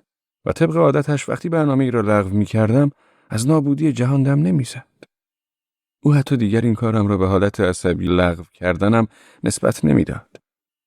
احتمالا شهرهای اوفنباخ و بامبرگ و نورنبرگ هم برنامه‌هایشان را لغو کردند و او می‌خواست پشت تلفن برایم حساب و کتاب کند که چه هزینه سنگینی برایش داشته است. تلفن همچنان لجوج و بی‌وقفه و مردانه زنگ می‌خورد. فکر کردم که از پشتی‌های مبل را پرت کنم رویش ولی حوله حمامم را تنم کرده و به اتاق پذیرایی رفتم و جلوی تلفن ایستادم. مدیران اعصاب قوی و توانایی مالی خوبی هم دارند و عبارت‌هایی مثل حساسیت روح هنرمند برایشان همانند سهام آبجوی شهر دورتموند است. و هر تلاشی برای صحبت جدی با آنها در مورد هنر و هنرمند جز نفس از دست دادن بیهوده نیست. آنها خوب می‌دانند حتی یک هنرمند بی وجدان 1000 بار وجدانش از با وجدان ترین مدیر بیشتر است. و آنها سلاحی در دست دارند که هنرمند در مقابلش قدرت مقابله ندارد. و آن آگاهی کامل مدیران از این موضوع است که هنرمند قادر به انجام کاری دیگر جز همان کاری که انجام می‌دهد نیست. کارهایی مثل نقاشی کردن، از این شهر به آن شهر رفتن و دلغکی کردن و آوازخوانی کردن و از سنگ یا فلز مجسمه‌ای پرداختن. هنرمند همانند زنی است که کاری جز عشق ورزیدن بلد نیست و خود را به هر دلال تازه نفسی می‌سپارد. این سوء تفاهم بهتر از همه در مورد هنرمندان و زنها صدق می‌کند. و در هر مدیری از 1 تا 99% خصوصیات یک دلال محبت وجود دارد. و این زنگ تلفن یک زنگ خالص دلال محبتی بود. او طبیعتاً از طریق کوسترت آگاه شده بود که کی از بوخوم آمدم و به خوبی می‌دانست در خانه‌ام. کمربند حوله حمامم را بسته و گوشی را برداشتم. فوراً بوی دهان آبجو خورده‌اش به مشامم رسید. لعنت بر تو اشنیر، چه معنا دارد که این همه مدت من را پشت تلفن نگاه می‌داری؟ گفتم داشتم سعی می‌کردم حمام کنم. آیا این مغایر مفاد قرارداد ماست؟ شوخی تو فقط می‌تواند شوخی پای طنابدار باشد. طنابدار کجاست؟ آویزانش کردند؟ از این طعنه‌ها بگذریم، برویم سر اصل مطلب. من که با طعنه بازی رو شروع نکردم. اهمیتی ندارد کی شروع کرده. ظاهراً تصمیم بر آن گرفته اید که هنرتان را خفه کنید. آقای سونرر عزیز، برای شما اشکالی ندارد اگر کمی دهانتان را از گوشی دور کنید. این نفس آغشته به آبجوی شما مستقیم به صورتم می‌خورد. او زیر لب دشنامی جاهلانه داد و سپس خندید و گفت عروسک مالیدنی دست بردار. پر روی شما ظاهراً تمام نشده. راجع به چی صحبت می‌کردیم؟ از هنر صحبت میکردیم، ولی اگر اجازه دارم از شما خواهش میکنم راجع به کارمان صحبت کنیم. اگر این کار را میکردیم دیگر چیزی برای گفتن به هم نداشتیم. گوش بده. من از شما دست نکشیدم. آیا حرفم را میفهمید؟ از فرط تعجب قادر به پاسخگویی نبودم و او ادامه داد. ما شما را به مدت 6 ماه از اجرای برنامه نمایشی و واریته دور میکنیم و پس از این مدت شما را دوباره بالا میبریم. من امیدوارم که این مردک چاپلوس لجن تو بوخوم زیاد ناراحتتان نکرده باشد. چرا کرده؟ او به اندازه یک بطری عرق و اختلاف بهای بلیت درجه 1 و 2 به بن سرم کلاه گذاشته. این کار شما احمقانه بود که اجازه بدهید دستمزدتان را پایین بیاورد. قرارداد است و پرواضح که عدم موفقیت شما را زمین خوردن توجیه می کند. آرام گفتم. سونرش، شما واقعا انسان هستید یا؟ مزخرف نگویید. دوستتان دارم. اگر هنوز متوجه این موضوع نشده اید پس خیلی احمقید. در ضمن در شما منبع درآمدی خاص نهفته است. لطفاً از این مشروب خواری بچگانه دست بردارید. گفتم اما مشروب کمکم میکنه. کمک به چی؟ به روح. مزخرف است. روح و روان را وارد بازی نکنید. ما می توانیم از مایندز به دلیل عدم تعهد به قرارداد شکایت کنیم و به احتمال قوی شکوایه را هم ببریم، اما توصیه می کنم این کار را نکنید.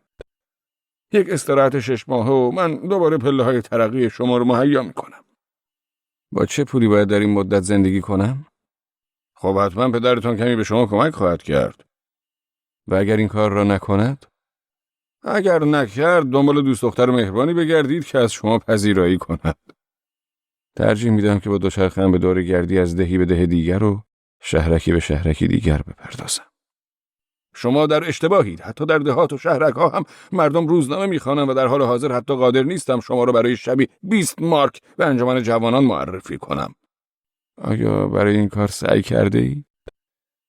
آره، تمام روز به خاطر شما تماس تلفنی داشتم و کاری نتوانستم انجام دهم. هیچ چیز برای مردم ملال‌آورتر از دلغکی نیست که احتیاج به ترحم داشته باشد. درست مثل پیش خدمتی که روی صندلی چرخدار برایتان آبجو سرو کند. بی خود امیدوارید. خودتان چه؟ او مکث کرد و من ادامه دادم. آیا بی خود امیدوار نیستید که برام باورید بعد از 6 ماه قادریم دوباره شروع کنیم؟ شاید، ولی این تنها شانس ماست و بهتر بود حتی اگر 1 سال کنار میکشیدیم. 1 سال؟ آیا میدانید 1 سال چقدر طول میکشد؟ 365 روز. و دوباره صورتش را به طرف گوشی تلفن گرفت و بوی آبجویش داشت حالم را به هم میزد. گفتم و اگر سعی کنم با نام جدید و دماغ جدید روی صحنه بیایم و کارهای دیگری ارائه دهم یا ترانه‌های همراه گیتار بخوانم و تردستی جدیدی بکنم چی؟ مزخرف هست. آدم از خواندن شما گریه‌اش میگیرد و تردستی شما مبتدی و مضحک است. اینها همش مزخرف است. شما استعداد سرشاری دارید برای اینکه دلغک خوبی شوید یا حتی عالی ترین دلغک، ولی قبل از اینکه 3 ماه تمام تمرین نکرده باشید با من تماس نگیرید و بعد از تماستان میایم و برنامه جدیدتان یا یکی از همان قدیمی ها رو میبینم و اما تمرین کنید و از این نوشیدن احمقانه دست بردارید. ساکت مانده و صدای خشخش سینه‌اش را هنگام سیگار کشیدن میشنیدم و او ادامه داد. دنبال یک روح وفادار بگردید، همانند آن دختری که همسفرتان بود. روح وفادار.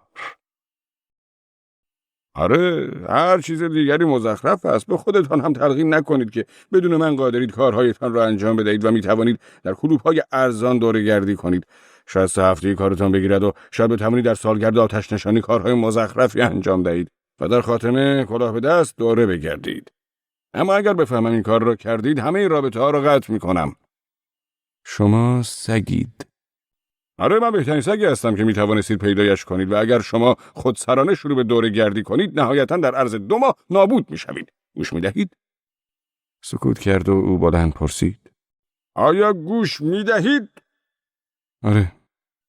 دوستتان دارم اشنیر و با شما خیلی خوب کار کردم وگرنه این مکالمه پرهزینه تلفنی را با شما انجام نمیدادم. ساعت از 7 گذشته و این تفریح شما حدوداً 2 مارک و نیم برای تو ناب خورده. آره، شاید هم 3 مارک، ولی در حال حاضر هیچ مدیر برنامه‌ای نیست که اینقدر برایتان خرج کند. پس 3 ماه دیگر و حداقل با 6 برنامه بدون نقص میبینمتون. از پدرتان هم تا جایی که میتوانید پول بکنید. خداحافظ. او واقعا گوشی رو گذاشت. گوشی همچنان دستم بود و صدای بوق ممتد تلفن را میشنیدم. و بعد از کمی تأمل من هم گوشی رو گذاشتم. او چند بار سرم کلاه گذاشته ولی هیچگاه به من دروغ نگفته بود. زمانی که ارزش کاری من احتمالاً حداقل شبیه 250 مارک بود، او برایم قراردادهای 180 مارکی می‌بست و احتمالاً کنارم پول خوبی در می‌آورد. بعد از آنکه گوشی رو گذاشتم، دریافتم اولین کسی بود که می‌خواستم صحبت با او را ادامه دهم. او میبایست به من شانسی دیگر غیر از این شانس 6 ماه انتظار را بدهد. شاید گروه آکروباتی وجود داشته باشد که نیازمند من باشد. چندان سنگین وزن نبودم و سرم هم گیج نمی‌رفت و قادر بودم با کمی تمرین آکروبات بازی کنم یا حتی با دلغک دیگر برای کار نمایشیش تمرین کنم. ماری همیشه میگفت من احتیاج به یک همبازی دارم تا برنامه‌هایم برای خودم خسته کننده نشوند. سونرر حتما به همه امکانات فکر کرده بود. تصمیم گرفتم زمان دیگر با او تماس بگیرم و به حمام برگشتم و حوله حمامم را روی لباسهای دیگر به گوشه از حمام پرت کردم و توی وان رفتم. یک وان گرم مثل یک خواب لذت بخش است. با اینکه کمبود پول داشتم همیشه در سفرها اتاقی با حمام کرایه می‌کردم و ماری همیشه میگفت خانه و تربیت خانگیت علت این ولخرجی است. اما این حرفش درست نیست. در خانه ما مانند کارهای دیگر در مورد وان آب گرم هم خصاصت وجود داشت. ما همیشه می توانستیم دوش آب سرد بگیریم ولی پر کردن وان از نظر پدر و مادرم اسراف محسوب می شد و حتی آنها که گاه گداری چشم بر خیلی چیزها می بست پذیرای این مسئله نمی شد و ما هم قادر نبودیم متقاعدش کنیم. احتمالا در مؤسسه IR9 آبتنی در وان آب گرم گناهی مرگبار محسوب می شد. حتی درون وان هم جای ماری خالی بود. گاهی از روی تخت وقتی توی وان دراز می کشیدم برایم کتاب می خواند. یک بار تمام داستان سلیمان و ملکه سبا را از روی انجیل قدیمی برایم خواند و بار دیگر جنگ کابایوس و گهگاهی هم قسمت‌هایی از کتاب به خانه بنگر فرشته توماس ولف را می خواند. حال تنها و ترک شده توی این وان آجری رنگ احمقانه دراز کشیدم. حمام کاشی‌های سیاه داشت ولی وان و جاسابونی و دستگیره دوش و در توالت آجری رنگ بودند. دلم برای صدای ماری تنگ شده بود. وقتی پیش خودم فکر می‌کنم ماری حتی نمی‌تواند بدون احساس هرزگی برای سوفنر از انجیل چیزی بخواند، او حتما در اون لحظه به هتل دوسلدورف فکر می‌کند، جایی که برایم سلیمان و ملکه سبا خوانده بود. آن هم تا زمانی که از فرط خستگی به خواب رفته بودم. من با آن فرش سبز هتل، موهای تیره ماری و صدایش و آنکه چگونه برایم سیگار روشن کرد و آورد و من بوسیدمش فکر می‌کردم. توی وان که تا بالای سینه‌ام پر از کف بود دراز کشیده و به ماری می‌اندیشیدم. او با سوفنر قادر به انجام هیچ کاری نبود بدون آنکه به من فکر کند. ماری حتی قادر نبود در برابر سوفنر در خمیر دندانش را باز کند. چقدر با هم صبحانه خورده بودیم. گاه داغان و خسته و گاهی تند و مفصل. گاهی خیلی صبح زود و گاهی دیر. گاهی با مربای زیاد و گاهی با مربای کم. تصور این که ماری هر روز پیش از اینکه سوفنر سوار ماشینش شود و به دفتر کاتولیکیش برود با او صبحانه می‌خورد احساس پرهیزکارانه‌ای به من میداد. دعا می‌کردم با سوفنر صبحانه نخورد. سعی می‌کردم سوفنر را با موهای قهوه‌ای و پوست سفید و اندام کشیده‌اش که مشخصه بارز کاتولیک‌های آلمانی بود تصور کنم. با این تفاوت که او سطحی و ساده نبود. طبق گفته کینکل هرچند سوفنر نظر میانه‌ای داشت اما تمایلش بیشتر به جناح راست بود تا چپ. این راست و چپ بودن برای کینکل یکی از بحث‌های اساسی بود. اگر با خودم رو راست باشم باید سوفنر را در دسته 4 کاتولیکی که این گونه اند جای دهم: پاپ یوهانس، آلک گینس، ماری، گرگوری و سوفنر. قدر مسلم این که او ماری را از این زندگی گناه آلود به شرایط عادی و خالی از گناه سوق داده و نجاتش داده بود و این تلاش نقشی مهم در دل بستن ماری به او داشت. ظاهراً گرفتن دست ماری چندان هم جدی نبوده است. کمی پیشتر در این مورد با ماری صحبت کرده بودم و او به طرزی زیبا سرخ شده و به من گفته بود مسائل زیادی در رابطه با این دوستی دست به دست هم داده بودند.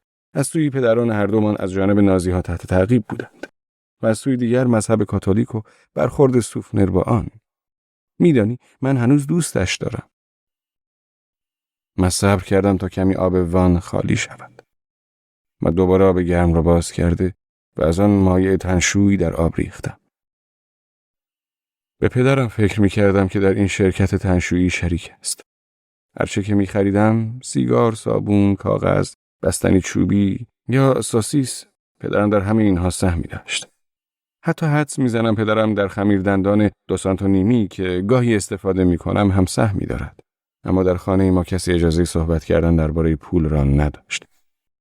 اگر آنها می‌خواست با مادرم تسویه حساب کند و دفترش را به مادرم نشان می‌داد، مادرم می‌گفت از صحبت درباره پول منزجرم.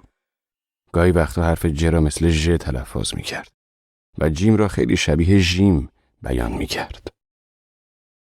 ما پول تو جیبی بسیار کمی می‌گرفتیم. خوشبختانه خانواده بزرگی داشتیم و اگر همه دور هم جمع می‌شدند 50-60 تا عمو و دایی و خاله و عمه بودند و بعضی از آنها هم مهربان بودند و پولی در جیب ما می‌گذاشتند زیرا خست مادرم پیش همه‌شان زبان زد بود.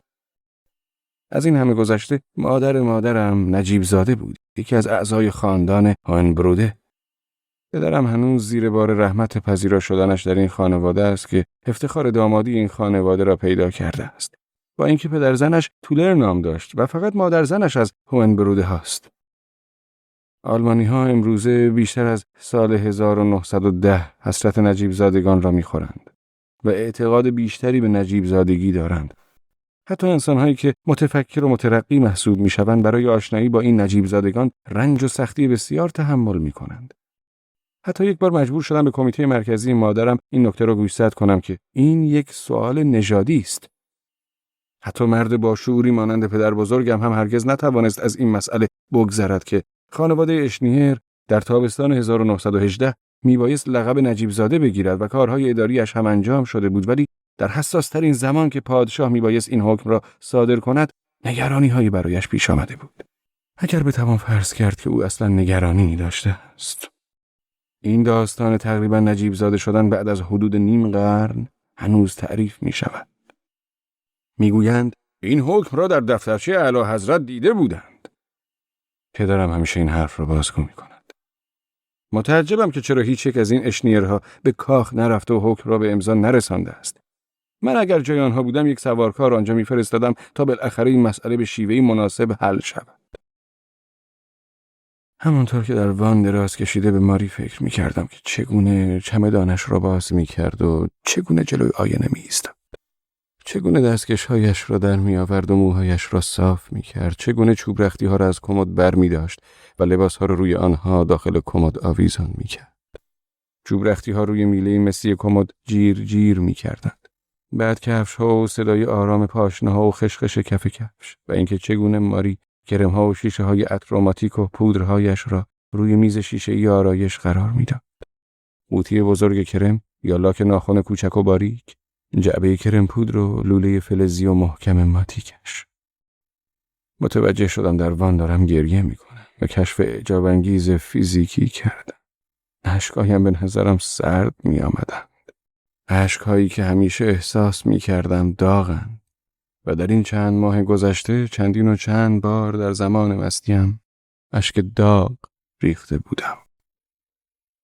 به هنریتم فکر می‌کردم و به پدرم و به برادرم لئو که تازه کاتولیک شده بود و در حیرت بودم که هنوز خبری از خودش نداده است. در شهر اوسنابروک وقتی از سفر به بن سرباز زدم که ماری خواهان سفر به آنجا بود. برای اولین بار گفت از من میترسد.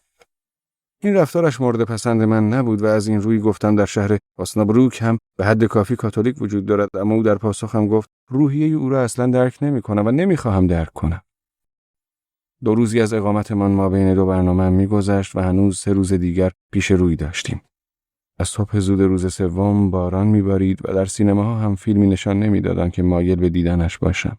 و حتی به او پیشنهاد بازی منچ هم ندادم. روز قبل ماری قیافه‌ای مانند پرستاری کهنه‌کار به خودش گرفته بود.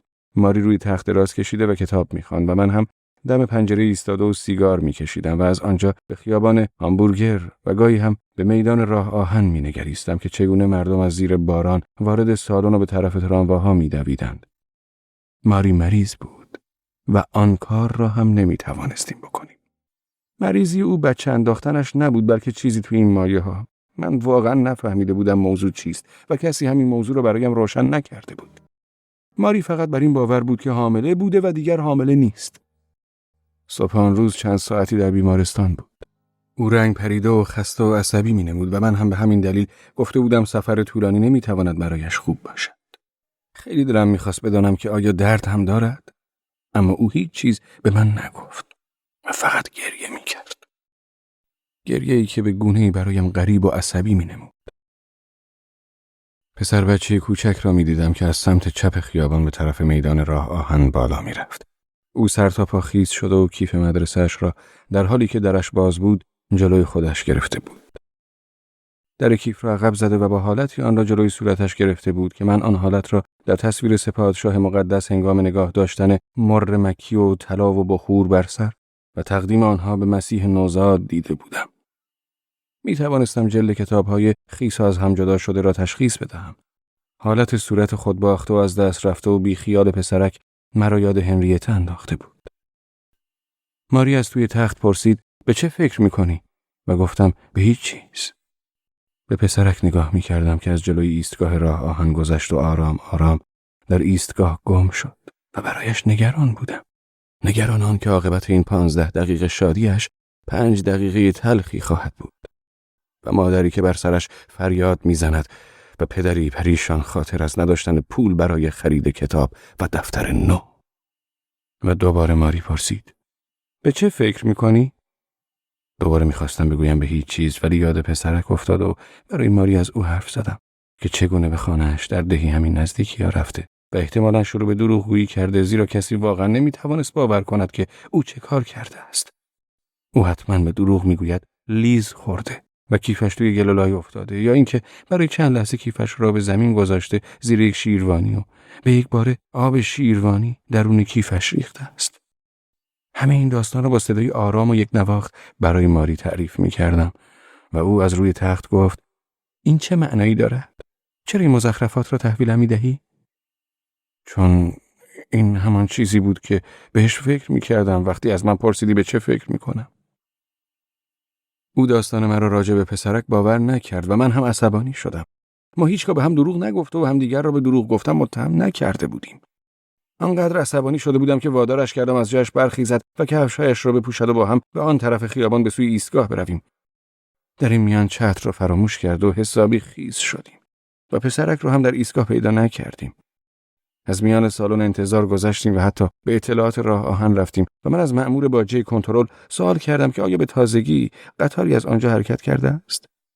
و او گفت بلی، 2 دقیقه پیش به مقصد بمته. و از مأمور پرسیدم آیا پسرکی را سراپا خیس با موهای بور و چنان قد و شمایلی دیده است؟ مأمور راه آهن شک کرد و پرسید معنای این سوالات چیست؟ آیا پسرک خلافی کرده؟ گفتم نه، من فقط میخواهم بدانم آیا او با این قطار رفته؟ من و ماری زیر باران یک سر خیز شد و او مظلومانه سر تا پایمان را برانداز کرد و پرسید شما اهل راینید؟ لحن صدایش به گونه‌ای بود که گویی میخواست بپرسد آیا ما سابقه داریم؟ گفتم آری، ما اهل راینیم. فقط به مافوق هم میتوانم چنین اطلاعاتی را بدهم. احتمالاً او زمان نظام وظیفه‌اش تجربه بدی با راینی ها داشته است. من یک کارگر صحنه را میشناختم که یک برلینی در زمان سربازیش سرش کلاه گذاشته بود و از آن تاریخ همیشه همه برلینی ها را دشمن خیش فرض میکرد. او زمان اجرای یک زن هنرمند و یک بار نورافکن صحنه را خاموش کرد، به گونه‌ای که آن زن پایش را اشتباه زمین گذاشت و شکست. این مسئله هیچگاه نتوانست ثابت شود و اتصال کوتاه مدت برق را عامل ماجرا دانستند. ولی من مطمئن بودم این کارگر صحنه چراغ را خاموش کرده بود، زیرا دخترک از برلین می آمد و یک برلینی در زمان سربازی کلاه سرش گذاشته بود. مأمور راه آهن به گونه‌ای نگاهم می‌کرد که ترس برم داشت و گفتم من با این خانم شرط بسته بودم و مسئله فقط یک شرط بندی است. و این سخن کاملا اشتباه بود، زیرا دروغ بود و به هر کسی دروغ میگفتم این را از چهره‌ام میخواند. مأمور گفت آها، پس شرط بندی. وقتی راینی ها هم شروع به شرط بندی کنند. از آن مأمور هم چیزی دستگیرم نمیشد. یک لحظه فکر کرده بودم تاکسی بگیرم و به بومته بروم و آنجا در ایستگاه به انتظار قطار بایستم تا پسرک پیاده شود، ولی او میتوانست در جای قبل یا بعد از بومته پیاده شود. وقتی به هتل برگشتیم سراپا خیس شد و یخ زده بودیم. ماری را به داخل بار کشانده و کنار میز بار ایستادم و کنیاکی سفارش دادم و دستم را دور گردنش انداختم. صاحب بار که همزمان صاحب هتل ما هم بود چنان نگاهی به ما انداخت که گویی دلش می‌خواست پلیس را خبر کند. ما روز قبل از این ماجرا ساعتی منچ بازی کرده و دستور داده بودیم ساندویچ و چای به اتاقمان بیاورند. صبح فردای آن روز ماری به بیمارستان رفته و با رنگی پریده به هتل بازگشته بود. صاحب بار لیوان کنیاک را طوری جلوی من گذاشت که نیمی از آن ریخت و چشمانش را از ما برگرداند. از ماری پرسیدم باورم نمی‌کنی؟ منظورم پسرک است. گفت چرا باورت می‌کنم. و این را از سر دلسوزی گفت، نه به علت آنکه باورم کرده بود. و من از اینکه جرأت مؤاخذه صاحب بار را از بابت ریختن کنیاک نداشتم خشمگین شده بودم. کنار ما مردی چاق ایستاده بود و آبجویش را با ملچ و ملوچ می‌نوشید و بعد از هر جرعه کف آبجوی دور دهانش را می‌لیسید و به گونه‌ای مرا نگاه می‌کرد که گویی می‌خواهد سر حرف را باز کند. من از صحبت با آلمانی‌های نیمه مست در یک سن معین وحشت دارم. آنها همیشه از جنگ صحبت می‌کنند و آن را ستایش می‌کنند و وقتی حسابی مست می‌شوند تازه در میابی که همه آنها قاتلند و همه جنایت‌های جنگی را هم چندان بد نمی‌دانند. ماری سردش بود و وقتی من گیلاس‌های خالی کنیاکمان را دوباره روی پیشخوان به سمت مرد هل دادم، سرش را تکان داد. از اینکه مرد این دفعه گیلاس‌هایمان را آرام جلوی من گذاشت و قطره‌ای از کنیاک ریخته نشده، احساس راحت‌تری داشتم. در حال از این احساس ترسو بودن رها شده بودم. مرد کنار دستمان چیزی را در دماغش بالا کشید و با خودش شروع به حرف زدن کرد. سال 44 کنیاک و آبجو را سطل می نوشیدیم. 44 سطل. اضافهش را توی خیابان می ریختیم و آتش می زدیم و یک قطرهش را هم به این بی ارزه ها نمی دادیم. و خندید. وقتی دوباره گیلاس‌های کنیاک را جلوی صاحب بار گذاشتم او فقط یک گیلاس را پر کرد. و قبل از اینکه گیلاس دوم را پر کند پرسشگرانه نگاهی به من انداخت و تازه آن لحظه دریافتم که ماری رفته است. سرم را به علامت تایید پایین آوردم و او دومین گیلاس را پر کرد. من هر دو گیلاس را خالی کردم و هنوز هم تا به امروز از این بابت خوشنودم که توانستم با پای خودم از آنجا بروم. ماری روی تخت دراز کشید و گریه می‌کرد و وقتی دستم را روی پیشانیش گذاشتم دستم را پس زد. کنارش نشسته و دستش را گرفتم و او دستش را در اختیارم گذاشت و این کارش خوشحالم کرد. بیرون تاریک شده بود و قبل از آنکه شروع به صحبت کنم 1 ساعتی دستش را گرفته بودم. من آرام صحبت می‌کردم و دوباره از پسرک حکایت کردم و او طوری دستم را فشار داد گویی می‌خواست بگوید کافی است، حرفت را باور می‌کنم. از او خواهش کردم برایم تعریف کند که در بیمارستان چه کردند و او فقط گفت این مسئله زنانه است و چیز مهمی نبود، ولی با وجود این خیلی بد بود. این عبارت مسئله زنانه در دلم وحشت می‌اندازد و در گوشم طنینی اسرارآمیز و وحشتناک دارد، زیرا درباره این مسائل واقعاً بی‌اطلاعم. تازه بعد از 3 سالی که با ماری بودم چیزهایی در مورد مسائل زنانه تجربه کردم. مسلماً می‌دانستم زنها چگونه بچه‌دار می‌شوند، اما از جزئیاتش اطلاعی نداشتم. ماری 3 سالی زنم بود و من 24 ساله بودم که برای اولین بار آن را تجربه کردم.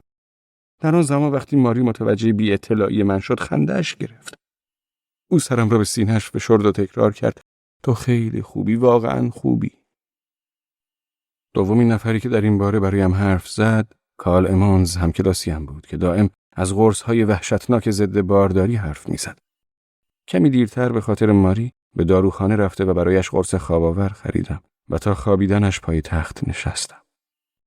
من تا امروز نمیدانم این مسئله زنانه چه مشکلاتی برای ماری به وجود آورده بود.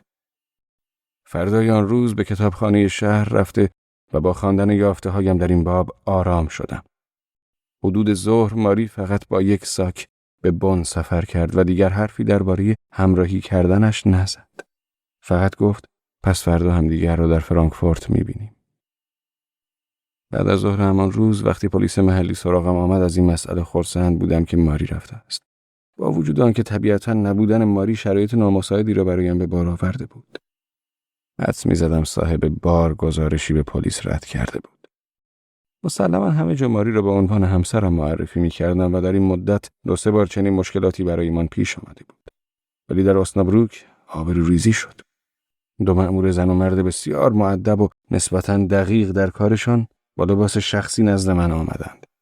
به احتمال قوی به آنها تعلیم داده شده بود که این رفتار تأثیر خوبی بر افراد خواهد داشت. برخی از رفتارهای مؤدبانه پلیس‌ها برایم ناخوشایندند. پلیس زن زیبا بود، آرایشی ساده و خوب داشت و بعد از اینکه از او درخواست کردم بنشیند، نشست و حتی سیگاری را که تعارفش کردم از من گرفت. در همین زمان پلیس مرد بدون جلب توجه اتاق را بازرسی می‌کرد. خانم درکوم تشریف ندارند؟ نه، او به فرانکفورت سفر کرده و من هم پس فردا به او ملحق می‌شوم. آیا شما هنرمند و آرتیست هستید؟ گفتم بله. با اینکه این حرفم درست نبود ولی فکر کردم آری گفتن ساده ترین پاسخ است. شما باید ما رو درک کنید. ما میبایست از مسافرانی که به این شهر میآیند و بچه‌شان را سقط میکنند یک سری اطلاعات جمع آوری کنیم. او حین ادای کلمه سقط جنین سرفه‌ای کرد. گفتم همه این مسائل را درک میکنم. در فرهنگ لغات چیزی راجع به سقط جنین نخوانده بودم. مرد مأمور خیلی مؤدبانه تعارف مرا برای نشستن رد کرد ولی کماکان بدون جلب توجه با چشمهایش اتاق را وارسی میکرد. پلیس زن پرسید نشانی خانه شما کجاست؟ من نشانی بن را به او داده و پلیس مرد نگاهی به کمد باز لباس انداخت و پرسید اینها لباسهای خانم درکوم هستند؟ بله. او نگاهی پرسش‌آمیز به همکار زنش انداخت و خانم پلیس شانه‌ای برایش بالا انداخت و سپس پلیس مرد به نقطه‌ای روی فرش خیره شد. روی لکه‌ای خم شد و دوباره نگاهی به من کرد و منتظر بود که من به قتل اعتراف کنم. بعد هر دو رفتند. آنها تا آخرین لحظه رفتاری بسیار مؤدبانه با من داشتند. به محض رفتن آنها با عجله چمدانها را بستم و درخواست صورت حساب نمودم و یک باربر از ایستگاه درخواست کرده و با قطار بعدی شهر را ترک کردم. حتی روز آخر رو هم با صاحب هتل به طور کامل حساب کردم. چمدانها را به مقصد فرانکفورت تحویل داده و به سمت جنوب راه افتادم. ترس برم داشته بود و فقط می‌خواستم آنجا را ترک کنم. زمان جمع کردن لباس‌ها روی حوله ماری لکه خونی دیده بودم. توی ایستگاه پیش از آنکه سوار قطار فرانکفورت شوم می‌ترسیدم کسی روی شانه‌ام دست بگذارد و با لحنی مؤدبانه بپرسد اعتراف می‌کنید؟ و من حتما به همه چیز اعتراف می‌کردم. پاسی از نیمه شب گذشته بود که از بن گذشته و اصلا فکر پیاده شدن در سر نداشتم. مستقیم تا فرانکفورت رفتم و وقتی به آنجا رسیدم ساعت 4:30 صبح بود. به هتلی گران قیمت رفتم و از آنجا با ماری در بن تلفنی تماس گرفتم. از نبودنش در خانه هراس داشتم. ولی ماری زود پای تلفن آمد و گفت خدا رو شکر هانس که زنگ زدی. نگرانت شده بودم. گفتم نگران؟ آره، با اسنابروک تماس گرفتم و فهمیدم تو از آنجا رفتی. من همین حالا میایم فرانکفورت. همین الان میایم. دوش گرفته و صبحانی در اتاق سفارش داده و خوابیدم. حدود ساعت 11 ماری بیدارم کرد. او کسی دیگر شده بود. خیلی مهربان و تقریبا خوشحال. و زمانی که پرسیدم به اندازه کافی هوای کاتولیکی استنشاق کردی، او خندید و مرا بوسید. جریان پلیس ها را برایش نگفتم.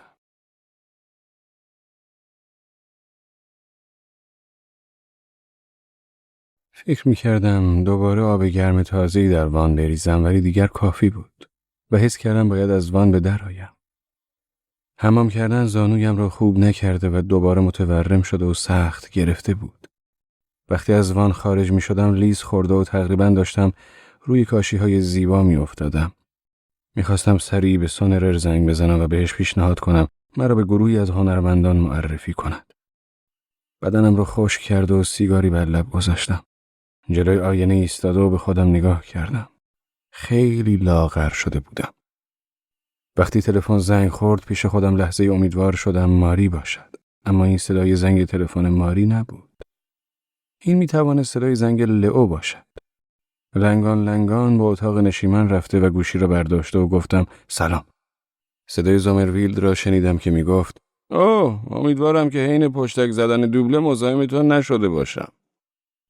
با عصبانیت گفتم من آرتیست و بندباز نیستم بلکه دلغکم و بین این دو تفاوت فاحشی هست، مثل تفاوت بین ایزدیان و پیروان دومینیک. در ضمن اگر اینجا چیزی دوبله شود حد اکثر قتلی 2 نفره است. او خندید و گفت اشنیه من واقعا برای شما نگرانم. آیا شما فقط به بن آمده اید تا دشمنیتان را تلفنی به ما اطلاع دهید؟ من به شما زنگ زدم یا شما به من؟ آیا واقعا این اهمیت دارد؟ سکوت کرد و او در ادامه گفت من خوب میدانم شما از من خوشتان نمی آید و این مسئله متعجبتان می کند که من دوستتان دارم. و شما هم باید این حق را به من بدهید که بر اصولی که به آنها اعتقاد دارم و حمایتشان می کنم پافشاری کنم. در صورت لزوم با زور؟ صدایش خیلی واضح و روشن بود و گفت نه با زور، بلکه با تأکید بر سر مسائلی که مطرحند آنچنان که شخص انتظارش را دارد. چرا میگویید شخص و نمیگویید ماری؟ زیرا برای مهم آن است که تا حد ممکن مسائل را از دریچه کلیش ببینم. اسخاف، این یک اشتباه بزرگ است. مسئله بیش از آن که شما فکر میکنید شخصی است. با حوله حمام سردم شده بود و سیگارم انقدر مرطوب بود که خوب نمیسوخت و ادامه دادم. اگر ماری دوباره پیشم برنگردد من نه تنها شما را بلکه سوفنر را هم میکشم. آه خدای من، سوفنر را از بازی خارج کن. شوخی میکنید. 1 نفر زنم را از چنگم در میآورد و من میباید میان این همه آدم این شخص را وارد بازی نکنم. و هر کسی نیست. و خانم درکوم هم همسر شما نبود. سوفنر ماری را از چنگ شما در نیاورده بلکه ماری شما را ترک کرده. کاملا داوطلبانه نه؟ بله کاملا داوطلبانه، احتمالا در کشمکش با طبیعت و ماورای طبیعت. در این جریان ماورای طبیعت کجاست؟ او با عصبانیت گفت اشنیر با تمام این مسائل معتقدم که شما دلغک خوبی هستید ولی از علوم دینی هیچ چیز نمیفهمید. اینقدر از علوم دینی میدانم که بگویم شما کاتولیک ها در برابر بیدینی چون من همانند یهودیان مقابل مسیحیان و مسیحیان در برابر کافران بسیار بیرحم هستید. من فقط از قانون و علوم دینی میشنوم و همه این حرفها در واقع فقط ورق پاره احمقانه است که به دست دولت و دولتمردان صادر شود. شما دلیل و استدلال را با هم قاطی کرده و من شما رو میفهمم اشنیر. شما رو میفهمم. شما هیچ چیز را نمیفهمید و نتیجه این کار 2 زنا خواهد شد. زنایی که ماری مرتکب شده وقتی با هربرت شما ازدواج کند و دومین زنایی که ماری مرتکب می شود روزی است که مجددا به سوی من بازگردد. بازگشتی که خواهانش است. گویا من به قدر کافی حساس و هنرمند و مسیحی نیستم که یک اسقف به من بگوید اشنیر حداقل به همان زندگی مشترکتان اکتفا می کردید. شما تشخیص درستی از نکته دینی این اختلاف ما بین مسئله خودتان و بحثی که در گذشته داشتیم ندارید. کدام تفاوت؟ این تفاوت که بزویتس حساس تر است و اینکه در محفل شما او نقش یدکش عقیدتیتان را دارد؟ او واقعا خندید و گفت نه، اختلاف بر سر قوانین کلیسایی است. بزویتس با یک زن مطلقه زندگی میکرد، زنی که نمیتوانست در کلیسا ازدواج کند، در حالی که او یعنی دوشیزه مارکوم مطلقه نبود و مانعی برای ازدواجش وجود نداشت. من حاضر بودم امضا کنم و حتی حاضر بودم کاتولیک شوم، ولی به شکلی تحقیرآمیز این آمادگی خود را مطرح کردید. میخواستید به احساس و ایمانی که ندارم تظاهر کنم؟ اگر شما بر قانون و حقوق تأکید دارید، چیزهای فقط ظاهری، چرا من را متهم به نداشتن احساس میکنید؟ من به شما هیچ اتهامی نمیزنم. سکوت کردم. پذیرفتن این مسئله که حق با اوست ناراحت کننده بود. ماری از نزدم رفته و طبیعتاً آنها هم با دستهای گشاده پذیرایش شده بودند. اما اگر ماری واقعا خواهان ماندن نزد من بود، هیچ کس نمیتوانست او را وادار به رفتن کند. زامرویلد گفت الو شنیر، هنوز پشت خط هستی؟ بله، هنوز اینجایم. من تصوری دیگر از مکالمه تلفنی داشتم. میخواستم ساعت 2:30 صبح از خواب شیرین بیدارش کنم و تهدیدش کرده و به اون ناسزا بگویم. آرام پرسید: چه کاری میتوانم برای شما انجام بدهم؟ هیچ چیز. اگر شما به من بگویید که آن کنفرانس مرموز در هتل هانوور فقط و فقط هدفش تقویت وفاداری ماری به من بوده است، میکوشم باورتان کنم. بدون شک شما قضاوت درستی در این باره ندارید که رابطه دوشیز درکون با شما دچار بحران شده بود. شما حتما باید مداخله می‌کردید و راههای قانونی و قانون کلیسایی را برای جدا شدن از من به ماری نشان می‌دادید. من همیشه فکر می‌کردم کاتولیک‌ها مخالف طلاقند. خدای من، آقای شنیر، شما نمی‌توانید از من به عنوان یک کشیش کاتولیک انتظار داشته باشید زنی را برای یک زندگی مشترک بدون قباله تشویق کنم. چرا؟ همین شما او را به خیانت و فحشا کشاندید. اگر می‌توانید پاسخگویش باشید بفرمایید. این جبهه‌گیری شما ضد قوانین کلیسایی متعجبم می‌کند. این جبهه‌گیری را فقط در کاتولیک ها می‌شناختم. به خودتان تلقین نکنید که من ضد کلیسا هستم. من فقط ضد زومرویلد هستم، زیرا شما انصاف ندارید و بدجنسی و دورویی کرده اید. خدای من، چرا؟ وقتی کسی پای وعظ شما می نشیند و آن را گوش می دهد فکر می کند شما قلبی به پهنای بادبان کشتی دارید. ولی بعد از اتمام موعظه‌تان در سالن‌های هتل پرسه می زنید و مردم را فریب می دهید. زمانی که من با عرق جبین برای لقمه نانی زحمت می کشم، شما همسر مرا به دین خود در می آورید بدون آنکه به حرفهایم گوش کنید. غیر منصف و درو. اما از یک هنرشناس چه انتظاری می توان داشت؟ به من توهین کنید، به من ناسزا بگویید، من شما را درک می کنم. شما هیچ چیز را نمیفهمید. شما با زحمت این معجون لعنتی را به خوردش دادید. اما من چیز خالص می نوشم. عرق سیب زمینی خالص برایم از کنیاک تقلبی بهتر است. حرف بزنید. به نظر می رسد حرف دلتان را می زنید. اسقف، من حرفی را که در دل دارم می زنم و نشان می دهم، برای اینکه همه اینها مربوط به ماری است. اشنیر، روزی می رسد که شما این مسئله را دریابید که در حق من کار درستی انجام نداده و در این مورد و به طور کلی. صدای زومرویلد لحنی حزن‌انگیز به خود گرفته بود. و معجونی را که اشاره کردید شاید فراموش کردید که انسان‌های تشنه‌ای هستند که فقط آتش دارند. و برای آنها نوشیدن از معجون من بهتر از آن است که چیزی برای نوشیدن نداشته باشند. اما در کتاب مقدس شما چیزی در مورد آب زلال و خالص نوشته شده است. چرا آن آب را به تشنگان نمی‌دهید؟ او با صدای لرزان گفت: برای اینکه از مثال شما استفاده می کنم، چون من در پایان یک زنجیر بزرگ ایستادم که آب را از چاه بیرون می آورد. من شاید 100مین یا 1000مین حلقه این زنجیر باشم و این آب دیگر مانند اول زلال و تازه نیست. صدایم را می شنوید اشنیر؟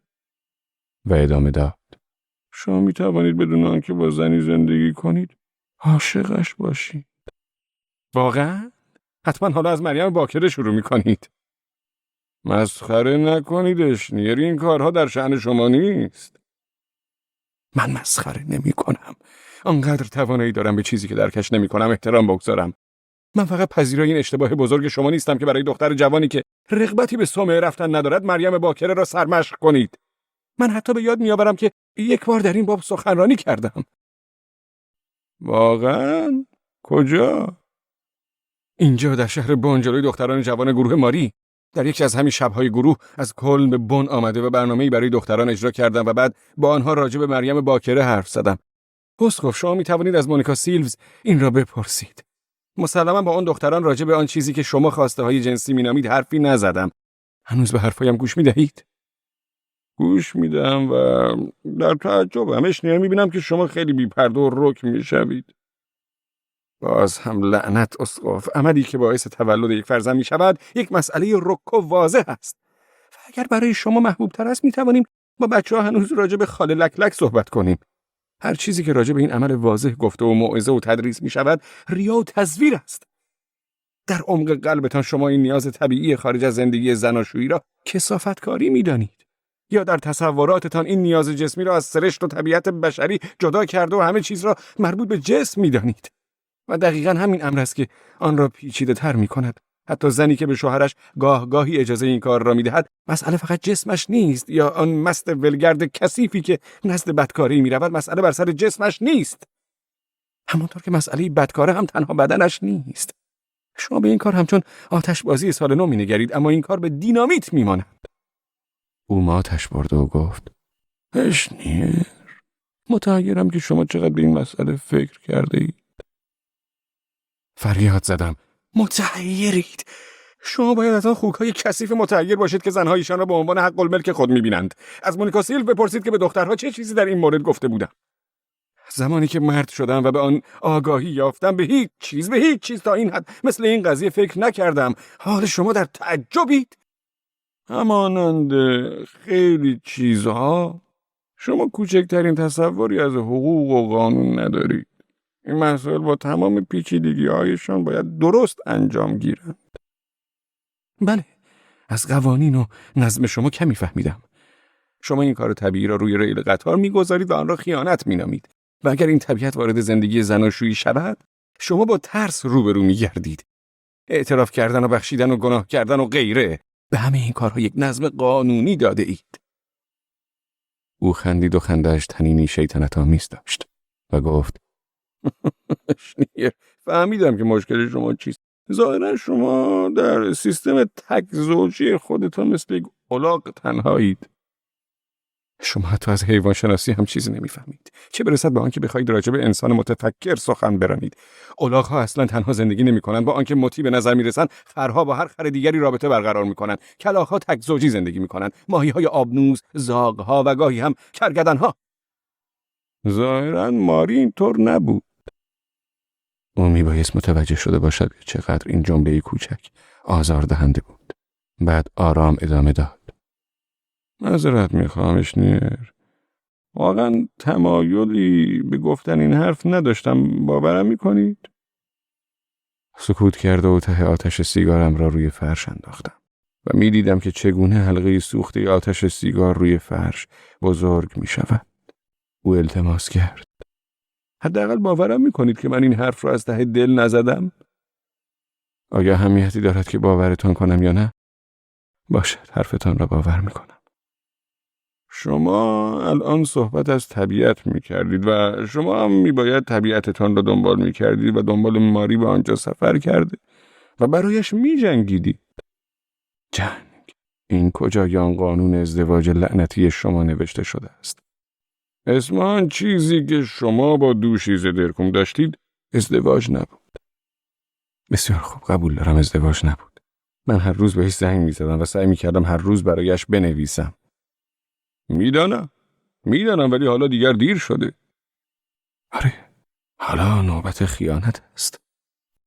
شما قادر به این کار نیستید. من شما رو بهتر از آنی که فکر میکنید میشناسم. شما تا جایی که بخواهید میتوانید به من توهین کنید و تهدیدم کنید، ولی به شما بگویم بدترین خصلت شما این است که شما یک انسان بیگناه و دوست دارم بگویم انسانی خالص هستید. میتوانم کمکی به شما بکنم. منظورم... او سکوت کرد و من پرسیدم: منظورتان کمک مالی است؟ آن هم هست، ولی منظورم کمک کاری است. شاید دوباره در مورد پول و کار با هم صحبت کنیم. ماری کجاست؟ صدای نفسش را میشنیدم و در آن سکوت برای اولین بار چیزی به مشامم خورد. بوی ادکلونی ملایم و کمی شراب قرمز و بوی ضعیف سیگار برگ. گفت: آنها به روم رفتند. به ماه عسل؟ اسمش اینطور است. تا فاحشه‌گری کامل شود. بدون آنکه تشکر یا خداحافظی کنم گوشی را گذاشتم. به نقطه‌های سوخته سیاه روی فرش می‌نگریستم که آتش سیگار ایجاد کرده بود. و من بیش از آن خسته بودم که پا بر آتش سیگار بگذارم و خاموشش کنم. سردم بود و زانویم درد می‌کرد. بیش از اندازه در وان حمام مانده بودم. ماری نمی‌خواست با من به روم سفر کند. وقتی به او پیشنهادش را دادم قرمز شد و گفت: ایتالیا آری ولی روم نه. و وقتی دلیلش را پرسیدم گفت: واقعا نمیدانی؟ گفتم نه. و او دلیلش را نگفت. واقعا با کمال میل با او برای دیدن پاپ به روم میرفتم و فکر میکنم حتی حاضر بودم ساعتهای متوالی در میدان پتر منتظر پاپ بایستم تا دستی برایش زد و زنده بادی بگویم. مسلما اگر او دم پنجره‌اش میآمد. وقتی فکرم را برای ماری بازگو کردم عصبانی شد و گفت این خیلی احمقانه است که شخص بی‌اعتقادی همچون تو خواهان دیدار و تشویق پاپ باشد. ماری خیلی آدم حسودی بود. من بارها متوجه این حسادت کاتولیک ها شده بودم. آنها گنجینه ها و مراسم دینی و پاپ را مثل آدم های خسیس از دیگران دور نگاه می دارند. به غیر از آن این کاتولیک ها خودپسندترین گروه انسانی هستند که می شناسم. آنها به همه چیزشان می بالند، به آن چیزی که قدرت کلیسای آنهاست و آن چیزی که ضعف کلیسای آنهاست. و آنها از همه کسانی که تقریبا متفکرند انتظار دارند به دینشان بپیوندند. شاید ماری به این دلیل نمیخواست با من به روم برود که از گناه کبیره زندگی مشترکمان خجالت میکشید. ماری در برخی از موارد بسیار ساده بود و به طور کلی دختر چندان باهوشی نبود، اما این خیلی بدجنسی بود که الان با سوفنر به آنجا رفته بود. حتما حالا به حضور پاپ شرفیاب شده و پاپ او را دختر من و سوفنر را پسر خوب من خطاب میکرد و تصورش را هم نمیکرد که یک بدکار دو خیانتکار جلویش زانو زده اند. شاید هم بدان دلیل با سوفنر به روم رفته بود، زیرا هیچ چیز آنجا من را به خاطرش نمی آورد. ما با هم در ناپل و ونیز و فلورانس، پاریس و لندن و شهرهای زیادی در آلمان بودیم. در روم می توانست از شر خاطرات در امان باشد و مسلماً به اندازه کافی هم هوای کاتولیکی استنشاق می کرد. تصمیم گرفته بودم مجدداً با زومرویلد تماس گرفته و بگویم که این کارش را بی توجهی مطلق می دانم که مرا به خاطر خواستهای تک زوجی هم به باد تمسخر بگیرد. اما تقریباً تمام کاتولیک های تحصیل کرده خصلت بد دیگر هم دارند و آن اینکه یا خود را پشت عقاید دینیشان نهان کرده و شروع می کنند به ساختن اصول، یا وقتی آنها را به صورت جدی با حقایق آشکار رو در رو می کنید حرف از طبیعت انسانی زده و پوزخندی نثارتان می کنند. و در صورت لزوم وقتی دیگر حرفی برای گفتن ندارند لبخندی تمسخرآمیز زده و چنان قیافه‌ای می‌گیرند که گویی از نزد پاپ می‌آیند و از او تکه بزرگی از لغزش ناپذیریش را هدیه گرفتند. در هر صورت وقتی کسی در صدد برآید حقایق مرگبار بیان شده وحشتناکشان را کاملا جدی بگیرد، آنها به آن شخص برچسب پروتستان یا بی جنبه می‌زنند. اگر با آنها به صورت جدی راجع به زناشویی صحبت کنید بحث را به هاینریش هشتم می‌کشانند. 300 سالی است که این توپ را شلیک می‌کنند. با این کار می‌خواهند بگویند کلیسایشان چقدر سختگیر است و اگر بخواهند نرمش کلیسایشان را نشان بدهند و آنکه چه قلب بزرگی دارد شروع به بیان لطیفه‌های بزوویتس می‌کنند. اما فقط در میان افراد خودی این لطیفه‌ها بیان می‌شوند و اینکه آیا آنها چپگرا یا راستگرا باشند فرقی نمی‌کند. این کار را دلیلی بر روشنفکری و اجتماعی بودن خود میپندارند. وقتی از زومرویلد خواسته بودم داستان کشیش بزوویتس را از پشت کرسی خطابه‌اش ایراد کند بسیار عصبانی شد. از پشت کرسی خطابه‌شان فقط با توپ بزرگ شلیک میکنند اگر موضوع در مورد زن و مرد باشد. هاینریش هشتم یک امپراتوری برای یک ازدواج، حقوق، قانون و تعصب مذهبی. به دلایل مختلفی حالت تهوع داشتم. یکی جسمی، زیرا بعد از صبحانه مزخرفی که در بوخوم خورده بودم جز کنیاک و سیگار چیزی به بدنم نرسانده. و روحی، به دلیل آنکه پیش خود تصور می‌کردم سوفنر در هتلی در روم ماری را در حال لباس پوشیدن ورانداز می‌کند. احتمالاً او هم میان لباس‌های ماری جستجو می‌کرد. این کاتولیک‌های متفکر و حق به جانب و تحصیل کرده با آن موهای فرق باز کرده محتاج زنان رئوف و خوشقلبند. ماری زن درست درمانی برای سوفنر نبود. یکی مانند سوفنر که همیشه مرتب و شیک و مطابق مد روز، نه جدیدترین مد روز و نه چندان قدیمی لباس می پوشید تا ظاهر شیک و مرتب و نویش را نشان دهد و کسی که صبحها حسابی خود را با آب سرد می شوید و با چنان جدیتی دندانهایش را مسواک می زند گویی رکورد مسابقه ای را می شکند. برای چنین شخصی ماری به اندازه کافی باهوش نبود و ساعات زیادی را برای آرایش صبحگاهی صرف می‌کرد. سوفنر از جنس مردمی است که از اینکه برای دیدن پاپ به اتاق شرفیابی وارد شود، زود روی کفش‌هایش دستمال کاغذی می‌کشد. دلم برای پاپ هم میسوزد که این دو جلویش زانو میزدند. او یقینا بزرگوارانه تبسم میکرد و از صمیم قلب برای این زوج زیبای دلنشین کاتولیک آلمانی خوشحال شده و یک بار دیگر فریب میخورد. او حتی نمیتوانست حدس هم بزند که برای دو زناکار دعای مغفرت میخواند. به حمام رفته و با حوله بدنم را خشک کرده و لباس پوشیدم و سپس به آشپزخانه رفته و آب را روی اجاق گذاشتم. مونیکا به همه چیز فکر کرده بود. کبریت روی اجاق گاز بود. قهوه پودر شده در یک قوطی پرس شده. فیلتر قهوه در کنارش بود. کالباس و تخم مرغ و قوطی های کنسرو سبزی در یخچال بودند. من فقط زمانی در آشپزخانه با میل کار میکنم که این کار را تنها شانس فرار از صحبت کردن با افرادی مشخص ببینم. وقتی زومرویلد از عشق شروع می کند و بلوترت واژه نخست وزیرش را تف می کند یا فرد بویل ماهرانه در مورد کوکتون نطق می کند، آن زمان من به آشپزخانه می روم، سس مایونز را از لوله خارج می کنم، زیتونها را نصف کرد و کالباس جگر را روی نان می مالم. وقتی تنهایی در آشپزخانه می خواهم چیزی برای خود درست کنم، احساس درماندگی می کنم. دستهایم از تنهایی ناشیانه عمل کرده و احتیاج به باز کردن قوطی کنسرو یا شکستن تخم مرغی در ماهیتابه من را به حالت عمیق مالیخولیا میبرد. زمانی که ماری مریض بود یا سر کار میرفت، اون زمانی در کلن توی یک کاغذ فروشی کار کرده بود. اهمیتی برایم نداشت که در آشپزخانه کار کنم. حتی زمانی که ماری اولین سختش را داشت، لباسها را شستم. البته پیش از اینکه صاحب خانه از سینما به خانه باز کرده.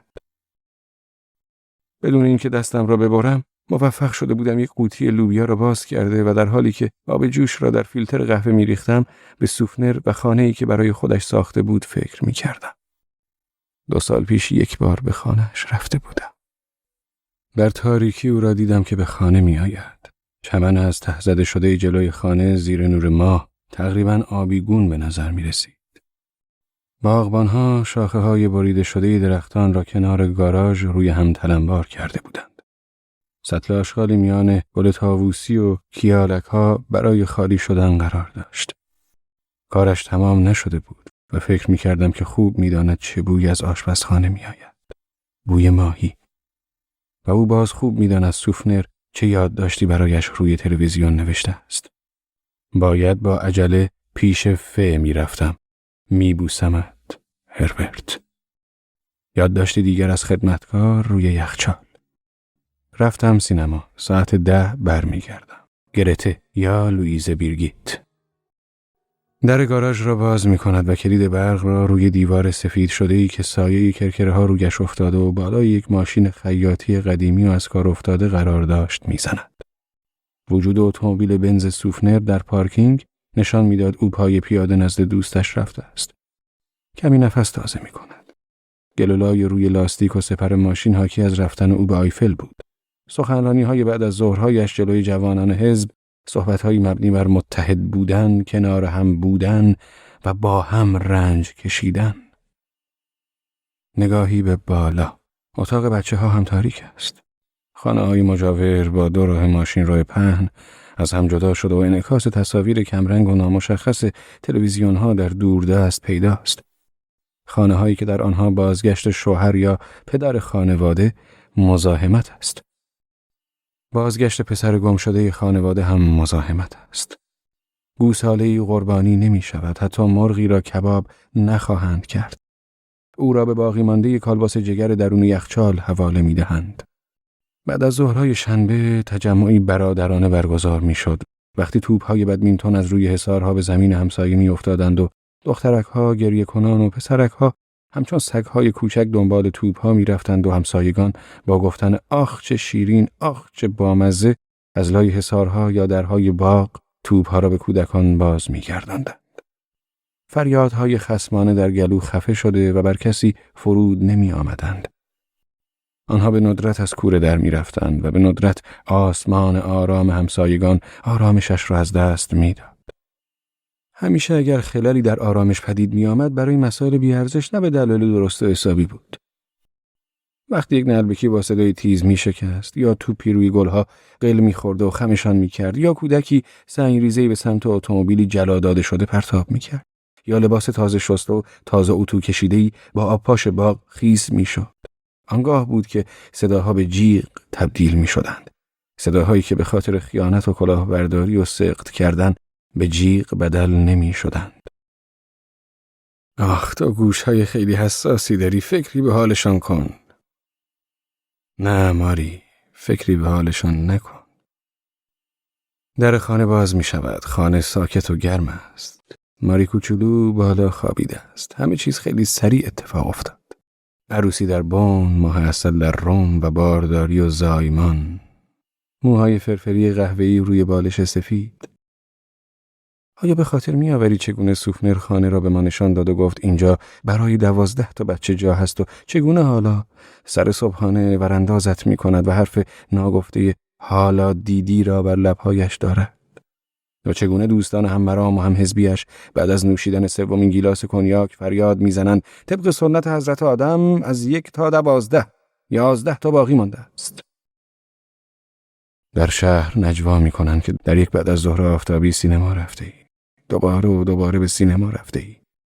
تمام عصر را تنها در جمع کاتولیک‌ها در خانه بلوترت گذراندن و چیزی به جز نونونوهای او و کاتولیک‌هایش در گلو نشنیدن، واژه‌ای که همچون عضوی بیگانه مانند یک تیله یا قده در گوشت قل می‌خورد. بلوترت دستگاهی شبیه رادیواکتیو سنج دارد که قادر است ردپای کاتولیک‌ها را پیدا کند. این دارد و این ندارد. آن زن دارد و این زن ندارد. مثل پرپر کردن گل. دوستم دارد. دوستم ندارد. دوستم دارد. دوستم ندارد. باشگاه‌های فوتبال دوستان حزبی و دولتی و گروهک‌ها بر مبنای کاتولیک بودنشان امتحان می‌شوند و مثل یک خصوصیت نژادی دنبال اثری از آن می‌گردند و پیدایش نمی‌کنند. بینی شمالی و دهان غربی. یک نفر این علائم مورد علاقه را، این علائمی را که بسیار دنبالش بوده‌اند مطمئناً داراست و او کسی جز بلوترت نیست. و تو ماری از چشمهای او حذر کن، از نیازهای دیررسش، از آن سمینارهای معرفی کردن فرمان ششمش پرهیز کن و اگر او از گناهان ویژه صحبت می کند این کلمات را به زبان لاتین می گوید. این سکستو د سکستو. طبیعتاً کلماتی که طنین سکس را به گوش می رسانند و فرزندان نازنینش، فرزند بزرگش هوبرت 18 ساله و دختر 17 سالش مارگرت اجازه دارند کمی بیشتر بیدار بمانند و به صحبت‌های مفید بزرگسالان گوش دهند. صحبت‌هایی در مورد کاتولیک‌ها و جایگاه اجتماعی و مجازات مرگ که این گفتگو برقی عجیب در چشم‌های خانم بلوترت می‌اندازد و تون صدایش را به گونه‌ای که گویی خنده و گریه شهوت‌انگیز با هم یکی شده اند به شکلی تحریک کننده تیز می‌کند. تو کوشیده ای خودت را با چپگرایی یک جانبه پوسیده فرد بویل تسلی دهی که حاصلی نداشت و بی حاصل در برابر راستگرایی افراطی بلوترت هرس خواهی خورد. برای تو فقط یک واژه زیبا وجود دارد. هیچ. به هیچ فکر کن. نه به کاتولیک ها و نه به نخست وزیر. فقط به دلغک بیاندیش. و دلغکی که اینک در وان حمام اشک می‌ریزد و قهوه‌ای که قطره قطره روی دمپاییش می‌چکد.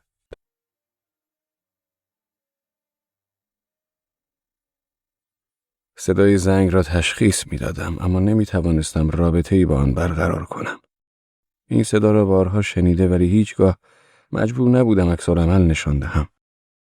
در خانه همیشه خدمتکاران نسبت به صدای زنگ در خانه عکس‌العمل نشان داده و صدای زنگ مغازه درکوم را هم بارها شنیده و هیچگاه نمی‌بایست از جایم برخیزم. در شهر کلن در پانسیونی زندگی می‌کردیم و در هتل‌ها فقط صدای زنگ تلفن وجود دارد. من صدای زنگ را می‌شنیدم و گوشی را بر نمی‌داشتم و برایم بسیار غریب بود که در آن پانسیون فقط 2 بار صدای زنگ تلفن را شنیده بودم. یک بار زمانی که پسرک برایمان شیر آورد و دومین بار وقتی بود که سوفنر برای ماری گل‌های رز صورتی فرستاده بود. من روی تخت دراز شده که ماری با رزهای تازه رسیده در حالی که مشغول بوییدنشان بود نزدم آمد و آنها را نشانم داد. گاهی از اوقات هوادارانم برایم دستگلی به اتاق می‌فرستادند و به همین علت تصور کردم این دستگل هم برای من است و خرابکاری کرد و گفتم رزهای قشنگی ان مال تو. ماری نگاهی به من کرد و گفت اما این گل‌ها برای من فرستاده شده. از شرم سرخ شدم زیرا به خاطر آوردم هیچگاه برای ماری گلی نخریدم.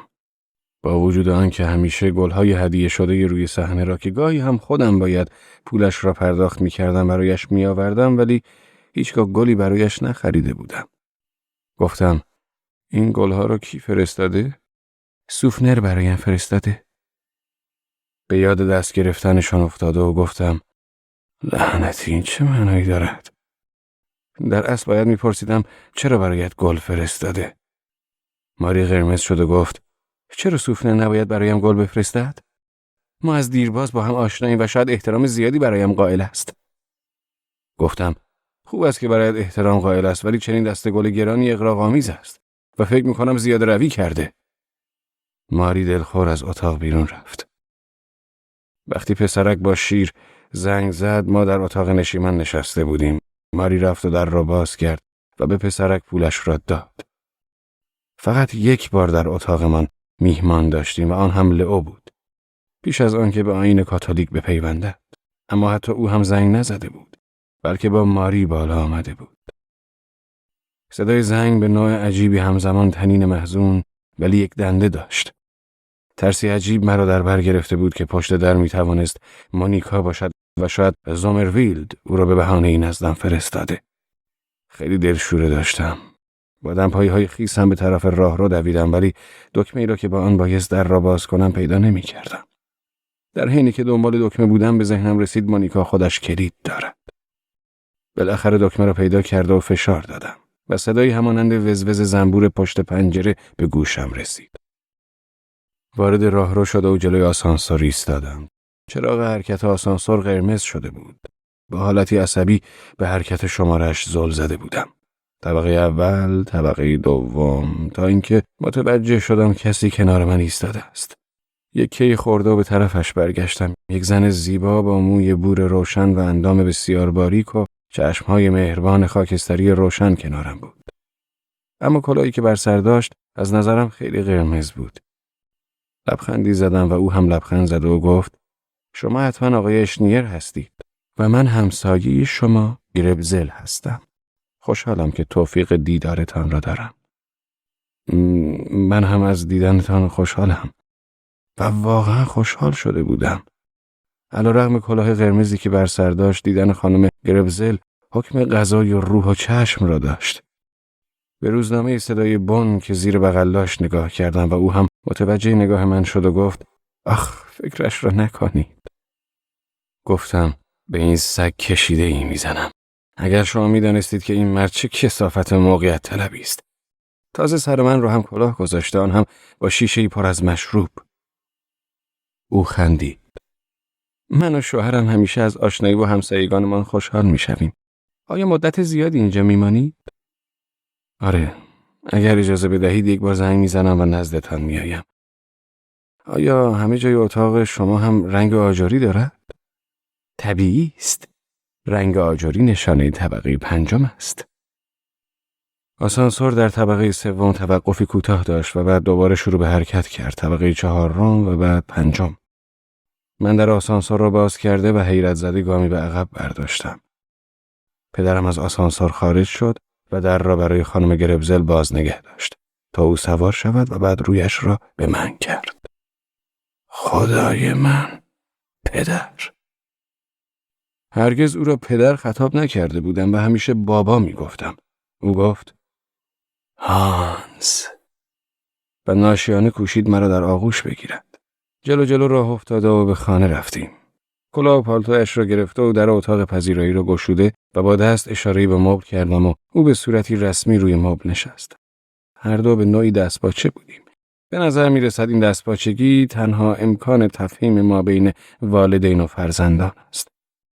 احتمالا خوشامدگویی من و پدر گفتنم حالتی رغبت انگیز داشت و این امر به خودی خود دستپاچگی من را 100 چندان کرده بود. پدرم روی یکی از همین مبل‌های آجری نشسته و مرا با آن دمپایی و جوراب خیس و با حوله بیش از حد بلند حمامم که متاسفانه آن هم آجری رنگ بود مینگریست و سر تکان میداد. پدرم درشت اندام نیست، مردی ظریف که به گونه‌ای آگاه، مرتب و آراسته است، طوری که دستاندرکاران تلویزیونی برایش سر و دست میشکنند اگر در میزگرد سؤالهای اقتصادی شرکت و بحث کند. چهرش نمایشگر دانایی و مهربانی است و اکنون او به عنوان یک ستاره تلویزیونی نامدارتر از آنی است که زمانی میتوانست به عنوان اشنیر زغال سنگی بشود. او از هر گونه خشونتی متنفر است. کسی که او را با این ظاهر می‌بیند انتظار دارد او سیگار برگ بکشد، آن هم نه سیگار برگ کلفت، بلکه سیگار برگ نازک و نرم. ولی او سیگار می‌کشد و تأثیری که سیگار کشیدنش بر شخص می‌گذارد تصویر سرمایه‌دار 70 ساله‌ای است که ماهر و ناگراست. حال می‌فهمم چرا سرمایه‌داران او را برای گفتگویی که بر سر پول می‌چرخد می‌فرستند. او نه تنها ظاهری مهربان از خود نشان می‌دهد، بلکه واقعاً مهربان است. سیگاری به او تعارف کردم و کبریتی آتش زدم و هنگامی که برای روشن شدن سیگار به سویش خم شده بودم او گفت: در مورد دلقک‌ها چیز زیادی نمی‌دانم و اطلاعات کمی دارم. ولی اینکه آنها در وان قهوه حمام می‌کنند برایم چیز جدیدی است. این می‌تواند بسیار بامزه باشد.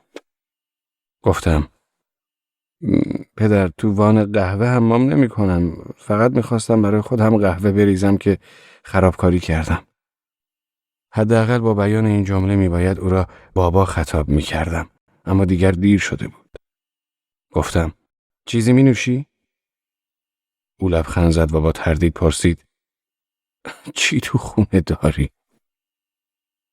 به آشپزخانه رفتم و از یخچال کنیاک، آب معدنی و لیموناد و یک شیشه شراب قرمز که داشتم آورده به اتاق برگشتم و همه شیشه ها رو روی میز جلوی پدرم چیدم. او عینکش رو از جیبش درآورد و شروع به خواندن مارک های شیشه ها کرد. اول از همه با سرتکان دادن شیشه کنیاک را گوشه‌ای گذاشت. من می‌دانستم او با رغبت کنیاک می‌نوشد و با دلخوری گفتم: ظاهراً جنس خوبی به نظر می‌آید. گفت: مارک و جنس کنیاک بسیار عالی است، ولی بهترین کنیاک هم وقتی سرد باشد قابل نوشیدن نیست. خدایا، کنیاک را نباید در یخچال گذاشت؟ پدرم از بالای عینکش چنان نگاهی به من انداخت گویی مچم را هنگام حیوان بازی گرفته است. پدرم به نوع خودش آدمی بسیار دقیق است. او تا جایی در این کار پیش می رود که حتی نان برشته‌ای را که آنا برایش درست کرده 3-4 بار به آشپزخانه برمیگرداند تا آنطور که می‌خواهد تست شود. یک جنگ بی سر و صدا که هر روز تکرار می شود. زیرا آنا تست کردن نان را کاری احمقانه متعلق به آنگلوساکسون ها می داند. پدرم به گونه‌ای تحقیرآمیز پرسید: کنیاک تو یخچال؟ این را نمی‌دانی یا خودت را به آن راه می‌زنی؟ آدم هیچ وقت منظورت را نمی‌فهمد. من این را نمی‌دانستم. پدرم با نگاهش امتحانم کرد. لبخند زد. انگار باور کرد. گفت: من را بگو که این همه پول برای تربیت کردنت خرج کردم. این حرفش احتمالاً جنبه شوخی و طعنه داشت، همان گونه که پدری 70 ساله با پسر بزرگسالش شوخی می‌کند. اما موفق به این شوخی نشد و شوخیش در کلمه پول یخ بست. او سر تکان داد و به شیشه شراب قرمز و لیموناد نگاه کرد و گفت: تو این شرایط فکر کنم بهترین نوشابه همان آب است. 2 لیوان از کمد آورد و در شیشه آب را باز کردم. حینی که شیشه را باز می کردم و نگاهی رضایت‌آمیز به من می کرد. حداقل ظاهراً این کارم را درست انجام می دادم. گفتم: اذیت نمی شوی اگر همینطوری با حوله حمام پیشت بنشینم؟ بله، اذیت هم می کند. برو یک لباس درست حسابی تنت کن. این لباست و بوی قهوه‌ای که ازش بلند می شود خیلی مسخره به نظر می آید. میخواهم با تو جدی صحبت کنم. در ضمن معذرت میخواهم که اینقدر باز و راحت حرف میزنم. همونطور که خودت هم میدانی از هر گونه ظاهر شلختی متنفرم. این فقط یک شکل راحت ظاهر شدن است. من نمیدانم واقعا چند بار در زندگیت از من حرف شنوی داشته ای و الان هم وظیفه نداری حرفم را گوش کنی. من فقط از تو خواهش کردم. تعجب کرده بودم. پدرم در گذشته خیلی خجالتی و تقریبا آدمی ساکت بود. او بحث کردن و دلیل آوردن را در تلویزیون آموخته بود. آن هم با جذابیتی خاص و من خسته تر از آن بودم که زیر بار جاذبه‌اش نروم. به حمام رفته و جوراب آغشته به قهوه‌ام را درآوردم و پاهایم را خشک کردم. پیراهن و شلوار و کت پوشیده و بدون کفش به آشپزخانه رفتم. لوبیای گرم شده‌ام را توی بشقاب خالی کرد و تخم مرغ آبپزم را هم رویش شکستم و با قاشق ته تخم مرغ را از پوستش بیرون کشیدم. یک تکه نان و یک قاشق برداشته و به اتاق نشیمن بازگشتم. پدرم با قیافه‌ای به بشقابم نگاه کرد که مخلوطی از حیرت و حال به هم خوردگی در آن بود. ببخشید ولی از ساعت 9 صبح تا حالا چیزی نخوردم و فکر می‌کنم دوست نداشته باشی جلوی پایت قش کرده بیافتم. او تلخ خندید و سری تکان داد و حزن‌انگیز گفت: بخور، ولی میدانی که این به اندازه کافی پروتئین ندارد و برای سلامتیت هم خوب نیست. ولی بعد از غذا یک سیب هم میخورم. لوبیا و تخم مرغ را با هم مخلوط کرد و گازی به نانم زد و یک قاشق از معجونم خوردم که خیلی هم به من مزه داد. حداقل کمی سس گوجه فرنگی رویش بریز. توی خانه سس گوجه ندارم. با عجله شروع به خوردن کردم و کوشیدم کمترین صدایی از دهانم خارج نشود. با این حال به نظر می رسید پدرم نمی تواند حالت تهوعش را به خوبی پنهان کند و بالاخره بلند شد و به آشپزخانه رفتم و ایستاده جلوی یخچال به خوردن ادامه داد و بشقابم را خالی کردم. عین غذا خوردن خودم را در آینه‌ای که بالای یخچال آویزان بود می نگریستم. حتی در هفته‌های گذشته مهمترین تمرین یعنی تمرین صورتم را انجام نداده بودم. یک دلغک که مهمترین عنصر نمایشش بی حرکتی صورتش است، بایستی همیشه عضلات صورت را به خوبی تکان بدهد. پیش از اینها قبل از شروع تمرین اول زبانم را بیرون می آوردم تا به این ترتیب به خودم نزدیکتر شوم پیش از اینکه شخصیتی غریبه پیدا کنم. اندکی دیرتر دیگر این کار را نکردم و در عوض روزانه 2 ساعت بدون اینکه کلکی بزنم به صورتم خیره می شدم تا وقتی که دیگر خودم نبودم و صورتم محو می شد. از آنجایی که در من تمایلات خودستایی وجود ندارد، چند بار تا مرز دیوانگی پیش رفتم. در این مواقع من فراموش می کردم که آن شخص درون آینه خودم هستم. و هرگاه تمرینم تمام می شد آینه را برمی گرداندم و هرگاه در طول روز تصادفاً به آینه می نگریستم از آنچه می دیدم وحشتم می گرفت. یک مرد غریبه در حمام من روی توالت نشسته، مردی که در موردش نمی دانستم که آیا جدی است یا شوخ طبع. یک مرد رنگ و روپریده دماغ گنده و تا آنجا که در توان داشتم با سرعت پا به فرار می‌گذاشتم و به طرف ماری می‌دویدم تا چهره خودم را در چهرهش ببینم. از زمانی که ماری رفته قادر به انجام تمرین صورت نیستم، می‌ترسم دیوانه شوم. هرگاه از تمرین برمیگشتم خودم را به ماری نزدیک می‌کردم، آنقدر نزدیک تا خودم را در چشم‌هایش ببینم. کوچک و نه چندان واضح، ولی قابل رؤیت که خودم بودم، همان خودی که جلوی آینه ترسیده بود. چگونه می توانستم به سونرر بگویم که بدون ماری قادر به تمرین نیستم؟ اینکه خودم را در حال غذا خوردن می دیدم غم انگیز بود، ولی ترسناک نبود. من می توانستم قاشق را سفت بگیرم و می توانستم لوبیاها را و رد زردی و سفیدی تخم مرغ را در آن تشخیص دهم و تکه نانی که مدام کوچکتر می شد. آینه بیانگر حزن‌انگیز واقعیتی است شبیه خالی شدن بشقابم و نانی که کوچک و کوچکتر می شد و دهان چربی که با آستین کتم پاکش می کردم. من تمرین نمی کردم، دیگر کسی آنجا نبود که از آینه بیرونش آورم. آرام به اتاق نشیمن بازگشتم. پدرم گفت: خیلی سریع آمدی، تون غذا می خوری. حالا بنشین دیگر، چیزی نمی نوشی؟ نه، میخواستم قهوه دم کنم ولی موفق نشدم. میخوایی برایت قهوه دم کنم؟ میتوانی قهوه دم کنی؟ قهوه دم کردنم خیلی خوب است. ولش کن، کمی نوشابه میخورم، چندان مهم نیست. ولی با کمال میل برایت قهوه دم میکنم. نه مرسی، توی آشپزخانه مشمئز کننده است و کنسروهای باز شده و پوست تخم مرغ همه جا ریخته و منظره آشپزخانه رو خیلی زشت کرده. باشد، هر طور که تو میخواهی. به نظر میرسید بیش از حد دلخور شده است. برایم نوشابه ریخت و قوطی سیگارش را جلویم گرفت. سیگاری برداشتم، آن را روشن کرد و با هم کشیدیم. دلم برایش میسوخت. احتمالاً با آن بشقاب پر لوبیا تمرکزش را به هم زده بودم. او حتما روی این مسئله حساب کرده بود که با خانه‌ای همانند خانه کولی‌ها مواجه شود.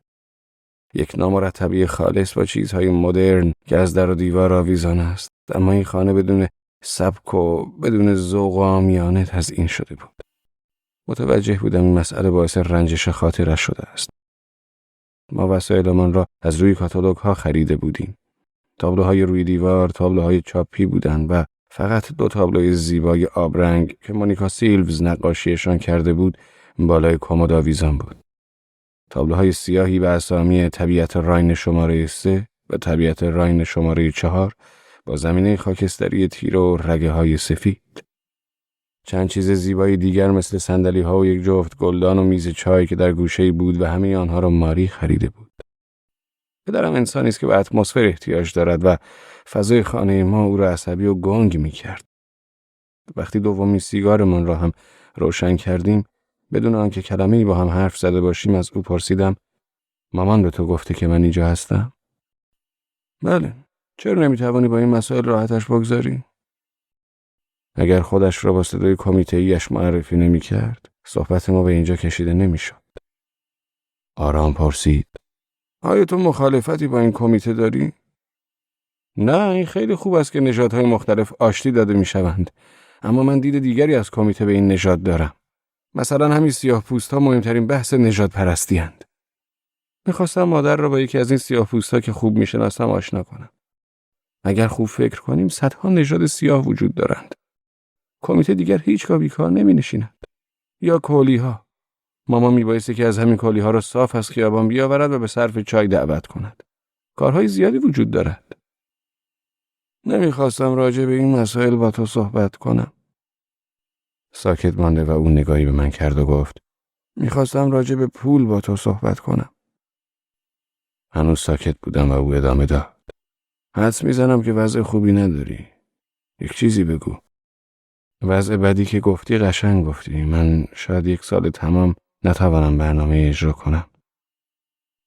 پاچه شلوارم را بالا کشید و زانوی متورمم را نشانش دادم. پاچه شلوارم را پایین کشید و با انگشت اشاره سینه‌ام را نشانش داده گفتم: و اینجا. خدای من، قلبت؟ آره، قلبم.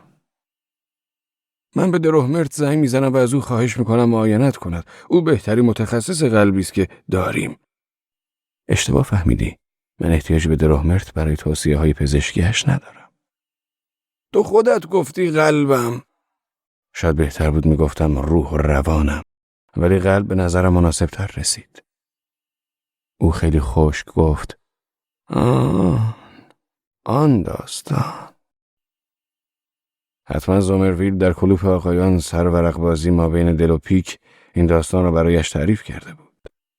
پدرم برخاست و شروع به قدم زدن کرد و بالاخره پشت مبل ایستاده و بدنش را روی دسته مبل رها کرده و از بالا نگاهم کرد. حتما خیلی احمقانه به نظر میرسد اگر یک حرف حسابی بزنم، اما میدانی تو چی کم داری؟ تو چیزی را نداری که از آدم یک مرد میسازد و آن هم با شرایط کنار آمدن است. این حرف را امروز 1 بار دیگر شنیده بودم. پس برای 3مین بار بشنو. با شرایط کنار بیا. بیحال گفتم: ولم کن. پیش خودت چی فکر میکنی؟ وقتی لئو پیشم آمد و گفت که میخواهد کاتولیک شود، دردش برایم مثل درد مرگ هنریته بود. اگر به من میگفت میخواهد کمونیست شود، اینقدر درد نمیکشیدم. تنها چیزی که به نظرم میرسد این است که وقتی یک جوان خواب و خیال واهی دارد و خواب تساوی حقوق اجتماعی و این چیزها را میبیند، او دسته صندلی را چنگ میزد و سرش را تکان میداد. نه. به نظر این مسائل برایش خیلی جدی بودند. رنگش پاک پریده و خیلی پیرتر از چیزی بود که به نظر می رسید. پدر بنشین و 1 جرعه کنیاک بنوش. او نشست و سرش را به طرف شیشه کنیاک پایین آورد. و من از قفس لیوانی برداشته و برایش کنیاک ریختم. بدون اینکه به من سلامتی بگوید یا از من تشکر کند، لیوان را بالا کشید و گفت: تو حتما این را نمیفهمی. نه. برای همه جوانهایی که این مسائل را باور میکنن میترسم. به خاطر همین مذهب لئو حسابی تکان خوردم، اما با این مسئله کنار آمدم. چرا اینطوری نگاهم میکنی؟ من باید بابت چیزی از تو معذرت خواهی کنم. وقتی تو را توی تلویزیون دیده بودم، فکر کردم تو هنرپیشه خیلی خوبی هستی، حتی تا حدی دلغکی خوب. با تردید نگاهم کرد و کمی هم دلخور به نظر می رسید و من بی‌وقفه ادامه دادم. واقعا بابا خیلی شاهکاری. خوشحال بودم که واژه بابا را دوباره یافته بودم. گفت آنها به زور این نقش را به من قبولاندند. این نقش به تو می آید و چیزی که از خودت ارائه می دهی بازی خوبی است. او جدی گفت من در گفته هایم هیچ بازی نمی کنم، هیچ بازی. من احتیاج به هیچ بازی ندارم. این برای مخالفانت بد است. من مخالفی ندارم. پس خیلی برای مخالفانت بدتر است. او با تردید نگاه کرد، خندید و گفت ولی واقعا آنها را مخالف خودم نمی بینم. این خیلی بدتر از آنی است که فکر می کردم. آیا آنهایی که مرتب باهاشان راجع به پول صحبت می کنید نمی‌دانند که شما در مقابل مهمترین مسائل سکوت می کنید؟ یا اینکه با هم قبل از اینکه روی صحنه تلویزیون جادویی شوید به توافق رسیده اید؟ او برای خودش کنیاکی دیگر ریخت و نگاهی پرسشگرانه به من انداخت. من میخواستم با تو راجع به آینده‌ات صحبت کنم. یک لحظه صبر کن. برایم خیلی جالب است که بدانم این چطوری انجام می شود. شما مرتب از درصد صحبت می کنید و می گویید 10%، 20%، 5%، 50%، اما هرگز نمی گویید چند درصد از چه چیزی. وقتی لیوانش را بلند می کرد و می نوشید و مرا می نگریست، تقریبا قیافه احمقانه داشت. ادامه دادم. عقیده دارم با اینکه زیاد حساب کتاب بلد نیستم، اما میدانم که 100% نصف فنیک است، در حالی که 5% 1 میلیارد 50 میلیون هست. میفهمی؟ خدای من، تو این همه وقت برای تماشای تلویزیون داری؟ آره، همونطور که اسم برایش گذاشتی از زمان این داستان تلویزیون زیاد میبینم. تلویزیون نگاه کردن خالی هم میکند. حسابی خالی هم میکند. و اگر کسی پدرش را هر 3 سال یک بار ببیند مسلم است که از دیدن پدرش در تلویزیون از درون یک بار با آبجوی سیاهی در دست خوشحال می شود. گاهی هم حسابی بهت افتخار می کنم که چه ماهرانه جلوی طرح سوال درصدی دیگران را می گیری. او خونسرد گفت تو اشتباه می کنی، من جلوی کسی را نمی گیرم. آیا نداشتن هیچ مخالفی در این گفتگوها خسته کننده نیست؟ برخاست و خشمگین نگاهم کرد. من هم از جایم بلند شده هر دو پشت مبل‌هایمان ایستاده و دست‌هایمان را روی دسته مبل گذاشتیم. خندیده و گفتم به عنوان یه دلغک طبیعتاً برایم فرم‌های جدید پانتومیم جالبند. یک بار وقتی در اتاق پشتی میخانه نشسته بودم صدای تلویزیون را قطع کردم. نوع پرداخت شما به مسئله سیاست مالی و اقتصادی خیلی عالی به نظر می رسید. حیف شد که تو هرگز برنامه جلسه شورای نظارت مرا ندیدی. گفت من میخواهم چیزی به تو بگویم. من با گنه هولم در موردت صحبت کرده و از او خواستم چند تا از برنامه‌هایت را ببیند و نظرش را به من بگوید. من میبایست خمیازه میکشیدم. این عمل بی‌ادبانه بود ولی نمیتوانستم جلویش را بگیرم و متوجه خرابکاریم هم شده بودم. شب خیلی بد خوابیده و روزی بدتر از شب را هم سپری کرده بودم. وقتی یک نفر پدرش را بعد از 3 سال می‌بیند و برای اولین بار در زندگیش با او سر مسائل جدی به گفتگو می‌نشیند، جایی برای خمیازه کشیدن نیست. با وجود هیجانی که داشتم خیلی خسته بوده و بسیار از این که در این لحظه خمیازه کشیده بودم متاسف شدم. شنیدن نام گنه هولم برایم اثر داروی خواب‌آور را داشت. آدم‌های همانند پدرم میبایست همیشه بهترین ها را داشته باشند.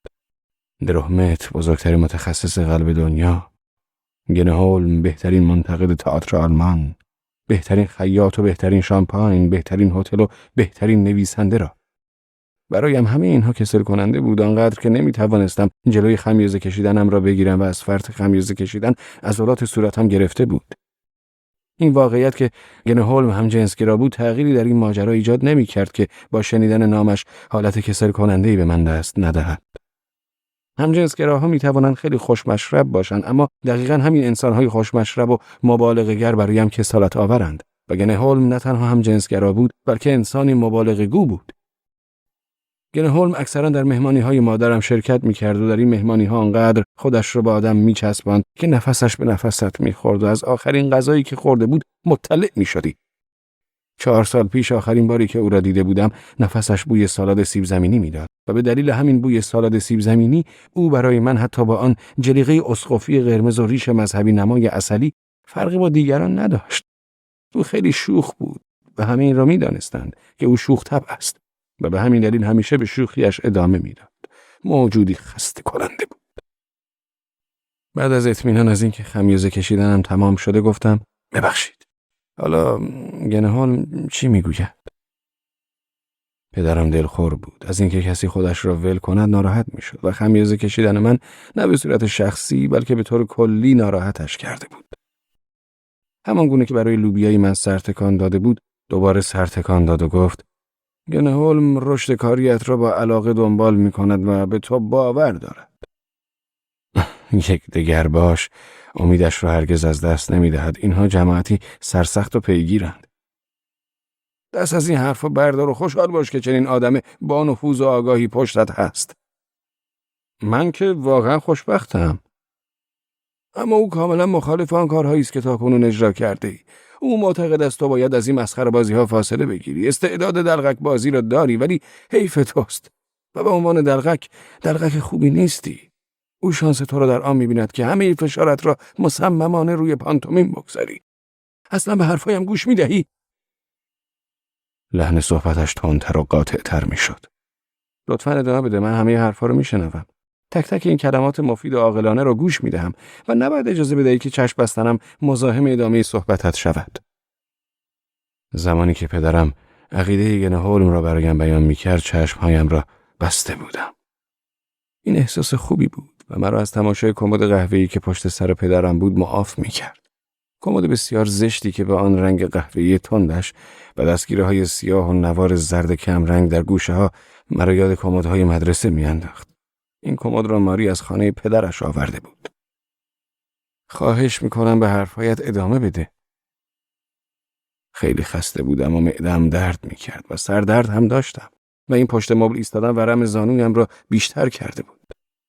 پشت پلکای بستم صورتم را مثل صورتی بعد از هزاران ساعت تمرین می‌دیدم. صورتی بی تحرک و سفید، آرایش شده و حتی مژ و ابروهایم در آن صورت تکان نمی‌خوردند. فقط چشمهایم که آهسته به این سوی آن سوی مثل یک خرگوش ترسو حرکت می‌کردند تا به همان تأثیری دست یابم که منتقدانی چون گنهولم از آن به عنوان توانایی حیرت انگیز در نمایش مالی خودیایی حیوانی نام میبرند. من مرده بودم و برای هزاران ساعت در صورتم محبوس بوده و امکان آن را نداشتم که در چشمان ماری خودم را نجات بدهم. گفتم حرف زندگیه. او به من توصیه کرد تو را برای 1 یا 2 سال و شاید 6 ماه نزد بهترین معلم میفرستم. گنهول معتقد است تو باید تمرکز داشته باشی و یاد بگیری و به آن حد از آگاهی برسی که دوباره به توانی ساده و معتقد به تمرین کردن بشوی. تمرین و تمرین و تمرین. هنوز گوش می دهی؟ خدا را شکر لحن صدایش نرم شده بود. آره گوش می دهم. و من حاضرم مخارجت را بپردازم. احساس می کردم زانویم مثل کپسول گاز گرد و چاق شده. بدون اینکه چشمهایم را باز کنم مبل را لمس کردم. دورش زد و روی آن نشستم مثل یک کور روی میز دست کشید و دنبال سیگار گشتم. پدرم از ترس فریاد کشید. من نقشه کور را انقدر خوب بازی می کنم که آدم واقعا فکر می کند کورم. در آن لحظه احساس کوری می کردم. شاید هم کور می ماندم. من نه تنها نقشه کور را بازی می کردم بلکه نقشه کسی را که کور شده است و زمانی که سیگار را گوشه لبم گرفت و نور آتش فندک پدرم را دیدم حس کردم دستش می لرزد. او با هراس پرسید پسرم مریضی؟ پاکی عمیق به سیگار زد و گفتم آره خیلی مریضم اما کور نیستم. معده درد و سردرد و زانو درد دارم و دچار افکار عجیب مالی خولیه‌ای می شدم. اما از آن هم بدتر دقیقا می دانم که 95% حرفهای گنهولم درست است و حتی می دانم دنباله صحبت او چه بوده است. او از کلایست صحبت کرد. پدرم گفت آره. آیا او نگفت که باید روح و روانم را از همه چیزهایی که درونش هست اول خالی کنم تا دوباره بتوانم روح و روان جدیدی را بسازم؟ آیا این را نگفت؟ آره گفت. اینها را از کجا می دانی؟ خدای من همه ایده هایش را میشناسم و میدانم او از کجا این ایده ها را آورده، اما نمیخواهم روحم را از دست داده و میخواهم روح و روانم را دوباره به دست بیاورم. روحت را گم کرده ای؟ آره. روح و روانت کجاست؟ در روم. با گفتن این کلام چشمهایم را گشود و پدرم خندید. پدرم واقعا از ترس پیر و رنگ پریده شده بود. خنده او نشان میداد که هم آرام شده و هم حرصش گرفته است. بچه جان، همه اینها رو بازی کردی؟ متاسفانه خوب و کامل بازی نکردم. گنهولم حتما راجع به بازی من میگفت که خیلی طبیعت گرایانه بود، ولی بیش از این هم نبود که چندان هم بیراه نمیگوید. غالبا هم جنسگرایان حق دارند، آنها یک قدرت عظیم توانایی احساسی دارند. بچه جان، با این کارت حسابی دستم انداختی. نه، من تو را بیشتر از کور واقعی که میتواند گولت بزند دست نینداختم. باور کن جستجو کردن تکیهگاه و با دست همه چیز را لمس کردن الزامی نیست تا نقش یک آدم کور را بازی بکنی. من الان میتوانم از اینجا تا جلوی در ورودی چنان لنگ بزنم که از فرط ناراحتی آه بکشی و فوراً به فرتسر بهترین جراح دنیا زنگ بزنی. سری پا شد و پرسیدم: میخوایی این کار را بکنم؟ او دلخور گفت: دست بردار. و من هم دوباره نشستم و گفتم: خواهش میکنم تو هم بنشین. این ایستادنت به نوعی عصبی هم میکند. او نشست و نوشابه‌ای برای خودش ریخت و گیج و مات نگاهم کرد و بعد گفت: از کارهای تو سر در نمیآورم. حالا یک پاسخ روشن و واضح به من بده. من خرج تحصیلت را میپردازم. اهمیتی ندارد کجا بری، لندن، پاریس یا بروکسل. تو باید بهترین ها رو داشته باشی. با خستگی گفتم: نه، این دقیقاً اشتباه ترین کاری است که میتوانم انجام دهم. تحصیل دیگر به دردم نمیخورد. من فقط باید کار کنم. از 13-14 سالگی تا 21 سالگی درسهایم را خواندم. فقط شما متوجه آن نشدید. و اگر گنهولم برام باور است که من هنوز قادر به تحصیل کردنم، پس خیلی احمق‌تر از آن است که فکر میکردم. او مردی مجرب است، بهترین کارشناسی که میشناسم. او حتی بهترین کارشناسی است که اینجا هست، اما فقط یک کارشناس. او از تئاتر و برنامه‌های کمدی و پانتومیم چیزهایی می‌داند، اما فقط به خود او نگاه کن که مسخره‌بازی‌هایش چگونه است. زمانی که ناگهان با پیراهن بنفش و پاپیون حریر سیاهش ظاهر می‌شود و حتی یک هنردوست بی اطلاع هم از دیدن این منظره شرمنده می‌شود. اینکه منتقدان دست به انتقاد می‌زنند چیز بدی نیست، بلکه مزخرف اینجاست که خود همین منتقدان به کارهای خودشان نظر انتقادی ندارند. طبیعی است که او واقعا کارشناس است، ولی اگر او بر این باور است که من بعد از 6 سال تجربه کاریم روی صحنه هنوز باید درس بخوانم، این عقیده‌اش مزخرف است. پس تو به پول احتیاج نداری؟ یک نشانه کوچک در صدای آرامش بود که مرا مردد کرد. چرا من به پول احتیاج دارم؟ بعدش میخوای چه بکنی؟ دوباره با این وضعیت برنامه اجرا کنی؟ چه وضعیتی؟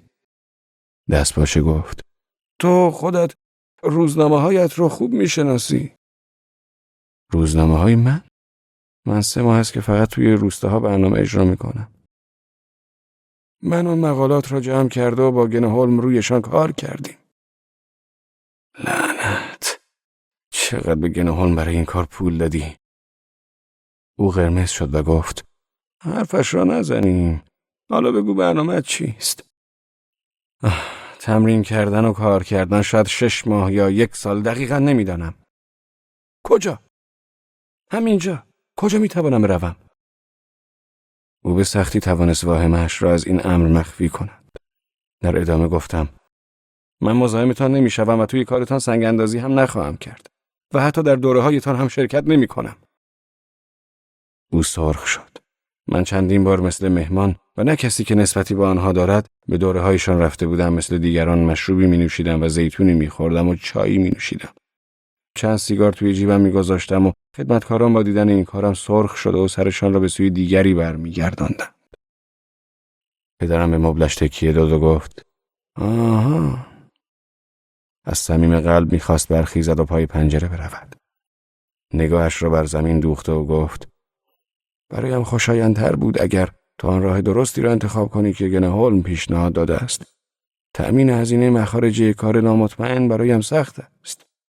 آیا پسنداز داری؟ قاعدتاً پول خوبی در این چند سال درآورده‌ای. یک پاپاسی هم پسنداز ندارم. من فقط یک سکه 1 مارکی در جیبم دارم. سکه 1 مارکی را از جیبم درآورد و به او نشان دادم. او واقعا روی سکه خم شد و طوری وراندازش کرد گویی یک حشره عجیب را ورانداز می‌کند. باور این موضوع برایم دشوار است. هر چه باشد تو را ولخرج بار نیاوردم. تقریباً به چه مبلغ پول در ماه احتیاج داری و خودت چه نظری داری؟ قلبم خیلی تند میزد. اصلا فکرش را نمی‌کردم که اینقدر مستقیم حاضر به کمک باشد. کمی فکر کردم که به اندازه کافی نه زیاد نه کم به پول احتیاج دارم. اما هیچ اطلاعی و کوچکترین آگاهی از آن نداشتم که به چه مقدار پول احتیاج دارم. هزینه برق و تلفن و یک جوری هم بایستی زندگی می‌کردم. از فرط اضطراب عرق می‌ریختم. گفتم اول از همه به یک تشک تمرین به بزرگی همین اتاق احتیاج دارم. 7 متر در 5 متر. این تشک را می‌توانی از کارخانه تشک‌سازی راین ارزان‌تر تهیه کنی.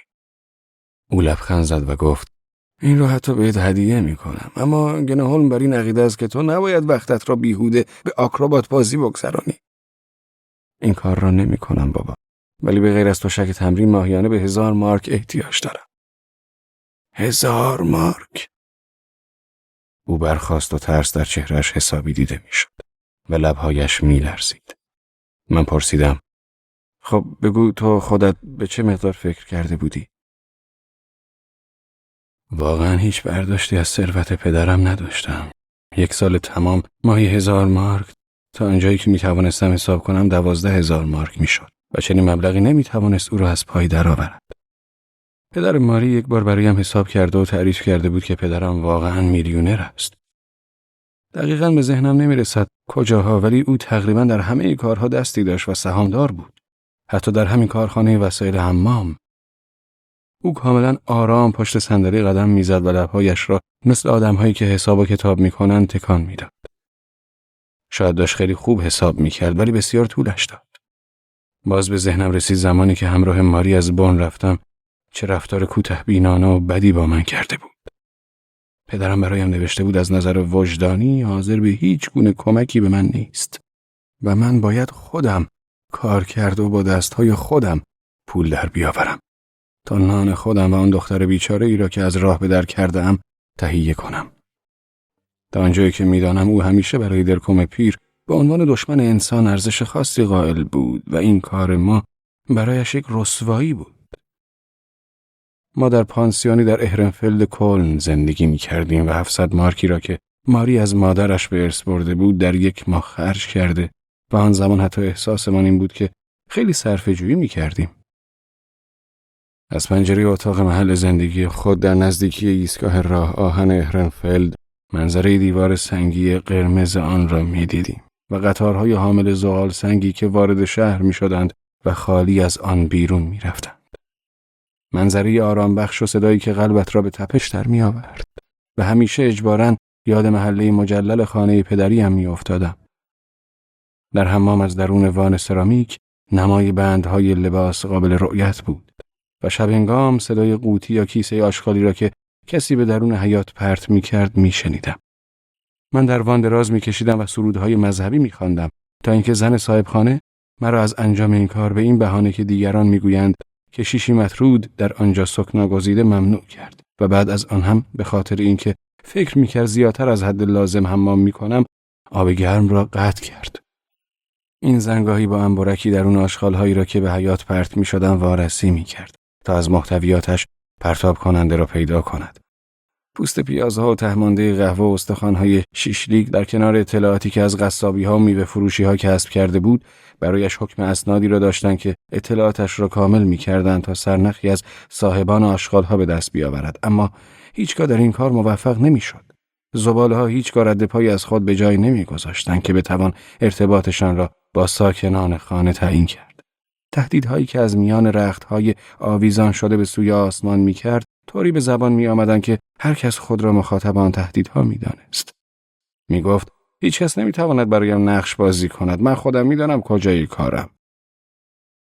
ما صبح‌ها در پنجره دراز کشیده و منتظر پستچی می‌ماندیم. پستچی که گاه از طرف دوستان ماری، لئو، آنا و گاهی از پدر بزرگ چکی را برای ما می آورد، ولی از پدر و مادرم غیر از دستهایشان چیزی دریافت نکردم.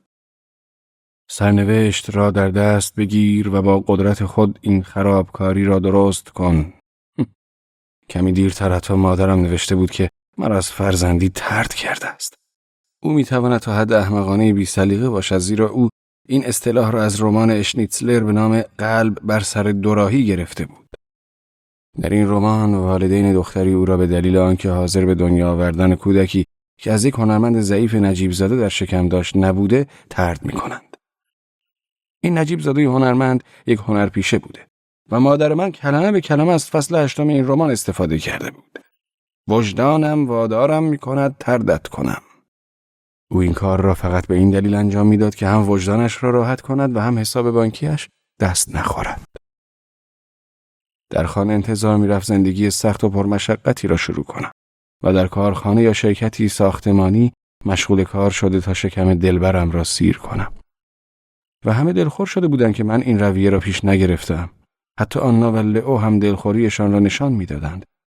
تصورشان این بود که سحرگاهان با تکه نان و شیشه آبجو سر کار میروم و از خیابان بوسه‌ای برای ماری در پنجره میفرستم و شبها خسته ولی شاد به خانه برمیگردم و روزنامه‌ام را میخوانم و ماری را در حال بافندگی میبینم. اما من هیچگاه کوچکترین تلاشی نکردم که تصورات آنها را تحقق بخشم. من پیش ماری میماندم و ماری هم دلش میخواست پیشش بمانم. احساس یک هنرمند را داشتم. در آن زمان احساس هنرمند بودنم از هر زمان بیشتر بود. و تصورات بچگی‌هایمان را به عمل در میآوردیم. روی دیوارهای اتاقمان شیشه‌های عطر و کیسه‌های نخی و برگ‌های رنگین گیاهان را آویزان می‌کردیم. وقتی به آن 1 سال فکر می‌کنم، صورتم از شدت جریحه دار شدن قلبم قرمز می‌شود. وقتی ماری آخر هفته سراغ خانم صاحبخانه می‌رفت، خواهش می‌کرد چند وقتی اجاره خانه را عقب بیاندازد، هر بار خانم صاحبخانه شروع می‌کرد به جر و بحث که چرا من سر کار نمی‌روم و ماری با صدای پرحرارت زیبایش می‌گفت شوهر من یک هنرمند است. بله، یک هنرمند. من حتی یک بار از توی راه پله‌های کثیف آنجا صدای ماری را شنیدم که از پنجره اتاق به سمت حیاط فریاد میزد بله، هنرمند. و صاحب خانه با آن صدای گرفته‌اش میگفت چی؟ هنرمند؟ شوهر شما؟ لابد محضرخانه از این بابت خیلی خوشحال شده. ولی او بیشتر از همه از این بابت عصبانی میشد که ما تا ساعت 10 یا 11 توی رخت خواب میماندیم. خانم صاحب خانه آنقدر قدرت تخیل نداشت که بفهمد ما از این طریق یک وعده غذایی و برق بخاری را صرفه‌جویی می‌کنیم. و همچنین نمی‌دانست من اکثرا می‌توانستم حدود ساعت 12 برای تمرین به سالن فار بروم، زیرا قبل از ظهرها آنجا همیشه پر بود. مشاوره با مادرها، درس‌های مذهبی، درس آشپزی یا مشاوره ساعتی شرکت تعاونی مسکن مهاجران کاتولیک. ما نزدیک کلیسایی زندگی می‌کردیم که هاینریش بهلن دستیار کشیشش بود. و او بود که این سالن کوچک را با سن کوچکش برای تمرین در اختیارم گذاشته بود. همچنین او بود که خانه را برای ما پیدا کرده بود. آن وقتها خیلی از کاتولیک‌ها با ما مهربان بودند. خانمی که در سالن فار درس آشپزی میداد، غذاهای باقی مانده را به ما میداد. اکثرا سوپ و پودینگ و گاهی هم گوشت. و اگر ماری برای تمیز کردن کمکش میکرد، گهگداری هم به ماری 1 پاکت کره یا 2 پاکت شکر میداد. گاهی اوقات آن خانم بعد از اتمام کارش همانجا میماند و به تماشای برنامه مینشست و از خنده روده بر میشد و بعد از ظهر برای من قهوه درست میکرد. و حتی زمانی که فهمید من و ماری ازدواج نکرده ایم، با ما مهربانانه رفتار میکرد. برداشت من آن بود که او اصلا روی این مسئله حساب نمیکرد که هنرمندان واقعا ازدواج کنند. بعضی از روزها که خیلی سردمان بود زودتر به آن محل میرفتیم. ماری در کلاس آشپزی شرکت می‌کرد و من هم در رختکن کنار بخاری برقی می‌نشستم و کتاب می‌خواندم. از پشت دیوار نازک صدای خنده‌هایشان و گاهی صحبت‌های جدیشان را راجع به کالری‌ها و ویتامین‌ها و مقادیر لازم برای پخت غذا می‌شنیدم، اما در کل به نظرم جلسه سرحال شادی می‌آمد. زمان مشاوره با مادرها تا پایان جلسهشان اجازه نداشتیم وارد سالن شویم.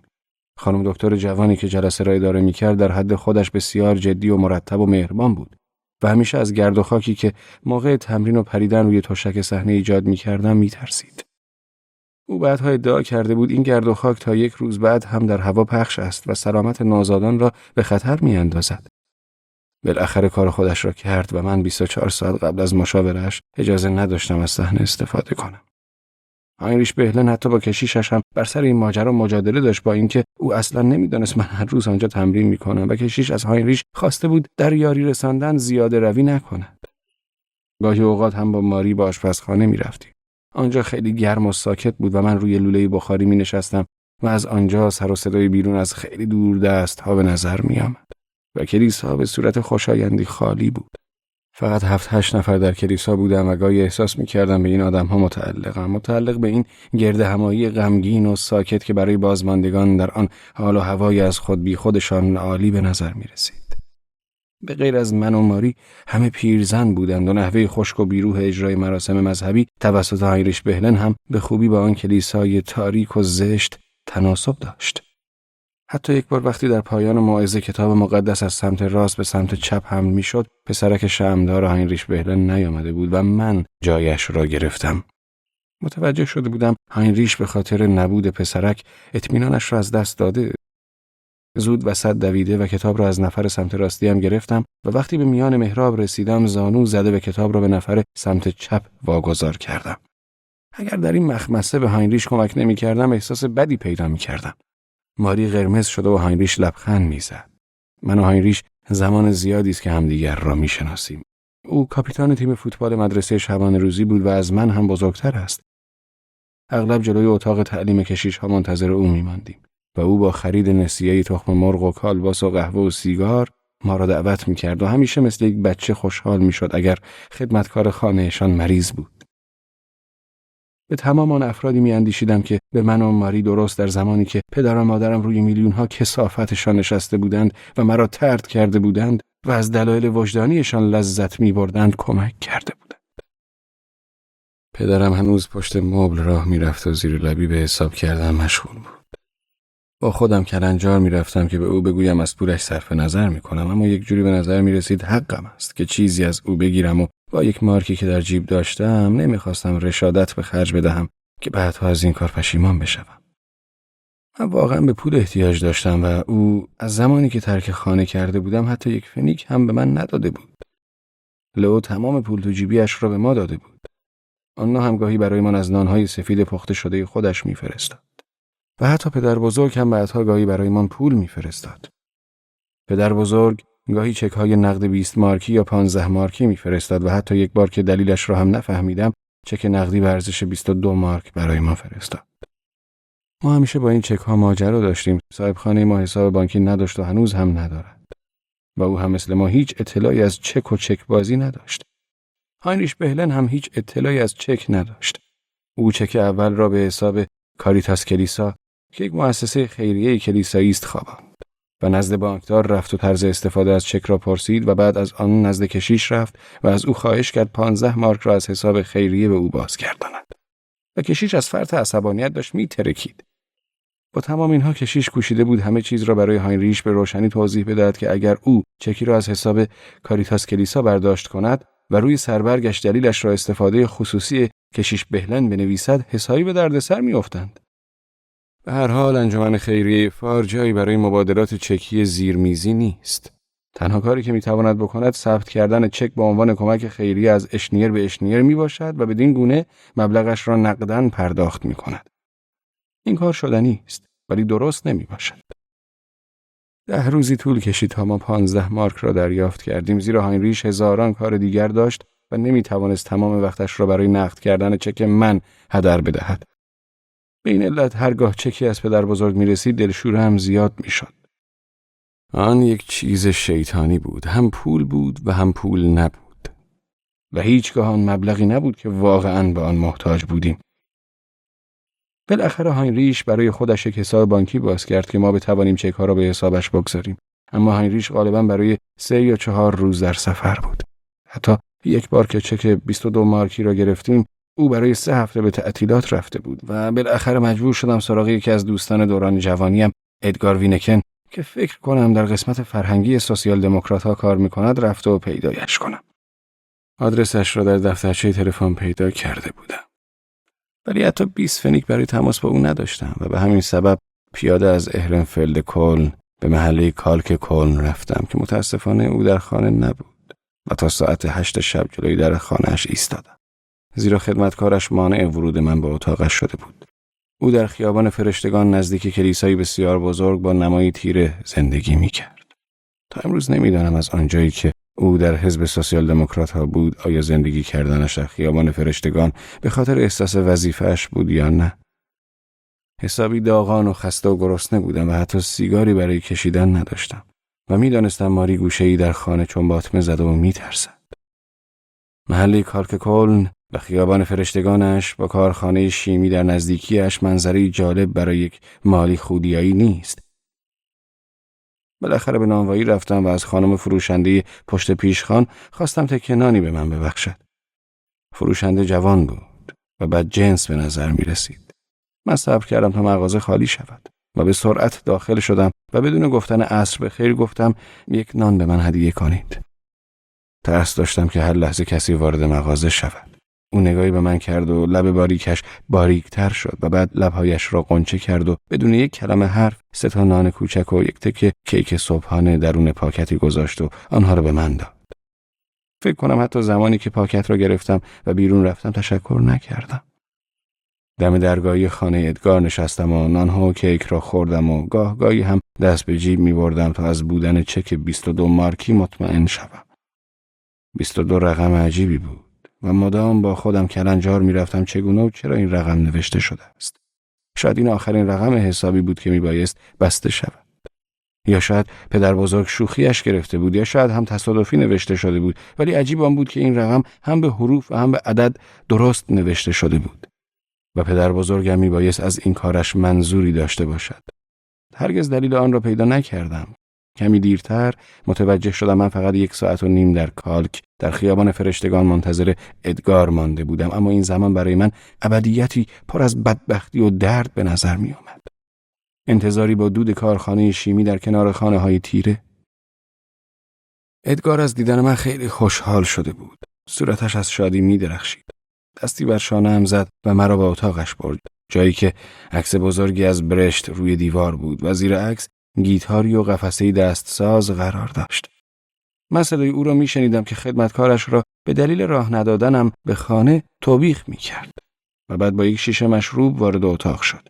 با چهره شاد تعریف کرد که چگونه پیش از آمدنش در جلسه هیئت تصمیم گیری تئاتر در مجادله و ستیزش علیه سگ‌های بوگندوی دموکرات مسیحی پیروز شده است. از من خواست تمام مسائلی را که از زمان آخرین دیدارمان تا بدان روز برایم اتفاق افتاده تعریف کنم. سالهای سال در زمان جوانی با هم بازی می کردیم. پدر او سرپرست استخر بود و بعدها مسئول زمین ورزشی شده بود. همان زمینی که نزدیک خانه ما بود. از او خواهش کردم انتظار تعریف کردن وقایع این چند ساله را از من نداشته باشد و به صورت مختصر از خودم گفتم و بعد از او خواستم چکم را نقد کند. او بسیار مهربان بود و همه مسائل را خوب درک کرد و 30 مارک پول نقد به من داد و اصلا نمیخواست چک را از من بگیرد. اما به او التماس کردم چک را از من بپذیرد. فکر میکنم وقتی از او درخواست میکردم چک را بگیرد بغضم گرفته بود. او با دلخوری چک را گرفت و من از او خواهش کردم زمانی به دیدارمان بیاید و تماشاگر تمرینم شود.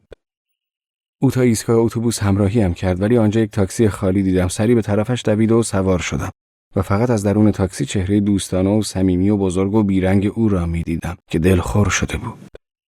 این اولین باری بود که تاکسی گرفته بودم. انسان میتواند تاکسی بگیرد و سوار شود اگر استحقاق درآمدش را هم داشته باشد.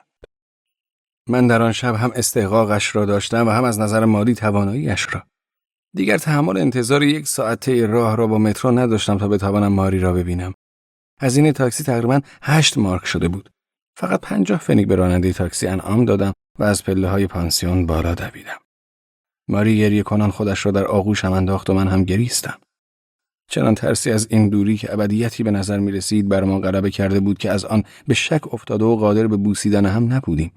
فقط مدام در گوش هم نجوا می کردیم که هرگز هرگز هرگز از هم جدا نمی شویم و ماری ادامه می داد تا زمان مرگمان هرگز. بعد ماری همانگونه که کارهایش را می‌کرد آرایش کرد، ماتیکی بر لب کشید و به دکیک در خیابان ونلور رفتیم و هر کدام 2 پرس خوراک گوشت خوردیم و شیشه شرابی خریده و به خانه برگشتیم. ادگار هرگز این تاکسی سوار شدنم را نبخشید. ما چندین بار هم دیگر را دیده بودیم و حتی یک بار دیگر هم به خاطر سقط جنین ماری کمکمان کرد. هرگز کلمه‌ای بابت تاکسی سوار شدنم بیان نکرد، ولی این کارم در او حسی بدبینانه ایجاد کرده بود که تا امروز هم ادامه دارد. پدرم با صدایی بلند و لحنی غریب که برایم تازگی داشت گفت: خدای من، چشمهایت را باز کن و بلند و واضح صحبت کن، من دیگر گول این کارهایت را نمیخورم. چشمهایم را گشودم و نگاهش کردم. او خشمگین بود. پرسیدم: داشتم حرف میزدم؟ آره، یک چیزهای زیر لب میگفتی و تنها چیزی که فهمیدم میلیون‌های کثافت بود و یک چیزی هم راجع به چک شنیدم. باشه، حالا دوباره بنشین و بهم بگو راجع به کمک ماهیانت چه فکر کردی؟ به طرف پدرم رفتم. دستم را روی شانه‌اش گذاشتم و آرام روی صندلی نشاندمش. او دوباره برخاست و ما روبروی هم ایستاد و او آرام گفت: به جوانب قضیه فکر کردم و اگر تو شرایط من را برای یک دوره کامل و کنترل شده پذیرا نیستی و خواهان زندگی و ماندن در اینجا هستی، فکر کنم 200 مارک در ماه کافی باشد. مطمئن بودم او ابتدا می‌خواست 250 یا 300 مارک بگوید، ولی در آخرین لحظه 200 مارک گفته بود. ظاهراً او از قیافه‌ای که به خود گرفته بودم کمی ترس برش داشته بود و سریعتر از آن که مناسب ظاهر وارسته‌اش باشد گفت: گنه هولم از آن صحبت می‌کرد که ریاضت پایه اصلی پانتومیم است. هنوز چیزی نمی‌گفتم و با چشمان بیروح یک عروسک خیمه شب بازی به او زل زده بودم. حتی خشمگین هم نبودم، فقط به نوعی متحیر شده بودم که آن چیزی که به سختی آن را آموختم، داشتن چشمان بیروح، به قیافه طبیعی خودم تبدیل شده بود. او دست و پایش را گم کرد و قطرات عرق پشت لبش قابل رؤیت بودند.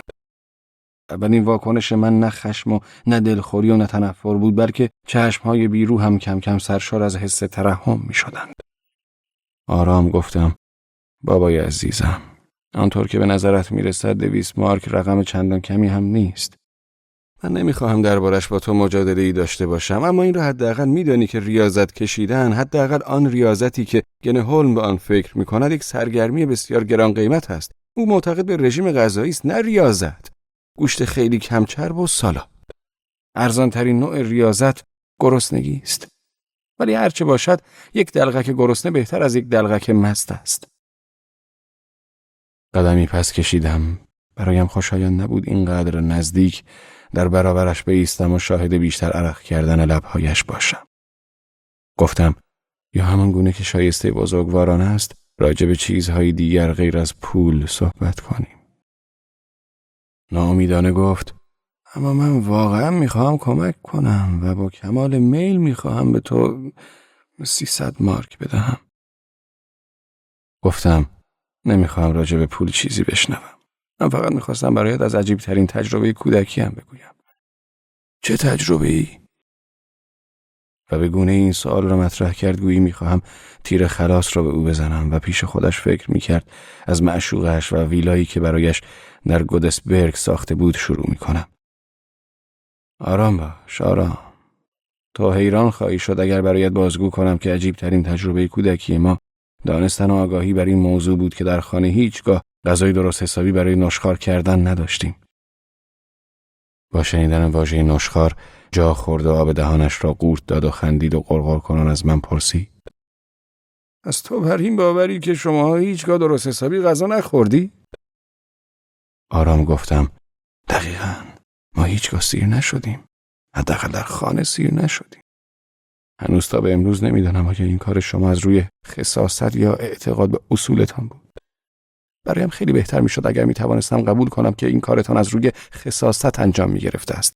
اما یا واقعا میدانی یک بچه چه احساسی دارد وقتی تمام بعد از ظهر دوچرخه سواری یا فوتبال بازی کرد و یا در رودخانه راین شنا نموده است؟ خیلی خونسرد گفت: حدس میزنم بچه اشتها دارد.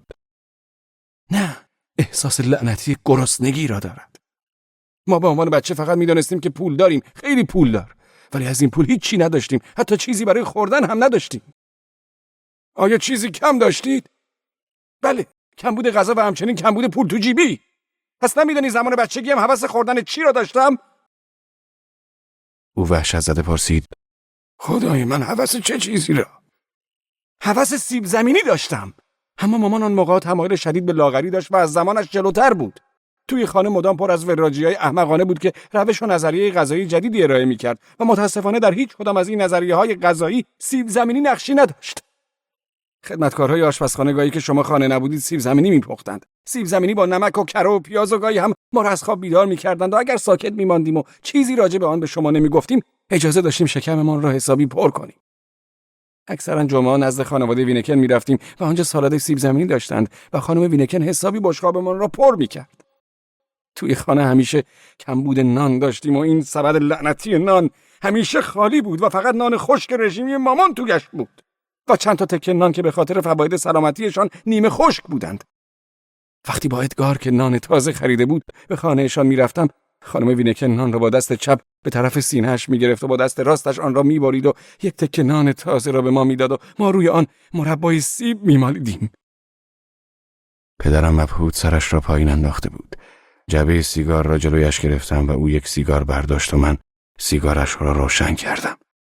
دلم برایش میسوخت. برای یک پدر باید خیلی سخت باشد که با فرزندش حتی اگر 22 ساله باشد برای اولین بار جدی صحبت کند. و ادامه دادم: و هزاران چیز دیگر که خواهانش بودیم، مثل پاستیل و بادکنک. به نظر مادر بادکنک هوا کردن اسراف بود. در اصل درست میگفت. اما مسئله مادر بادکنک نبود، بلکه میلیون‌ها آشغالش بود که به این طریق به هوا میرفت. اما این اسراف کردن ما هرگز نمیتوانست میلیون‌های او را تمام کند. مادر در مورد آب نبات‌ها، همان آب نبات‌های ارزانی که خواهانش بودیم، نظریه وحشتناک خودش را به ما تحمیل میکرد که آنها کاملا سمی‌اند. در مدرسه شبانه روزی همه مات و مبهوت بودند که من همه غذاها را خیلی خوشمزه و لذیذ مینامم و میخورم. آها، میبینی؟ پس این کار مادرتون حداقل فایده خوبی هم داشت. او لحن چندان متقاعد کننده‌ای نداشت و اصلا از بیانش هم خوشنود نبود. گفتم: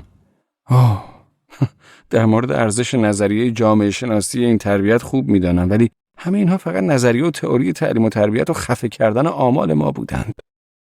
توی خانه وینکنها همیشه جمعه اگر پول داشتن چیزی اضافه بر برنامه میخوردند. همینطور خانواده اشنیوین یا هولرات که اول یا 15 برج پول داشتند. توی خانواده وینکن به هر کسی یک تیکه کالباس کلفت یا کیک میرسید و خانم وینکن هم جمعه ها به آرایشگاه میرفت، زیرا دم عصر به قول تو ونوس قربانی میشد. پدرم فریاد زد: چی؟ منظورت این نیست که؟ او سرخ شد و سر تکان داد و من را نگریست. چرا؟ منظورم همین است. جمعه بعد از ظهر بچه‌ها به سینما فرستاده می‌شدند و قبل از آن هم اجازه داشتن به بستنی فروشی بروند و بستنی بخورند که اینطوری 3 ساعت و نیم خارج از خانه باشند، آن هم زمانی که مادر از نزد آرایشگر برمیگشت و پدرم هم با کیسه پولش به خانه میآمد. تو میدانی که خانه‌های کارگری چندان بزرگ هم نیستند. یعنی تو میگویی شماها دلیل فرستاده شدن بچه‌ها رو به سینما میدانستید؟ طبیعتا معنای دقیقش را نمیدانستیم و بیشترش را دیرتر فهمیدیم. و تازه خیلی خیلی دیرتر این مسئله رو درک کردم که چرا وقتی ما از سینما به خانه برمیگشتیم و سالاد سیب زمینی می‌خوردیم، خانم وینکن به طرز زیبایی بدنش قرمز شده بود. دیرتر وقتی شوهرش سرپرست زمین ورزشی شده بود، جریان به شکل دیگری بود، زیرا او بیشتر در خانه بود. من به عنوان یک جوان فقط متوجه آن شده بودم که خانم وینکن از این کارش احساس شرم می‌کرد و دلیلش را بعدها فهمیدم. و آن همین که آن بیچاره‌ها در خانه کارگری کوچکشان فقط با یک اتاق بزرگ آشپزخانه و 3 فرزند راه دیگری برای این کارشان نداشتند. پدرم چنان منقلب شده بود که می‌ترسیدم اگر دوباره بحث را به پول بکشانم این کار را نابجا قلمداد کند. دیدارمان برایش ملال‌آور بود، اما از صمیم قلب می‌خواست با آن شیوه بزرگوارانه‌اش از این بحث ملال‌آور لذت ببرد و کیف کند. اکنون کشاندن دوباره او به بحث 300 مارکی که به من پیشنهاد کرده بود سخت شده بود. پول هم مثل تمایلات جنسی بود که کسی به درستی راجع به آن صحبت نمی‌کرد و به درستی در موردش فکر نمی‌کرد. همان گونه که ماری راجع به صحبت‌های کشیشان در مورد تمایلات جنسی می‌گفت که این صحبت‌ها سربسته بیان می‌شدند، یا آنها را صحبت‌های زشت عامیانه می‌دانستند. و هیچگاه آنها را بدان گونه نمی‌دیدند که باید ببینند و هیچگاه آن چیزی را نمی‌دیدند که در همان لحظه بود. غذا یا تاکسی یا یک پاکت سیگار یا اتاقی با حمام. پدرم رنج می‌کشید و این امر کاملا مشهود و نگران کننده بود. او رویش را به طرف پنجره کرد و دستمالی از جیبش درآورد و چند قطره اشکش را با آن پاک کرد. من هرگز ندیده بودم او بگرید و از دستمالش به این منظور استفاده کند. در خانه هر صبح 2 دستمال تمیز در اختیارش می‌گذاشتم و او بعد از ظهرها دستمال‌های مچالش شده ولی نه چندان کثیفش را درون لباس چرک‌های داخل حمام می‌انداخت. زمانی هم بود که به خاطر کمبود مواد شستشو مادرم با او بحث طولانی می‌کرد که آیا نمی‌تواند حداقل 2-3 روز از این دستمال‌ها استفاده کند؟ تو که فقط این دستمال‌ها رو در جیبت می‌گذاری و اینور آنور می‌روی و آنها هیچگاه درست حسابی هم کثیف نیستند. ما در مقابل مردم هم وظایفی داریم. مادرم فقط می‌خواست خودش را طرفدار مبارزه با فساد و اسراف نشان دهد. ولی تا آنجایی که به خاطر دارم پدرم فقط برای یک بار حسابی انرژی به خرج داد و بر سر 2 دستمال صبحگاهیش پافشاری کرد. من هرگز ندیدم پدرم از دستمال برای تمیز کردن بینیش استفاده کند. ولی اکنون پدرم را می‌دیدم که نه تنها برای پاک کردن اشک‌هایش بلکه برای کار عامیانه پاک کردن عرق بالای لبش هم از دستمال استفاده می‌کرد. به دلیل آنکه هنوز می‌گریست و حتی کمی هم صدای حقحقش را می‌شنیدم به آشپزخانه رفتم. کمتر کسانی هستند که انسان زمان گریستن خواستار بودن در کنارش باشد. با خود فکر کردم پسری که پدر هم به خوبی او را نمی‌شناسد هم نمی‌تواند یار و همدرد مناسبی باشد. خودم به شخصه فقط 1 نفر را می‌شناسم که کنارش می‌توانم گریه کنم و او ماری است و واقعا نمی‌دانستم آیا دلدار پدرم هم از این نوع انسان هاست که پدرم بتواند نزد او گریه کند؟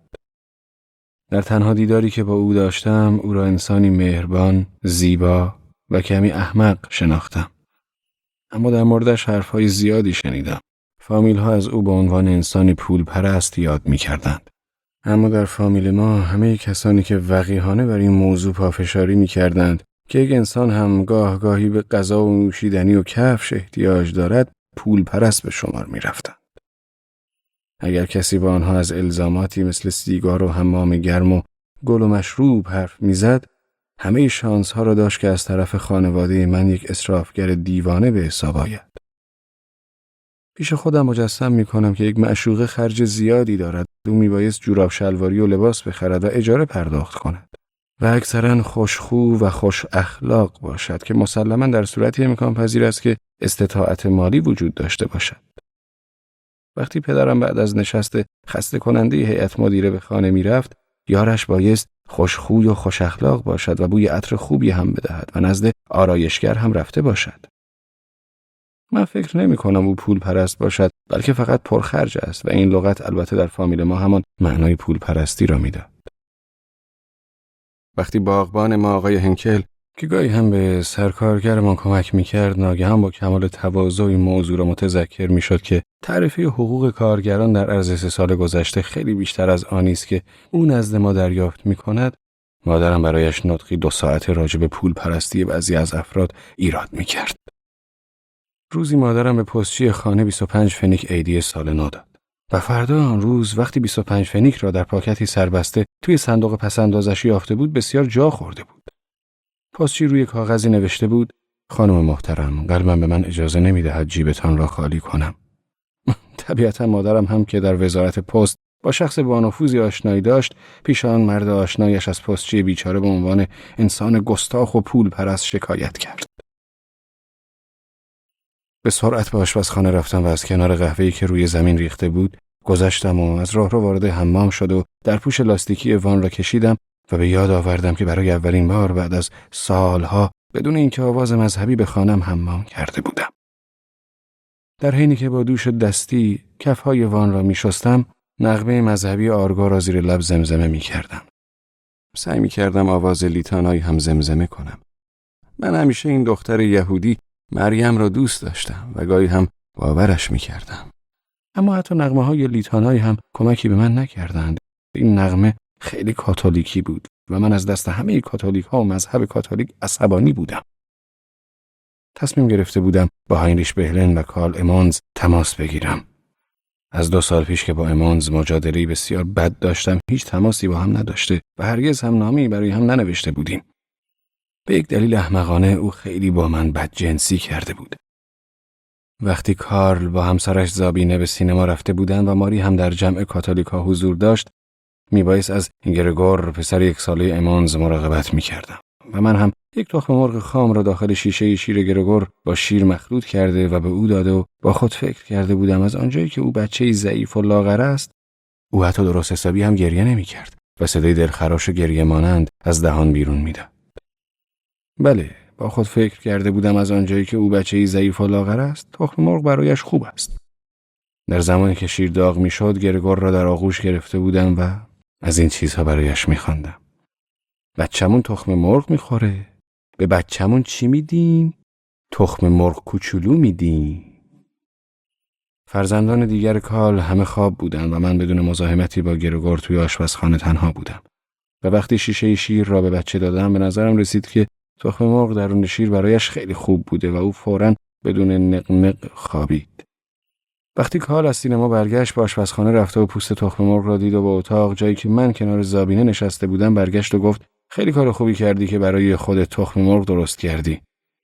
و من گفتم خودم تخم مرغ نخوردم، بلکه آن را به گرگور داده. و ناگهان داد و قیل و توهین شروع شد. زابینه کنترل از دستش خارج شد و مرا قاتل نامید و کارل همسرم فریاد کشید توی حرامزاده، توی ولکرد بی سر و پا.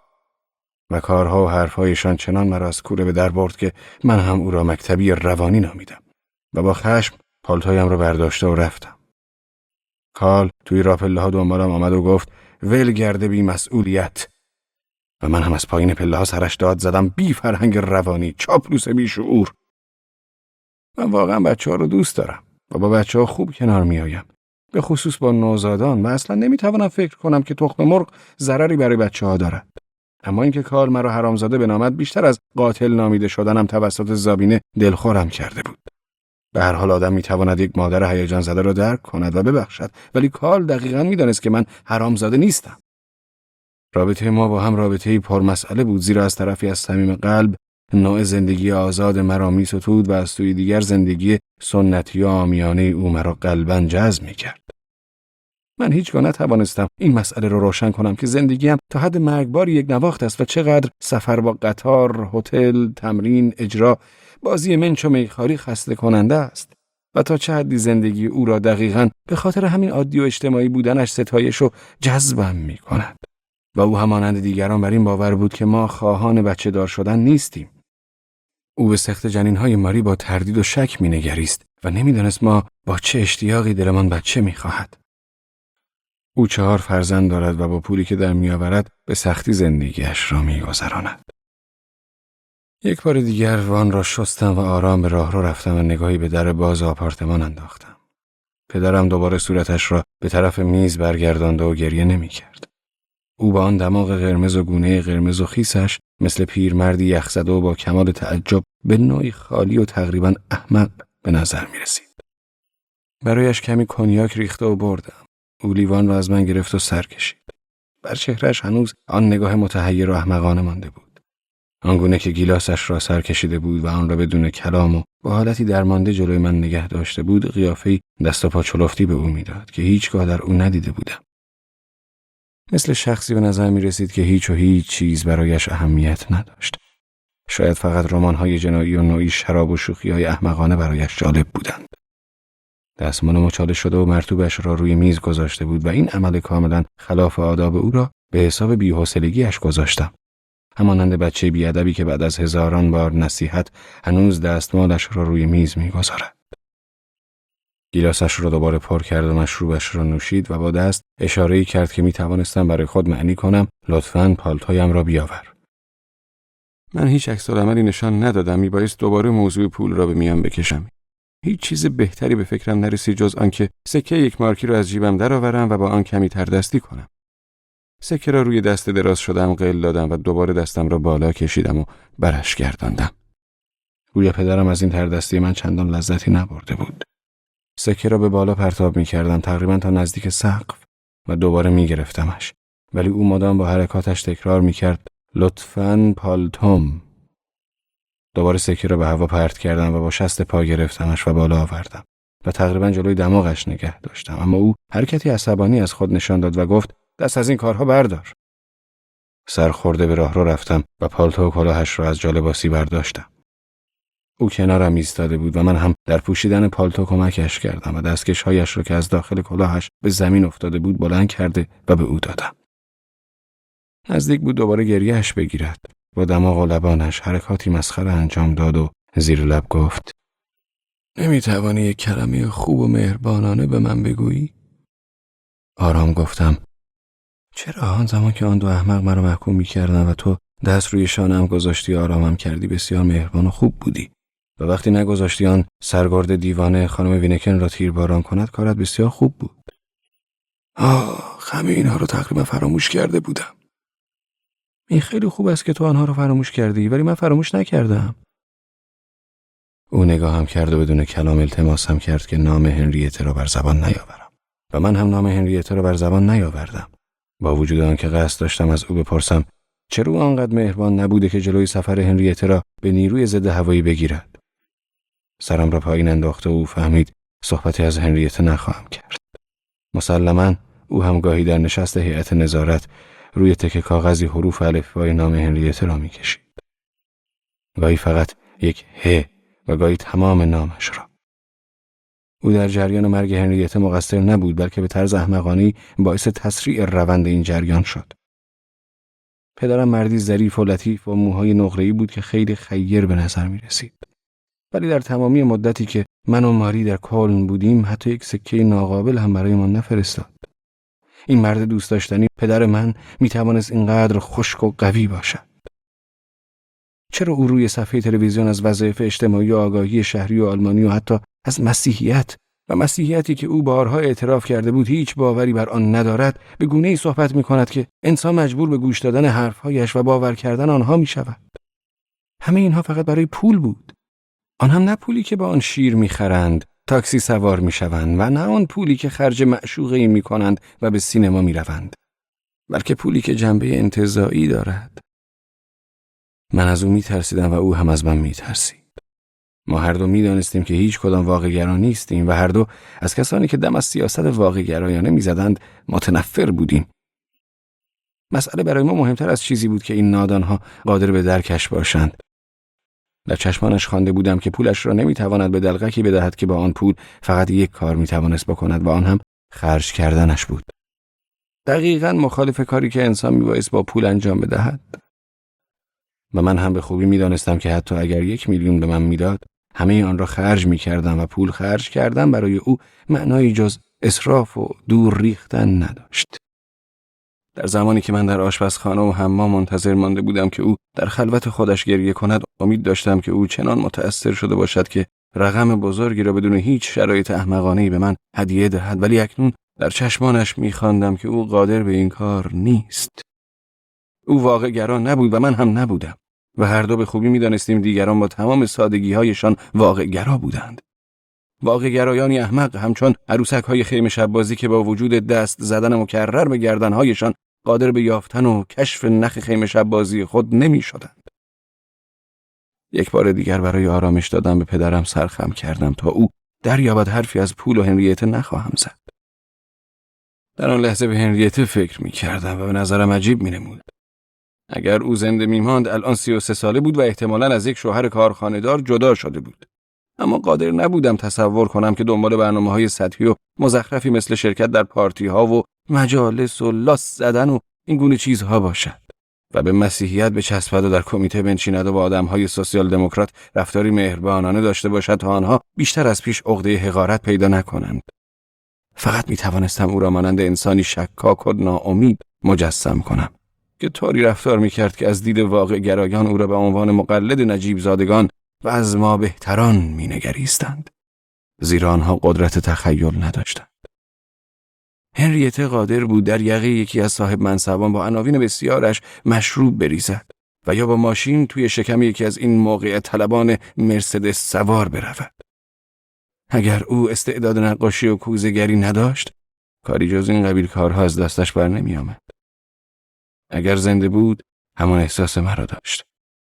هر جا که زندگی خود را نشان میداد و پولت تمام میشد، دیواری نامرئی جلویت سبز میشد که باید برای برداشتنش خرج کنی.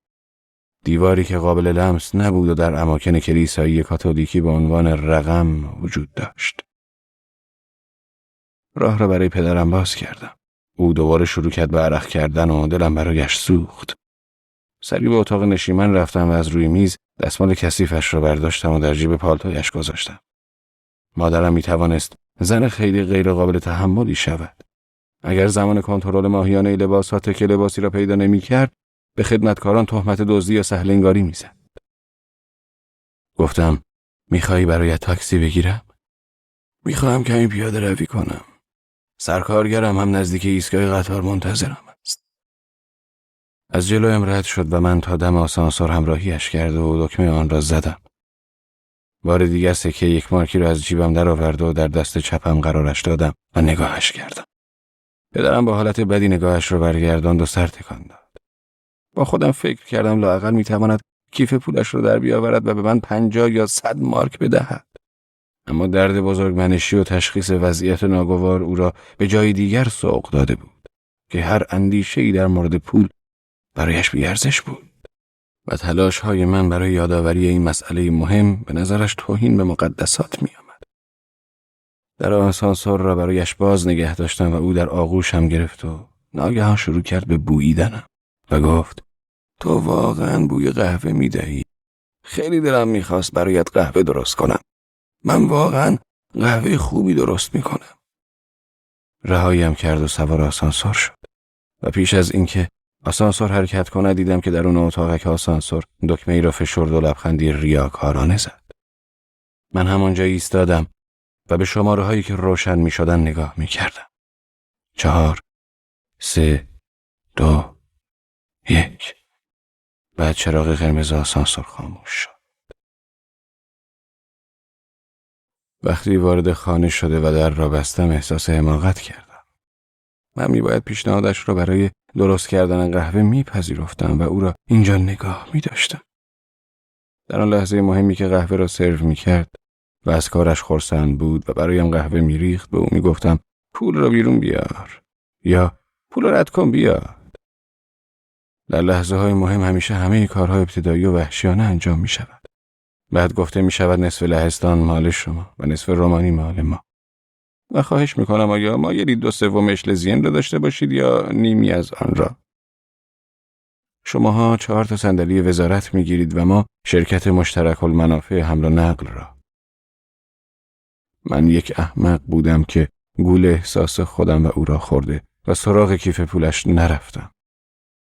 من باید از پول شروع کرده و در موردش با او صحبت میکردم. درباره پول مرده و پول انتزاعی و پول به زنجیر کشیده‌ای صحبت می‌کردم که برای بیشتر انسان‌ها نقش مرگ و زندگی را دارد. همیشه پول. و این فریاد هراس مادرم بود که در هر موقعیتی حتی زمانی که از او 30 فنیک برای خرید دفترچه‌ای می‌خواستیم از گلویش خارج می‌شد. پول همیشگی، عشق همیشگی. به آشپزخانه رفتم و تکه نانی بریدم و روی آن کره مالیدم.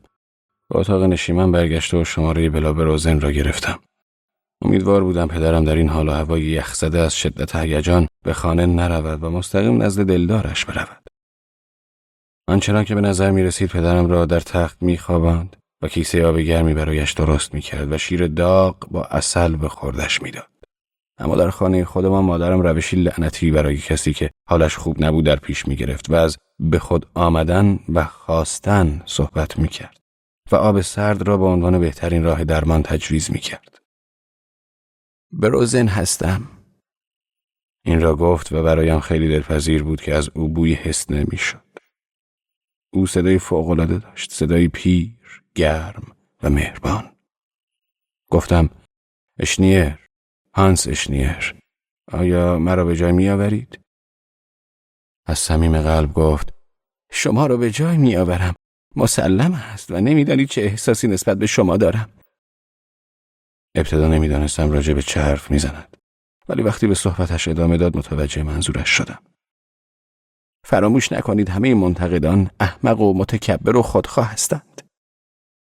آهی کشیده و گفتم اگر می توانستم این را باور کنم حالم خیلی بهتر می شد. پس باورش کنید، به سادگی باورش کنید. نمی توانید تصور کنید اراده آهنین در اعتقاد به چیزی تا چه حد به شما کمک می کند. و اگر کسی تشویقم کرد چه باید بکنم؟ خندید و گفت و این اوه را با تمام زیبایی ملودیوارش بیان کرد. آنگاه بر آن باور باشید که آن منتقد تصادفاً صادقانه عمل کرده و خودخواهیش را از یاد برده است. خندیدم و نمیدانستم باید او را بلا یا خانم بروزن خطاب کنم. ما هم دیگر را اصلا نمی شناختیم و در هیچ کتابی هم نوشته نشده است که انسان دلدار پدرش را چگونه مورد خطاب قرار دهد. بالاخره گفتم خانم بلا، با وجود آنکه این اسم هنری به نظرم احمقانه می رسی. خانم بلا، من در وضعیت بدی قرار گرفتم. پدر نزد من بود و ما راجع به مسائل گوناگونی با هم صحبت کردیم و متاسفانه فرصتی نصیبم نشد که با او راجع به پول حرف بزنم. احساس کردم صورتش قرمز شد. او را زنی با وجدان تلقی می کردم و باور داشتم رابطه‌اش با پدرم توأم با عشق است و مسائل مالی برایش ناخوشایند و بی اهمیتند. گفتم لطفاً گوش کنید، لطفاً هر فکری را که در سرتان می‌گذرد فراموش کنید و شرمنده نشوید. من فقط از شما درخواست دارم اگر پدرم با شما صحبتی راجع به من کرد، منظورم این است که شاید بتوانید به او بفهمانید که من به شدت به پول احتیاج دارم، پول نقد و فوری. من اصلا هیچ پولی ندارم. گوش می‌کنید؟ او چنان آهسته ولی گفت که ترس برم داشت. بعد صدای نفس کشیدنش را شنیدم و آشکار بود که می‌گریست. شما مرا به عنوان یک زن بد می‌بینید هانس. شما مرا به دید انسانی قابل خریداری همانند خیلی از زنهای دیگر می‌بینید.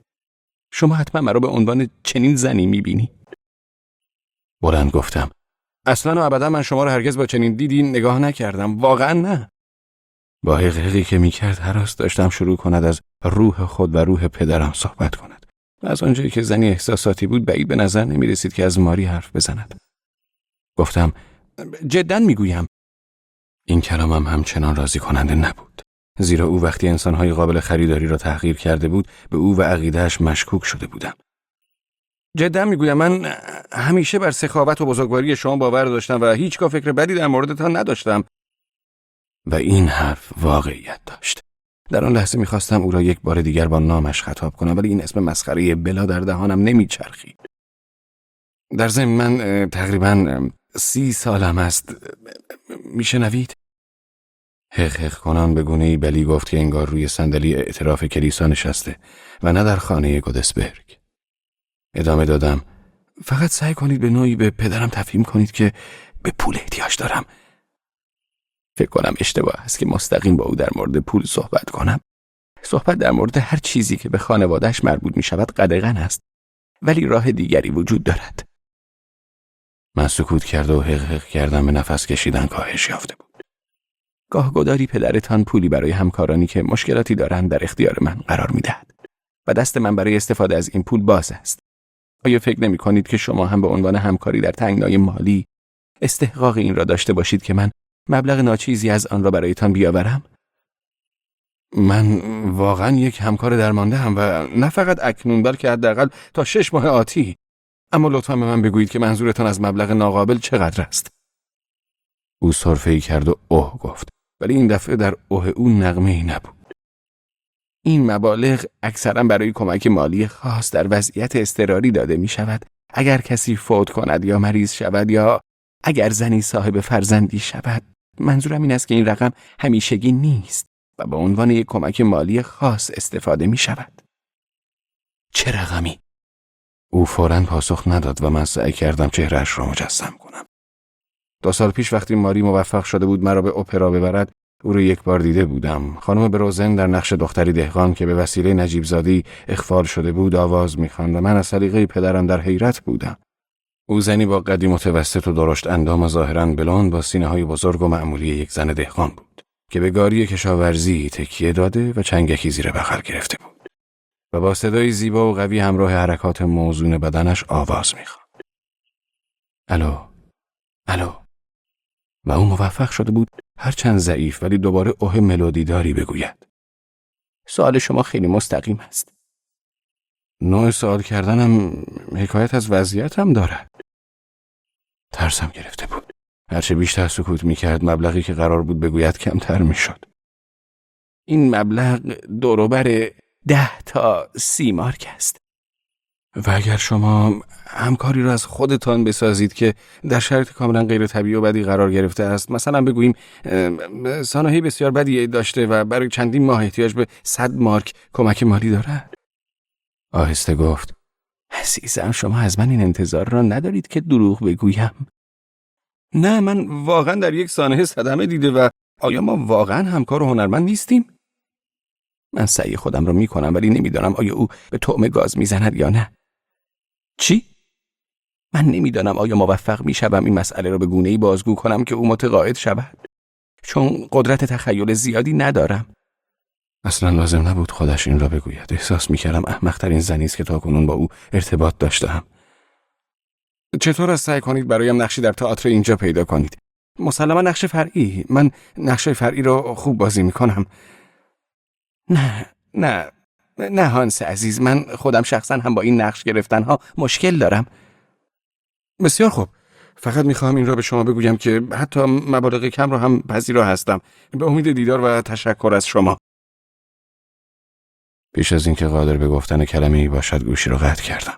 یک چیزی ته دلم میگفت از این چشم آبی بیرون نمیآید. او خیلی احمق بود.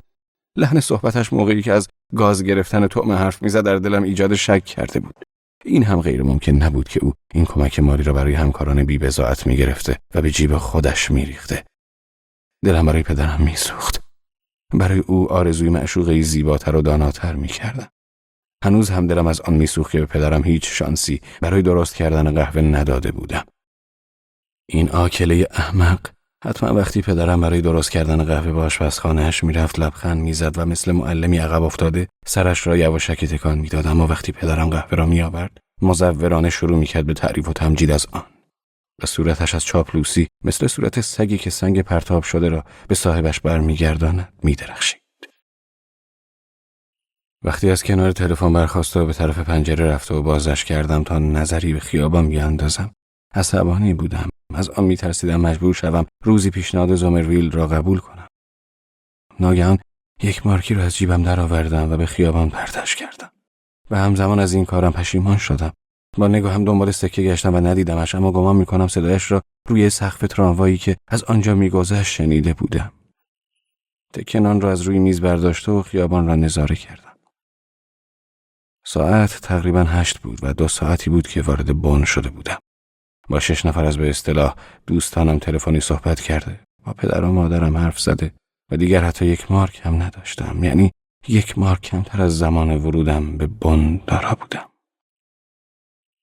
خیلی دلم میخواست با این رفته و توی خیابان 1 مارکی هم را پیدا کنم، ولی ساعت داشت 8:30 میشد و هر لحظه امکان داشت لئو زنگ بزند یا بیاید. حال ماری مطمئناً خوب است. حالا در آغوش کلیسایش در روم است و با خودش فکر میکند چه لباسی را هنگام شرفیابی با حضور پاپ بپوشد. سوفنر برای عکسی از ژاکلین کندی و شال اسپانیایی و روسری تهیه میکرد و سپس او را دقیق ورانداز میکرد. زیرا اکنون ماری چیزی همانند بانوی اول کاتولیک های آلمان محسوب میشد. تصمیم داشتم به روم سفر کنم و از پاپ اجازه شرفیابی بگیرم. او کمی از یک دلغک آگاه و پیر در درونش دارد. به هر حال سر و کله یک دلغک در داستان مذهبی برگامو پیدا شده است. این مطلب را به تایید گنهولم که به هر چیز وارد است میرساند. برای پاپ توضیح میدهم که رابطه من و ماری فقط بر سر ازدواج محضری خراب و نابود شده است و از او تقاضا میکنم که شخصیت مرا شخصیتی نقطه مقابل هاینریش هشتم ببیند که مردی با باورهای مذهبی و طرفدار چند همسری بود و من معتقد به تک همسری ام و لامذهب. و برایش توضیح میدهم که رهبران کاتولیک آلمانی چه خودخواه و بدجنسند و اون نباید گول آنها را بخورد. چند تا برنامه هم برایش اجرا خواهم کرد، مثل راه مدرسه و از مدرسه به خانه آمدن. اما برنامه اسقف هم رو برایش اجرا نمی کنم. اجرای این برنامه دلخورش خواهد کرد، زیرا او هم روزی اسقف بوده و پاپ آخرین انسانی است که ممکن است قصد رنجاندنش را داشته باشم. همیشه تخیلاتم بر من غلبه می کنند. شرفیابی خودم را نزد پاپ مو به مو مجسم می‌کنم. خودم را می‌بینم که جلویش زانو می‌زنم و از او به خاطر بیدین بودن طلب بخشش می‌کنم. در آن مکان نگهبانان سوئیسی کنار در ورودی و مردی خیرخواه در گوشه ایستادند. یک مقام بلند بالای کاتولیک هم در گوشه دیگر با حالتی کمی بد به من لبخند می‌زند. تجسمی چنان زنده. من سعی می‌کنم دوباره برای لئو تعریف کنم که چگونه نزد پاپ بود و خود را باز یافتم. من در آن لحظه نزد پاپ بودم و لبخندش را دیدم و صدای زیبای او را که همانند صدای دهقانی گرم و دلنشین بود شنیدم. اما لئو سر این مسائل بسیار سختگیر است و همیشه مرا دروغگو خطاب می‌کند. هرگاه به لئو میرسم و از او میپرسم یادت میآید چگونه با هم چوب را اره کردیم؟ او حسابی عصبانی میشود و فریاد میزند اما ما چوب را با هم اره نکردیم. به طرز پیش پا افتاد و احمقانه حق دارد. لئو تقریبا 6-7 ساله و من 8 یا 9 ساله بودم که لئو در استبل یک تیرک چوبی حصار مزرعه را پیدا کرد و در گوشه‌ای هم اره زنگ زده ای را یافت و از من خواهش کرد با همان تیرک را اره کنیم. از او پرسیدم چرا باید یک تیرک بی‌ارزش را اره کنیم؟ نتوانست دلیلی پیدا کند. فقط می‌خواست اره کند. این کار برایم خیلی احمقانه بود و لئو هم نیم ساعتی گریسته بود. بعد از مدت زمان طولانی، تقریباً 10 سال بعد از این ماجرا، وقتی سر کلاس آلمانی کشیش وونیبالد راجع به لسینگ صحبت می‌کردیم، ناگهان بدون هیچ دلیل و ربطی یاد آن روز افتادم که لئو فقط خواهان اره کردن بود و در آن لحظه فقط دلش می‌خواسته با من اره کند. ناگهان بعد از گذشت 10 سال لئو را با تمام شور و هیجان و اشتیاق آن زمانش و تمام چیزهایی که باعث ایجاد آن احساس در او شده بود درک کردم. این حس ادراک من چنان قوی بود که وسط درس با حرکات دستم در هوا شروع کردم به اره کردن. صورت از شادی گرم شده لئو را مقابل خود می‌دیدم که اره زنگ زده را به طرف من می‌گیرد و من برش می‌گردانم تا اینکه کشیش وونیبالد موهایم را کشید و مرا به حالت طبیعی برگرداند. از آن روز بود که واقعاً با لئو چوب را اره کردیم، ولی لئو قادر به درک آن نیست. او یک واقع‌گراست و تا امروز قادر به درک آن نشده که آدم هر کار به ظاهر احمقانه‌ای را میبایست فوراً انجام دهد. حتی مادر من هم در جستجوی چنان لحظاتی است. کنار شومینه ورق بازی کند یا توی آشپزخانه برای خودش چای سیب بریزد. حتما او هم به یک بار هوس نشستن پشت میز برق افتاده و لاک زده را احساس می‌کند و هوس ورق بازی و هوس داشتن یک خانواده خوشبخت را دارد. اما هرگاه او حوصله این کارها را داشت، ما حوصله تن دادن به خواسته هایش را نداشتیم و آنگاه او از وظایف حرف شنوی ما و اطاعت از فرمان 4 سخن می‌راند. و بعد متوجه این موضوع می‌شد که این سرگرمی عجیبی است که بچه‌ها فقط به خاطر وظیفه حرف شنویشان با او ورق بازی می‌کنند و گریان به اتاقش می‌رفت. گاهی هم سعی می‌کرد برای رسیدن به خواستش با وعده دادن غذا و نوشیدنی به ما رشوه دهد و نتیجهش باز هم شبیه از شب‌های پر اشک می‌شد که مادرمان نثار ما می‌کرد. ما از ورق بازی با او امتناع می‌کردیم زیرا ورق 7 دری که هنریته آن را به آتش افکنده بود ما را یاد هنریته می‌انداخت. ولی هیچ یک از ما به مادر دلیل این کارمان را نمی‌گفتیم.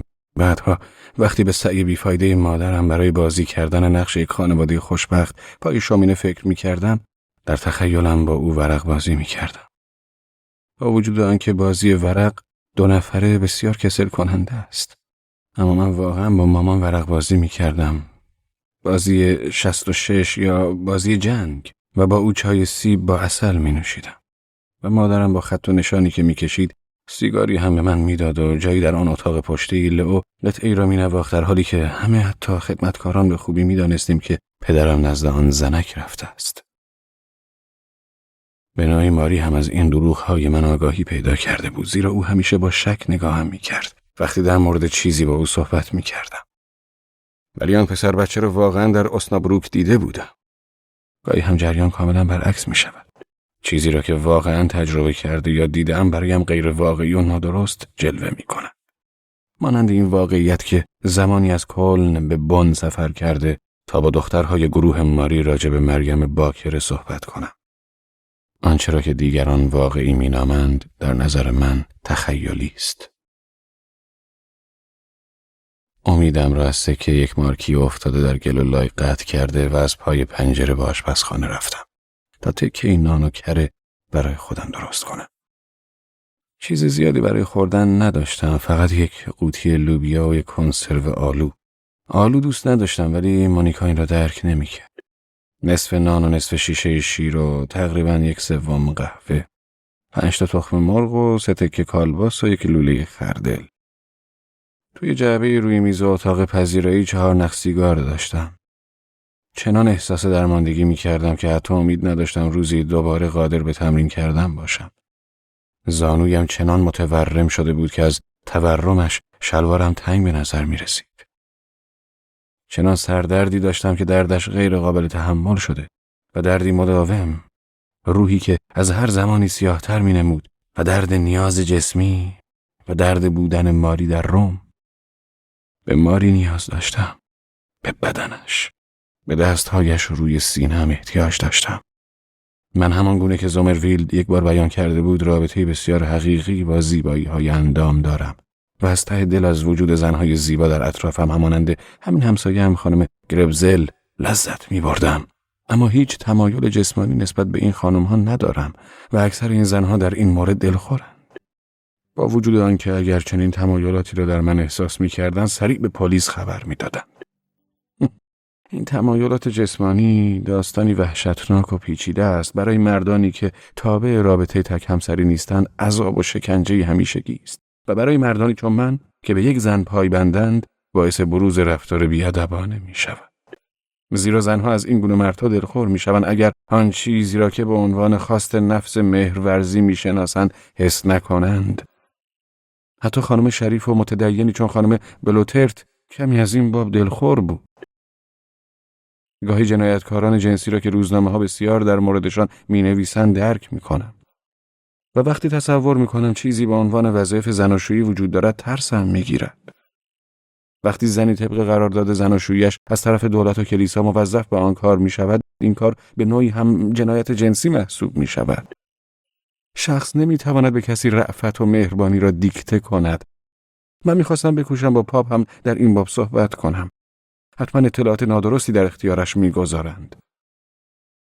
برای خودم نان و کره دیگری درست کردم و به راهرو رفته و از جیب پالتویم روزنامه عصر را که توی قطار در کلن خریده بودم بیرون آوردم. روزنامه عصر مثل دیدن تلویزیون افکارم را خالی می‌کند. روزنامه را ورق می‌زدم و سرمقاله ها را سطحی می‌خواندم تا نوشته‌ای یافتم که از خواندنش خندم گرفت. نشان صلیب لیاقت آلمان فدرال برای دکتر هربرت کالیک. کالیک همان جوانی بود که از من به خاطر مخالفت با جنگ شکایت کرده بود و حین محاکمه با لجاجت و سرسختی تمام برای مجازات من اصرار می‌ورزید. او مبتکر این ایده استثنایی بود که برای جنگ آخر یتیمخانه ها را بسیج کند. می‌دانستم آدمی کله گنده شده بود. در روزنامه عصر نوشته شده که او نشان صلیب لیاقت آلمان فدرال را به خاطر لیاقت‌هایش برای نشر و توسعه افکار دموکراتیک و آزادمنشانه در زمان جوانیش دریافت کرده است. 2 سال پیش مرا به خانه‌اش دعوت کرده بود تا با هم آشتی کنیم. آیا بایستی او را به این دلیل می‌بخشیدم که آن بچه یتیم گئورگ در زمان تمرین با نارنجک جانش را از دست داده بود؟ یا اینکه او از پسری 10 ساله به خاطر مخالفت با جنگ شکایت کرده و برایش اشد مجازات را خواستار شده بود؟ ماری معتقد بود دعوت آشتی کنان را نباید رد کرد. ما دسته گلی خرید و به آنجا رفتیم. او ویلای زیبا نزدیک آیفل داشت و زنی زیبا و بچه‌ای که آنها او را مغرورانه تک فرزند می‌نامیدند. همسر او به گونه‌ای زیباست که آدم نمی‌فهمد آیا او زنده است یا فقط عروسکی کوک شده. در تمام مدتی که کنار این زن نشسته بودم می‌کوشیدم دست و شانه و پایش را بگیرم تا مطمئن شوم عروسک نیست.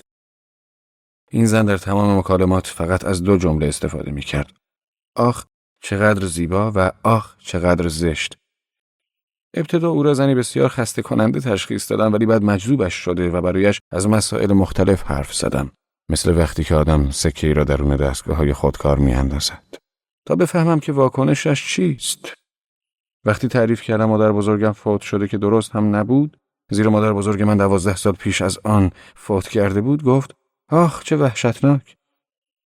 من وقتی فکر می‌کنم کسی فوت می‌کند می‌شود حرف‌های احمقانه زیادی زد ولی کسی نمی‌گوید آخ چه وحشتناک.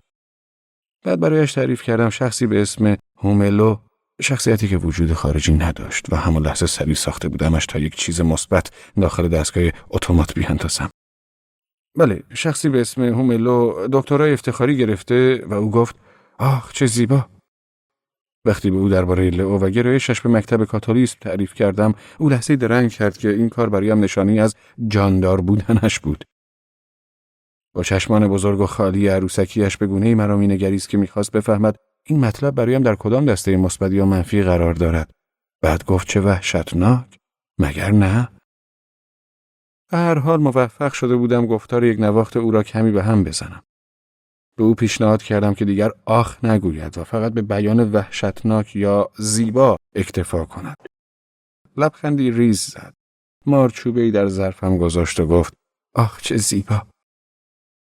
بالاخره آن شب با تک فرزند آشنا شدیم. او پسر بچه 5 ساله بود و با کوچکترین تغییری در اداها و سر و وضعش میتوانست در آگهی‌های تلویزیونی نقش بازی کند.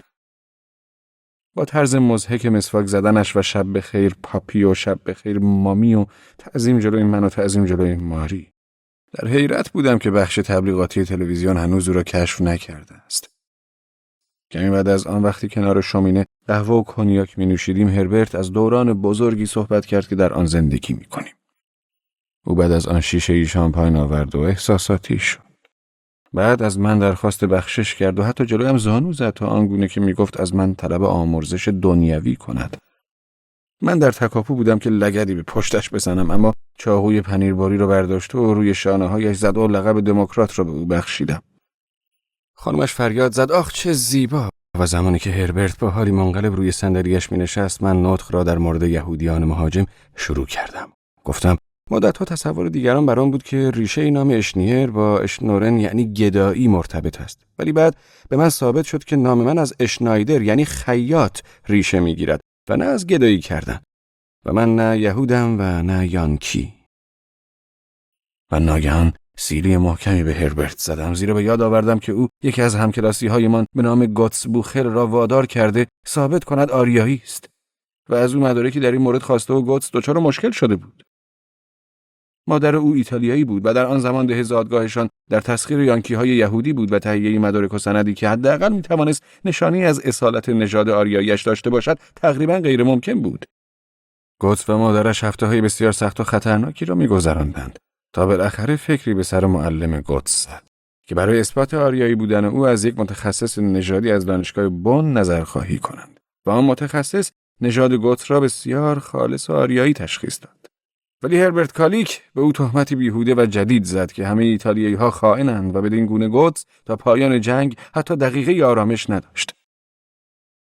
این داستان زمانی به ذهنم آمده بود که می‌کوشیدم خطابه‌ای درباره یانکی‌های یهودی ایراد کنم و از این روی کشیده‌ای محکم به صورتش زدم و لیوان شراب و چاقوی پنیر را داخل شومینه پرت کرد و دست ماری را گرفت و از آن خانه بیرون رفتیم.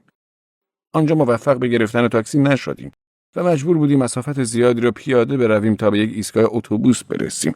ماری گریه می‌کرد و تمام مدت می‌گفت کار من انسانی و مسیحی نبوده است و من می‌گفتم مسیحی نیستم و هنوز اتاقک اقرارم باز نشده است. او از من پرسیده بود که آیا در دموکرات شدن هربرت شک و تردیدی دارم و من گفتم نه، برعکس هیچ تردیدی در این موضوع ندارم، اما از هربرت خوشم نمیآید و هیچگاه هم خوشم نخواهد آمد. دفترچه تلفن را باز کرد و دنبال شماره کالیک گشتم و سرکیف بودم که با او پای تلفن صحبتی کنم. به یاد آوردم که بعد از آن ماجرا یک بار او را در مهمانی خانه مادرم دیده و او در حالی که با یک خاخام در مورد افکار مذهبی یهودیان صحبت می‌کرد، نگاهی ملتمسانه به من افکند و با حرکت سر سلامی به من کرد. دلم برای خاخام سوخت. او مردی ریش سفید و بسیار پیر بود و بسیار مهربان و به نوعی بی‌آزار به نظر می‌رسید که این امر ناآرامم می‌کرد. طبیعتاً هرگاه هربرت با کسی آشنا می‌شد می‌گفت که نازی و ضد یهود بوده است، ولی گذشت زمان چشمانش را باز کرده است.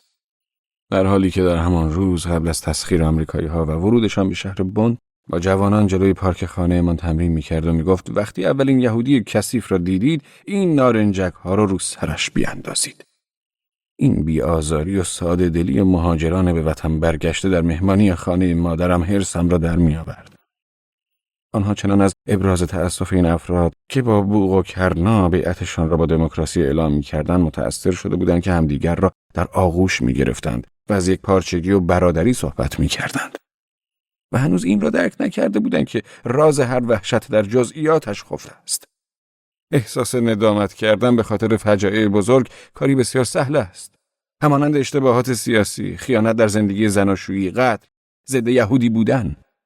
اما چه کسی وقتی که از جزئیات باخبر باشد چنین اشخاصی را میبخشد؟ جزئیاتی چون زمانی که برول و هربرت به پدرم مینگریستند وقتی پدر دستهایش را روی شانه‌ام نهاده بود و کالیک با خشم روی میز میکوبید و با چشمان مرگبارش وراندازم میکرد و میگفت مجازات، اشد مجازات. یا طوری که او یقه گوتس را گرفت و با وجود مخالفت معلم او را جلوی کلاس کشید و گفت خوب وراندازش کنید، اگر این یهودی نیست پس چیست؟ من لحظات زیاد و جزئیات زیادی در سر دارم و چشمان هربرت هنوز تغییر نکرده‌اند. وقتی هربرت را ایستاده نزد آن خاخام ساده‌لوح که به نظر بر سر آشتی بود می‌دیدم، همان خاخامی که برایش نوشیدنی آورده بود و با او در مورد افکار دینی یهودیان صحبت می‌کرد، ترس وجودم را می‌گرفت. مهاجران این را هم نمی‌دانستند که تنها تعداد کمی از نازی‌ها به جبهه جنگ فرستاده شده بودند، فقط کسانی چون هربرت کنیپس که همسایه وینکن بود و گونتر کرمر پسر ناموا که جزو جوانان هیتلر بودند و در جبهه کشته شدند. زیرا آنها از سیاست چیزی درک نمی‌کردند و کاری با کارهای کثیف جاسوسی نداشتند. کالیک هیچگاه به جبهه فرستاده نمی‌شد، زیرا همچون گذشته امروز هم این درک و موقعیت طلبی سیاسیش را دارد. او اصولاً ذاتاً چنین شخصیتی دارد. در هر صورت واقعیت خلاف تصور مهاجران است. البته آنها هم گناهی ندارند، چون فقط قادر به درک دسته‌بندی‌هایی مثل گناهکار بیگناه یا نازی غیر نازی اند. رهبر حزب نهانکار گاهی به مغازه پدر ماری می آمد. همینطوری یک بسته سیگار از کشو برمی داشت بدون اینکه پولش رو پرداخت کند. یکی از آن سیگارها رو جلوی پیشخوان، جلوی پدر ماری روشن می کرد و می گفت مارتین، چطور تو رو به یک اردوگاه کوچک و خوب و نه چندان وحشتناک بفرستم؟ و پدر ماری گفته بود خوک خوک میمانند و تو همیشه یک خوک هستی. آنها از 6 سالگی همدیگر را می شناختند. زیاده روی نکن مارتین، حد خودت را بفهم. و پدر ماری گفته بود باز هم بیشتر از این میگویم، حالا گام شو برو بیرون. و رهبر حزب گفته بود کاری میکنم که نه در یک اردوگاه خوب بلکه در یک اردوگاه کثافت بیفتی. و جدالشان همینطور ادامه داشت و نزدیک بود پدر ماری را هم به اردوگاه ببرند اگر فرمانده شهرستان دست حمایتش را به دلیلی که هرگز در نیافتم روی شانه‌های درکوم نمیگذاشت. مسلماً او دست حمایتش را بر شانه همگان نمیگذاشت، نه بر شانه انسان‌هایی چون مارکس چرم فروش و کروپه کمونیست که هر دویشان اعدام شدند. فرمانده شهرستان امروز تو کار ساخت و ساز است و وضعش کاملا خوب است. ماری زمانی او را دیده بود و او به ماری درباره اوضاع مالیش گفته بود شکایتی ندارم، اوضاع خوب می‌گذرد. پدر ماری همیشه به من میگفت تا میتوانی وحشتناک بودن رژیم نازی را از این بفهمی که من زندگیم را در واقع مدیون خوکی چون این فرمانده شهرستانم و حتی باید این را کتباً هم مینوشتم و تایید میکردم که جانم را مدیون او هستم. در این میان شماره تلفن کالیک را پیدا کرده بودم ولی هنوز برای زنگ زدن به او درنگ میکردم. به خاطرم رسید که فردا نوبت مهمانی دوره مادرم است و میتوانم به خانه بروم و حداقل به خرج پدر و مادرم جیبهایم را از سیگار و بادام شور پر کنم و یک پاکت زیتون برداشته و یک کیسه هم نان نمکی و بعد کلاهم را دور بگردانم و برای یک عضو محتاج خانواده درخواست کمک بکنم. یک بار وقتی 15 سالم بود برای مصرف مخصوصی این کار را انجام داده و 100 مارکی جمع کرده بودم. در آن زمان حتی ذره ناراحتی وجدان نداشتم از اینکه تمام پول را برای خودم خرج کرده و اگر فردا برای یک عضو محتاج خانواده پول جمع کنم در این راه دروغی هم نگفتم. من یک عضو محتاج و نیازمند خانواده بودم و حتی می توانستم بعد از آن هم در بغل آنا گریه کنم و چند تا تیکه کالباس باقی مانده رو در جیبم بگذارم. همه آن احمق‌های دور و بر مادرم حتما این کار من را به عنوان شوخی قلمداد می‌کردند و مادرم هم با لبخندی عصبی میبایست آنها را در این خیال بگذارد که من شوخی می‌کنم و کسی قادر به درک آن نمی‌شد که همه این کارهایم واقعاً جدی است و شوخی نیست. این آدم‌ها چیزی نمی‌فهمن، با وجود آنکه آنها می‌دانند یک دلقک بایستی مالی خولیایی باشد، ولی نمی‌دانند این افکار مالی خولیایی برای خود دلقک بسیار جدی است. در مهمانی مادرم می‌توانستم همه این آدم‌ها را ببینم، آدم‌هایی مثل زومرویلد و کالیک و سوسیال دموکرات‌ها و 6 تا از مدیران مختلف، حتی افراد مخالف انرژی اتمی. مادرم قدیم‌ها 3 روز در خط مخالفان انرژی اتمی بود تا اینکه یکی از همین مدیران یک جایی برای مادرم روشن کرده بود که سیاست مخالفت با انرژی اتمی می‌تواند بازار بورس را بشکند. و مادرم تون به طرف تلفن دویده بود و با کمیته مخالفان انرژی اتمی تماس گرفته بود و خودش را از جمع آنها کنار کشیده بود. و در پایان وقتی کلاهم را دور می‌گرداندم حتما کشیده محکمی به صورت کالیک می‌زدم و زومرویلد را هم به عنوان چاپلوس درو به باد ناسزا می‌گرفتم. و از نمایندگان احمق اتحاد کشیشان حاضر در مجلس به خاطر اشاعه فحش و زنا شکایت می‌کردم. دستم را از روی شماره گیر تلفن برداشته و به کالیک زنگ نزدم. فقط می‌خواستم از او بپرسم آیا او توانسته در این فاصله با گذشته‌اش کنار بیاید و آیا رابطه‌اش با قدرت هنوز برقرار است و آیا او قادر است به روشنی در مورد افکار مذهبی یهودیان حرف بزند؟ کالیک یک بار در مراسم جوانان هیتلری خطابه‌ای با عنوان ماکیاولی یا سعی بر دستیابی بر قدرت ایراد کرده بود. من چیز زیادی از آن خطابه نمی‌فهمیدم غیر از اعتراف به قدرت و قبول آن. ولی در چهره‌های اعضای جوانان هیتلر می‌خواندم که حتی برای آنها هم نطق کالیک نوعی زیاده‌روی و غیرقابل درک بود. کالیک تقریباً چیزی از ماکیاولی نمی‌گفت و فقط از خودش می‌گفت و چهره دیگر رهبران نشانگر آن بود که آنها این نطق را به وضوح بی‌شرمانه می‌پنداشتند. در روزنامه‌ها مطالب زیادی می‌توان یافت که از جوانانی چون او به عنوان هتاکان ناموس می‌نویسند. کالیک کسی جز آن سیاستمدار هتاک ناموس نبود و هر کجا که می‌رفت عده‌ای هتک ناموس شده برجا می‌گذاشت. از اینکه به مهمانی مادرم می‌رفتم خوشحال بودم. بالاخره می‌توانستم از پول‌های والدینم سهمی داشته باشم. زیتون و بادام شور و سیگار و حتی می‌توانستم بسته بسته سیگار برگ‌ها را در جیبم بگذارم و بعد آنها را با قیمتی نازل بفروشم. تصمیم داشتم مدال کالیک را از سینه‌اش بکنم و به صورتش سیلی بزنم. وقتی کالیک را با مادرم مقایسه می‌کنم فکر می‌کنم مادرم انسان‌تر است. زمانی که کالیک را برای آخرین بار در اتاق رختکن خانه پدرم دیده بودم، غمگین نگاهم کرده و گفته بود برای هر انسانی یک شانس وجود دارد. شانسی که مسیحیان آن را بخشش می‌نامند. من پاسخی به اون ندادم. من که مسیحی نبودم. به خاطر آوردم که او در نطق آن شب جوانان هیتلر از شهوت خشونت و ماکیاولیسم جنسی سخن گفته بود. وقتی به ماکیاولیسم جنسی کالیک فکر می‌کنم، دلم برای فاحشه‌هایی که او نزدشان می‌رفت می‌سوخت. همان گونه که دلم برای زن‌های متأهلی که قانوناً موظف به همخوابی با یک جنایتکار بودند می‌سوخت. من به آن دختران زیبا و جوانی فکر می‌کردم که یا به خاطر پول با افرادی چون کالیک یا بدون پول با شوهرانشان آن کار را انجام می‌دهند بدون آنکه علاقه‌ای به آن کار داشته باشند. به جای گرفتن شماره کالیک، به جای که لئو زندگی می‌کرد زنگ زدم.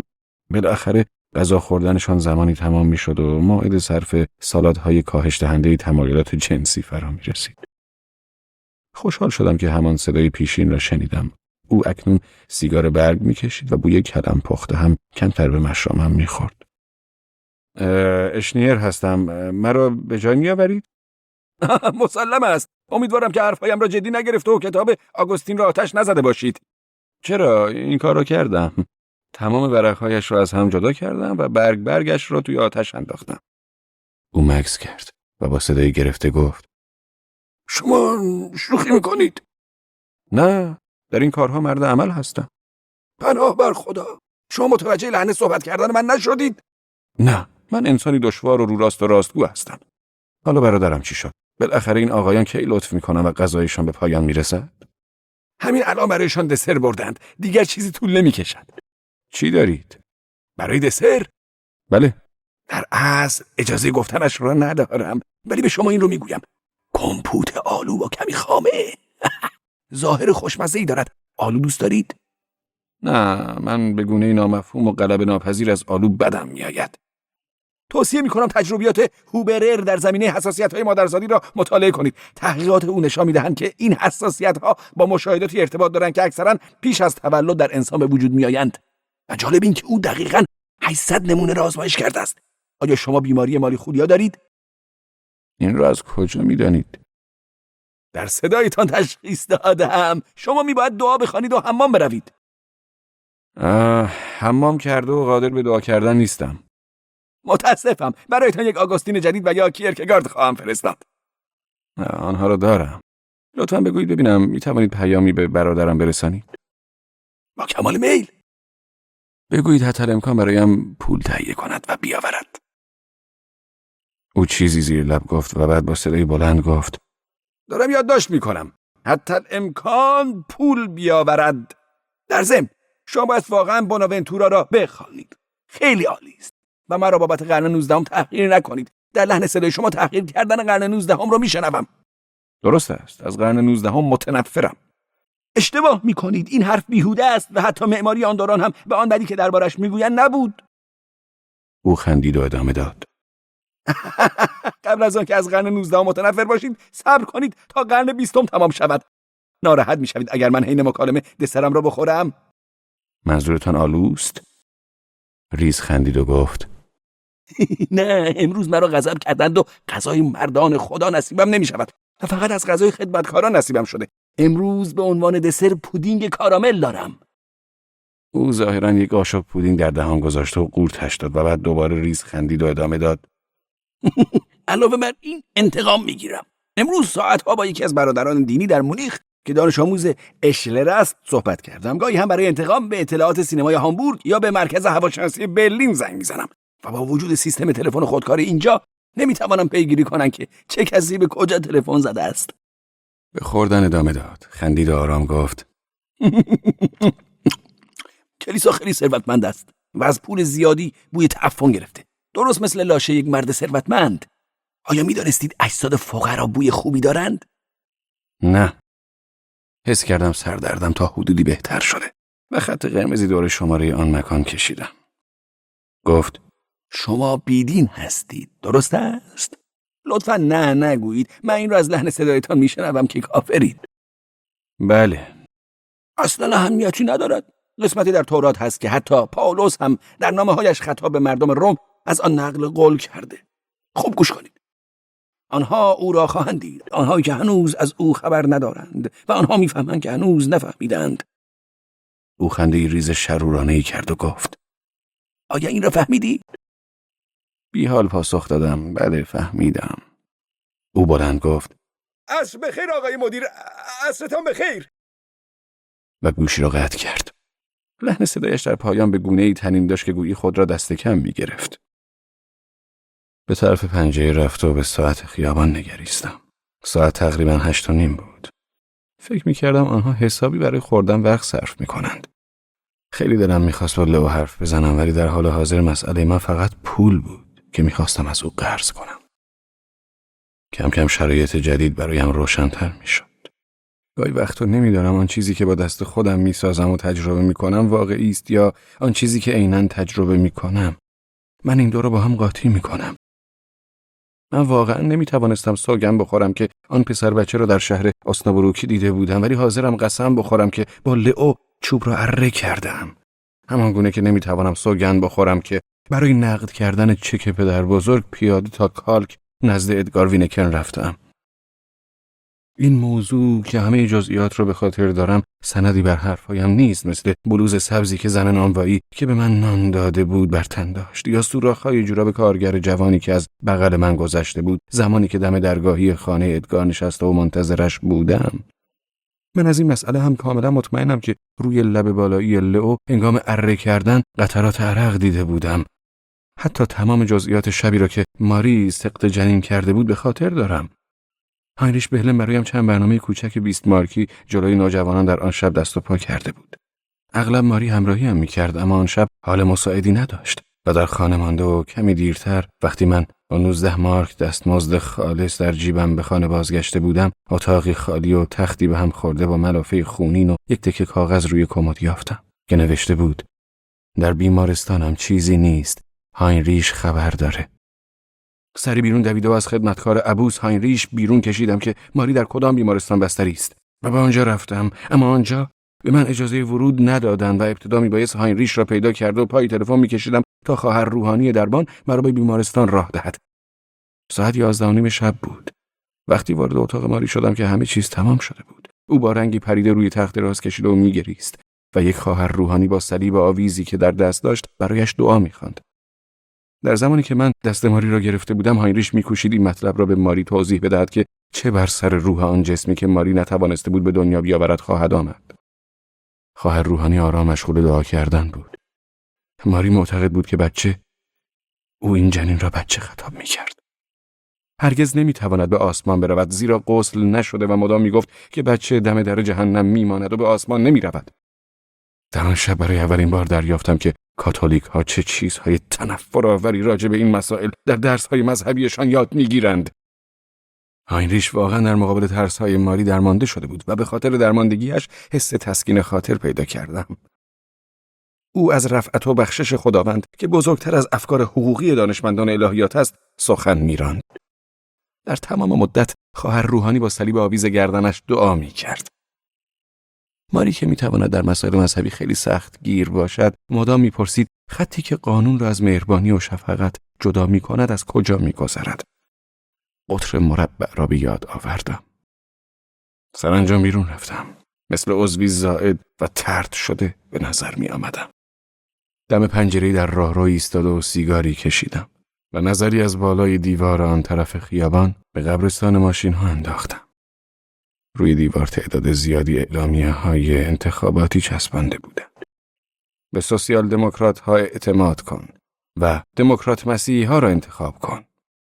پرواضح بود که آنها می‌خواستند بیماران با تمام مشکلاتشان نظری به دیوار بیفکنند تا بیشتر افسرده شوند. حداقل به سوسیال دموکرات‌ها اعتماد کن با ذوق‌تر و ادبی‌تر از چاپ کردن ساده دموکرات مسیحی را انتخاب کن بود. تقریباً ساعت 2 صبح شده بود. بعدها من و ماری سر آنچه که در آن ساعت دیده بودم و در مورد حقیقت داشتن اتفاقی که افتاده بود با هم دعوا کردیم. سگی ولگرد از سمت چپ آمد و اول تیر چراغ برق را بو کشید و بعد سراغ پلاکارد سوسیال دموکرات ها رفت و دم آخر دموکرات مسیحی ها و پای پلاکارد دموکرات مسیحی ها ادرار کرد و آرام به سمت تاریک خیابان پایین رفت. هرگاه ما درباره آن شب غم انگیز صحبت می‌کردیم و مسئله سگ پیش می‌آمد، ماری بودن آن را انکار می‌کرد یا اگر وجودش را می‌پذیرفت ادرار کردن را پای پلاکارد مسیحی دموکرات ها انکار می‌کرد. ماری میگفت من چنان تحت تاثیر گفته‌های پدرش درکوم پیر قرار گرفتم که حتی ناخودآگاه دروغ میگویم و واقعیت را به شکل غیر عمد واژگون مطرح میکنم و دیدن آنها را به خودم میقبولانم که این سگ کثافت کارش را پای پلاکارد دموکرات مسیحی ها کرده، در صورتی که این کارش را پای پلاکارد سوسیال دموکرات ها انجام داده است. تقریبا ساعت 5 صبح بود که هاینریش را به خانه رساندم. در گذر از خیابان هرنفلد او به من زیر لبی با اشاره به خانه‌های خیابان میگفت همه‌شان بره‌های کوچک منند. همه بره‌های کوچک منند. و در خانه‌اش خدمتکار جیغ جیغو با پاهای رنگ پریدش و فریاد این چه معنی دارد منتظرش بود. من به خانه رفتم و یواشکی با آب سرد ملافه را در حمام شستم. به هرنفلد قطارهای زغال سنگ، ریسمان‌های لباس، ممنوعیت حمام کردن، کیسه‌های آشغال که مثل نارنجک به حیاط پرت می‌شدند و اعتراض تهدیدآمیز صاحب خانه که به جایی نمی‌رسید و تهدیدهایی که با قل دادن جعبه‌ای تخم مرغ دوباره تکرار می‌شد فکر می‌کنم. هاینریش دوباره به خاطر ما با کشیش مجادله کرده بود، زیرا او از صندوق خیریه کاریتاس برای ما پول می‌خواست. و من دوباره نزد ادگار وینکن رفته بودم و لئو ساعت جیبیش را برای ما فرستاده بود که به پول تبدیلش کنیم. ادگار از یک صندوق خیریه کارگران برای من پولی تهیه کرده بود و ما توانسته بودیم با آن پول حداقل پول داروها و پول تاکسی و نیمی از مخارج پزشک را بپردازیم. من به ماری، به خواهر روحانی و صلیب دعایش، به قطر مربع، به سگ، به آگهی‌های انتخاباتی، به قبرستان اتومبیل و به دست‌های سردم بعد از شستن ملافه فکر می‌کردم و برای هیچ کدامشان قادر به سوگند خوردن نبودم. حتی دلم نمیخواست سوگند بخورم که آن مرد تلفنچی در مدرسه مذهبی لئو برایم تعریف کرده بود که زیاد تلفن میزند و تلفن بازیش با اطلاعات هواشناسی برلین به خاطر ضرر مالی زدن به کلیساست. با اینکه این اعتراض را مثل ملچ ملوچ کردنش موقعی که پودینگ کاراملش را میخورد شنیده بودم. بدون فکر کردن زیاد و بدون آگاهی از اینکه چه چیزی میخواهم بگویم شماره تلفن مونیکا سیلوز را گرفتم. هنوز تقریبا یک بار هم زنگ نخورده بود که گوشی را برداشت و گفت سلام. حتی صدایش صدای قوی و باهوش است که به من احساس خوبی میداد. هانس هستم. من میخواستم. او جمله‌ام را قطع کرد و گفت شما. لحن صدایش دلخور یا ناخوشایند نبود، فقط از ته صدایش مشخص بود که رو تلفن من حساب نمی‌کرده و منتظر تلفن دیگری بوده است. شاید یکی از دوست‌ها یا مادرش بوده، اما رو راست من دلخور شده بودم. گفتم فقط می‌خواستم تشکر کنم. شما خیلی لطف کردید. می‌توانستم بوی عطرش را احساس کنم. عطر تایگا یا هر اسمی که دارد برای او خیلی تلخ است. برای همه چیز بسیار متاسفم. این مسئله باید برای شما ناگوار باشد. دقیقا نمیدانستم منظور او چیست. آیا منظورش انتقاد کوسترت است که ظاهراً همه در بن آن را خوانده بودند، یا عروسی ماری، یا هر دو؟ آرام پرسید. میتوانم کاری برای شما انجام دهم؟ آری، شما میتوانید به اینجا بیایید و به روحم آرامش بدهید و همچنین زانویم را که تقریبا زیاد متورم شده است تسکین دهید. او سکوت کرد. من انتظار داشتم فوراً آری بگوید. این فکر که او میتواند نزد من بیاید برایم بسیار عجیب مینمود. ولی او فقط گفت امروز نه. منتظر مهمان هستم. حداقل میتوانست بگوید منتظر چه کسی است و حداقل میتوانست بگوید منتظر یک دختر است یا پسر. این واژه مهمان حالم را بد میکرد. من گفتم باشد، شاید فردام. احتمالاً باید حداقل یک هفته استراحت کنم. میتوانم کار دیگری برایتان انجام دهم؟ منظورم کاری است که از پشت تلفن بشود انجامش داد. او این جمله را با چنان لحنی گفت که مرا امیدوار کرد که مهمانش میتواند یک دختر باشد. بله، شما میتوانید قطعه مازورکای شوپن را برایم بنوازید. خندید و گفت شما چه ایده هایی دارید؟ لحن صدایش باعث شد برای اولین بار در اعتقادم به تک همسری متزلزل شوم. او ادامه داد به شوپن علاقه چندانی ندارم و قطعاتش را هم خوب اجرا نمی کنم. آخ خدای من، این که زیاد مهم نیست. نوت مازورکا را دارید؟ همین جاها باید باشد. یک لحظه لطفاً. گوشی را روی میز گذاشت و صدای بیرون رفتنش را از اتاق شنیدم. چند دقیقه طول کشید که دوباره به اتاق برگشت و یاد حرفی که ماری یک بار به من گفته بود افتادم که حتی بعضی از مقدسان دوست دختر داشتند. طبیعتا فقط از نظر روحی و معنوی، و به هر حال چیز معنوی و روحی وجود داشت که این دختران آن را به آنها میدادند و من حتی آن را هم نداشتم. او دوباره گوشی را برداشت و نفس زنان گفت بله، نوت مازورکا اینجاست. لطفا مازورکا را بنوازید.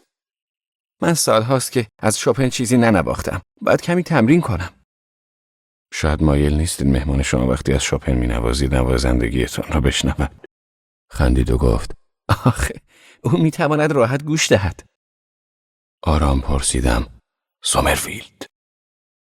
صدای تعجبش را شنیدم و ادامه دادم اگر او واقعا مهمان شماست در پیانو را توی سرش خرد کنید. او گفت اما حق او این نیست. او به شما خیلی علاقه دارد. این را میدانم و حتی باورش هم میکنم، اما بیشتر دلم میخواست جرأتش را داشتم و او را میکشتم. او فوراً گفت کمی تمرین میکنم و قطعه مازورکا را برایتان مینوازم و بهتان زنگ میزنم. باشد. ولی هیچ کدام تلفن را قطع نکردیم. صدای نفسش را میشنیدم. نمیدونم چه مدت، ولی صدای نفسش را میشنیدم. و بعد او گوشی را گذاشت. من مدت زیادی گوشی را در دستم نگاه داشتم تا صدای نفسش را بشنوم. خدای من، حداقل صدای نفس یک زن.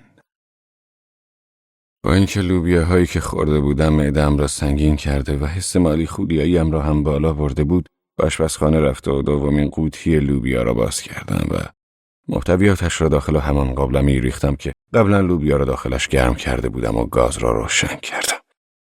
فیلتر استفاده شده قهوه را در ظرف آشغال ریختم و فیلتر جدیدی برداشته و 4 قاشق قهوه درونش ریختم. و آب روی اجاق گذاشتم و سعی کردم آشپزخانه را مرتب کنم.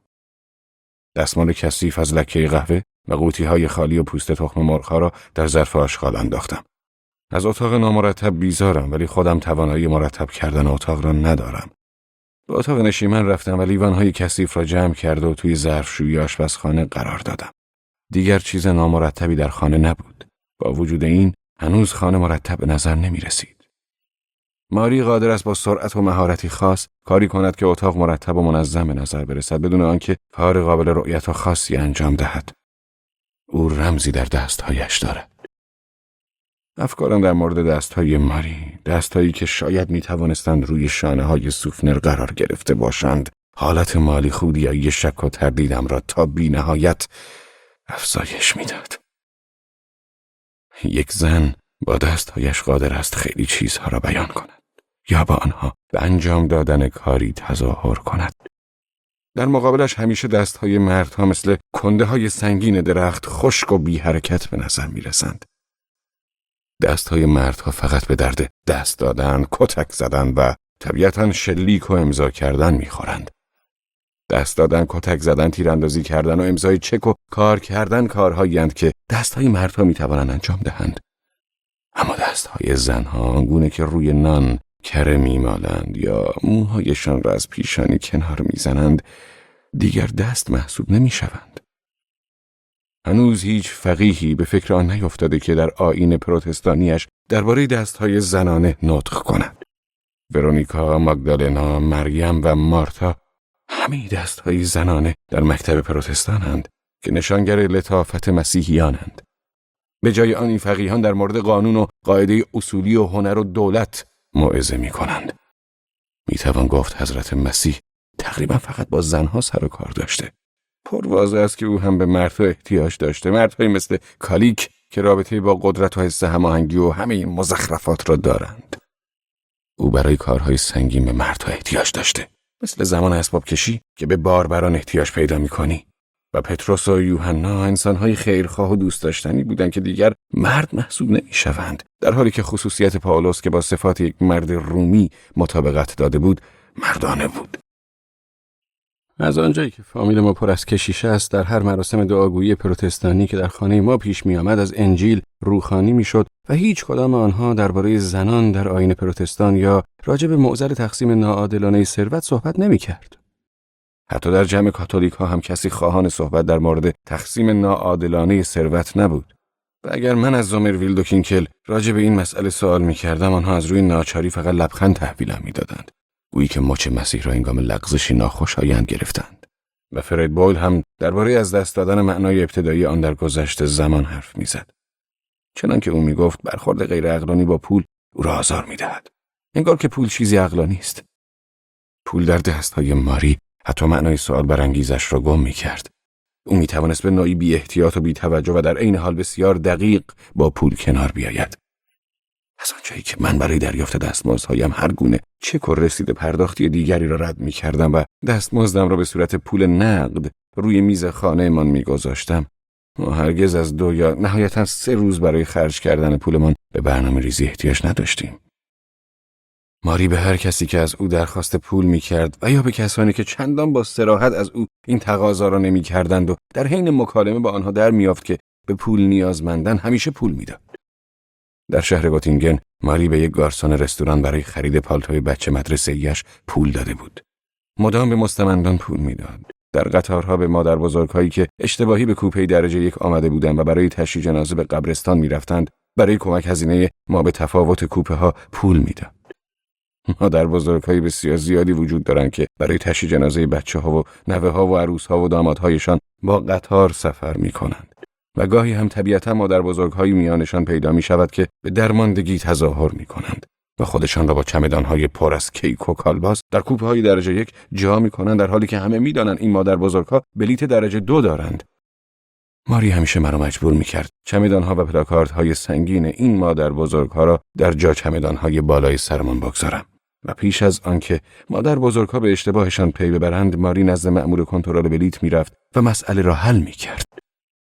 ماری همیشه قبل از این کار از مادر بزرگ می‌پرسید که چه کسی فوت کرده و به کجا می‌خواهد برود تا ما به تفاوت را حساب کند.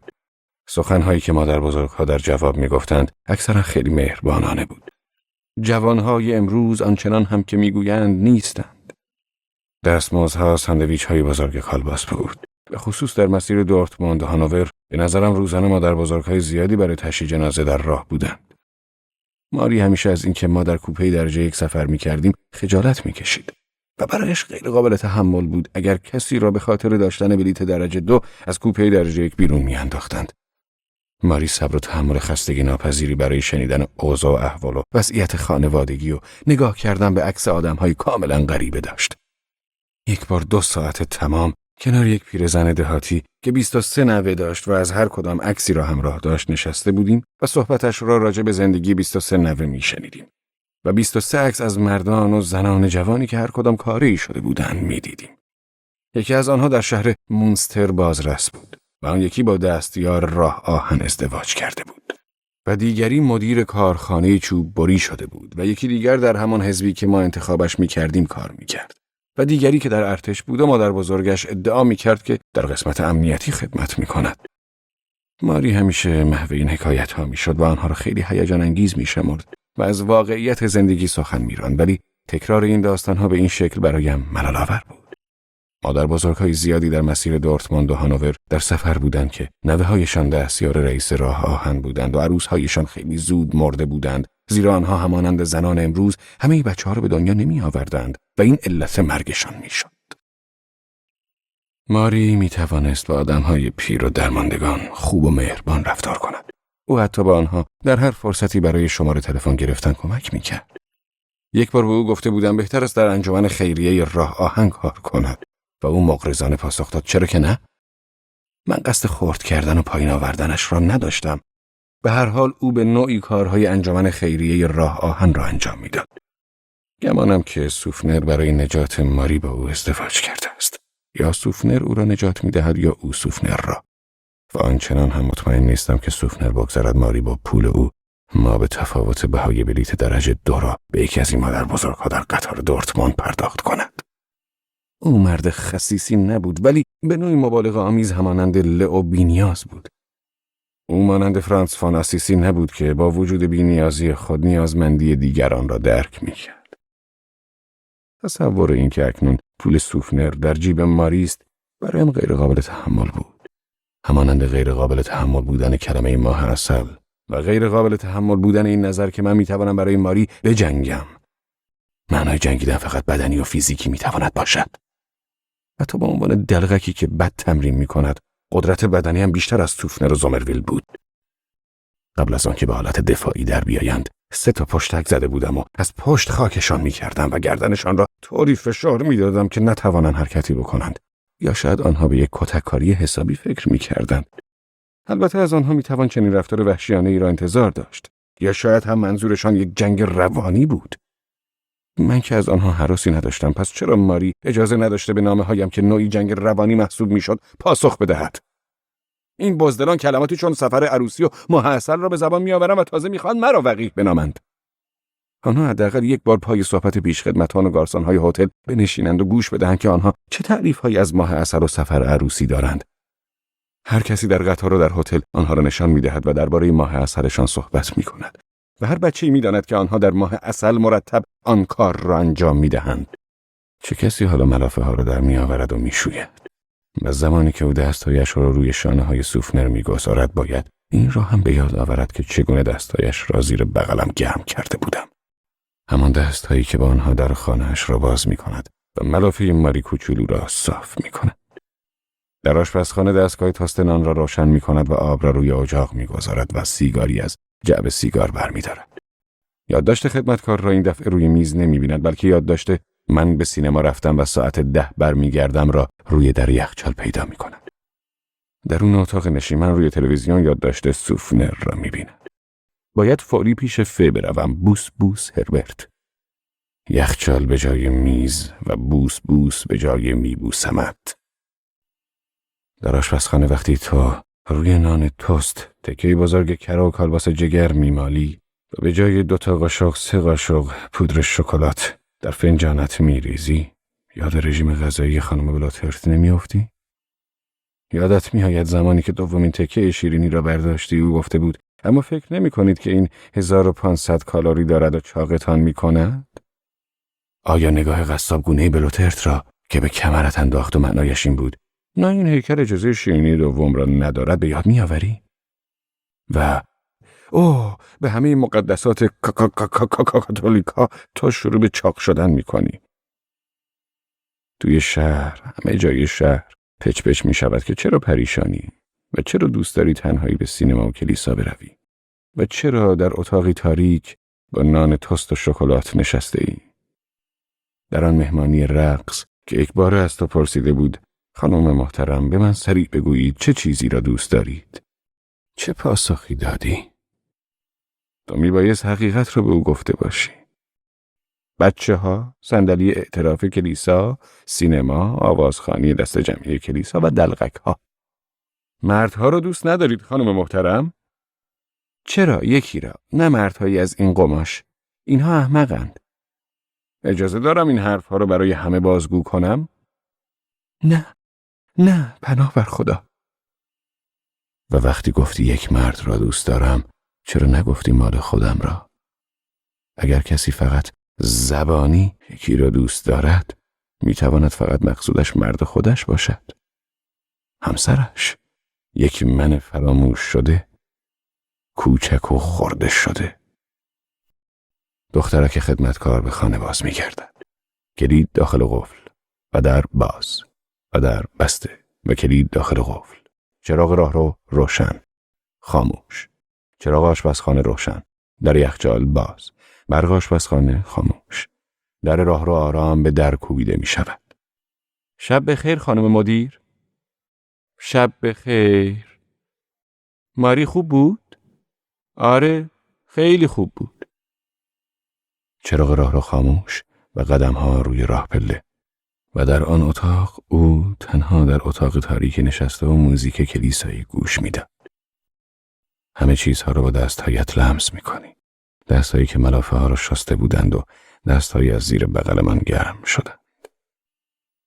گرام، صفحه گرام، دکمه گرام، فنجان، نان، موی بچه، ملافه بچه، راکت تنیس. راستی چرا دیگر به بازی تنیس نمی روی؟ شانه‌هایت را بالا می اندازی و حوصله نداری. دیگر حوصله نداری. تنیس برای خانم‌های سیاستمداران و رهبران کاتولیک خیلی خوب است.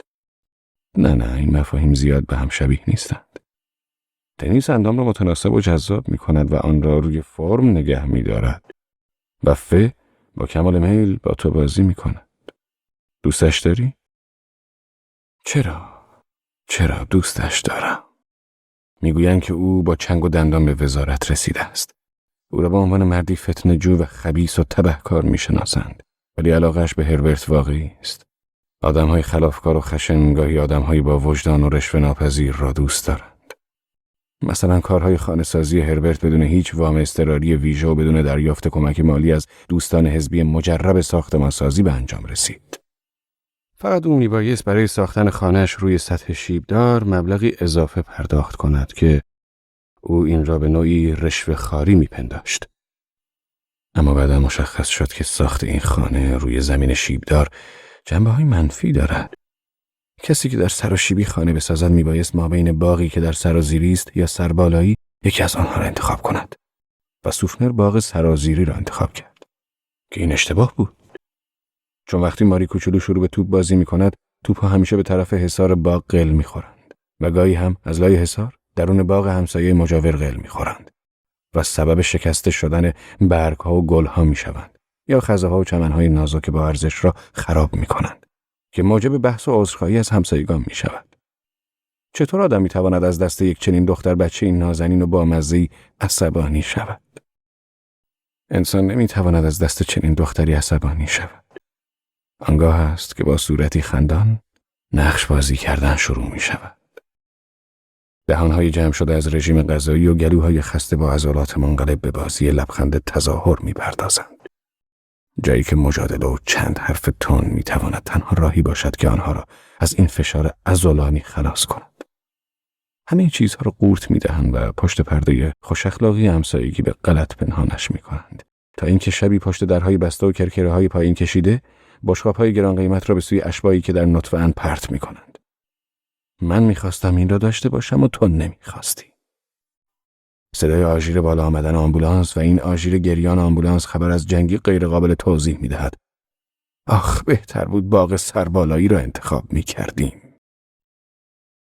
صدای زنگ تلفن مرا از جا پراند. گوشی تلفن را برداشتم و از آنجایی که مونیکا سیلوز را فراموش کرده بودم قرمز شدم. او گفت: سلام، هانس شمایید؟ بله. هنوز نمیدانستم چرا زنگ زده بود تا زمانی که گفت شما پشیمان خواهید شد. و تازه یاد قطعه مازورکا افتادم. حالا دیگر قادر نبودم به رؤیای خودم برگردم و نمیتوانستم به او بگویم از شنیدن این قطعه صرف نظر میکنم. باید این قطعه مزخرف مازورکا را میشنیدم. شنیدم که چگونه مونیکا گوشی تلفن را روی پیانو گذاشت و شروع به نواختن کرد. او بسیار عالی می نواخت و تنین نواختنش محشر بود. اما حین نواختنش شروع به گریستن به حال زار خودم کردم.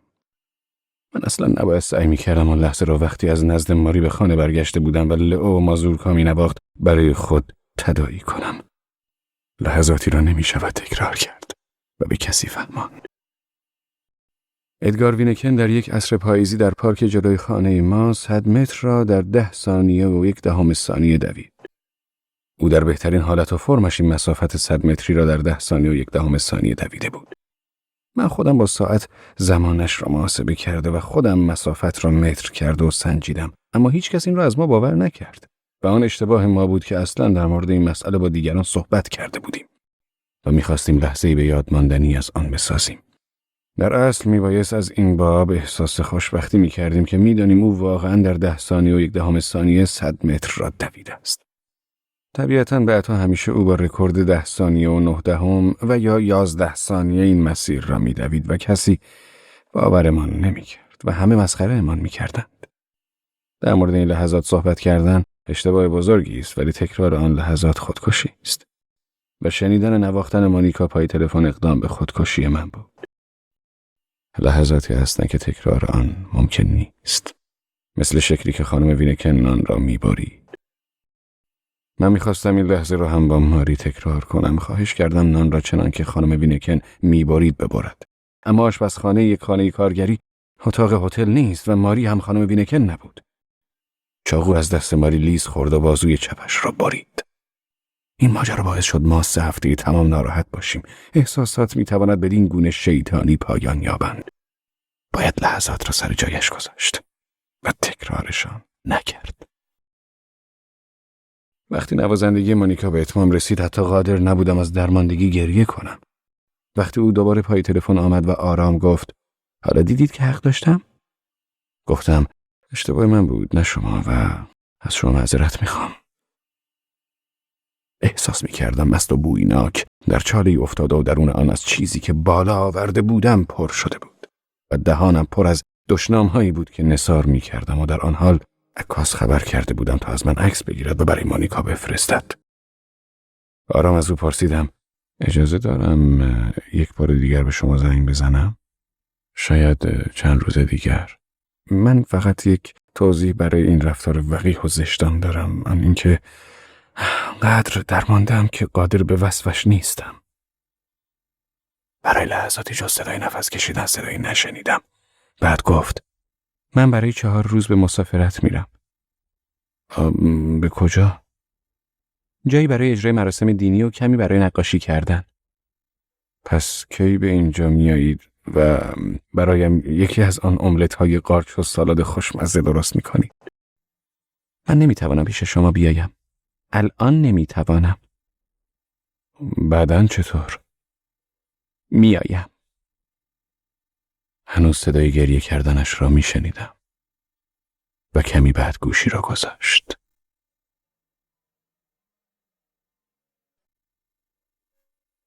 فکر میکردم باید حمام کنم. انقدر که احساس کثیفی داشتم فکر میکردم مثل لازاروس به یک گند و تعفن میدم.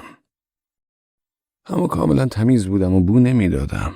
خودم را با آشپزخانه کشانده و شعله گاز زیر ظرف لوبیا و ظرف آب را خاموش کردم و دوباره به اتاق نشیمن برگشتم.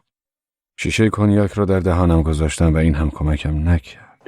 حتی صدای زنگ تلفن هم مرا از حالت خفگیم بیرون نیاورد. گوشی رو برداشته و گفتم بله. و زابین امونز گفت ها؟ این چه کارهایی است که میکنی؟ ساکت ماند و او ادامه داد. برای هم تلگرام میفرستی. به نظر خیلی ناراحت کننده میرسد. آیا واقعا اوضاع اینقدر خراب است؟ بیرمق گفتم به اندازه کافی خراب است. من با بچه‌ها رفته بودم پیاده روی و کال هم برای 2 هفته با بچه‌های کلاسش به یک اردوی مدرسه‌ای رفته. و قبل از اینکه بتوانم به تو زنگ بزنم باید یکی را پیش بچه‌ها میآوردم. نفسش کمی تند میزد و صدایش مثل همیشه کمی عصبی بود. من دلم نمی آمد از او درخواست پول کنم. از زمانی که کارل ازدواج کرده همیشه روی حداقل‌های زندگیش حساب می‌کنم. زمانی که با او مجادله داشتم وی صاحب 3 فرزند بود و 4می هم در راه بود.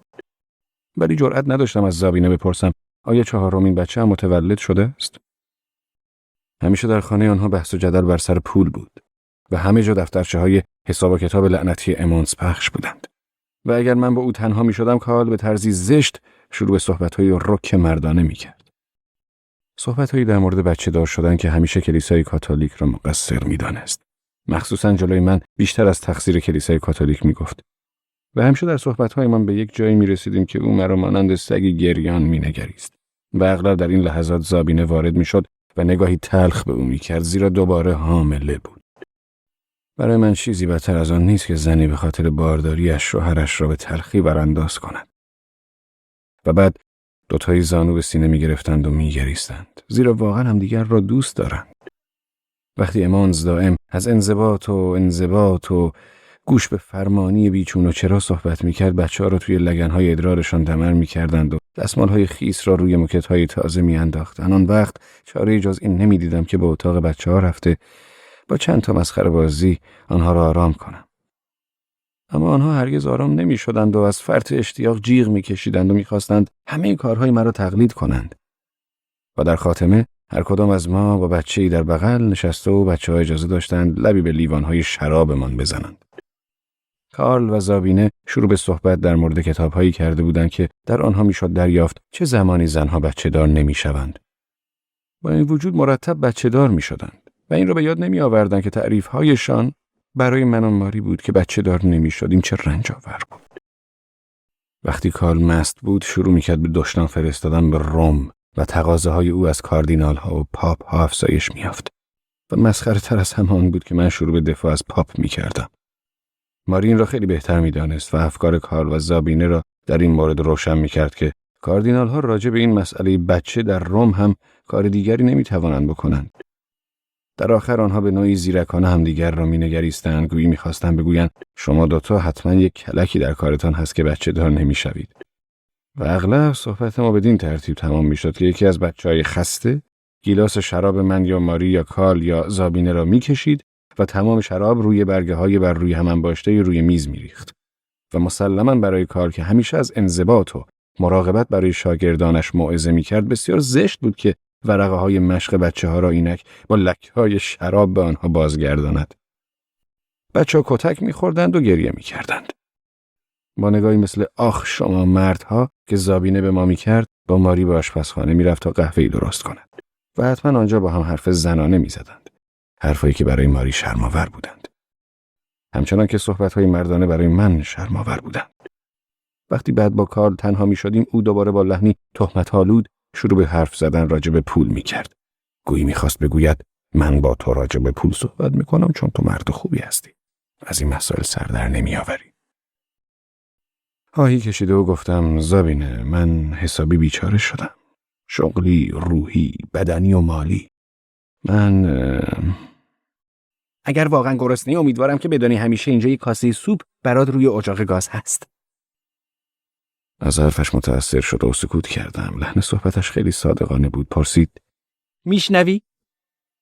میشنوم و دیر تا فردا ظهر میام که کاسه سوپم رو بخورم و اگر شما احتیاج به کسی دارید که از بچه‌هایتون مراقبت کند من زبانم گرفته بود. من که نمیتوانستم کاری را که همیشه برایشان مجانی انجام میدادم الان در قبال پول انجام دهم و در ضمن یاد داستان تخم مرغ و گرگار افتادم. زابینه خندید و گفت خب بگو حرفت را بزن. منظورم این است که اگر بتوانید من را به آشنایانتان معرفی کنید، من تلفن دارم و از همه ارزان‌ترین کار را میکنم. او مکث کرد و من میتوانستم یک خوردنش را خوب حس کنم و گفت: تو؟ من الان نمیتوانم زیاد صحبت کنم، اما زود بگو چی شده و چه اتفاقی افتاده. ظاهراً او تنها کسی در بن بود که مقاله انتقادی کاسترت را نخوانده و به ذهنم رسید که او اصلا نمیتوانست چیزی در مورد من و ماری و اتفاقی که برای من افتاده بداند. او با کسی در این جمع کاتولیک آشنایی نداشت. گفتم: زابینه، ماری ترکم کرده. با یک شخصی به اسم سوفنر ازدواج کرده. خدای من، این حقیقت نداره. چرا حقیقت داره؟ سکوت کرد و شنیدم که یک نفر به بدنه تلفن همگانی ضربه ای زد. حتما یک احمقی که میخواست به همبازی اسکیت بوردش بگوید چگونه او با تک خال دلش بدون 1-3 بازی را برده است. زابینه آرام گفت: تو میبایست با او ازدواج میکردی. منظورم این است که خودت میدانی منظورم چیست. میدونم، من هم میخواستم باش ازدواج کنم، اما بعد فهمیدم که این برگه لعنتی محضر را باید میداشتیم و بعد امضا. میفهمی؟ باید امضا میدادم که بچه‌های من را کاتولیک بارآوریم. نگو که رابطه شما به خاطر این مسئله به هم خورده. مشت زدن به تلفن همگانی بیشتر شده بود. نمیدانم، ولی با این دلیل شروع شد، اما خیلی چیزها هم بهش ربط دارن که من نمیفهممشان. گوشی رو قطع کن زابینه، در غیر این صورت این دیوانه هیجان زده آلمانی دم تلفن تو را میکشد. شهر پر از این جنایتکارهای دیوانه جنسی شده. تو باید به من قول بده که پیشم میایی و به آن فکر کن که سوپ تو تمام روز روی آتش گرم میماند. صدای او را ضعیفتر و ضعیفتر میشنیدم و گفت: بدجنسیه. و ظاهراً زابینه از شدت آشفتگی فراموش کرده بود گوشی تلفن را درست روی دسته تلفن بگذارد و شاید آن را روی تاقچه زیر تلفن، جایی که دفترچه تلفن را رویش میگذاشتند، گذاشته بود. و همچنین صدای مردک را شنیدم که گفت: چه عجب. اما به ظاهر زابینه رفته بود. من خیلی بلند با صدای بالا و تیزی درون گوشی فریاد زدم: کمک، کمک! و مردک گول کارم را خورد و گوشی را برداشت و پرسید: میتوانم کاری برای شما بکنم؟ صداش خیلی جدی و مردانه و محکم بود و میتوانستم یک چیز ترشمزه‌ای را مثل ماهی کنسروی یا همچین چیزهایی بو کنم. و او گفت: الو؟ الو؟ من گفتم: آیا شما آلمانی هستید؟ من فقط با آلمانی ها صحبت میکنم. اصل خوب و درستی دارید. چه مشکلی دارید؟ من نگران دموکرات مسیحی ها هستم. آیا شما هم به دموکرات مسیحی ها رأی میدهید؟ او انگار بهش برخورده بود. گفت: این که مسلم است. پس حالا خیالم راحت شد. و گوشی را قطع کردم. میبایستی به آن مردک حسابی بد و بیراه میگفتم و از او میپرسیدم که آیا او به زن خودش تجاوز میکند و آیا بازی اسکات را با 2 امتیاز برده است و آیا در اداره با همکارانش یاوه‌گویی‌های معمولی همیشگی 2 ساعته‌اش را درباره جنگ پشت سر گذاشته است. او صدای یک شوهر واقعی و یک آلمانی درست کار را داشت و چه عجبی گفته بود که معنی گوشی را بگذار میداد. صدای زابینه امونز تا حدی آرامم کرده بود. صدایش تا حدی عصبی و هیجان زده به گوش می‌خورد، اما می‌دانستم که او کار ماری را واقعاً بی‌مروتی می‌داند. و این را هم می‌دانستم که پیش او همیشه کاسه سوپی برایم روی گاز هست. او آشپز بسیار خوبی بود و اگر مدام آخ از شما مردها نگاهش را نمی‌داشت و مرتب باردار نبود، زنی بسیار شاداب و سرزنده بود. حتی به گونه‌ای بهتر و مهربانتر از کارل، کاتولیک بود. کارلی که هنوز به عقاید عجیب و غریب مسائل جنسی که در سمینارها برگزار میشد پایبند مانده بود. نگاه ملامت انگیز زابینه واقعا متوجه همه مردها بود. و هرگاه نگاهش را فقط متوجه کارل به عنوان عامل اصلی موقعیتش میکرد، چشمانش به خصوص رنگ تیره‌ای به خود میگرفت. در این مواقع اغلب میکوشیدم حواس زابینه را با یکی از برنامه‌هایم که برایش اجرا میکردم پرت کنم و او خنده‌اش میگرفت. خنده طولانی و از صمیم قلب، تا زمانی که اشکش در می آمد و اغلب در اشکش گیر می کرد و خندش از بین می رفت و ماری می بایست او را از اتاق بیرون برد و تسکینش دهد. در حالی که کارل با چهره گرفته و گناهکار کنارم می نشست و به یکباره از روی استیصال شروع به تصحیح کردن دفترها می کرد. گاهی به او کمک می کردم و با قلمی قرمز زیر غلطها خط می کشیدم. اما او به من اعتماد نمی‌کرد و همه چیز را مجدداً کنترل می‌کرد و هر بار عصبانی می‌شد که من هیچ چیز را نادیده نگرفته بودم و برگه‌ها را درست صحیح کرد و خط کشیده بودم. او نمی‌توانست پیش خود تصور کند که من چنین کاری را به درستی و عادلانه و طبق خواسته او انجام داده باشم. تنها مشکل کارل مشکل مالی است. اگر کارل امانز یک خانه 7 اتاقه داشت، هیجان و عصبانیتش قابل اجتناب بود. من یک بار با کینکل بر سر عبارت حداقل مخارج زندگی مجادله داشتم. او یکی از نابغه‌های متخصص در این موضوع است و فکر کنم او بود که حداقل مخارج زندگی بدون بهای اجاره را برای افراد مجرد در یک شهر بزرگ 84 مارک و کمی بعد تا 86 مارک محاسبه کرده بود. من با او از در مخالفت در نیامدم که او شخصا طبق قضاوت و حکایت تهوع آورش در مورد حداقل مخارج زندگی ظاهراً 35 برابر این مبلغ را به عنوان حداقل مخارج زندگی بازداشت. اینطور حرفها زیاده از حد شخصی است و بی‌سلیقگی آدم را میرساند. ولی بی‌سلیقگی در این مسئله فقط این است که یک همچین شخصی برای دیگران حداقل مخارج زندگیشان را حساب می‌کند. در این مبلغ 86 مارک حتی مبلغی هم برای نیازهای فرهنگی گنجانده شده بود. احتمالاً سینما یا شاید روزنامه. و زمانی که از کینکل پرسیدم آیا او انتظار دارد که شخص باید با این پول یک فیلم خوب ببیند؟ یک فیلم خوب با ارزش‌های تربیتی اجتماعی؟ او عصبانی شد و وقتی پرسیدم نوسازی و تجدید موجودی لباس زیر چه معنایی می‌دهد، آیا آنها از وزارتخانه یک پیرمرد مهربان خوب را موظف می‌کنند که در شهر بن تا زمانی که لباس زیرش پاره پاره شود بدود و بعد به وزارتخانه گزارش بدهد که چه مدت طول کشیده تا شورتش تکه پاره شود؟ آنجا بود که خانمش به زبان آمد و گفت من به طرز خطرناکی ذهنی و شخصی میشوم و به او گفتم در مقایسه با نظریات آنها طرح زمانبندی شده کمونیست‌ها برای دوام دستمال کاغذی و این مزخرفات معقول‌تر است و کمونیست‌ها حداقل دنبال دلایل ریاکارانه ماوراءالطبیعی نیستند. اما اینکه مسیحیانی چون شوهر او به این مزخرفات تکیه می‌کنند به نظرم باور نکردنی است.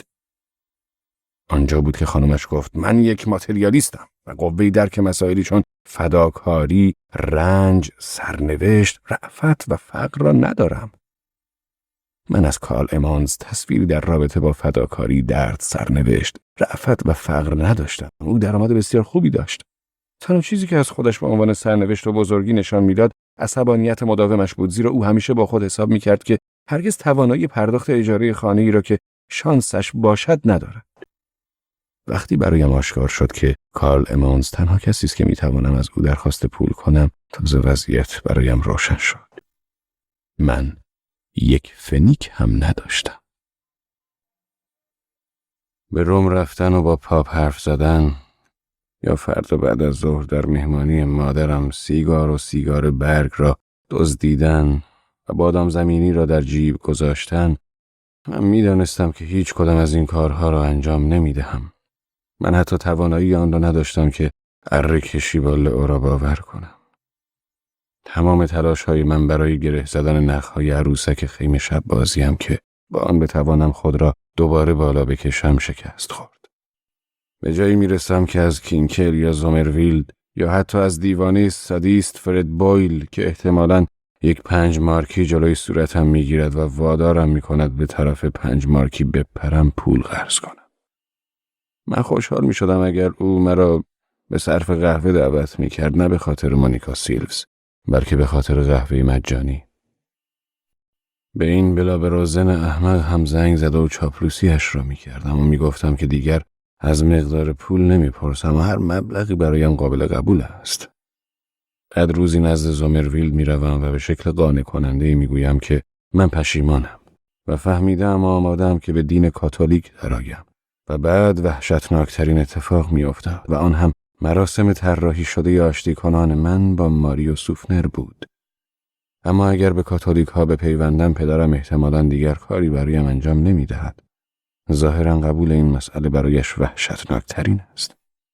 میباید راجع به این مسئله تعمق کنم. انتخاب من دیگر بین قرمز و سیاه نبود، بلکه بین قهوه‌ای تیره یا سیاه، زغال سنگ یا کلیسا. من همانی میشوم که دیگران مدت هاست از من انتظار دارند. یک مرد بالغ و آماده و اجتماعی که دیگر مسائل را شخصی نبیند و در کلوپ آقایان حسابی با دیگران اسکات بازی کند. هنوز چند شانس دیگر برایم مانده، مثل لئو، هاینریش بهلن، پدر بزرگم و سونرر، که قصد داشت از من به عنوان یک گیتاریست حساس حمایت کند و آواز اگر باد با گیسوان تو بازی کند میدانم که تو مال منی را میخواندم. این ترانه را برای ماری خواندم و او گوشهایش را گرفته بود و میگفت این ترانه افتضاح است. نهایتا آخرین کار ممکن را انجام داد و نزد کمونیست‌ها خواهم رفت و برایشان همه آن برنامه‌هایی را اجرا خواهم کرد که میتوانند آنها را بسیار خوب به عنوان ضد امپریالیستی دسته‌بندی کنند. واقعا زمانی نزد آنها رفت و با یکی از این بچه فرهنگی هاشان دیداری داشتم. آنها در ایستگاه قطار از من با دسته گلی بسیار بزرگ و تجملات زیاد استقبال کردند و در هتل ماهی قزلاله و خاویار و شامپاین و شرابهای خنک مهیا بود. بعد از ما پرسیده بودند تمایل به دیدن چه چیزی در شهر ارفورت داریم. من گفته بودم با کمال میل میخواهم مکانی را ببینم که لوتر در آن تز دکترای خود را ارائه داده و ماری هم گفته بود که شنیده در ارفورت یک دانشگاه علوم دینی کاتولیکی هست و او به زندگی مذهبی علاقه دارد. آنها ترش کردند اما نمیتوانستند کاری بکنند و همه چیز برای بچه فرهنگی ها و برای اساتید الهیات و برای ما ناخوشایند شده بود. اساتید الهیات فکر کرده بودند ما با این احمقها رابطه ای داریم. حتی زمانی که ماری با یک پروفسور راجع به اعتقادات مذهبی گفتگو می‌کرد، هیچ کدام از آن اساتید الهیات با ماری باز و روشن صحبت نکرد. یکی از آنها متوجه شد که ماری با من ازدواج نکرده است و در جمع سران حزب از ماری پرسید شما واقعاً کاتولیک هستید؟ و ماری از شرم قرمز شد و گفت بله کاتولیک هستم. اگرچه زندگی گناه آلودی دارم ولی کاتولیک میمانم. اوضاع خیلی بدتر شده بود وقتی متوجه شدیم که حتی سران حزب هم از ازدواج نکردن ما چندان خوششان نیامده. و زمانی که برای صرف قهوه به هتل بازگشتیم یکی از این سران حزب در این مورد صحبت کرد که شکل مختلفی از هرج و مرج عامیانه وجود دارد که او با آنها موافقتی ندارد. سپس آنها از من پرسیدند چه برنامه‌ای را در لایپزیگ و روستوک اجرا می‌کنم؟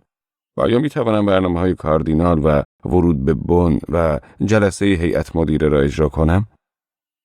من هرگز نفهمیدم که آنها از کجا این برنامه کاردینال مرا که تنها برای خودم تمرین و اجرایش کرده بودم می‌شناختند. من فقط یک بار این برنامه را جلوی ماری اجرا کرده و او از من خواسته بود که این را برای کسی اجرا نکنم، زیرا کاردینال‌ها جامعه قرمز کشته شدگان دینی بر تن می‌کنند.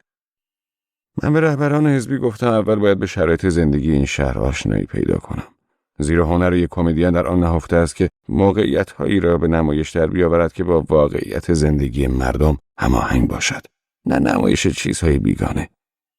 اینجا شهر بن نیست و هیئت مدیره و کاردینالی در آن وجود ندارد. آنها از حرفم به تکاپو افتادند و حتی رنگ یکی از آنها پرید و گفت تصور دیگری داشته و گفتم که من هم همینطور. شرایط ناخوشایندی بود. من گفتم میتوانم کمی مطالبه کنم تا برنامه‌ای مانند جلسه کمیته محلی یا شورای فرهنگی در هم جمع می شود یا کنگره حزبی رئیس جدید را انتخاب می کند یا ارفورت شهر گلها را اجرا کنم. البته اطراف ایستگاه راه آهن شهر ارفورت شبیه همه چیز بود به غیر از شهر گلها. اما یکی از سران آنها برخاست و گفت آنها اجازه تبلیغ منفی راجع به طبقه کارگر نمیدهند. او دیگر رنگ پریده نبود، بلکه حالا حسابی رنگش سفید شده بود. حداقل چند نفری بودند که شهامت لبخند زدن داشتند. حرفش را رد کرد و گفتم اگر چیز ساده‌ای مثل کنگره حزبی رئیس جدید را انتخاب می کند، تمرین و اجرا کنم، در آن تبلیغی علیه طبقه کارگر نمی بینم. در صحبتم اشتباهی احمقانه کرده بودم و به جای کنگره حزبی کونگره حزبی گفتم. و آنجا بود که آن مرد رنگ پریده متعصب وحشی شد و چنان مشتی روی میز کوبید که خامه روی کیکم توی بشقاب افتاد و گفت ما راجع به شما اشتباه کردیم، اشتباه. و من گفتم پس میتوانم از اینجا بروم؟ و او گفت بله میتوانید با قطار بعدی بروید. دوباره گفتم میتوانم برنامه شورای نظارت را نشست کمیته محلی نامیده و اجرا کنم، زیرا در آنجا هم مثل اینجا فقط درباره کارهایی تصمیم گرفته می شود که از قبل تصمیمش گرفته شده است. آنجا بود که آنها حسابی بیادب شد و سالن را ترک کردند و حتی پول قهوه ما را هم نپرداختند. ماری گریه میکرد و من نزدیک بود به هر کس که به طرفم میآید سیلی بزنم و وقتی به ایستگاه قطار رفتیم تا با قطار بعدی ایرپورت را ترک کنیم نه از باربری خبری بود و نه کسی که کمکمان کند و میباید خودمان چمدانهایمان را حمل کنیم، کاری که از آن متنفرم. خوشبختانه یکی از همان اساتید جوان الهیات را که ماری صبح همان روز باهاشان صحبت کرده بود بر حسب اتفاق جلوی میدان راه آهن دیدیم. وقتی ما را دید صورتش قرمز شد، اما چمدان را از دست ماری که گریه می‌کرد گرفت و در تمام وقت ماری زیر لب به مرد جوان گفت نباید خودش را به خاطر ما به درد سر بیاندازد. آنجا بسیار ناخوشایند بود و با اینکه فقط 6 یا 7 ساعت در شهر ایرپورت بودیم ولی اوقات همه را اعم از استادان الهیات رهبران حزبی تلخ کرده بودیم. وقتی به شهر ببرا رسیدیم و از قطار پیاده شدیم به هتلی رفتیم و ماری تمام شب را گریست و آن شب نامه‌ای برای آن استاد الهیات شهر ایرپورت نوشت. ما هرگز نفهمیدیم آیا او این نامه را واقعا دریافت کرده یا نه. همیشه بر آن باور بودم که آخرین کارم آشتی کردن با ماریو سوفنر باشد، ولی اینکه خودم را تحویل آن مردک رنگ پریده متعصب بدهم و برایشان نمایش کاردینال را بازی کنم آخرین کاری است که انجام میدهم. من هنوز امیدی به لئو، هاینریش بهلن و مونیکا سیلوز و سونره رو پدر بزرگم و کاسه سوپی نزد زابین امونز داشتم و می توانستم با نگهداری بچه ها هم کمی درآمد داشته باشم. تازه خودم رو هم کتبا موظف می کردم که به بچه ها تخم مرغ ندهم. دادن تخم مرغ که ظاهراً برای مادران آلمانی تحمل ناپذیر بود. چیزی که دیگران آن را مسائل عمومی مهم برای هنر می نامند برای اهمیت ندارد. ولی مسخره کردن شورای نظارت در جایی که شورای نظارتی وجود ندارد به نظرم عملی از روی بدجنسی است. یک بار مدت زیادی طول کشید تا برنامه ای را به نام ژنرال بنویسم و مدت مدیدی هم روی نحوه اجرایش کار کردم و وقتی آن را اجرا کردم چیزی شد که در محافل ما به آن پیروزی میگویند. این بدان معناست که آدم‌هایی که باید میخندیدند خندیده و آنهایی که باید ناراحت میشدند از برنامه‌ام چهرهشان در هم رفت. بعد از اجرای برنامه‌ام وقتی از غرور بادی به قبقب انداخته و به اتاق رختکن میرفتم، زن پیر و خیلی ریزاندامی در انتظار من آنجا ایستاده بود. معمولاً بعد از پایان اجرای برنامه‌هایم خیلی عصبی‌ام و فقط ماری را کنار خود تحمل می‌کنم. ولی ماری این پیرزن را به اتاق رختکن من راه داده بود. پیش از اینکه در اتاق را به درستی ببندم، او شروع به صحبت کرد که شوهر او هم ژنرال بوده و کشته شده و قبل از مرگش نامه‌ای برایش نوشته و از او خواسته که حقوق بازنشستگیش را نگیرد. او گفت شما هنوز خیلی جوانید ولی آنقدر جا افتاده هستید که این را بفهمید. و بعد از این حرفش اتاق را ترک کرد. از آن زمان به بعد دیگر نتوانستم برنامه ژنرال را اجرا کنم. بعد از آن روزنامه‌هایی که خودشان را روزنامه چپ می‌نامند نوشتند. ظاهراً از عکس‌العمل‌ها ترسیدم. روزنامه‌هایی که خود را روزنامه راست می‌نامند نوشتند که بالاخره چشمانم را باز کرده و فهمیدم که در دستان شرق به بازی گرفته شده و روزنامه‌های بی‌طرف هم نوشتند که من ظاهراً هر گونه تعهد و انجام وظیفه را زیر پا نهادم. همه این نوشته‌ها کاملاً مزخرف بودند. من دیگر نمی‌توانستم این قطعه را اجرا کنم زیرا همیشه به آن پیرزن کوچک فکر می‌کردم که از طرف همه مورد تمسخر و استهزاء قرار می‌گرفت و احتمالاً می‌باید با دشواری از خود و شوهرش دفاع کند. اگر کاری دیگر برایم لذت بخش نباشد از آن دست می‌شویم. اگر این عقیده را به خبرنگاران توضیح دهم احتمالاً برایشان بس دشوار و پیچیده است. آنها همیشه باید دنبال شامه کاریشان باشند. نوعی گسترده و وسیع از شخصیت دودوزگر میان روزنامه نگاران وجود دارد که نمی‌توانند بپذیرند خود هنرمند نیستند و حتی ابزار لازم برای هنرمند شدن را هم ندارند. آنجاست که دیگر شامه روزنامه نگاریشان کار نمی‌کند و شروع به تعریف و بدگویی از فرد می‌کنند و آن هم احتمالاً در حضور دختران جوان زیبایی که هنوز آنقدر ساده‌اند که هر آدم کثیف و رذلی را فقط به خاطر اینکه او در روزنامه نام و نفوذی دارد به عرش می‌برند. امروز شکل‌های غریب و ناشناخته از خودفروشی هست که در قیاس با آن خودفروشی معمول حرفه شرافتمندانه و درست به حساب می‌آید. در فحشای واقعی حداقل در برابر پول چیزی عرضه می‌شود. حتی این راه رهایی از طریق رحمت عشق تجاری به روی من بسته شد. من پولی برای این کار نداشتم. حتما الان ماری در هتل رومیش شال اسپانیایی را امتحان می کند تا به عنوان اولین زن کاتولیک آلمانی به حضور پاپ شرفیاب شود. وقتی به بن بازگردد در هر موقعیت و مجلسی چای می نوشد، لبخند می زند، به عضویت کمیته‌ای در می آید و نمایشگاه هنری مذهبی را بازگشایی می کند و دنبال خیاطی مناسب می گردد. تمام زنانی که در بن ازدواج رسمی داشتند به دنبال خیاط‌های مناسب می گشتند. ماری به عنوان بانوی اول کاتولیک‌های آلمان با فنجان چای یا لیوان نوشیدنی در دست از او پرسش می‌شد: آیا شما کاردینال کوچک و شیرین را دیده اید که فردا مجسمه ماریا را که توسط کروگرت طراحی شده رونمایی می‌کند؟ آخ، ظاهراً در ایتالیا حتی کاردینال‌ها هم خیلی مبادی آداب و با شخصیت‌اند. این بسیار بامزه است. من دیگر حتی نمی‌توانستم درست حسابی لنگ بزنم. فقط پایم را روی زمین می‌کشیدم، خودم را روی بالکن کشانده تا کمی از هوای وطنم را تنفس کنم. حتی این نفس کشیدن هم کمکم نکرد. مدت زیادی در بن بودم، تقریباً 2 ساعت. و بعد از این مدت زمان هوای بن به عنوان تغییر آب و هوا دیگر چندان مطبوع و لذت بخش نبود. یادم آمد که آنها پایبندی ماری به آیین کاتولیک را مدیون منند. او بحران‌های وحشتناکی را از سر گذرانده بود. سرخوردگی از کسانی چون کینکل و زومرویلد و بلوترت. مردی چون بلوترت قادر بود حتی فرانسیس مقدس را بی خدا کند. مدتی به کلیسا نمی رفت و به فکر عقد کلیسایی با من هم نبود. در حالتی لجبازانه قرار گرفت و تازه بعد از 3 سال پس از آنکه بن را ترک کرده بودیم دوباره به جمع کاتولیک ها پیوست. با وجود آنکه آنها همواره ماری را به جمعشان دعوت می کردند. آن زمان به ماری گفته بودم سرخوردگی از دیگران نباید دلیل ترک دینت باشد. اگر تو این اعتقاد را درست می‌دانی، هزاران فرد بویل هم نمی‌توانند آن را برایت نادرست جلوه دهند.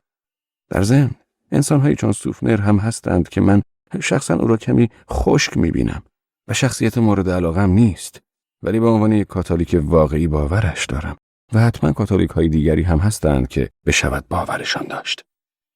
و شروع کردم به شمردن نام کشیش‌هایی که زمانی پای موعظه‌شان نشسته و به آنها گوش سپرده بودم. او را یاد پاپ، گاری کوپر و آلک گینس انداختم. هم از پاپ یوهانس و سوفنر حمایت می‌کرد. شگفت آور آن بود که در آن زمان هاینریش بهلن را از کاتولیک‌های خوب به حساب نمی‌آورد و وی را آدم کثیفی می‌دانست و قدری هم دست و پایش را گم می‌کرد وقتی از او حرف می‌زدیم. تا حدی که شک برم داشته بود که شاید او کوشیده خودش را به ماری نزدیک کند. هیچگاه این را از ماری نپرسیده، ولی شک من خیلی قوی بود و صحبت‌های خدمتکار هاینریش به یادم می‌آید. می‌توانم تصور کنم که او خودش را به دختر بچه‌ها نزدیک می‌کند. این افکار حالم را به هم می‌زد، اما می‌توانستم آنها را بفهمم، همچنان که مسائلی را که در مدرسه شبانه روزی حالم را بد می‌کرد می‌فهمیدم. تازه به ذهنم رسید این من بودم که به ماری پاپ یوهانس و سوفنر را به عنوان تسکینی برای تردید در ایمانش پیشنهاد کرده و دقیقاً این اشتباه من بود که رفتاری عادلانه در برابر کاتولیسم داشتم. اما ماری چنان طبیعی کاتولیک بود که من می‌خواستم او این طبیعتش را حفظ کند. وقتی خواب می‌ماند بیدارش می‌کردم تا به موقع به کلیسا برود و به اندازه کافی پول تاکسی بهش می‌دادم که سر ساعت به آنجا برسد. اگر در منطقه پروتستان ها ساکن می شدم آنقدر تلفنی پرسجو می کردم تا کلیسای کاتولیک ها را برایش پیدا کنم و او همیشه می گفت کارم خیلی مهربانانه است. اما بعد باید این برگه لعنتی را امضا می کردم و کتباً تعهد می دادم که فرزندانمان را کاتولیک بارآورده و تربیت کنیم. ما بارها راجع به فرزندانمان صحبت کرده بودیم. برای بچه دار شدن له می زدم. با بچه هایم صحبت کرده و در آغوششان گرفته و تخم مرغ خام در شیرشان می ریختم. تنها چیزی که ناآرامم می‌کرد زندگی کردنمان در هتل بود. و در هتل‌ها فقط با بچه میلیونرها یا بچه‌های پادشاهان رفتار خوبی دارند. سر کسانی که بچه شاه یا بچه میلیونر نبودند داد می‌زدند. اینجا خانه خودت نیست. یک اتهام 3 جانبه، زیرا فرض می‌کرد هر شخصی در خانه خود مثل یک خوک رفتار می‌کند. شخص فقط وقتی احساس خوبی دارد که رفتارش مانند یک خوک باشد و هیچ کس به عنوان کودک به هیچ وجه نباید احساس خوبی داشته باشد. دختر بچه‌ها همیشه این شانس را دارند که به عنوان بچه شیرین نگاهشان کنند و با آنها خوب رفتار شود. اما پسر بچه‌ها اگر والدینشان همراهشان نباشند زود به آنها تشر میزنند. وقتی والدین همراه بچه‌ها نیستند، برای آلمانی‌ها هر پسر بچه‌ای بچه بی‌ادبی است. صفت بیادب همیشه با اسم پسر ادغام شده است. اگر کسی به این فکر بیفتد که واژه‌هایی را که والدین هنگام صحبت با فرزندانشان به کار میبرند کنترل کند، آن وقت میفهمد که واژه‌های روزنامه بیلد در مقایسه با آن چیزی شبیه لغتنامه برادران گریم خواهد بود. چیزی نمیگذارد که والدین آلمانی با بچه‌هایشان به زبان خانم کالیک صحبت کنند. اوه چه خوب و اوه چه زشت، و گاهی هم از جملاتی متفاوت مثل مخالفت نباشد یا تو این را نمیفهمی استفاده می‌کنند. من با ماری حتی راجع به لباس پوشیدن بچه‌ها صحبت کرده بودم. ماری نظرش بارانی‌های روشن و گشاد بود، ولی من موافق نیمتنه بارانی بودم. زیرا پیش خود تصور می‌کردم که یک کودک با بارانی روشن و گشادش در چاله‌های آب کوچه و خیابان‌ها قادر به بازی کردن نیست. در حالی که نیمتنه بارانی برای این جور بازی‌ها خیلی مناسب است. بچه، من همیشه به داشتن دختر فکر می‌کردم. هم لباسی گرم بر تن خواهد داشت و هم پاهایش آزادند و اگر سنگی توی آب پرت می‌کرد، گلولای شاید روی پاهایش بپاشد اما بارانیش کثیف نمی‌شود. و اگر با یک قوطی آب کثیف را خالی می‌کرد، روی بارانیش نمی‌پاشید و احتمالاً فقط پاهایش کثیف می‌شدند.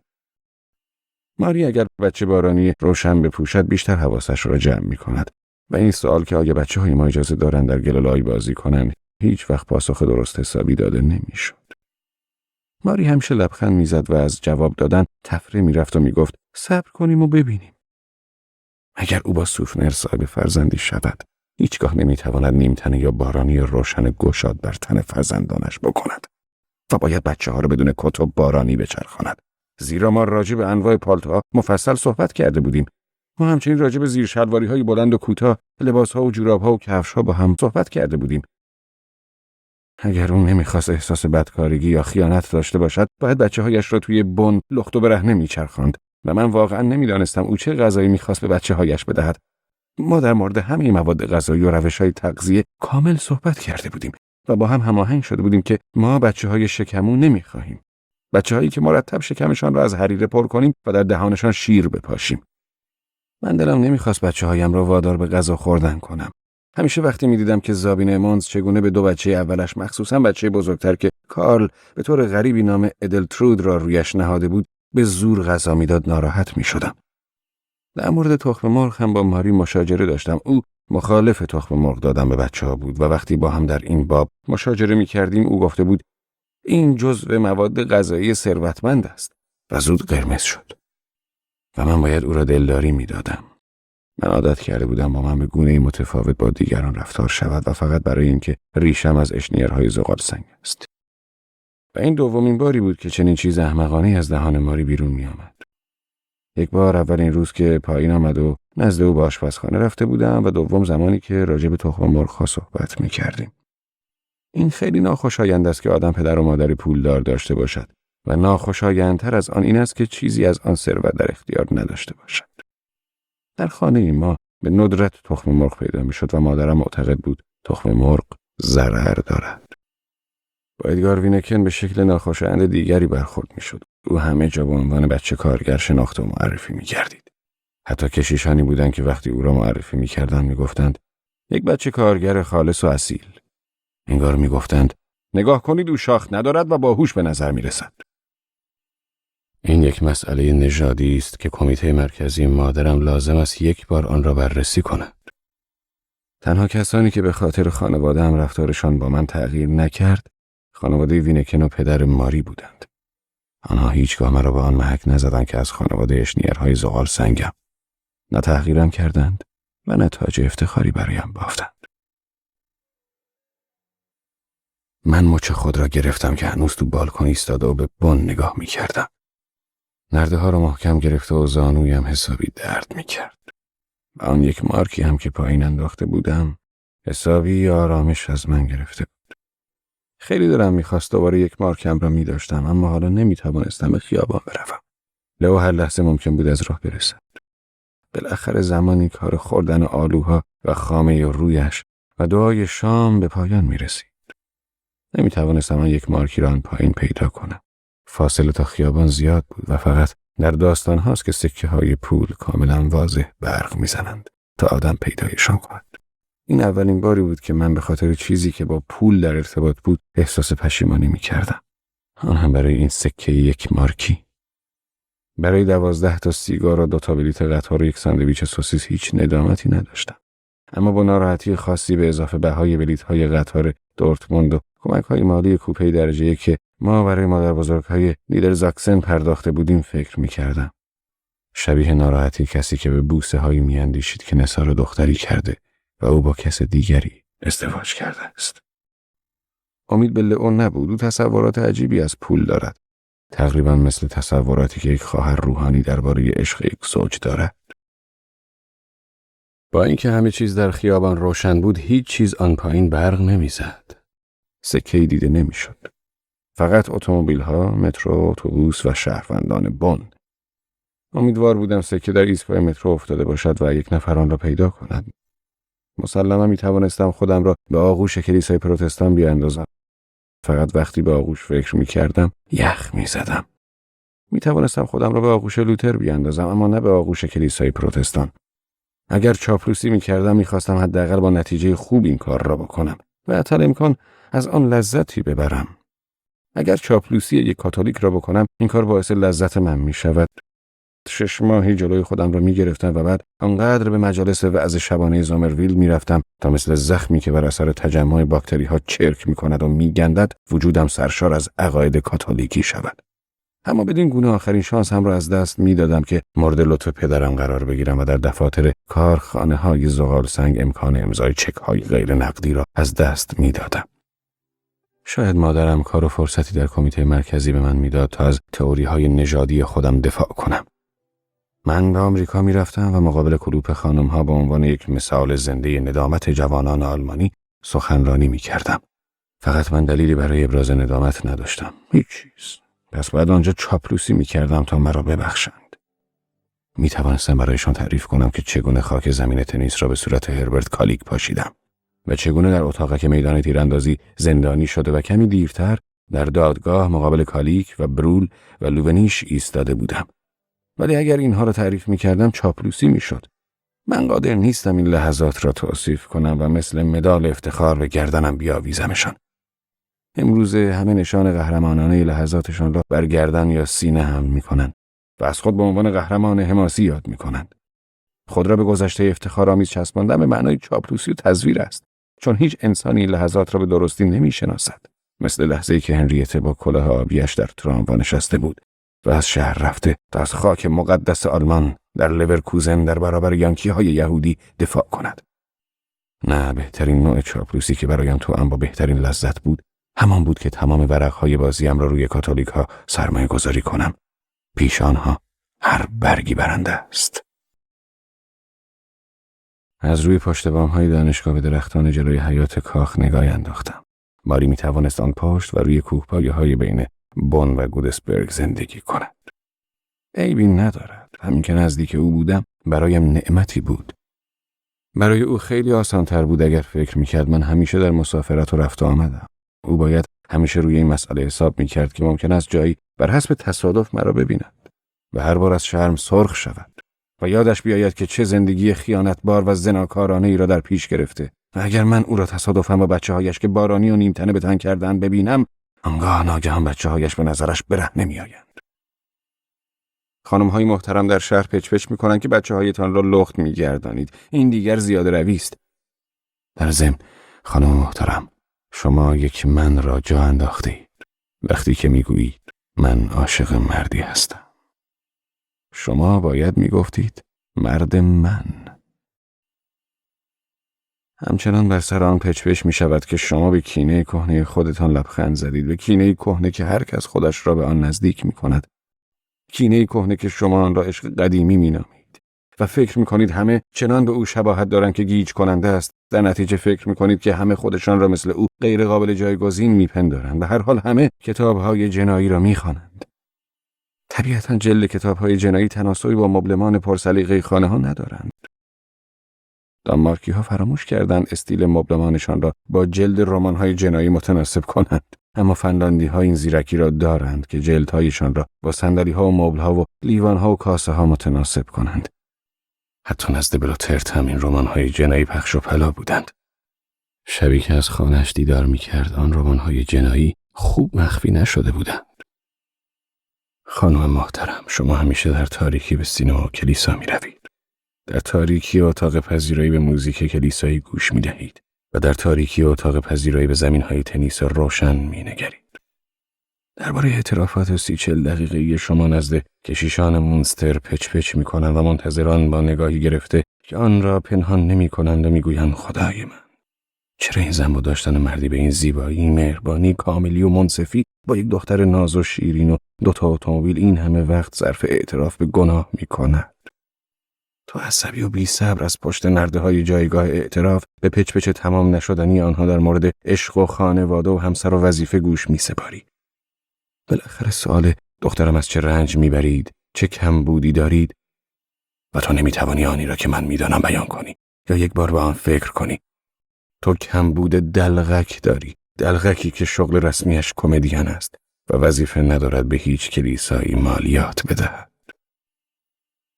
لنگ لنگان از بالکن وارد حمام شدم تا خودم را گریم کنم. این واقعا اشتباه بود که در برابر پدرم بدون گریم ایستاده یا نشسته بودم. اما به هیچ وجه انتظار دیدن او را نداشتم.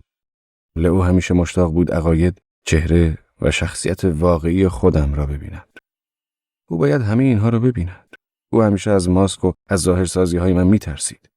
و وقتی گریم نداشتم از آن چیزی میترسید که شوخی مینامیدش. کیف مخصوص آرایشم هنوز در راه بخون و بن بود. وقتی کمد دیواری سفید حمام را باز کردم دیگر خیلی دیر شده بود.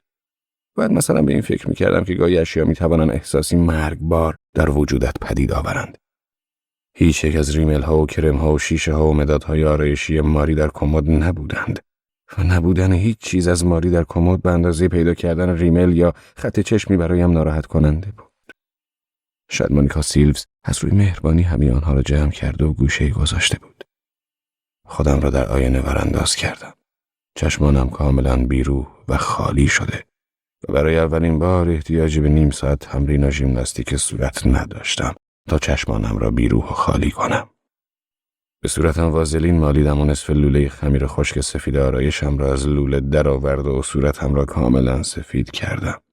هیچ خط سیاه یا قرمزی در صورتم نمانده بود. حتی ابروهایم را هم سفید کردم. موهایم مثل کلاه گیسی بالای صورت سفیدم نظر می رسید و دهان گریم نشدم تیره و آبی رنگ می نمود. چشمان آبی روشن سنگین آسمانی هم مثل کاردینالی که نزد خودش اعتراف نمی کند که ایمانش را دیر زمانی است گم کرده است به نظر می رسید.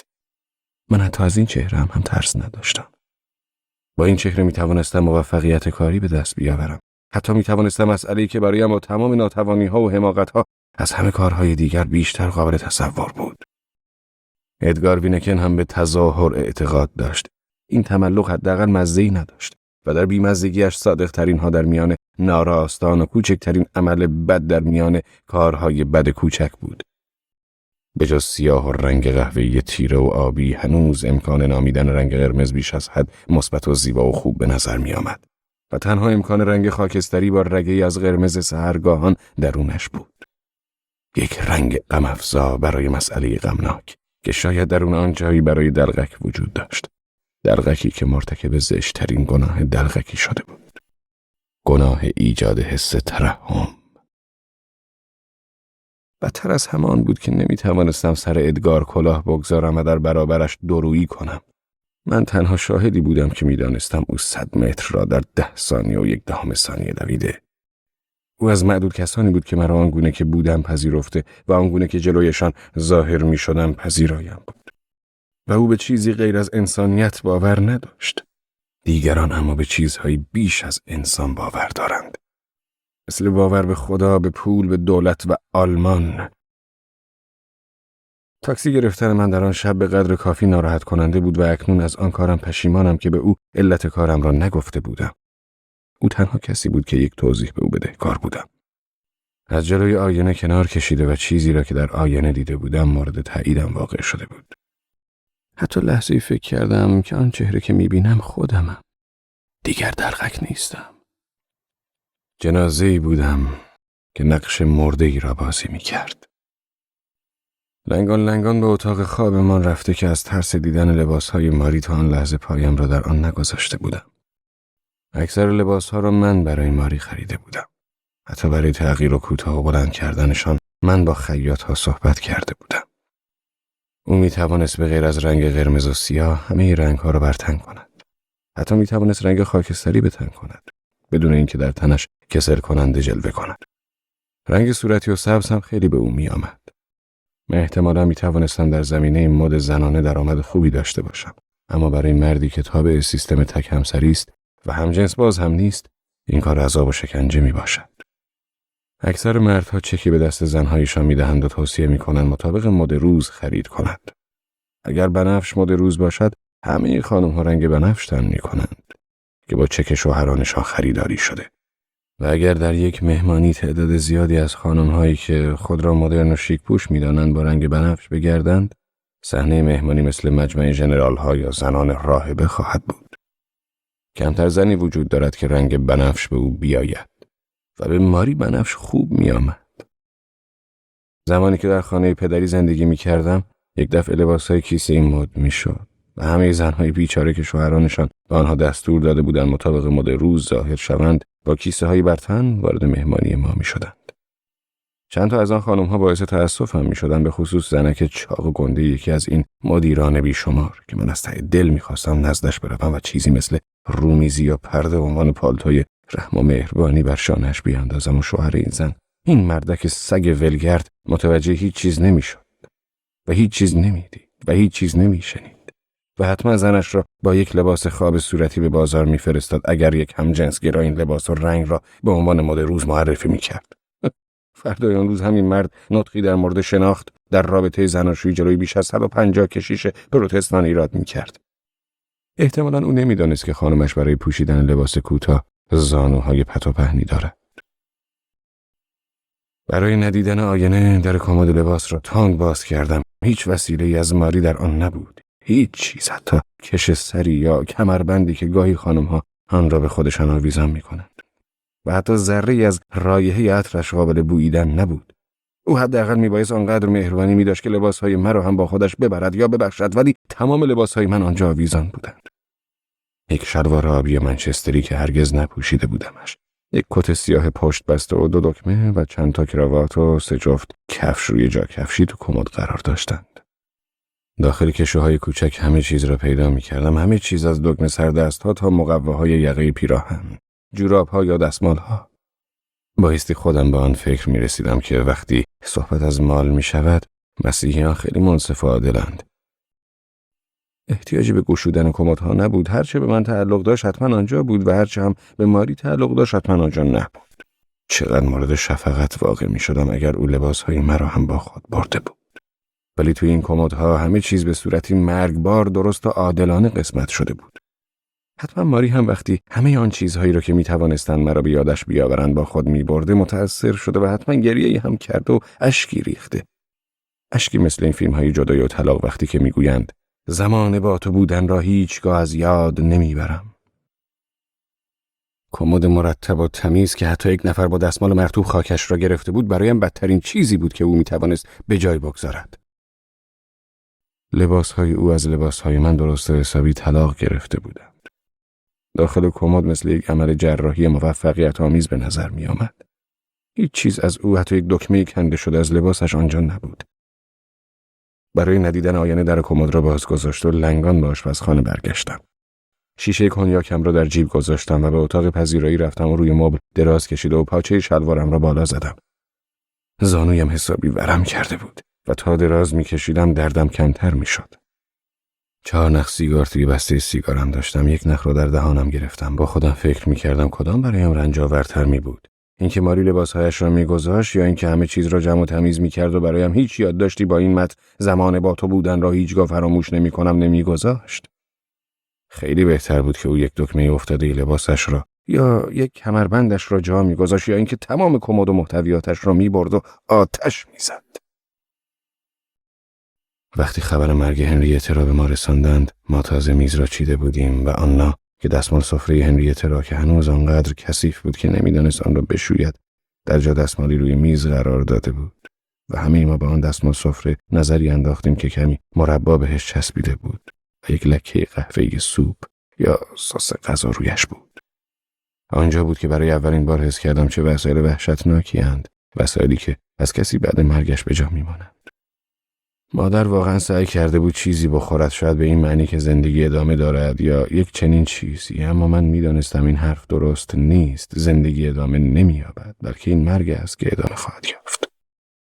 من زیر قاشق و سوپ توی دستش زدم و به باغ دویده و دوباره به خانه برگشتم. جایی که داد و قال هنوز ادامه داشت. صورت مادرم از سوپ داغ سوخته بود. من از پله‌ها بالا دویدم و به اتاق هنریته رفتم و پنجره اتاقش را گشود و هرچه به دستم آمد به باغ پرت کردم. جعبه‌ها و پیراهن‌ها و عروسک‌ها و کلاه‌ها، کفش‌ها و سربندها، و وقتی کمدش را باز کردم درون آن لباس‌هایش را یافتم و لابلای لباس‌ها پر از چیزهای کوچک غریبی بودند که حتما برایش بسیار ارزش داشتند. برگه‌های خشک شده، سنگ‌ها و گل‌ها، ورق‌پاره‌ها و یک دسته نامه که با نوار صورتی بسته شده بودند. راکت‌های تنیس و کفش‌های تنیس و جام‌هایش، هر چیزی که به دستم می‌آمد به باغ پرت می‌کردم. بعدها لئو به من گفت مثل دیوانه‌ها شده بودم و آنقدر همه این کارها سریع به وقوع پیوسته بودند که هیچ کس نمی‌توانست جلویم را بگیرد. تمام محتویات کشو را از روی تاقچه پنجره به بیرون پرت کردم. بعد به سمت گاراژ دویده و گالون پر از بنزین را به باغ بردم و روی وسایل هنریته خالی کرد و آنها را آتش زدم. هر چیزی که دور و برش بود با پا درون شعله‌های بلند می‌انداختم. دنبال همه وسایل و گل‌های خشک شده و برگه‌ها و دسته نامه گشتم و درون آتش انداختمشان. به آشپزخانه رفتم و دستمال سفره‌اش را با حلقه دستمال توی آتش انداختم. لئو بعدها میگفت همه این کارها 5 دقیقه هم طول نکشیده بود. قبل از آن که کسی قادر به دریافت آن شود که چه اتفاقی میافتد، همه چیز در آتش سوخته بود و من همه چیز را داخل آتش پرت کرده بودم. حتی یک افسر آمریکایی سر و کله‌اش پیدا شده و فکر میکرد مدارک سری آتش زده شده. مدارک یک گرگزاده بزرگ آلمانی. اما وقتی رسیده بود همه چیز خاکستر شده بود. سیاه و زشت و بدبو.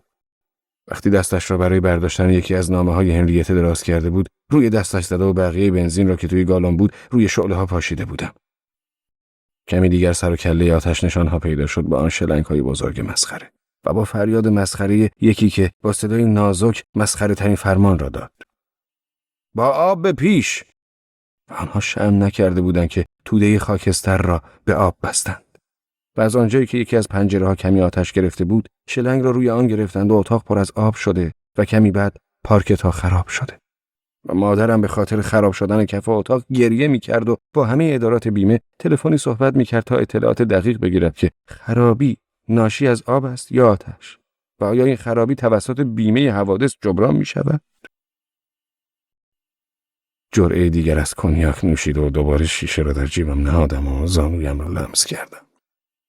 وقتی دراز می‌کشیدم دردش کمتر می‌شد. اگر آگاهانه عمل کرده و تمرکز می‌نمودم تورم و دردش حتما از بین می‌رفت. می‌توانستم یک جعبه خالی پرتقال پیدا کرده و جلوی ایستگاه قطار بنشینم و با هم نوازی گیتارم قطعات مذهبی بخوانم و کلاهم را روی پله کنار خودم گذاشته و اگر کسی به فکرش می‌افتاد چیزی درونش بیاندازد دیگران هم جرأت پرت کردن پول را پیدا می‌کردند. به پول احتیاج داشتم زیرا تقریباً دیگر سیگاری نداشتم. بهتر از همه این بود که یک 10 فنیکی و چند تا 5 فنیکی در کلاهم می‌گذاشتم. حداقل لئو برایم اینقدر پول می‌آورد. خودم را می‌دیدم که با صورت سفید شده جلوی نمای تیره راه آهن نشسته و یک بلوز آبی و کت دو دگمه و شلوار منچسترم را به تن دارم و در سر و صدای خیابان شروع به خواندن می‌کنم. من آنجا می‌نشینم تا وقتی قطارها از راه برسند و عروس سابق من با مرد کاتولیکش وارد شود. مراسم ازدواجشان احتمالاً با تفکرات ضروری ناخوشایندی برگزار شده است. ماری بیوه‌زن نبود، او مطلقه هم نبود. این را هم باید دقیق بگویم که او دختر باکره نبود. زومرویل بایستی موهایش را چنگ بزند. یک مراسم عقد بدون حجاب سفید تمام زیبایی برنامه‌اش را خراب می‌کرد. یا شاید آنها برای دختران اخفال شده و دلقک‌های همخوابی قدیمی قوانین مذهبی دیگری داشتند. آن اسقفی که این مراسم عقد را خواند با خودش چه خیال کرده بود؟ او حاضر نمی‌شد مراسم عقد را یکی از زیردستان اسقف اجرا کند. ماری یک بار مرا به مدرسه اسقف‌ها برده و تمام کارهای گذاشتن تاج و برداشتن تاج اسقفی از سر، نوار سفید گره زدن و باز کردن، چوب اسقفی را آنجا و اینجا قرار دادن، نوار قرمز به کمر بستن و نوار سفید انداختن مرا خیلی تحت تاثیر قرار داده بود. طبیعتاً به عنوان یک هنرمند حساس از تکرار این صحنه‌های زیبا خوشم می‌آمد. به فکر پانتومیم کلید خودم هم بودم. می توانستم کمی موم تهیه کرده و کلیدی را داخلش فرو کنم و به جای خالی کلید آب بریزم و توی یخچال بگذارم و چند کلید یخی درست کنم.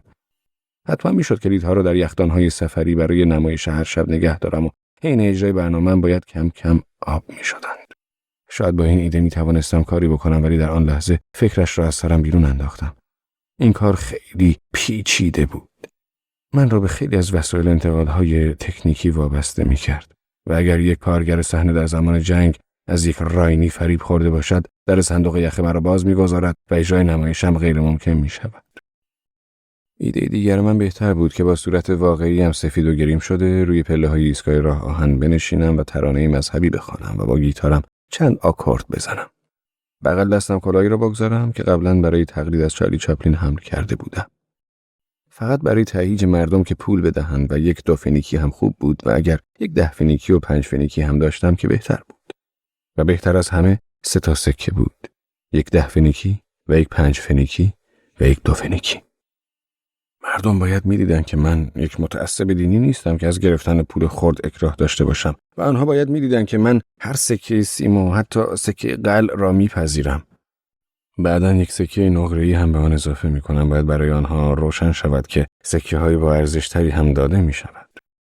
من حتی سیگاری در کلاهم قرار خواهم داد. دست بردن سمت جعبه سیگار برای اکثر آدم‌ها خیلی سهل‌تر از درآوردن کیف پول از جیب است. اگر هم زمانی سر و کله کسی پیدا شد که قوانین را به رخم بکشد، جواز کار خوانندگی خیابانی بخواهد یا یکی از کمیته مرکزی مبارزه با توهین به مقدسات ترانه مرا توهین به مقدسات بداند و کارت شناساییم را بخواهد، همیشه 1 تکه زغال سنگ با نوشته خودت را با زغال سنگ کارخانه اشنیر گرم کن که هر بچه‌ای آن را میشناخت کنار میگذاشتم و من حتی با 1 گچ قرمز زیر نام سیاه اشنیر را خط میکشیدم. شاید هم جلویش 1 ه مثل هانس کشیده و این زغال سنگ برای من کارت ویزیت خوبی میشد. اجازه معرفی میدهید؟ اشنیر. و پدرم واقعا میتوانست کاری برایم انجام دهد و این کار حتی برایش مخارجی ایجاد نمیکرد.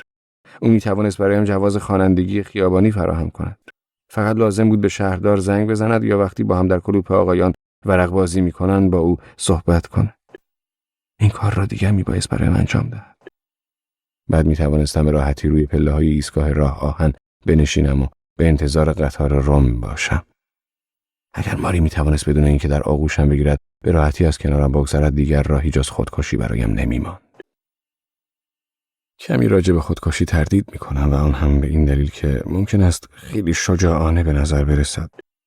من میخواستم خودم را برای ماری حفظ کنم. او میتوانست دوباره از سوفنر جدا شده و بعد ما در شرایط خوب بزوویتس قرار میگرفتیم و او میتوانست همسر غیر عقدی من بماند، زیرا او هیچگاه از طریق کلیسا نمیتوانست از سوفنر طلاق بگیرد. من فقط احتیاج داشتم که تلویزیون کشفم کند و شهرت جدیدی پیدا کرده و در آن صورت کلیسا چشمانش را بر این مسئله میبست و چیزی نمیگفت. تمایلی به ازدواج کلیسایی با ماری نداشتم و آنها هم احتیاجی نداشتند که با توپ‌های از کار افتاده هنریش هشتم مرا بمباران کنند. احساس بهتری داشتم، ورم زانو دردم کمتر شده بود، سردرد و حس مالی خولیایی داشتم، اما مثل افکارم درباره مرگ به آنها هم عادت کرده بودم. یک هنرمند همیشه مرگ همراهش است، مثل یک کشیش خوب که همیشه کتاب مقدس همراهش است. من حتی خیلی خوب می‌دانم که بعد از مرگم چه خواهد شد. از زیر دفن شدن در آرامگاه اشنیر نمیتوانم در بروم. مادرم آنجا میگرید و ادعا میکند که او تنها کسی بوده که مرا میفهمیده است. بعد از مرگم او برای هر کسی تعریف میکند هانس ما واقعا چه آدمی بود. او احتمالاً تا ابد بر این باور است که من نفس پرست و پول پرست بوده و خواهد گفت آره هانس ما خیلی با استعداد بود، ولی متاسفانه نفس پرست و پول پرست بود و متاسفانه کاملا بی انضباط، اما خیلی با استعداد بود. و زومرویلد خواهد گفت اشنیر خوب ما خیلی بامزه بود، متاسفانه او حسادتی نابودگر داشت و دشمن کلیسا و هیچ احساسی در مورد ماورای طبیعت نداشت. بلوترت احساس ندامت خواهد کرد که قانون اعدامش را نتوانست زودتر به کرسی بنشاند تا ما را در ملأ عام اعدام کند. برای فرد بویل فردی جایگزین ناپذیر بدون تأثیری مهم در جامعه خواهم بود. کینکل می‌گرید، آن هم گریه‌ای داغ و از ته دل. مرگم حسابی تکانش می‌دهد، اما دیگر دیر شده. مونیکا سیلوز چنان حقحقی سر دهد که انگار زن بیوه من است و احساس پشیمانی خواهد کرد که چرا فورا نزد من نیامد و برایم املت درست نکرده است. ماری اصلا این را باور نخواهد کرد که من مردم. او سوفنر را ترک می‌کند و از هتلی به هتل دیگری رفته و بیفایده خبر مرا می‌گیرد. پدرم حسابی داغدار و پر از احساس ندامت می شود که چرا حداقل در زمان رفتنش یواشکی چند اسکناس روی قفسه رختکن من نگذاشته است. کال و زابینه می گریند. آنها چنان بدون مراعات کسی خواهند گریست که برای حاضران در مراسم تدفینم این کار خوشایند نباشد. زابینه یواشکی دست در جیب کار خواهد کرد، زیرا دوباره دستمال خودش را جا گذاشته است. ادگار خودش را موظف می کند که قطره اشک نریزد. شاید بعد از خاکسپاری مسافت 100 متر را یک بار دیگر در پارکمان بدود و تنهایی به قبرستان برگردد و زیر تابلو یاد بود کشته شدگان برای هنریته دستگلی بگذارد. غیر از من کسی نمی‌داند که ادگار عاشق هنریته بود و کسی نمی‌داند که آن دست نامه‌هایی که سوزانده بودم زیر آدرس فرستنده‌اش الف واو نوشته شده و من راز دیگری را با خود به قبر میبرم. اینکه یک بار مادرم را دیدم که یواشکی به زیر زمین به انبار ذخیره مواد غذایی رفته و یک تکه بزرگ کالباس بریده و همان پایین در حالت ایستاده تون آن را بلعیده بود. دیدن این صحنه حتی حالم را به هم نزده، فقط متعجبم کرده بود. متأثر هم نشده بودم، فقط از این کارش جا خورده بودم. من به انبار رفته تا در انبار چمدانها به دنبال توپ‌های تنیس بگردم، طبیعتاً بدون اجازه، و وقتی صدای پای مادرم را شنیدم زود چراغ را خاموش کردم. من دیدم او چگونه یک شیشه مربای سیب از قفسه برداشت و دوباره شیشه مربا را بر جایش گذاشت و من فقط حرکت بریدن آرنجش را می‌دیدم و بعد همه کالباس را لوله کرد و قلمبه گذاشت توی دهانش. من این را هرگز تعریف نکردم و هرگز هم تعریفش نخواهم کرد. زیر یک سنگ مرمر در آرامگاه اشنیر اسرار من حفظ خواهند شد. اعجاب انگیز است که هم نوعانم را دوست دارم، همه انسانها را. وقتی یکی از این انسانها میمیرد غمگین میشوم. حتی سر قبر مادرم خواهم گریست. سر قبر دلکوم پیر که اصلا نمیتوانستم جلوی خودم را بگیرم. من هی بیشتر بیل میزدم و هی بیشتر خاک روی تابوت چوبین میریختم و صدای پچ پچی را پشت سر میشنیدم که میگفت الان جای این کار نیست. ولی من هنوز خاک میپاشیدم تا وقتی که ماری بیل را از دستم گرفت. نمیخواستم چیزی از مغازه و خانه ببینم و یادگاری هم از اون نمیخواستم. هیچ چیز. ماری حواسش جمع بود. مغازه را فروخته و پولش را برای بچه‌ها کنار گذاشته بود. میتوانستم بدون لنگ زدن به راهرو رفته و گیتارم را بیاورم. در جعبه گیتار را باز کردم و 2 مبل را توی اتاق پذیرایی روبروی هم قرار دادم و تلفن را هم کنارم گذاشتم. روی مبل نشسته و گیتارم را کوک کردم. چند نوتی که اجرا کردم حالم را بهتر کرد و وقتی شروع به خواندن کردم دیگر سر حال شده بودم. آهنگی مذهبی خواندم. از ایده‌ای که در سر پرورانده بودم خوشم می‌آمد. با گیتاری در دست، کلاهی در کنارم، با چهره واقعیم آنجا به انتظار قطار روم می‌نشستم. وقتی از پیش ادگار وینکن با پول نزد ماری برگشته بودم، ماری گفته بود که ما هرگز و هرگز از هم جدا نمی‌شویم تا مرگ ما را از هم جدا کند. و من هنوز نمرده بودم.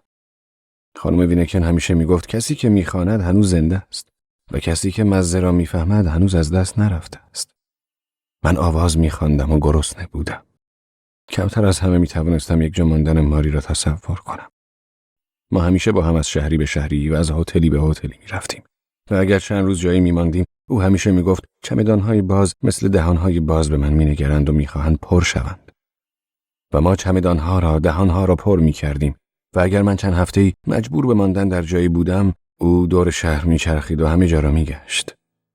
سینماها، کلیساها، روزنامه‌های فکاهی و منچ. آیا ماری واقعاً میخواست در جشن‌های رسمی وقتی سوفنر به عنوان شوالیه مالتزر نامیده میشد، همراه صدر اعظم و وزرا شرکت کند و در خانه با دست‌های خودش لکه‌های لباس رسمی سوفنر را بشوید؟ مسلماً این نظر و سلیقه بعضی از آدم‌هاست، اما سلیقه تو نیست، ماری. بهتر است به یک دلغک بی اعتقاد اعتماد کنی. دلغکی که تو را به موقع بیدار می‌کند تا سر ساعت به مراسم دعای کلیسایت بروی. دلغکی که در صورت لزوم برایت تاکسی می‌گیرد. حتی احتیاجی نیست که بلوز آبی مرا بشویی. زمانی که تلفن زنگ زد چند لحظه گیج بودم. تمام حواسم به زنگ خانه بود مبادا صدایش را نشنوم و در را به روی لئو باز نکنم. گیتار را کناری گذاشت و به تلفنی که زنگ می‌خورد خیره شدم. گوشی تلفن را برداشته و گفتم سلام. لئو گفت هانس. آره خودمم. چه خوب که میایی. او سکوت کرد و سرفه‌ای نمود. من صدایش را فوراً نشناخته بودم. او گفت برایت پول میآورم. واژه پول به طرز عجیبی به گوشم رسید. لئو به طور کلی تصور عجیبی از پول دارد. او تقریبا کاملا بی‌نیاز است. سیگار نمی‌کشد، نمی‌نوشد، روزنامه عصر نمی‌خواند و فقط وقتی به سینما می‌رود که حداقل 5 نفر از افرادی که او به آنها اعتماد دارد به او توصیه کرده باشند که فیلم خوبی است و به دیدنش می‌ارزد. تازه سینما رفتنش هم هر 2 یا 3 سال یک بار پیش می‌آید. بیشتر وقتا تمایل دارد پیاده به هر جایی برود تا سوار مترو و تراموا شود. زمانی که او کلمه پول را گفت، از حال خوبم فروکش کردم. اگر او میگفت کمی پول، اینطوری میتوانستم بفهمم که 2 یا 3 مارکی بیشتر نیست. دستم را فرو داد و آرام پرسیدم چقدر؟ 6 مارک و 70 فنیک. این برای لئو خیلی پول بود. فکر کنم برای چیزی که نیازهای شخصی مینامند این پول برای 2 سال لئو کافی بود. گاهی خرید بلیت تراموایی یا یک پاکت قرص نعنا، 2 فنیکی برای یک گدا. او حتی احتیاج به کبریت هم نداشت و اگر زمانی هم یک جعبه کبریت می‌خرید که برای رئیسش سیگاری روشن کند، می‌توانست 1 سال تمام از این جعبه کبریت استفاده کند و حتی اگر 1 سال تمام همین جعبه کبریت را پیش خودش نگه می‌داشت، مثل روز اولش تازه به نظر می‌رسید. مسلماً هر از گاهی باید به سلمانی می‌رفت و آن را هم از حساب تحصیلی که پدرم برایش باز کرده بود پرداخت می‌کرد. قدیم‌ها گاهی پولی برای کارت کنسرت خرج می‌کرد، ولی اکثرا کارت‌های افتخاری مادرم را می‌گرفت. پولدارها خیلی بیشتر از فقرا هدیه می‌گیرند و آن چیزی را که باید بخرند اغلب ارزان‌تر می‌گیرند. مادرم کاتالوگ کاملی از عمده فروشان داشت. من می‌توانستم روی مادرم حساب کنم که حتی تمبرها را هم ارزان‌تر بخرد. 6 مارک و 70 فنیک برای لئو رقمی قابل توجه بود. برای من هم در حال حاضر رقم قابل توجهی بود و احتمالاً او نمی‌دانست که من همانطور که در خانه می‌گفتن در حال حاضر بدون درآمدم. گفتم خوبه لئو، متشکرم. لطفاً وقتی میای یک بسته سیگار برایم بیاور. او پاسخی نداد و من فقط صدای تک سرفه‌اش را شنیدم و پرسیدم هنوز صدای من را میشنوی؟ شاید دلخور شده بود که از او خواستم با پولش برایم سیگار بخرد و بیاورد. گفت آره میشنوم. صدایش شل شد و به لکنت افتاده بود. گفتنش برایم خیلی سخت است که نمیتوانم پیشت بیایم. فریاد زدم چی؟ تو نمیتوانی پیشم بیایی؟ الان 8:45 شب است و من باید ساعت 9 در خانه باشم. و اگر دیرتر به خانه بروی چه میشود؟ از کلیسا اخراجت میکنند؟ او دلخور گفت آخ، دست از این حرفها بردار. نمیتوانی درخواست مرخصی یا یک چنین چیزی بکنی؟ نه توی این ساعت. من میبایست طرفای ظهر درخواست میدادم. چه میشود اگر دیر به خانه بروی؟ او آرام گفت بازخواست انضباطی سختی میشوم. گفتم این مرا یاد کلاس لاتین در مدرسه و باغ میاندازد. کمی خندید و گفت راستش بیشتر یاد قیچی باغبانی میاندازد و نسبتا ناخوشایند است. گفتم بسیار خوب لئو، من نمیخواهم مجبورت کنم به خاطر من بازخواست شوی، اما حالم بهتر میشود اگر کسی پیشم باشد. تو باید مرا بفهمی، مسئله پیچیده است. میتوانم زیر بار یک بازخواست انضباطی بروم، ولی اگر یک بار دیگر بازخواست انضباطی شوم توی کارنامه‌ام نوشته میشود و باید جلوی هیئت بررسی انضباطی پاسخگو باشم. کجا؟ لطفاً آرامتر حرف بزن. او آهی کشید، قری زد و بعد آرام گفت هیئت بررسی انضباطی. لعنت، لئو انگار حشرات را تکه تکه تشریح می‌کنند، مثل مؤسسه IR9 آناس که همه چیز را در پرونده فرد خاطی منعکس می‌کنند. این کسانی که سوء پیشینه دارند. خدای من هانس، حالا تو این وقت کمی که داریم می‌خواهیم راجع به روش تربیتمان بحث کنیم. اگر برایت ناخوشایند است حرفش را نمیزنیم، اما همیشه راههایی برای بالا رفتن از دیوار و چیزی شبیه این وجود دارد. منظورم مثل بیراهه‌های IR9 هست. معتقدم که همیشه سوراخ‌هایی در این روش‌های سخت وجود دارند. آره، این راه‌ها وجود دارن مثل بیراهه‌هایی که در ارتش وجود دارند. ولی من از این بیراه رفتنها خودداری میکنم و میخواهم راه درست خودم را به پیش بروم. نمیتوانی یک بار هم که شده به خاطر من از این حس امتناع کردنت گذر کنی و از دیوار بالا بروی؟ آهی کشید و میتوانستم تصور کنم که چگونه سرش را تکان میداد. نمیشود تا فردا صبح صبر کنیم؟ منظورم این است که من میتوانم از کلاس در بروم و حدود ساعت 9 صبح پیش تو باشم. این خیلی ضروری است یا اینکه عازم جایی هستی؟ نه، برای مدتی در بن میمانم. حداقل آدرس هاینریش بهلن را بهم بده. مایلم به او زنگ بزنم و شاید هم از کلن یا هر جای دیگری که هست پیشم بیاید. آخه زانویم صدمه دیده و بی پول و بیکار و بدون ماری هستم. البته فردا هم این گونه خواهم بود. پس آنچنان هم پول آوردنت ضروری نیست. ولی شاید الان هاینریش کشیش شده و یک موتورسیکلت یا چیزی شبیه آن داشته باشد. هنوز گوش میدهی؟ او بیحال گفت. آره. پس لطفاً آدرس و شماره تلفن هاینریش را بهم بده. سکوت کرد و آه کشیدنش هم مثل کسی بود که 100 سال تمام روی صندلی اعترافات نشسته و برای گناهان و خطاهای انسانی آه میکشد. بالاخره به خودش فشار آورد و گفت بسیار خوب. تو اصلا هیچی نمیدانی نه؟ چی رو نمیدانم؟ خدای من لو واضح صحبت کن. هاینریش دیگر کشیش نیست. من فکر میکردم کشیش تا لحظه‌ای که نفس میکشد کشیش میماند.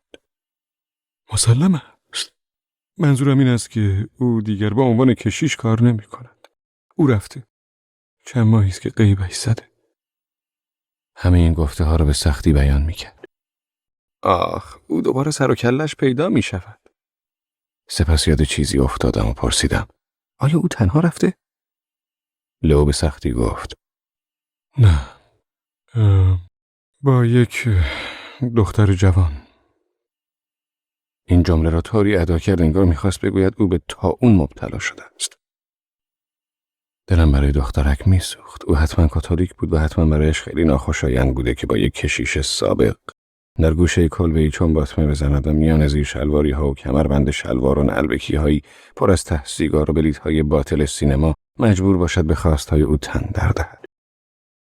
شروع بیپولی و وقتی دخترک برای خرید نان یا سیگار و شیشه شرابی از پله ها پایین میرفت و زن صاحب خانه با غرغر در اتاقش را میگشود و او حتی نمیتوانست بگوید که شوهر من هنرمند است، یک هنرمند.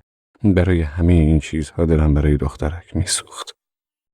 دلم برای جفتشان میسوخت، البته بیشتر برای دخترک تا هاینریش. ادارات کلیسایی در این گونه موارد وقتی موضوع بر سر کشیشی نچندان به نام ولی مشکل دار میچرخد بسیار سختگیرند. با شخصی چون زومرویلد احتمالاً چشمانشان را روی مسئله میبستند. در ضمن زومرویلد خدمتکاری رنگ پریده و زرد نداشته بلکه دختری زیبا و سرزنده داشت که او مادلنا مینامیدش، یک آشپز بسیار خوب که همیشه مرتب و سرحال بود. گفتم بسیار خوب، پس موقتاً دور هاینریش را خط میکشم. گفت خدای من، تو چقدر بی‌توجه و خونسرد با قضیه برخورد میکنی؟ من نه اسقف هاینریش هستم و نه این موضوع برایم جالب است. فقط جزئیات این مسئله کمی ناراحتم میکنه. حداقل تلفن یا آدرس ادگار را داری؟ منظورت ادگار وینکن است؟ آره. هنوز ادگار را به یاد میاری؟ توی کلن شما هم دیگر را دیده بودید و توی خانهشان همیشه با هم بازی میکردیم و سالاد سیب زمینی میخوردیم. مسلم است که یادم میآید، اما تا آنجایی که میدانم وینکن در کشور نیست. یکی به من گفت او با یک کمیسیون برای سفر دانشگاهی که دقیقاً جایش را نمیدانم به هند یا تایلند رفته. مطمئنی؟ نسبتاً مطمئنم. حالا یادم آمده هربرت این را برایم تعریف کرده بود. داد زدم. کی برای تعریف کرد؟ او سکوت کرد. حتی صدای نفسش را هم نمیشنیدم. تازه فهمیده بودم چرا نمیخواست پیشم بیاید. دوباره داد زدم کی؟ اما او جواب نداد. او هم درست مثل آن وقتها که من در کلیسا منتظر ماری پای جایگاه اعتراف می نشستم و صدای سرفه‌اش را می شنیدم به این نوع سرفه‌ها عادت کرده بود. آرام گفتم بهتر از فردا پیشم نیایی. و کلاست رو از دست ندهی. فقط بهم بگو که ماری رو هم دیدی. ظاهراً جز آه کشیدن و سینه صاف کردن چیزی یاد نگرفته بود. حالا نفسی عمیق از روی ناراحتی کشید و من گفتم تو لازم نیست پاسخی به من بدهی. فقط به آن مرد جوان که امروز دوبار با او تلفنی صحبت کردم سلام برسان. او آرام پرسید اشترودر؟ نمیدانم اسمش چیست، اما پای تلفن صدای مهربانی داشت. اما او را جدی نمیگیرند. او فقط از روی دلسوزی برای پر شدن شکمش اینجاست. حقیقتا لئو موفق شده بود با این بیان صدای خنده‌ای از خودش بیرون بکشد و گفت او گاهی یواشکی پای تلفن میرود و چرت و پرت میگوید. برخاستم و از لای درز پرده به ساعت بیرون نگاه کردم. ساعت 9:03 بود. گفتم حالا باید بروی وگرنه در پرونده‌ات درج می شود و فردا کلاست رو از دست نده. ملتمسانه گفت لطفاً حالا روز مرا درک کن. لعنتی را من درک می کنم و زیادی هم درک می کنم. واقعاً تو چه آدمی هستی؟ من یک دلغکم و لحظه ها را جمع می کنم. خدا حافظ. و گوشی را گذاشتم. فراموش کرده بودم از او راجع به تجربیات نظام وظیفه‌اش بپرسم، اما شاید چنین فرصتی دوباره پیش بیاید. او حتما پذیرایی ارتش را ستایش می کرد. توی خانه آنقدر خوب غذا نخورده بود که در ارتش. و تمامی سختگیری‌های ارتش را از نظر تربیتی بسیار ارزشمند می‌دانست. و این احساس که مرد ساخته می‌شود به نظرش بسیار آموزنده می‌آمد. من می‌توانم از سوال کردن از او راجع به نظام وظیفه‌اش صرف نظر کنم. او امشب توی تخت خوابش نمی‌تواند لحظه‌ای چشم روی هم بگذارد و از ناراحتی وجدان مرتب وول می‌خورد. از خودش می‌پرسد آیا کارش درست بوده که پیشم نیامده است؟ دلم می‌خواست با او خیلی حرف بزنم. اینکه برایش بهتر می‌بود که برای تحصیل الهیاتش به جای دیگری مثل آمریکای جنوبی یا مسکو می‌رفت و در بن نمی‌ماند. باید این را درک می‌کرد که برای آن چیزی که او ایمان می‌نامید اینجا مناسب نبود. میان زامرویل و بلوترت اشنیر نامی کاتولیک شده بود. حتی ممکن بود روزی کشیش شود، اما لئو سزاوار آن نبود. باید یک بار راجع به همه چیز با لئو گپ بزنم. بهترین موقع یکی از همین مهمانی‌های مادرم بود که ما دو تا پسرهای ناخلفش نزد آنها در آشپزخانه بنشینیم و قهوه بنوشیم و از گذشته و لحظات طلایی گذشته برای هم سخن برانیم. لحظاتی که در پارک خانه‌مان با نارنجک تمرین می‌شد و اتومبیل‌های ارتش هیتلری وقتی که نوبت جا دادن سربازان به ما می‌رسید جلوی در ورودیمان توقف می‌کردند. یک افسر یا سرگرد یا همچو کسی با گروهبانها و سربازانش و یک ماشین پرچمدار توی حیاط می ایستادند و هیچ یک از آنها جز خوردن نیمرو و نوشیدن کنیاک و کشیدن سیگار و شوخی دستی با دخترهای آشپزخانه چیزی در سر نداشتند. گاهی هم خیلی رسمی رفتار می کردند. خودشان را می گرفتند و مهم نشان می دادند. بعد جلوی خانم ها می آمدند و افسر سرکرده بادی به قبقب می انداخت و دستانش را مثل یک هنرپیشه سیار که نقش یک فرمانده کل را بازی می کند در کتش فرو می برد و از چیزی مسخره، مضحک و شرم‌آور مثل پیروزی نهایی حرف می زد. آن زمان که معلوم شده بود خانم وینکن با چند خانم دیگر از راه جنگل و از میان خط آلمان ها و آمریکایی ها پنهانی برای نان آوردن نزد برادر خانم وینکن که نانوایی داشت می رفتند، بی احترامی به مقررات ارتش و عدم اجرای آن مطرح شد و جان آنها به خطر افتاد. و آن افسر می‌خواست خانم وینکن و دو خانم دیگر را به جرم جاسوسی و خرابکاری تیرباران کند. خانم وینکن در یکی از بازجویی‌هایش اعتراف کرده بود که در آن طرف جنگل با یک سرباز آمریکایی صحبت کرده است. اما آنجا بود که پدرم برای دومین بار در عمرش، البته تا جایی که من می‌دانم، به تقلا افتاد و زنها را از زندان موقت یعنی اتاق اتوکشی ما بیرون آورد و در آلاچیق محل نگهداری قایق‌ها در پایین رودخانه مخفی کرد.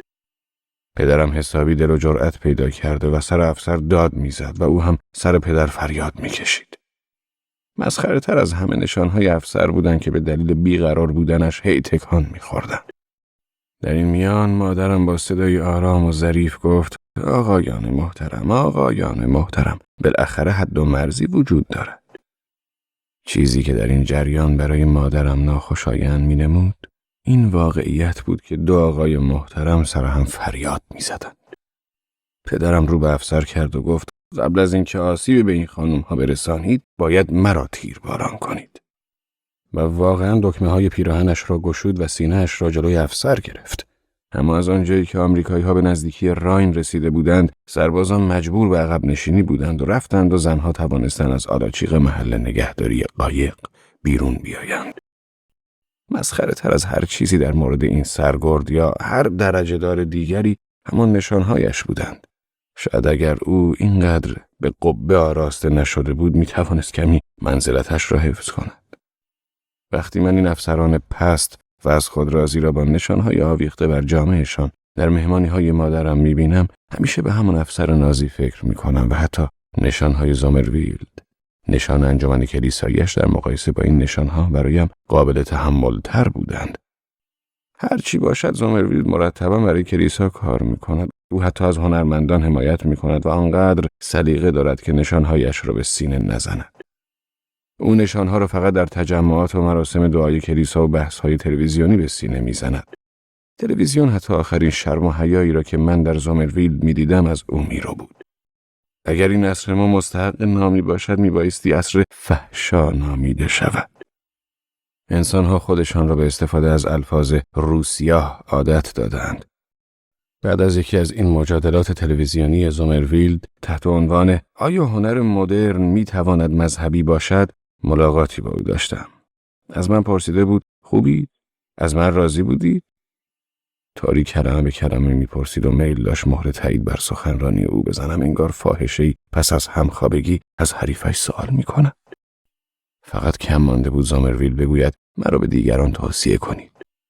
من در پاسخ به او آن زمان گفته بودم از نظرم شما خوب نیستید و در نتیجه نمیتوانم شما را دیروز هم پسندیده و خوب دانسته باشم.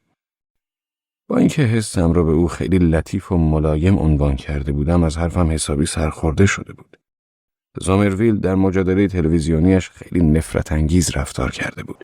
او برای کسب چند امتیاز بی‌ارزش در بحث، سخنران سوسیالیست بیچاره طرف مقابلش را سر برید یا تیر خلاصش را زد و شاید هم فقط رسوایش کرد.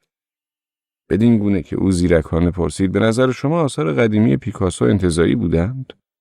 در حالی که آن پیرمرد با موهای خاکستری درباره تعهد کاری سخن میگفت، زومرویلد با طرح زیرکانه سوال: آها، منظورتون هنر سوسیالیستی است یا سوسیالیست واقع گرایانه؟ پیرمرد را جلوی 10 میلیون بیننده تلویزیون نابود کرد. زمانی که من روزی دیگر زومرویلد را در خیابان دیدم و به او گفتم که به نظرم در آن برنامه خوب نبوده است، احساس نابودی می کرد. و از اینکه صحبت‌هایش برای یکی از آن 10 میلیون بیننده مورد قبول واقع نشده بود، به تریج قبایش برخورده بود.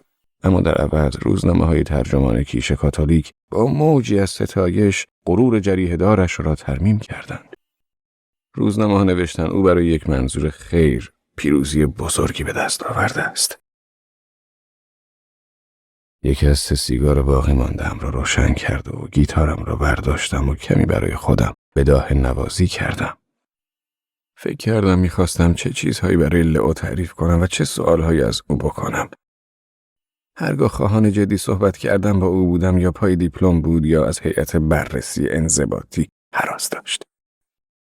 با خود میاندیشیدم آیا واقعا ترانه مذهبی لیتانایی را بخوانم یا نه؟ و بهتر بود که نخوانم. زیرا ممکن بود کسی فکر کند من یک کاتولیک هستم و آنگاه میتوانستم مرا یکی از همکیشان خود معرفی کنند و این تبلیغ خوبی به سودشان بود و آنها همه چیز را به خدمت خودشان در میآورند. و اینکه من کاتولیک نیستم اما ترانه مذهبی لیتانایی را دوست دارم و توجهی خاص به دخترکی دارم که شعر برای او سروده شده. میتواند مرز بین این دو برای دیگران نامفهوم و گیج کننده باشد و کسی هم قادر به فهم آن نیست. و با حقه‌ای به وسیله چند فیلم برداری کوچک میلیون‌ها کاتولیک کشفم می‌کنند و مرا به تلویزیون می‌برند و سهام بالاتر می‌رود.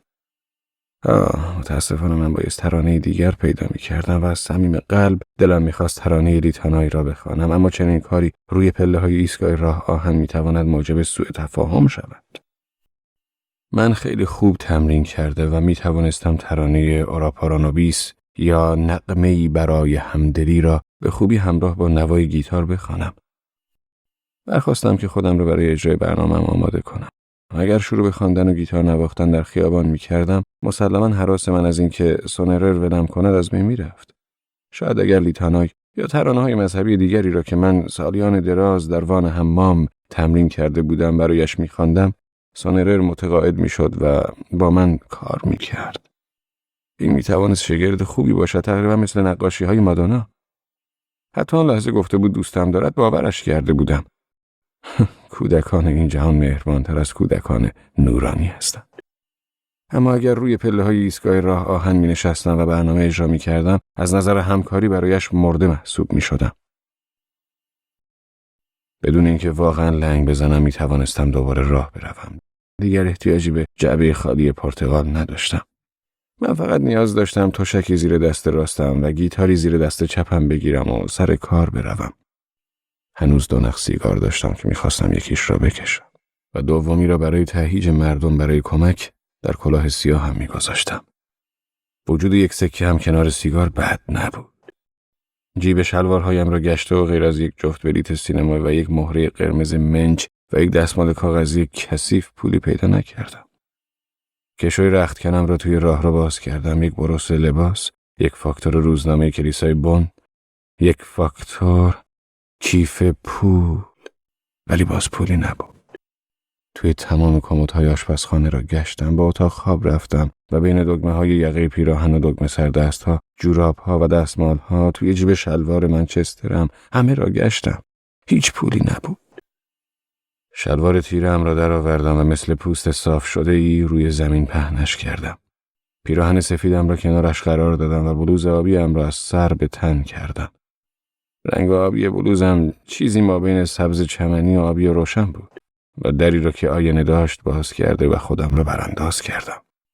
هیچگاه اینقدر خوشتیپ و شیک نبودم. صورتم را خیلی غلیظ گریم کرده بودم.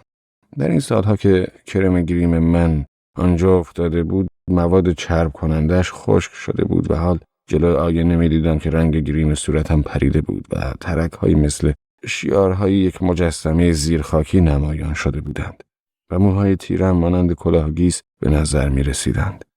برای خودم ترانه ای را که به ذهنم رسیده بود زمزمه می کردم.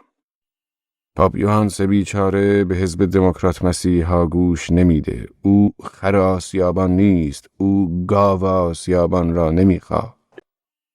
این ترانه میتوانست برای شروع خوب باشد و کمیته مرکزی مبارزه با اعتقادات مذهبی نمیتوانست از این ترانه‌ام ایرادی بگیرد.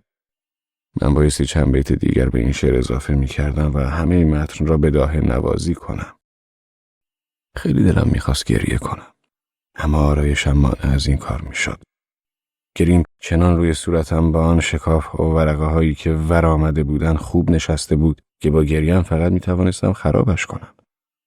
من میتوانستم بعد از اتمام کارم گریه کنم، اگر هنوز دلم گریه میخواست. بهترین محافظ انسان توانایی‌های شغلی و حرفه‌ای اوست. فقط تازه کارها و آماتورها حسابشان با مرگ و زندگی است. در حالی که عمیق در خودم فرو رفته بودم و همزمان جای دیگری بودم، از جلوی آینه کنار کشیدم.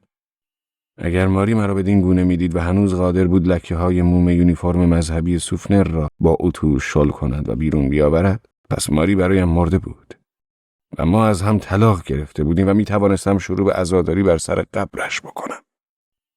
امیدوار بودم همه آنها به اندازه کافی پول خرد داشته باشند اگر به آنجا می آمدند. لو چیزی بیشتر از 10 فنیک. ادگار وینکن اگر از تایلند برگشته بود شاید 1 سکه قدیمی. و پدر بزرگ اگر از آیشیا می آمد حداقل به من 1 چک می داد.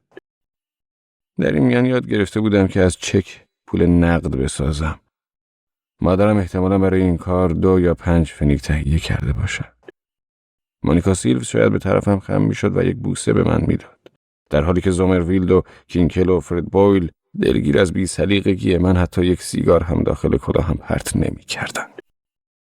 در این میان اگر هیچ قطاری از سمت جنوب نمی آمد با دوچرخه نزد زابین امانز می رفتم، سوپم را می خوردم. شاید زومرویل به سوفنر در روم زنگ می زد و توصیه می کرد که در ایستگاه گودسبرگ پیاده شوند. بعد با دوچرخه‌ام به ویلایش که روی سراشیبی ساخته شده بود می رفتم و برایش این ترانه ام را می خواندم. او فقط بایستی بیاید و مرا با نگاه زنده یا مرده‌اش ببیند.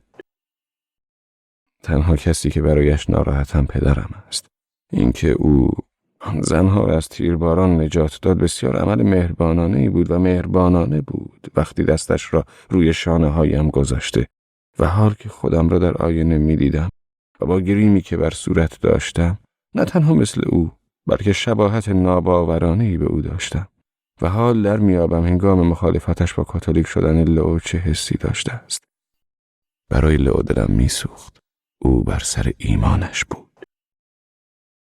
هنوز ساعت 9:30 نشده بود که با آسانسور پایین میرفتم. یاد مرد مسیحی کوسترت افتادم که هنوز یک شیشه مشروب و ما به تفاوت بلیت درجه 1 و 2 را به من بدهکار بود.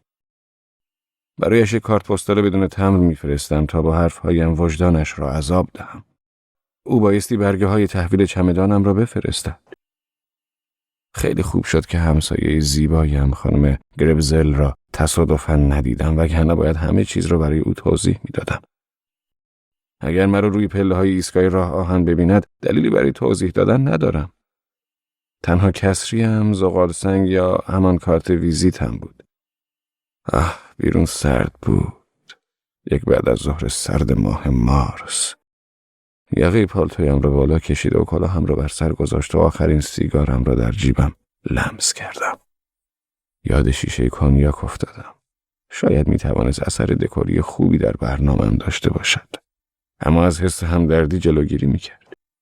از مارکش میشد فهمید که گران است. بالشتکی زیر دست چپ و گیتاری به دست راستم به طرف راه آهن میرفتم. بین راه متوجه نشانه‌های گذشته زمانی شدم که مردم آن را روزگار دیوانه می‌نامند. یک جوان مست با ماسک فیدل کاسترو کوشید به من تنه بزند و من جا خالی دادم. روی پله‌های ایستگاه راه آهن یک گروه از گاوبازان و زن‌های اسپانیایی منتظر تاکسی بودند. جشن کارناوال را فراموش کرده بودم. خیلی مساعد بود. بهترین جا برای یک حرفه‌ای بودن میان آماتورهاست. بالشتکم را روی 3مین پله از پایین گذاشتم و رویش نشستم و کلاهم را برداشته و نخ سیگار را داخلش قرار دادم. نه دقیقاً وسطش و نه دقیقاً در گوشه ای بلکه چنان قرارش دادم انگاری کسی این نخ سیگار را از بالا پرت کرده است داخلش. و بعد شروع به خواندن کردم. پاپ یوحانس بیچاره. کسی توجهی به من نکرد و این هم اصلا نمیتوانست خوب باشد. لابد بعد از 1 یا 2 یا 3 ساعت کم کم توجهشان به من جلب می شد. وقتی صدای بلندگوی راه آهن بلند شد نواختنم را قطع کردم. بلندگو ورود یک قطار را از هامبورگ اعلام می کرد و من به نواختن ادامه دادم. وقتی اولین سکه تو کلاهم افتاد یکی خوردم. یک سکه 10 فنیکی بود که به سیگارم خورده بود و سیگارم را به سمت لبه کلاهم کشانده بود. دوباره سیگار را سر جایش گذاشتم و به خواندن ادامه دادم.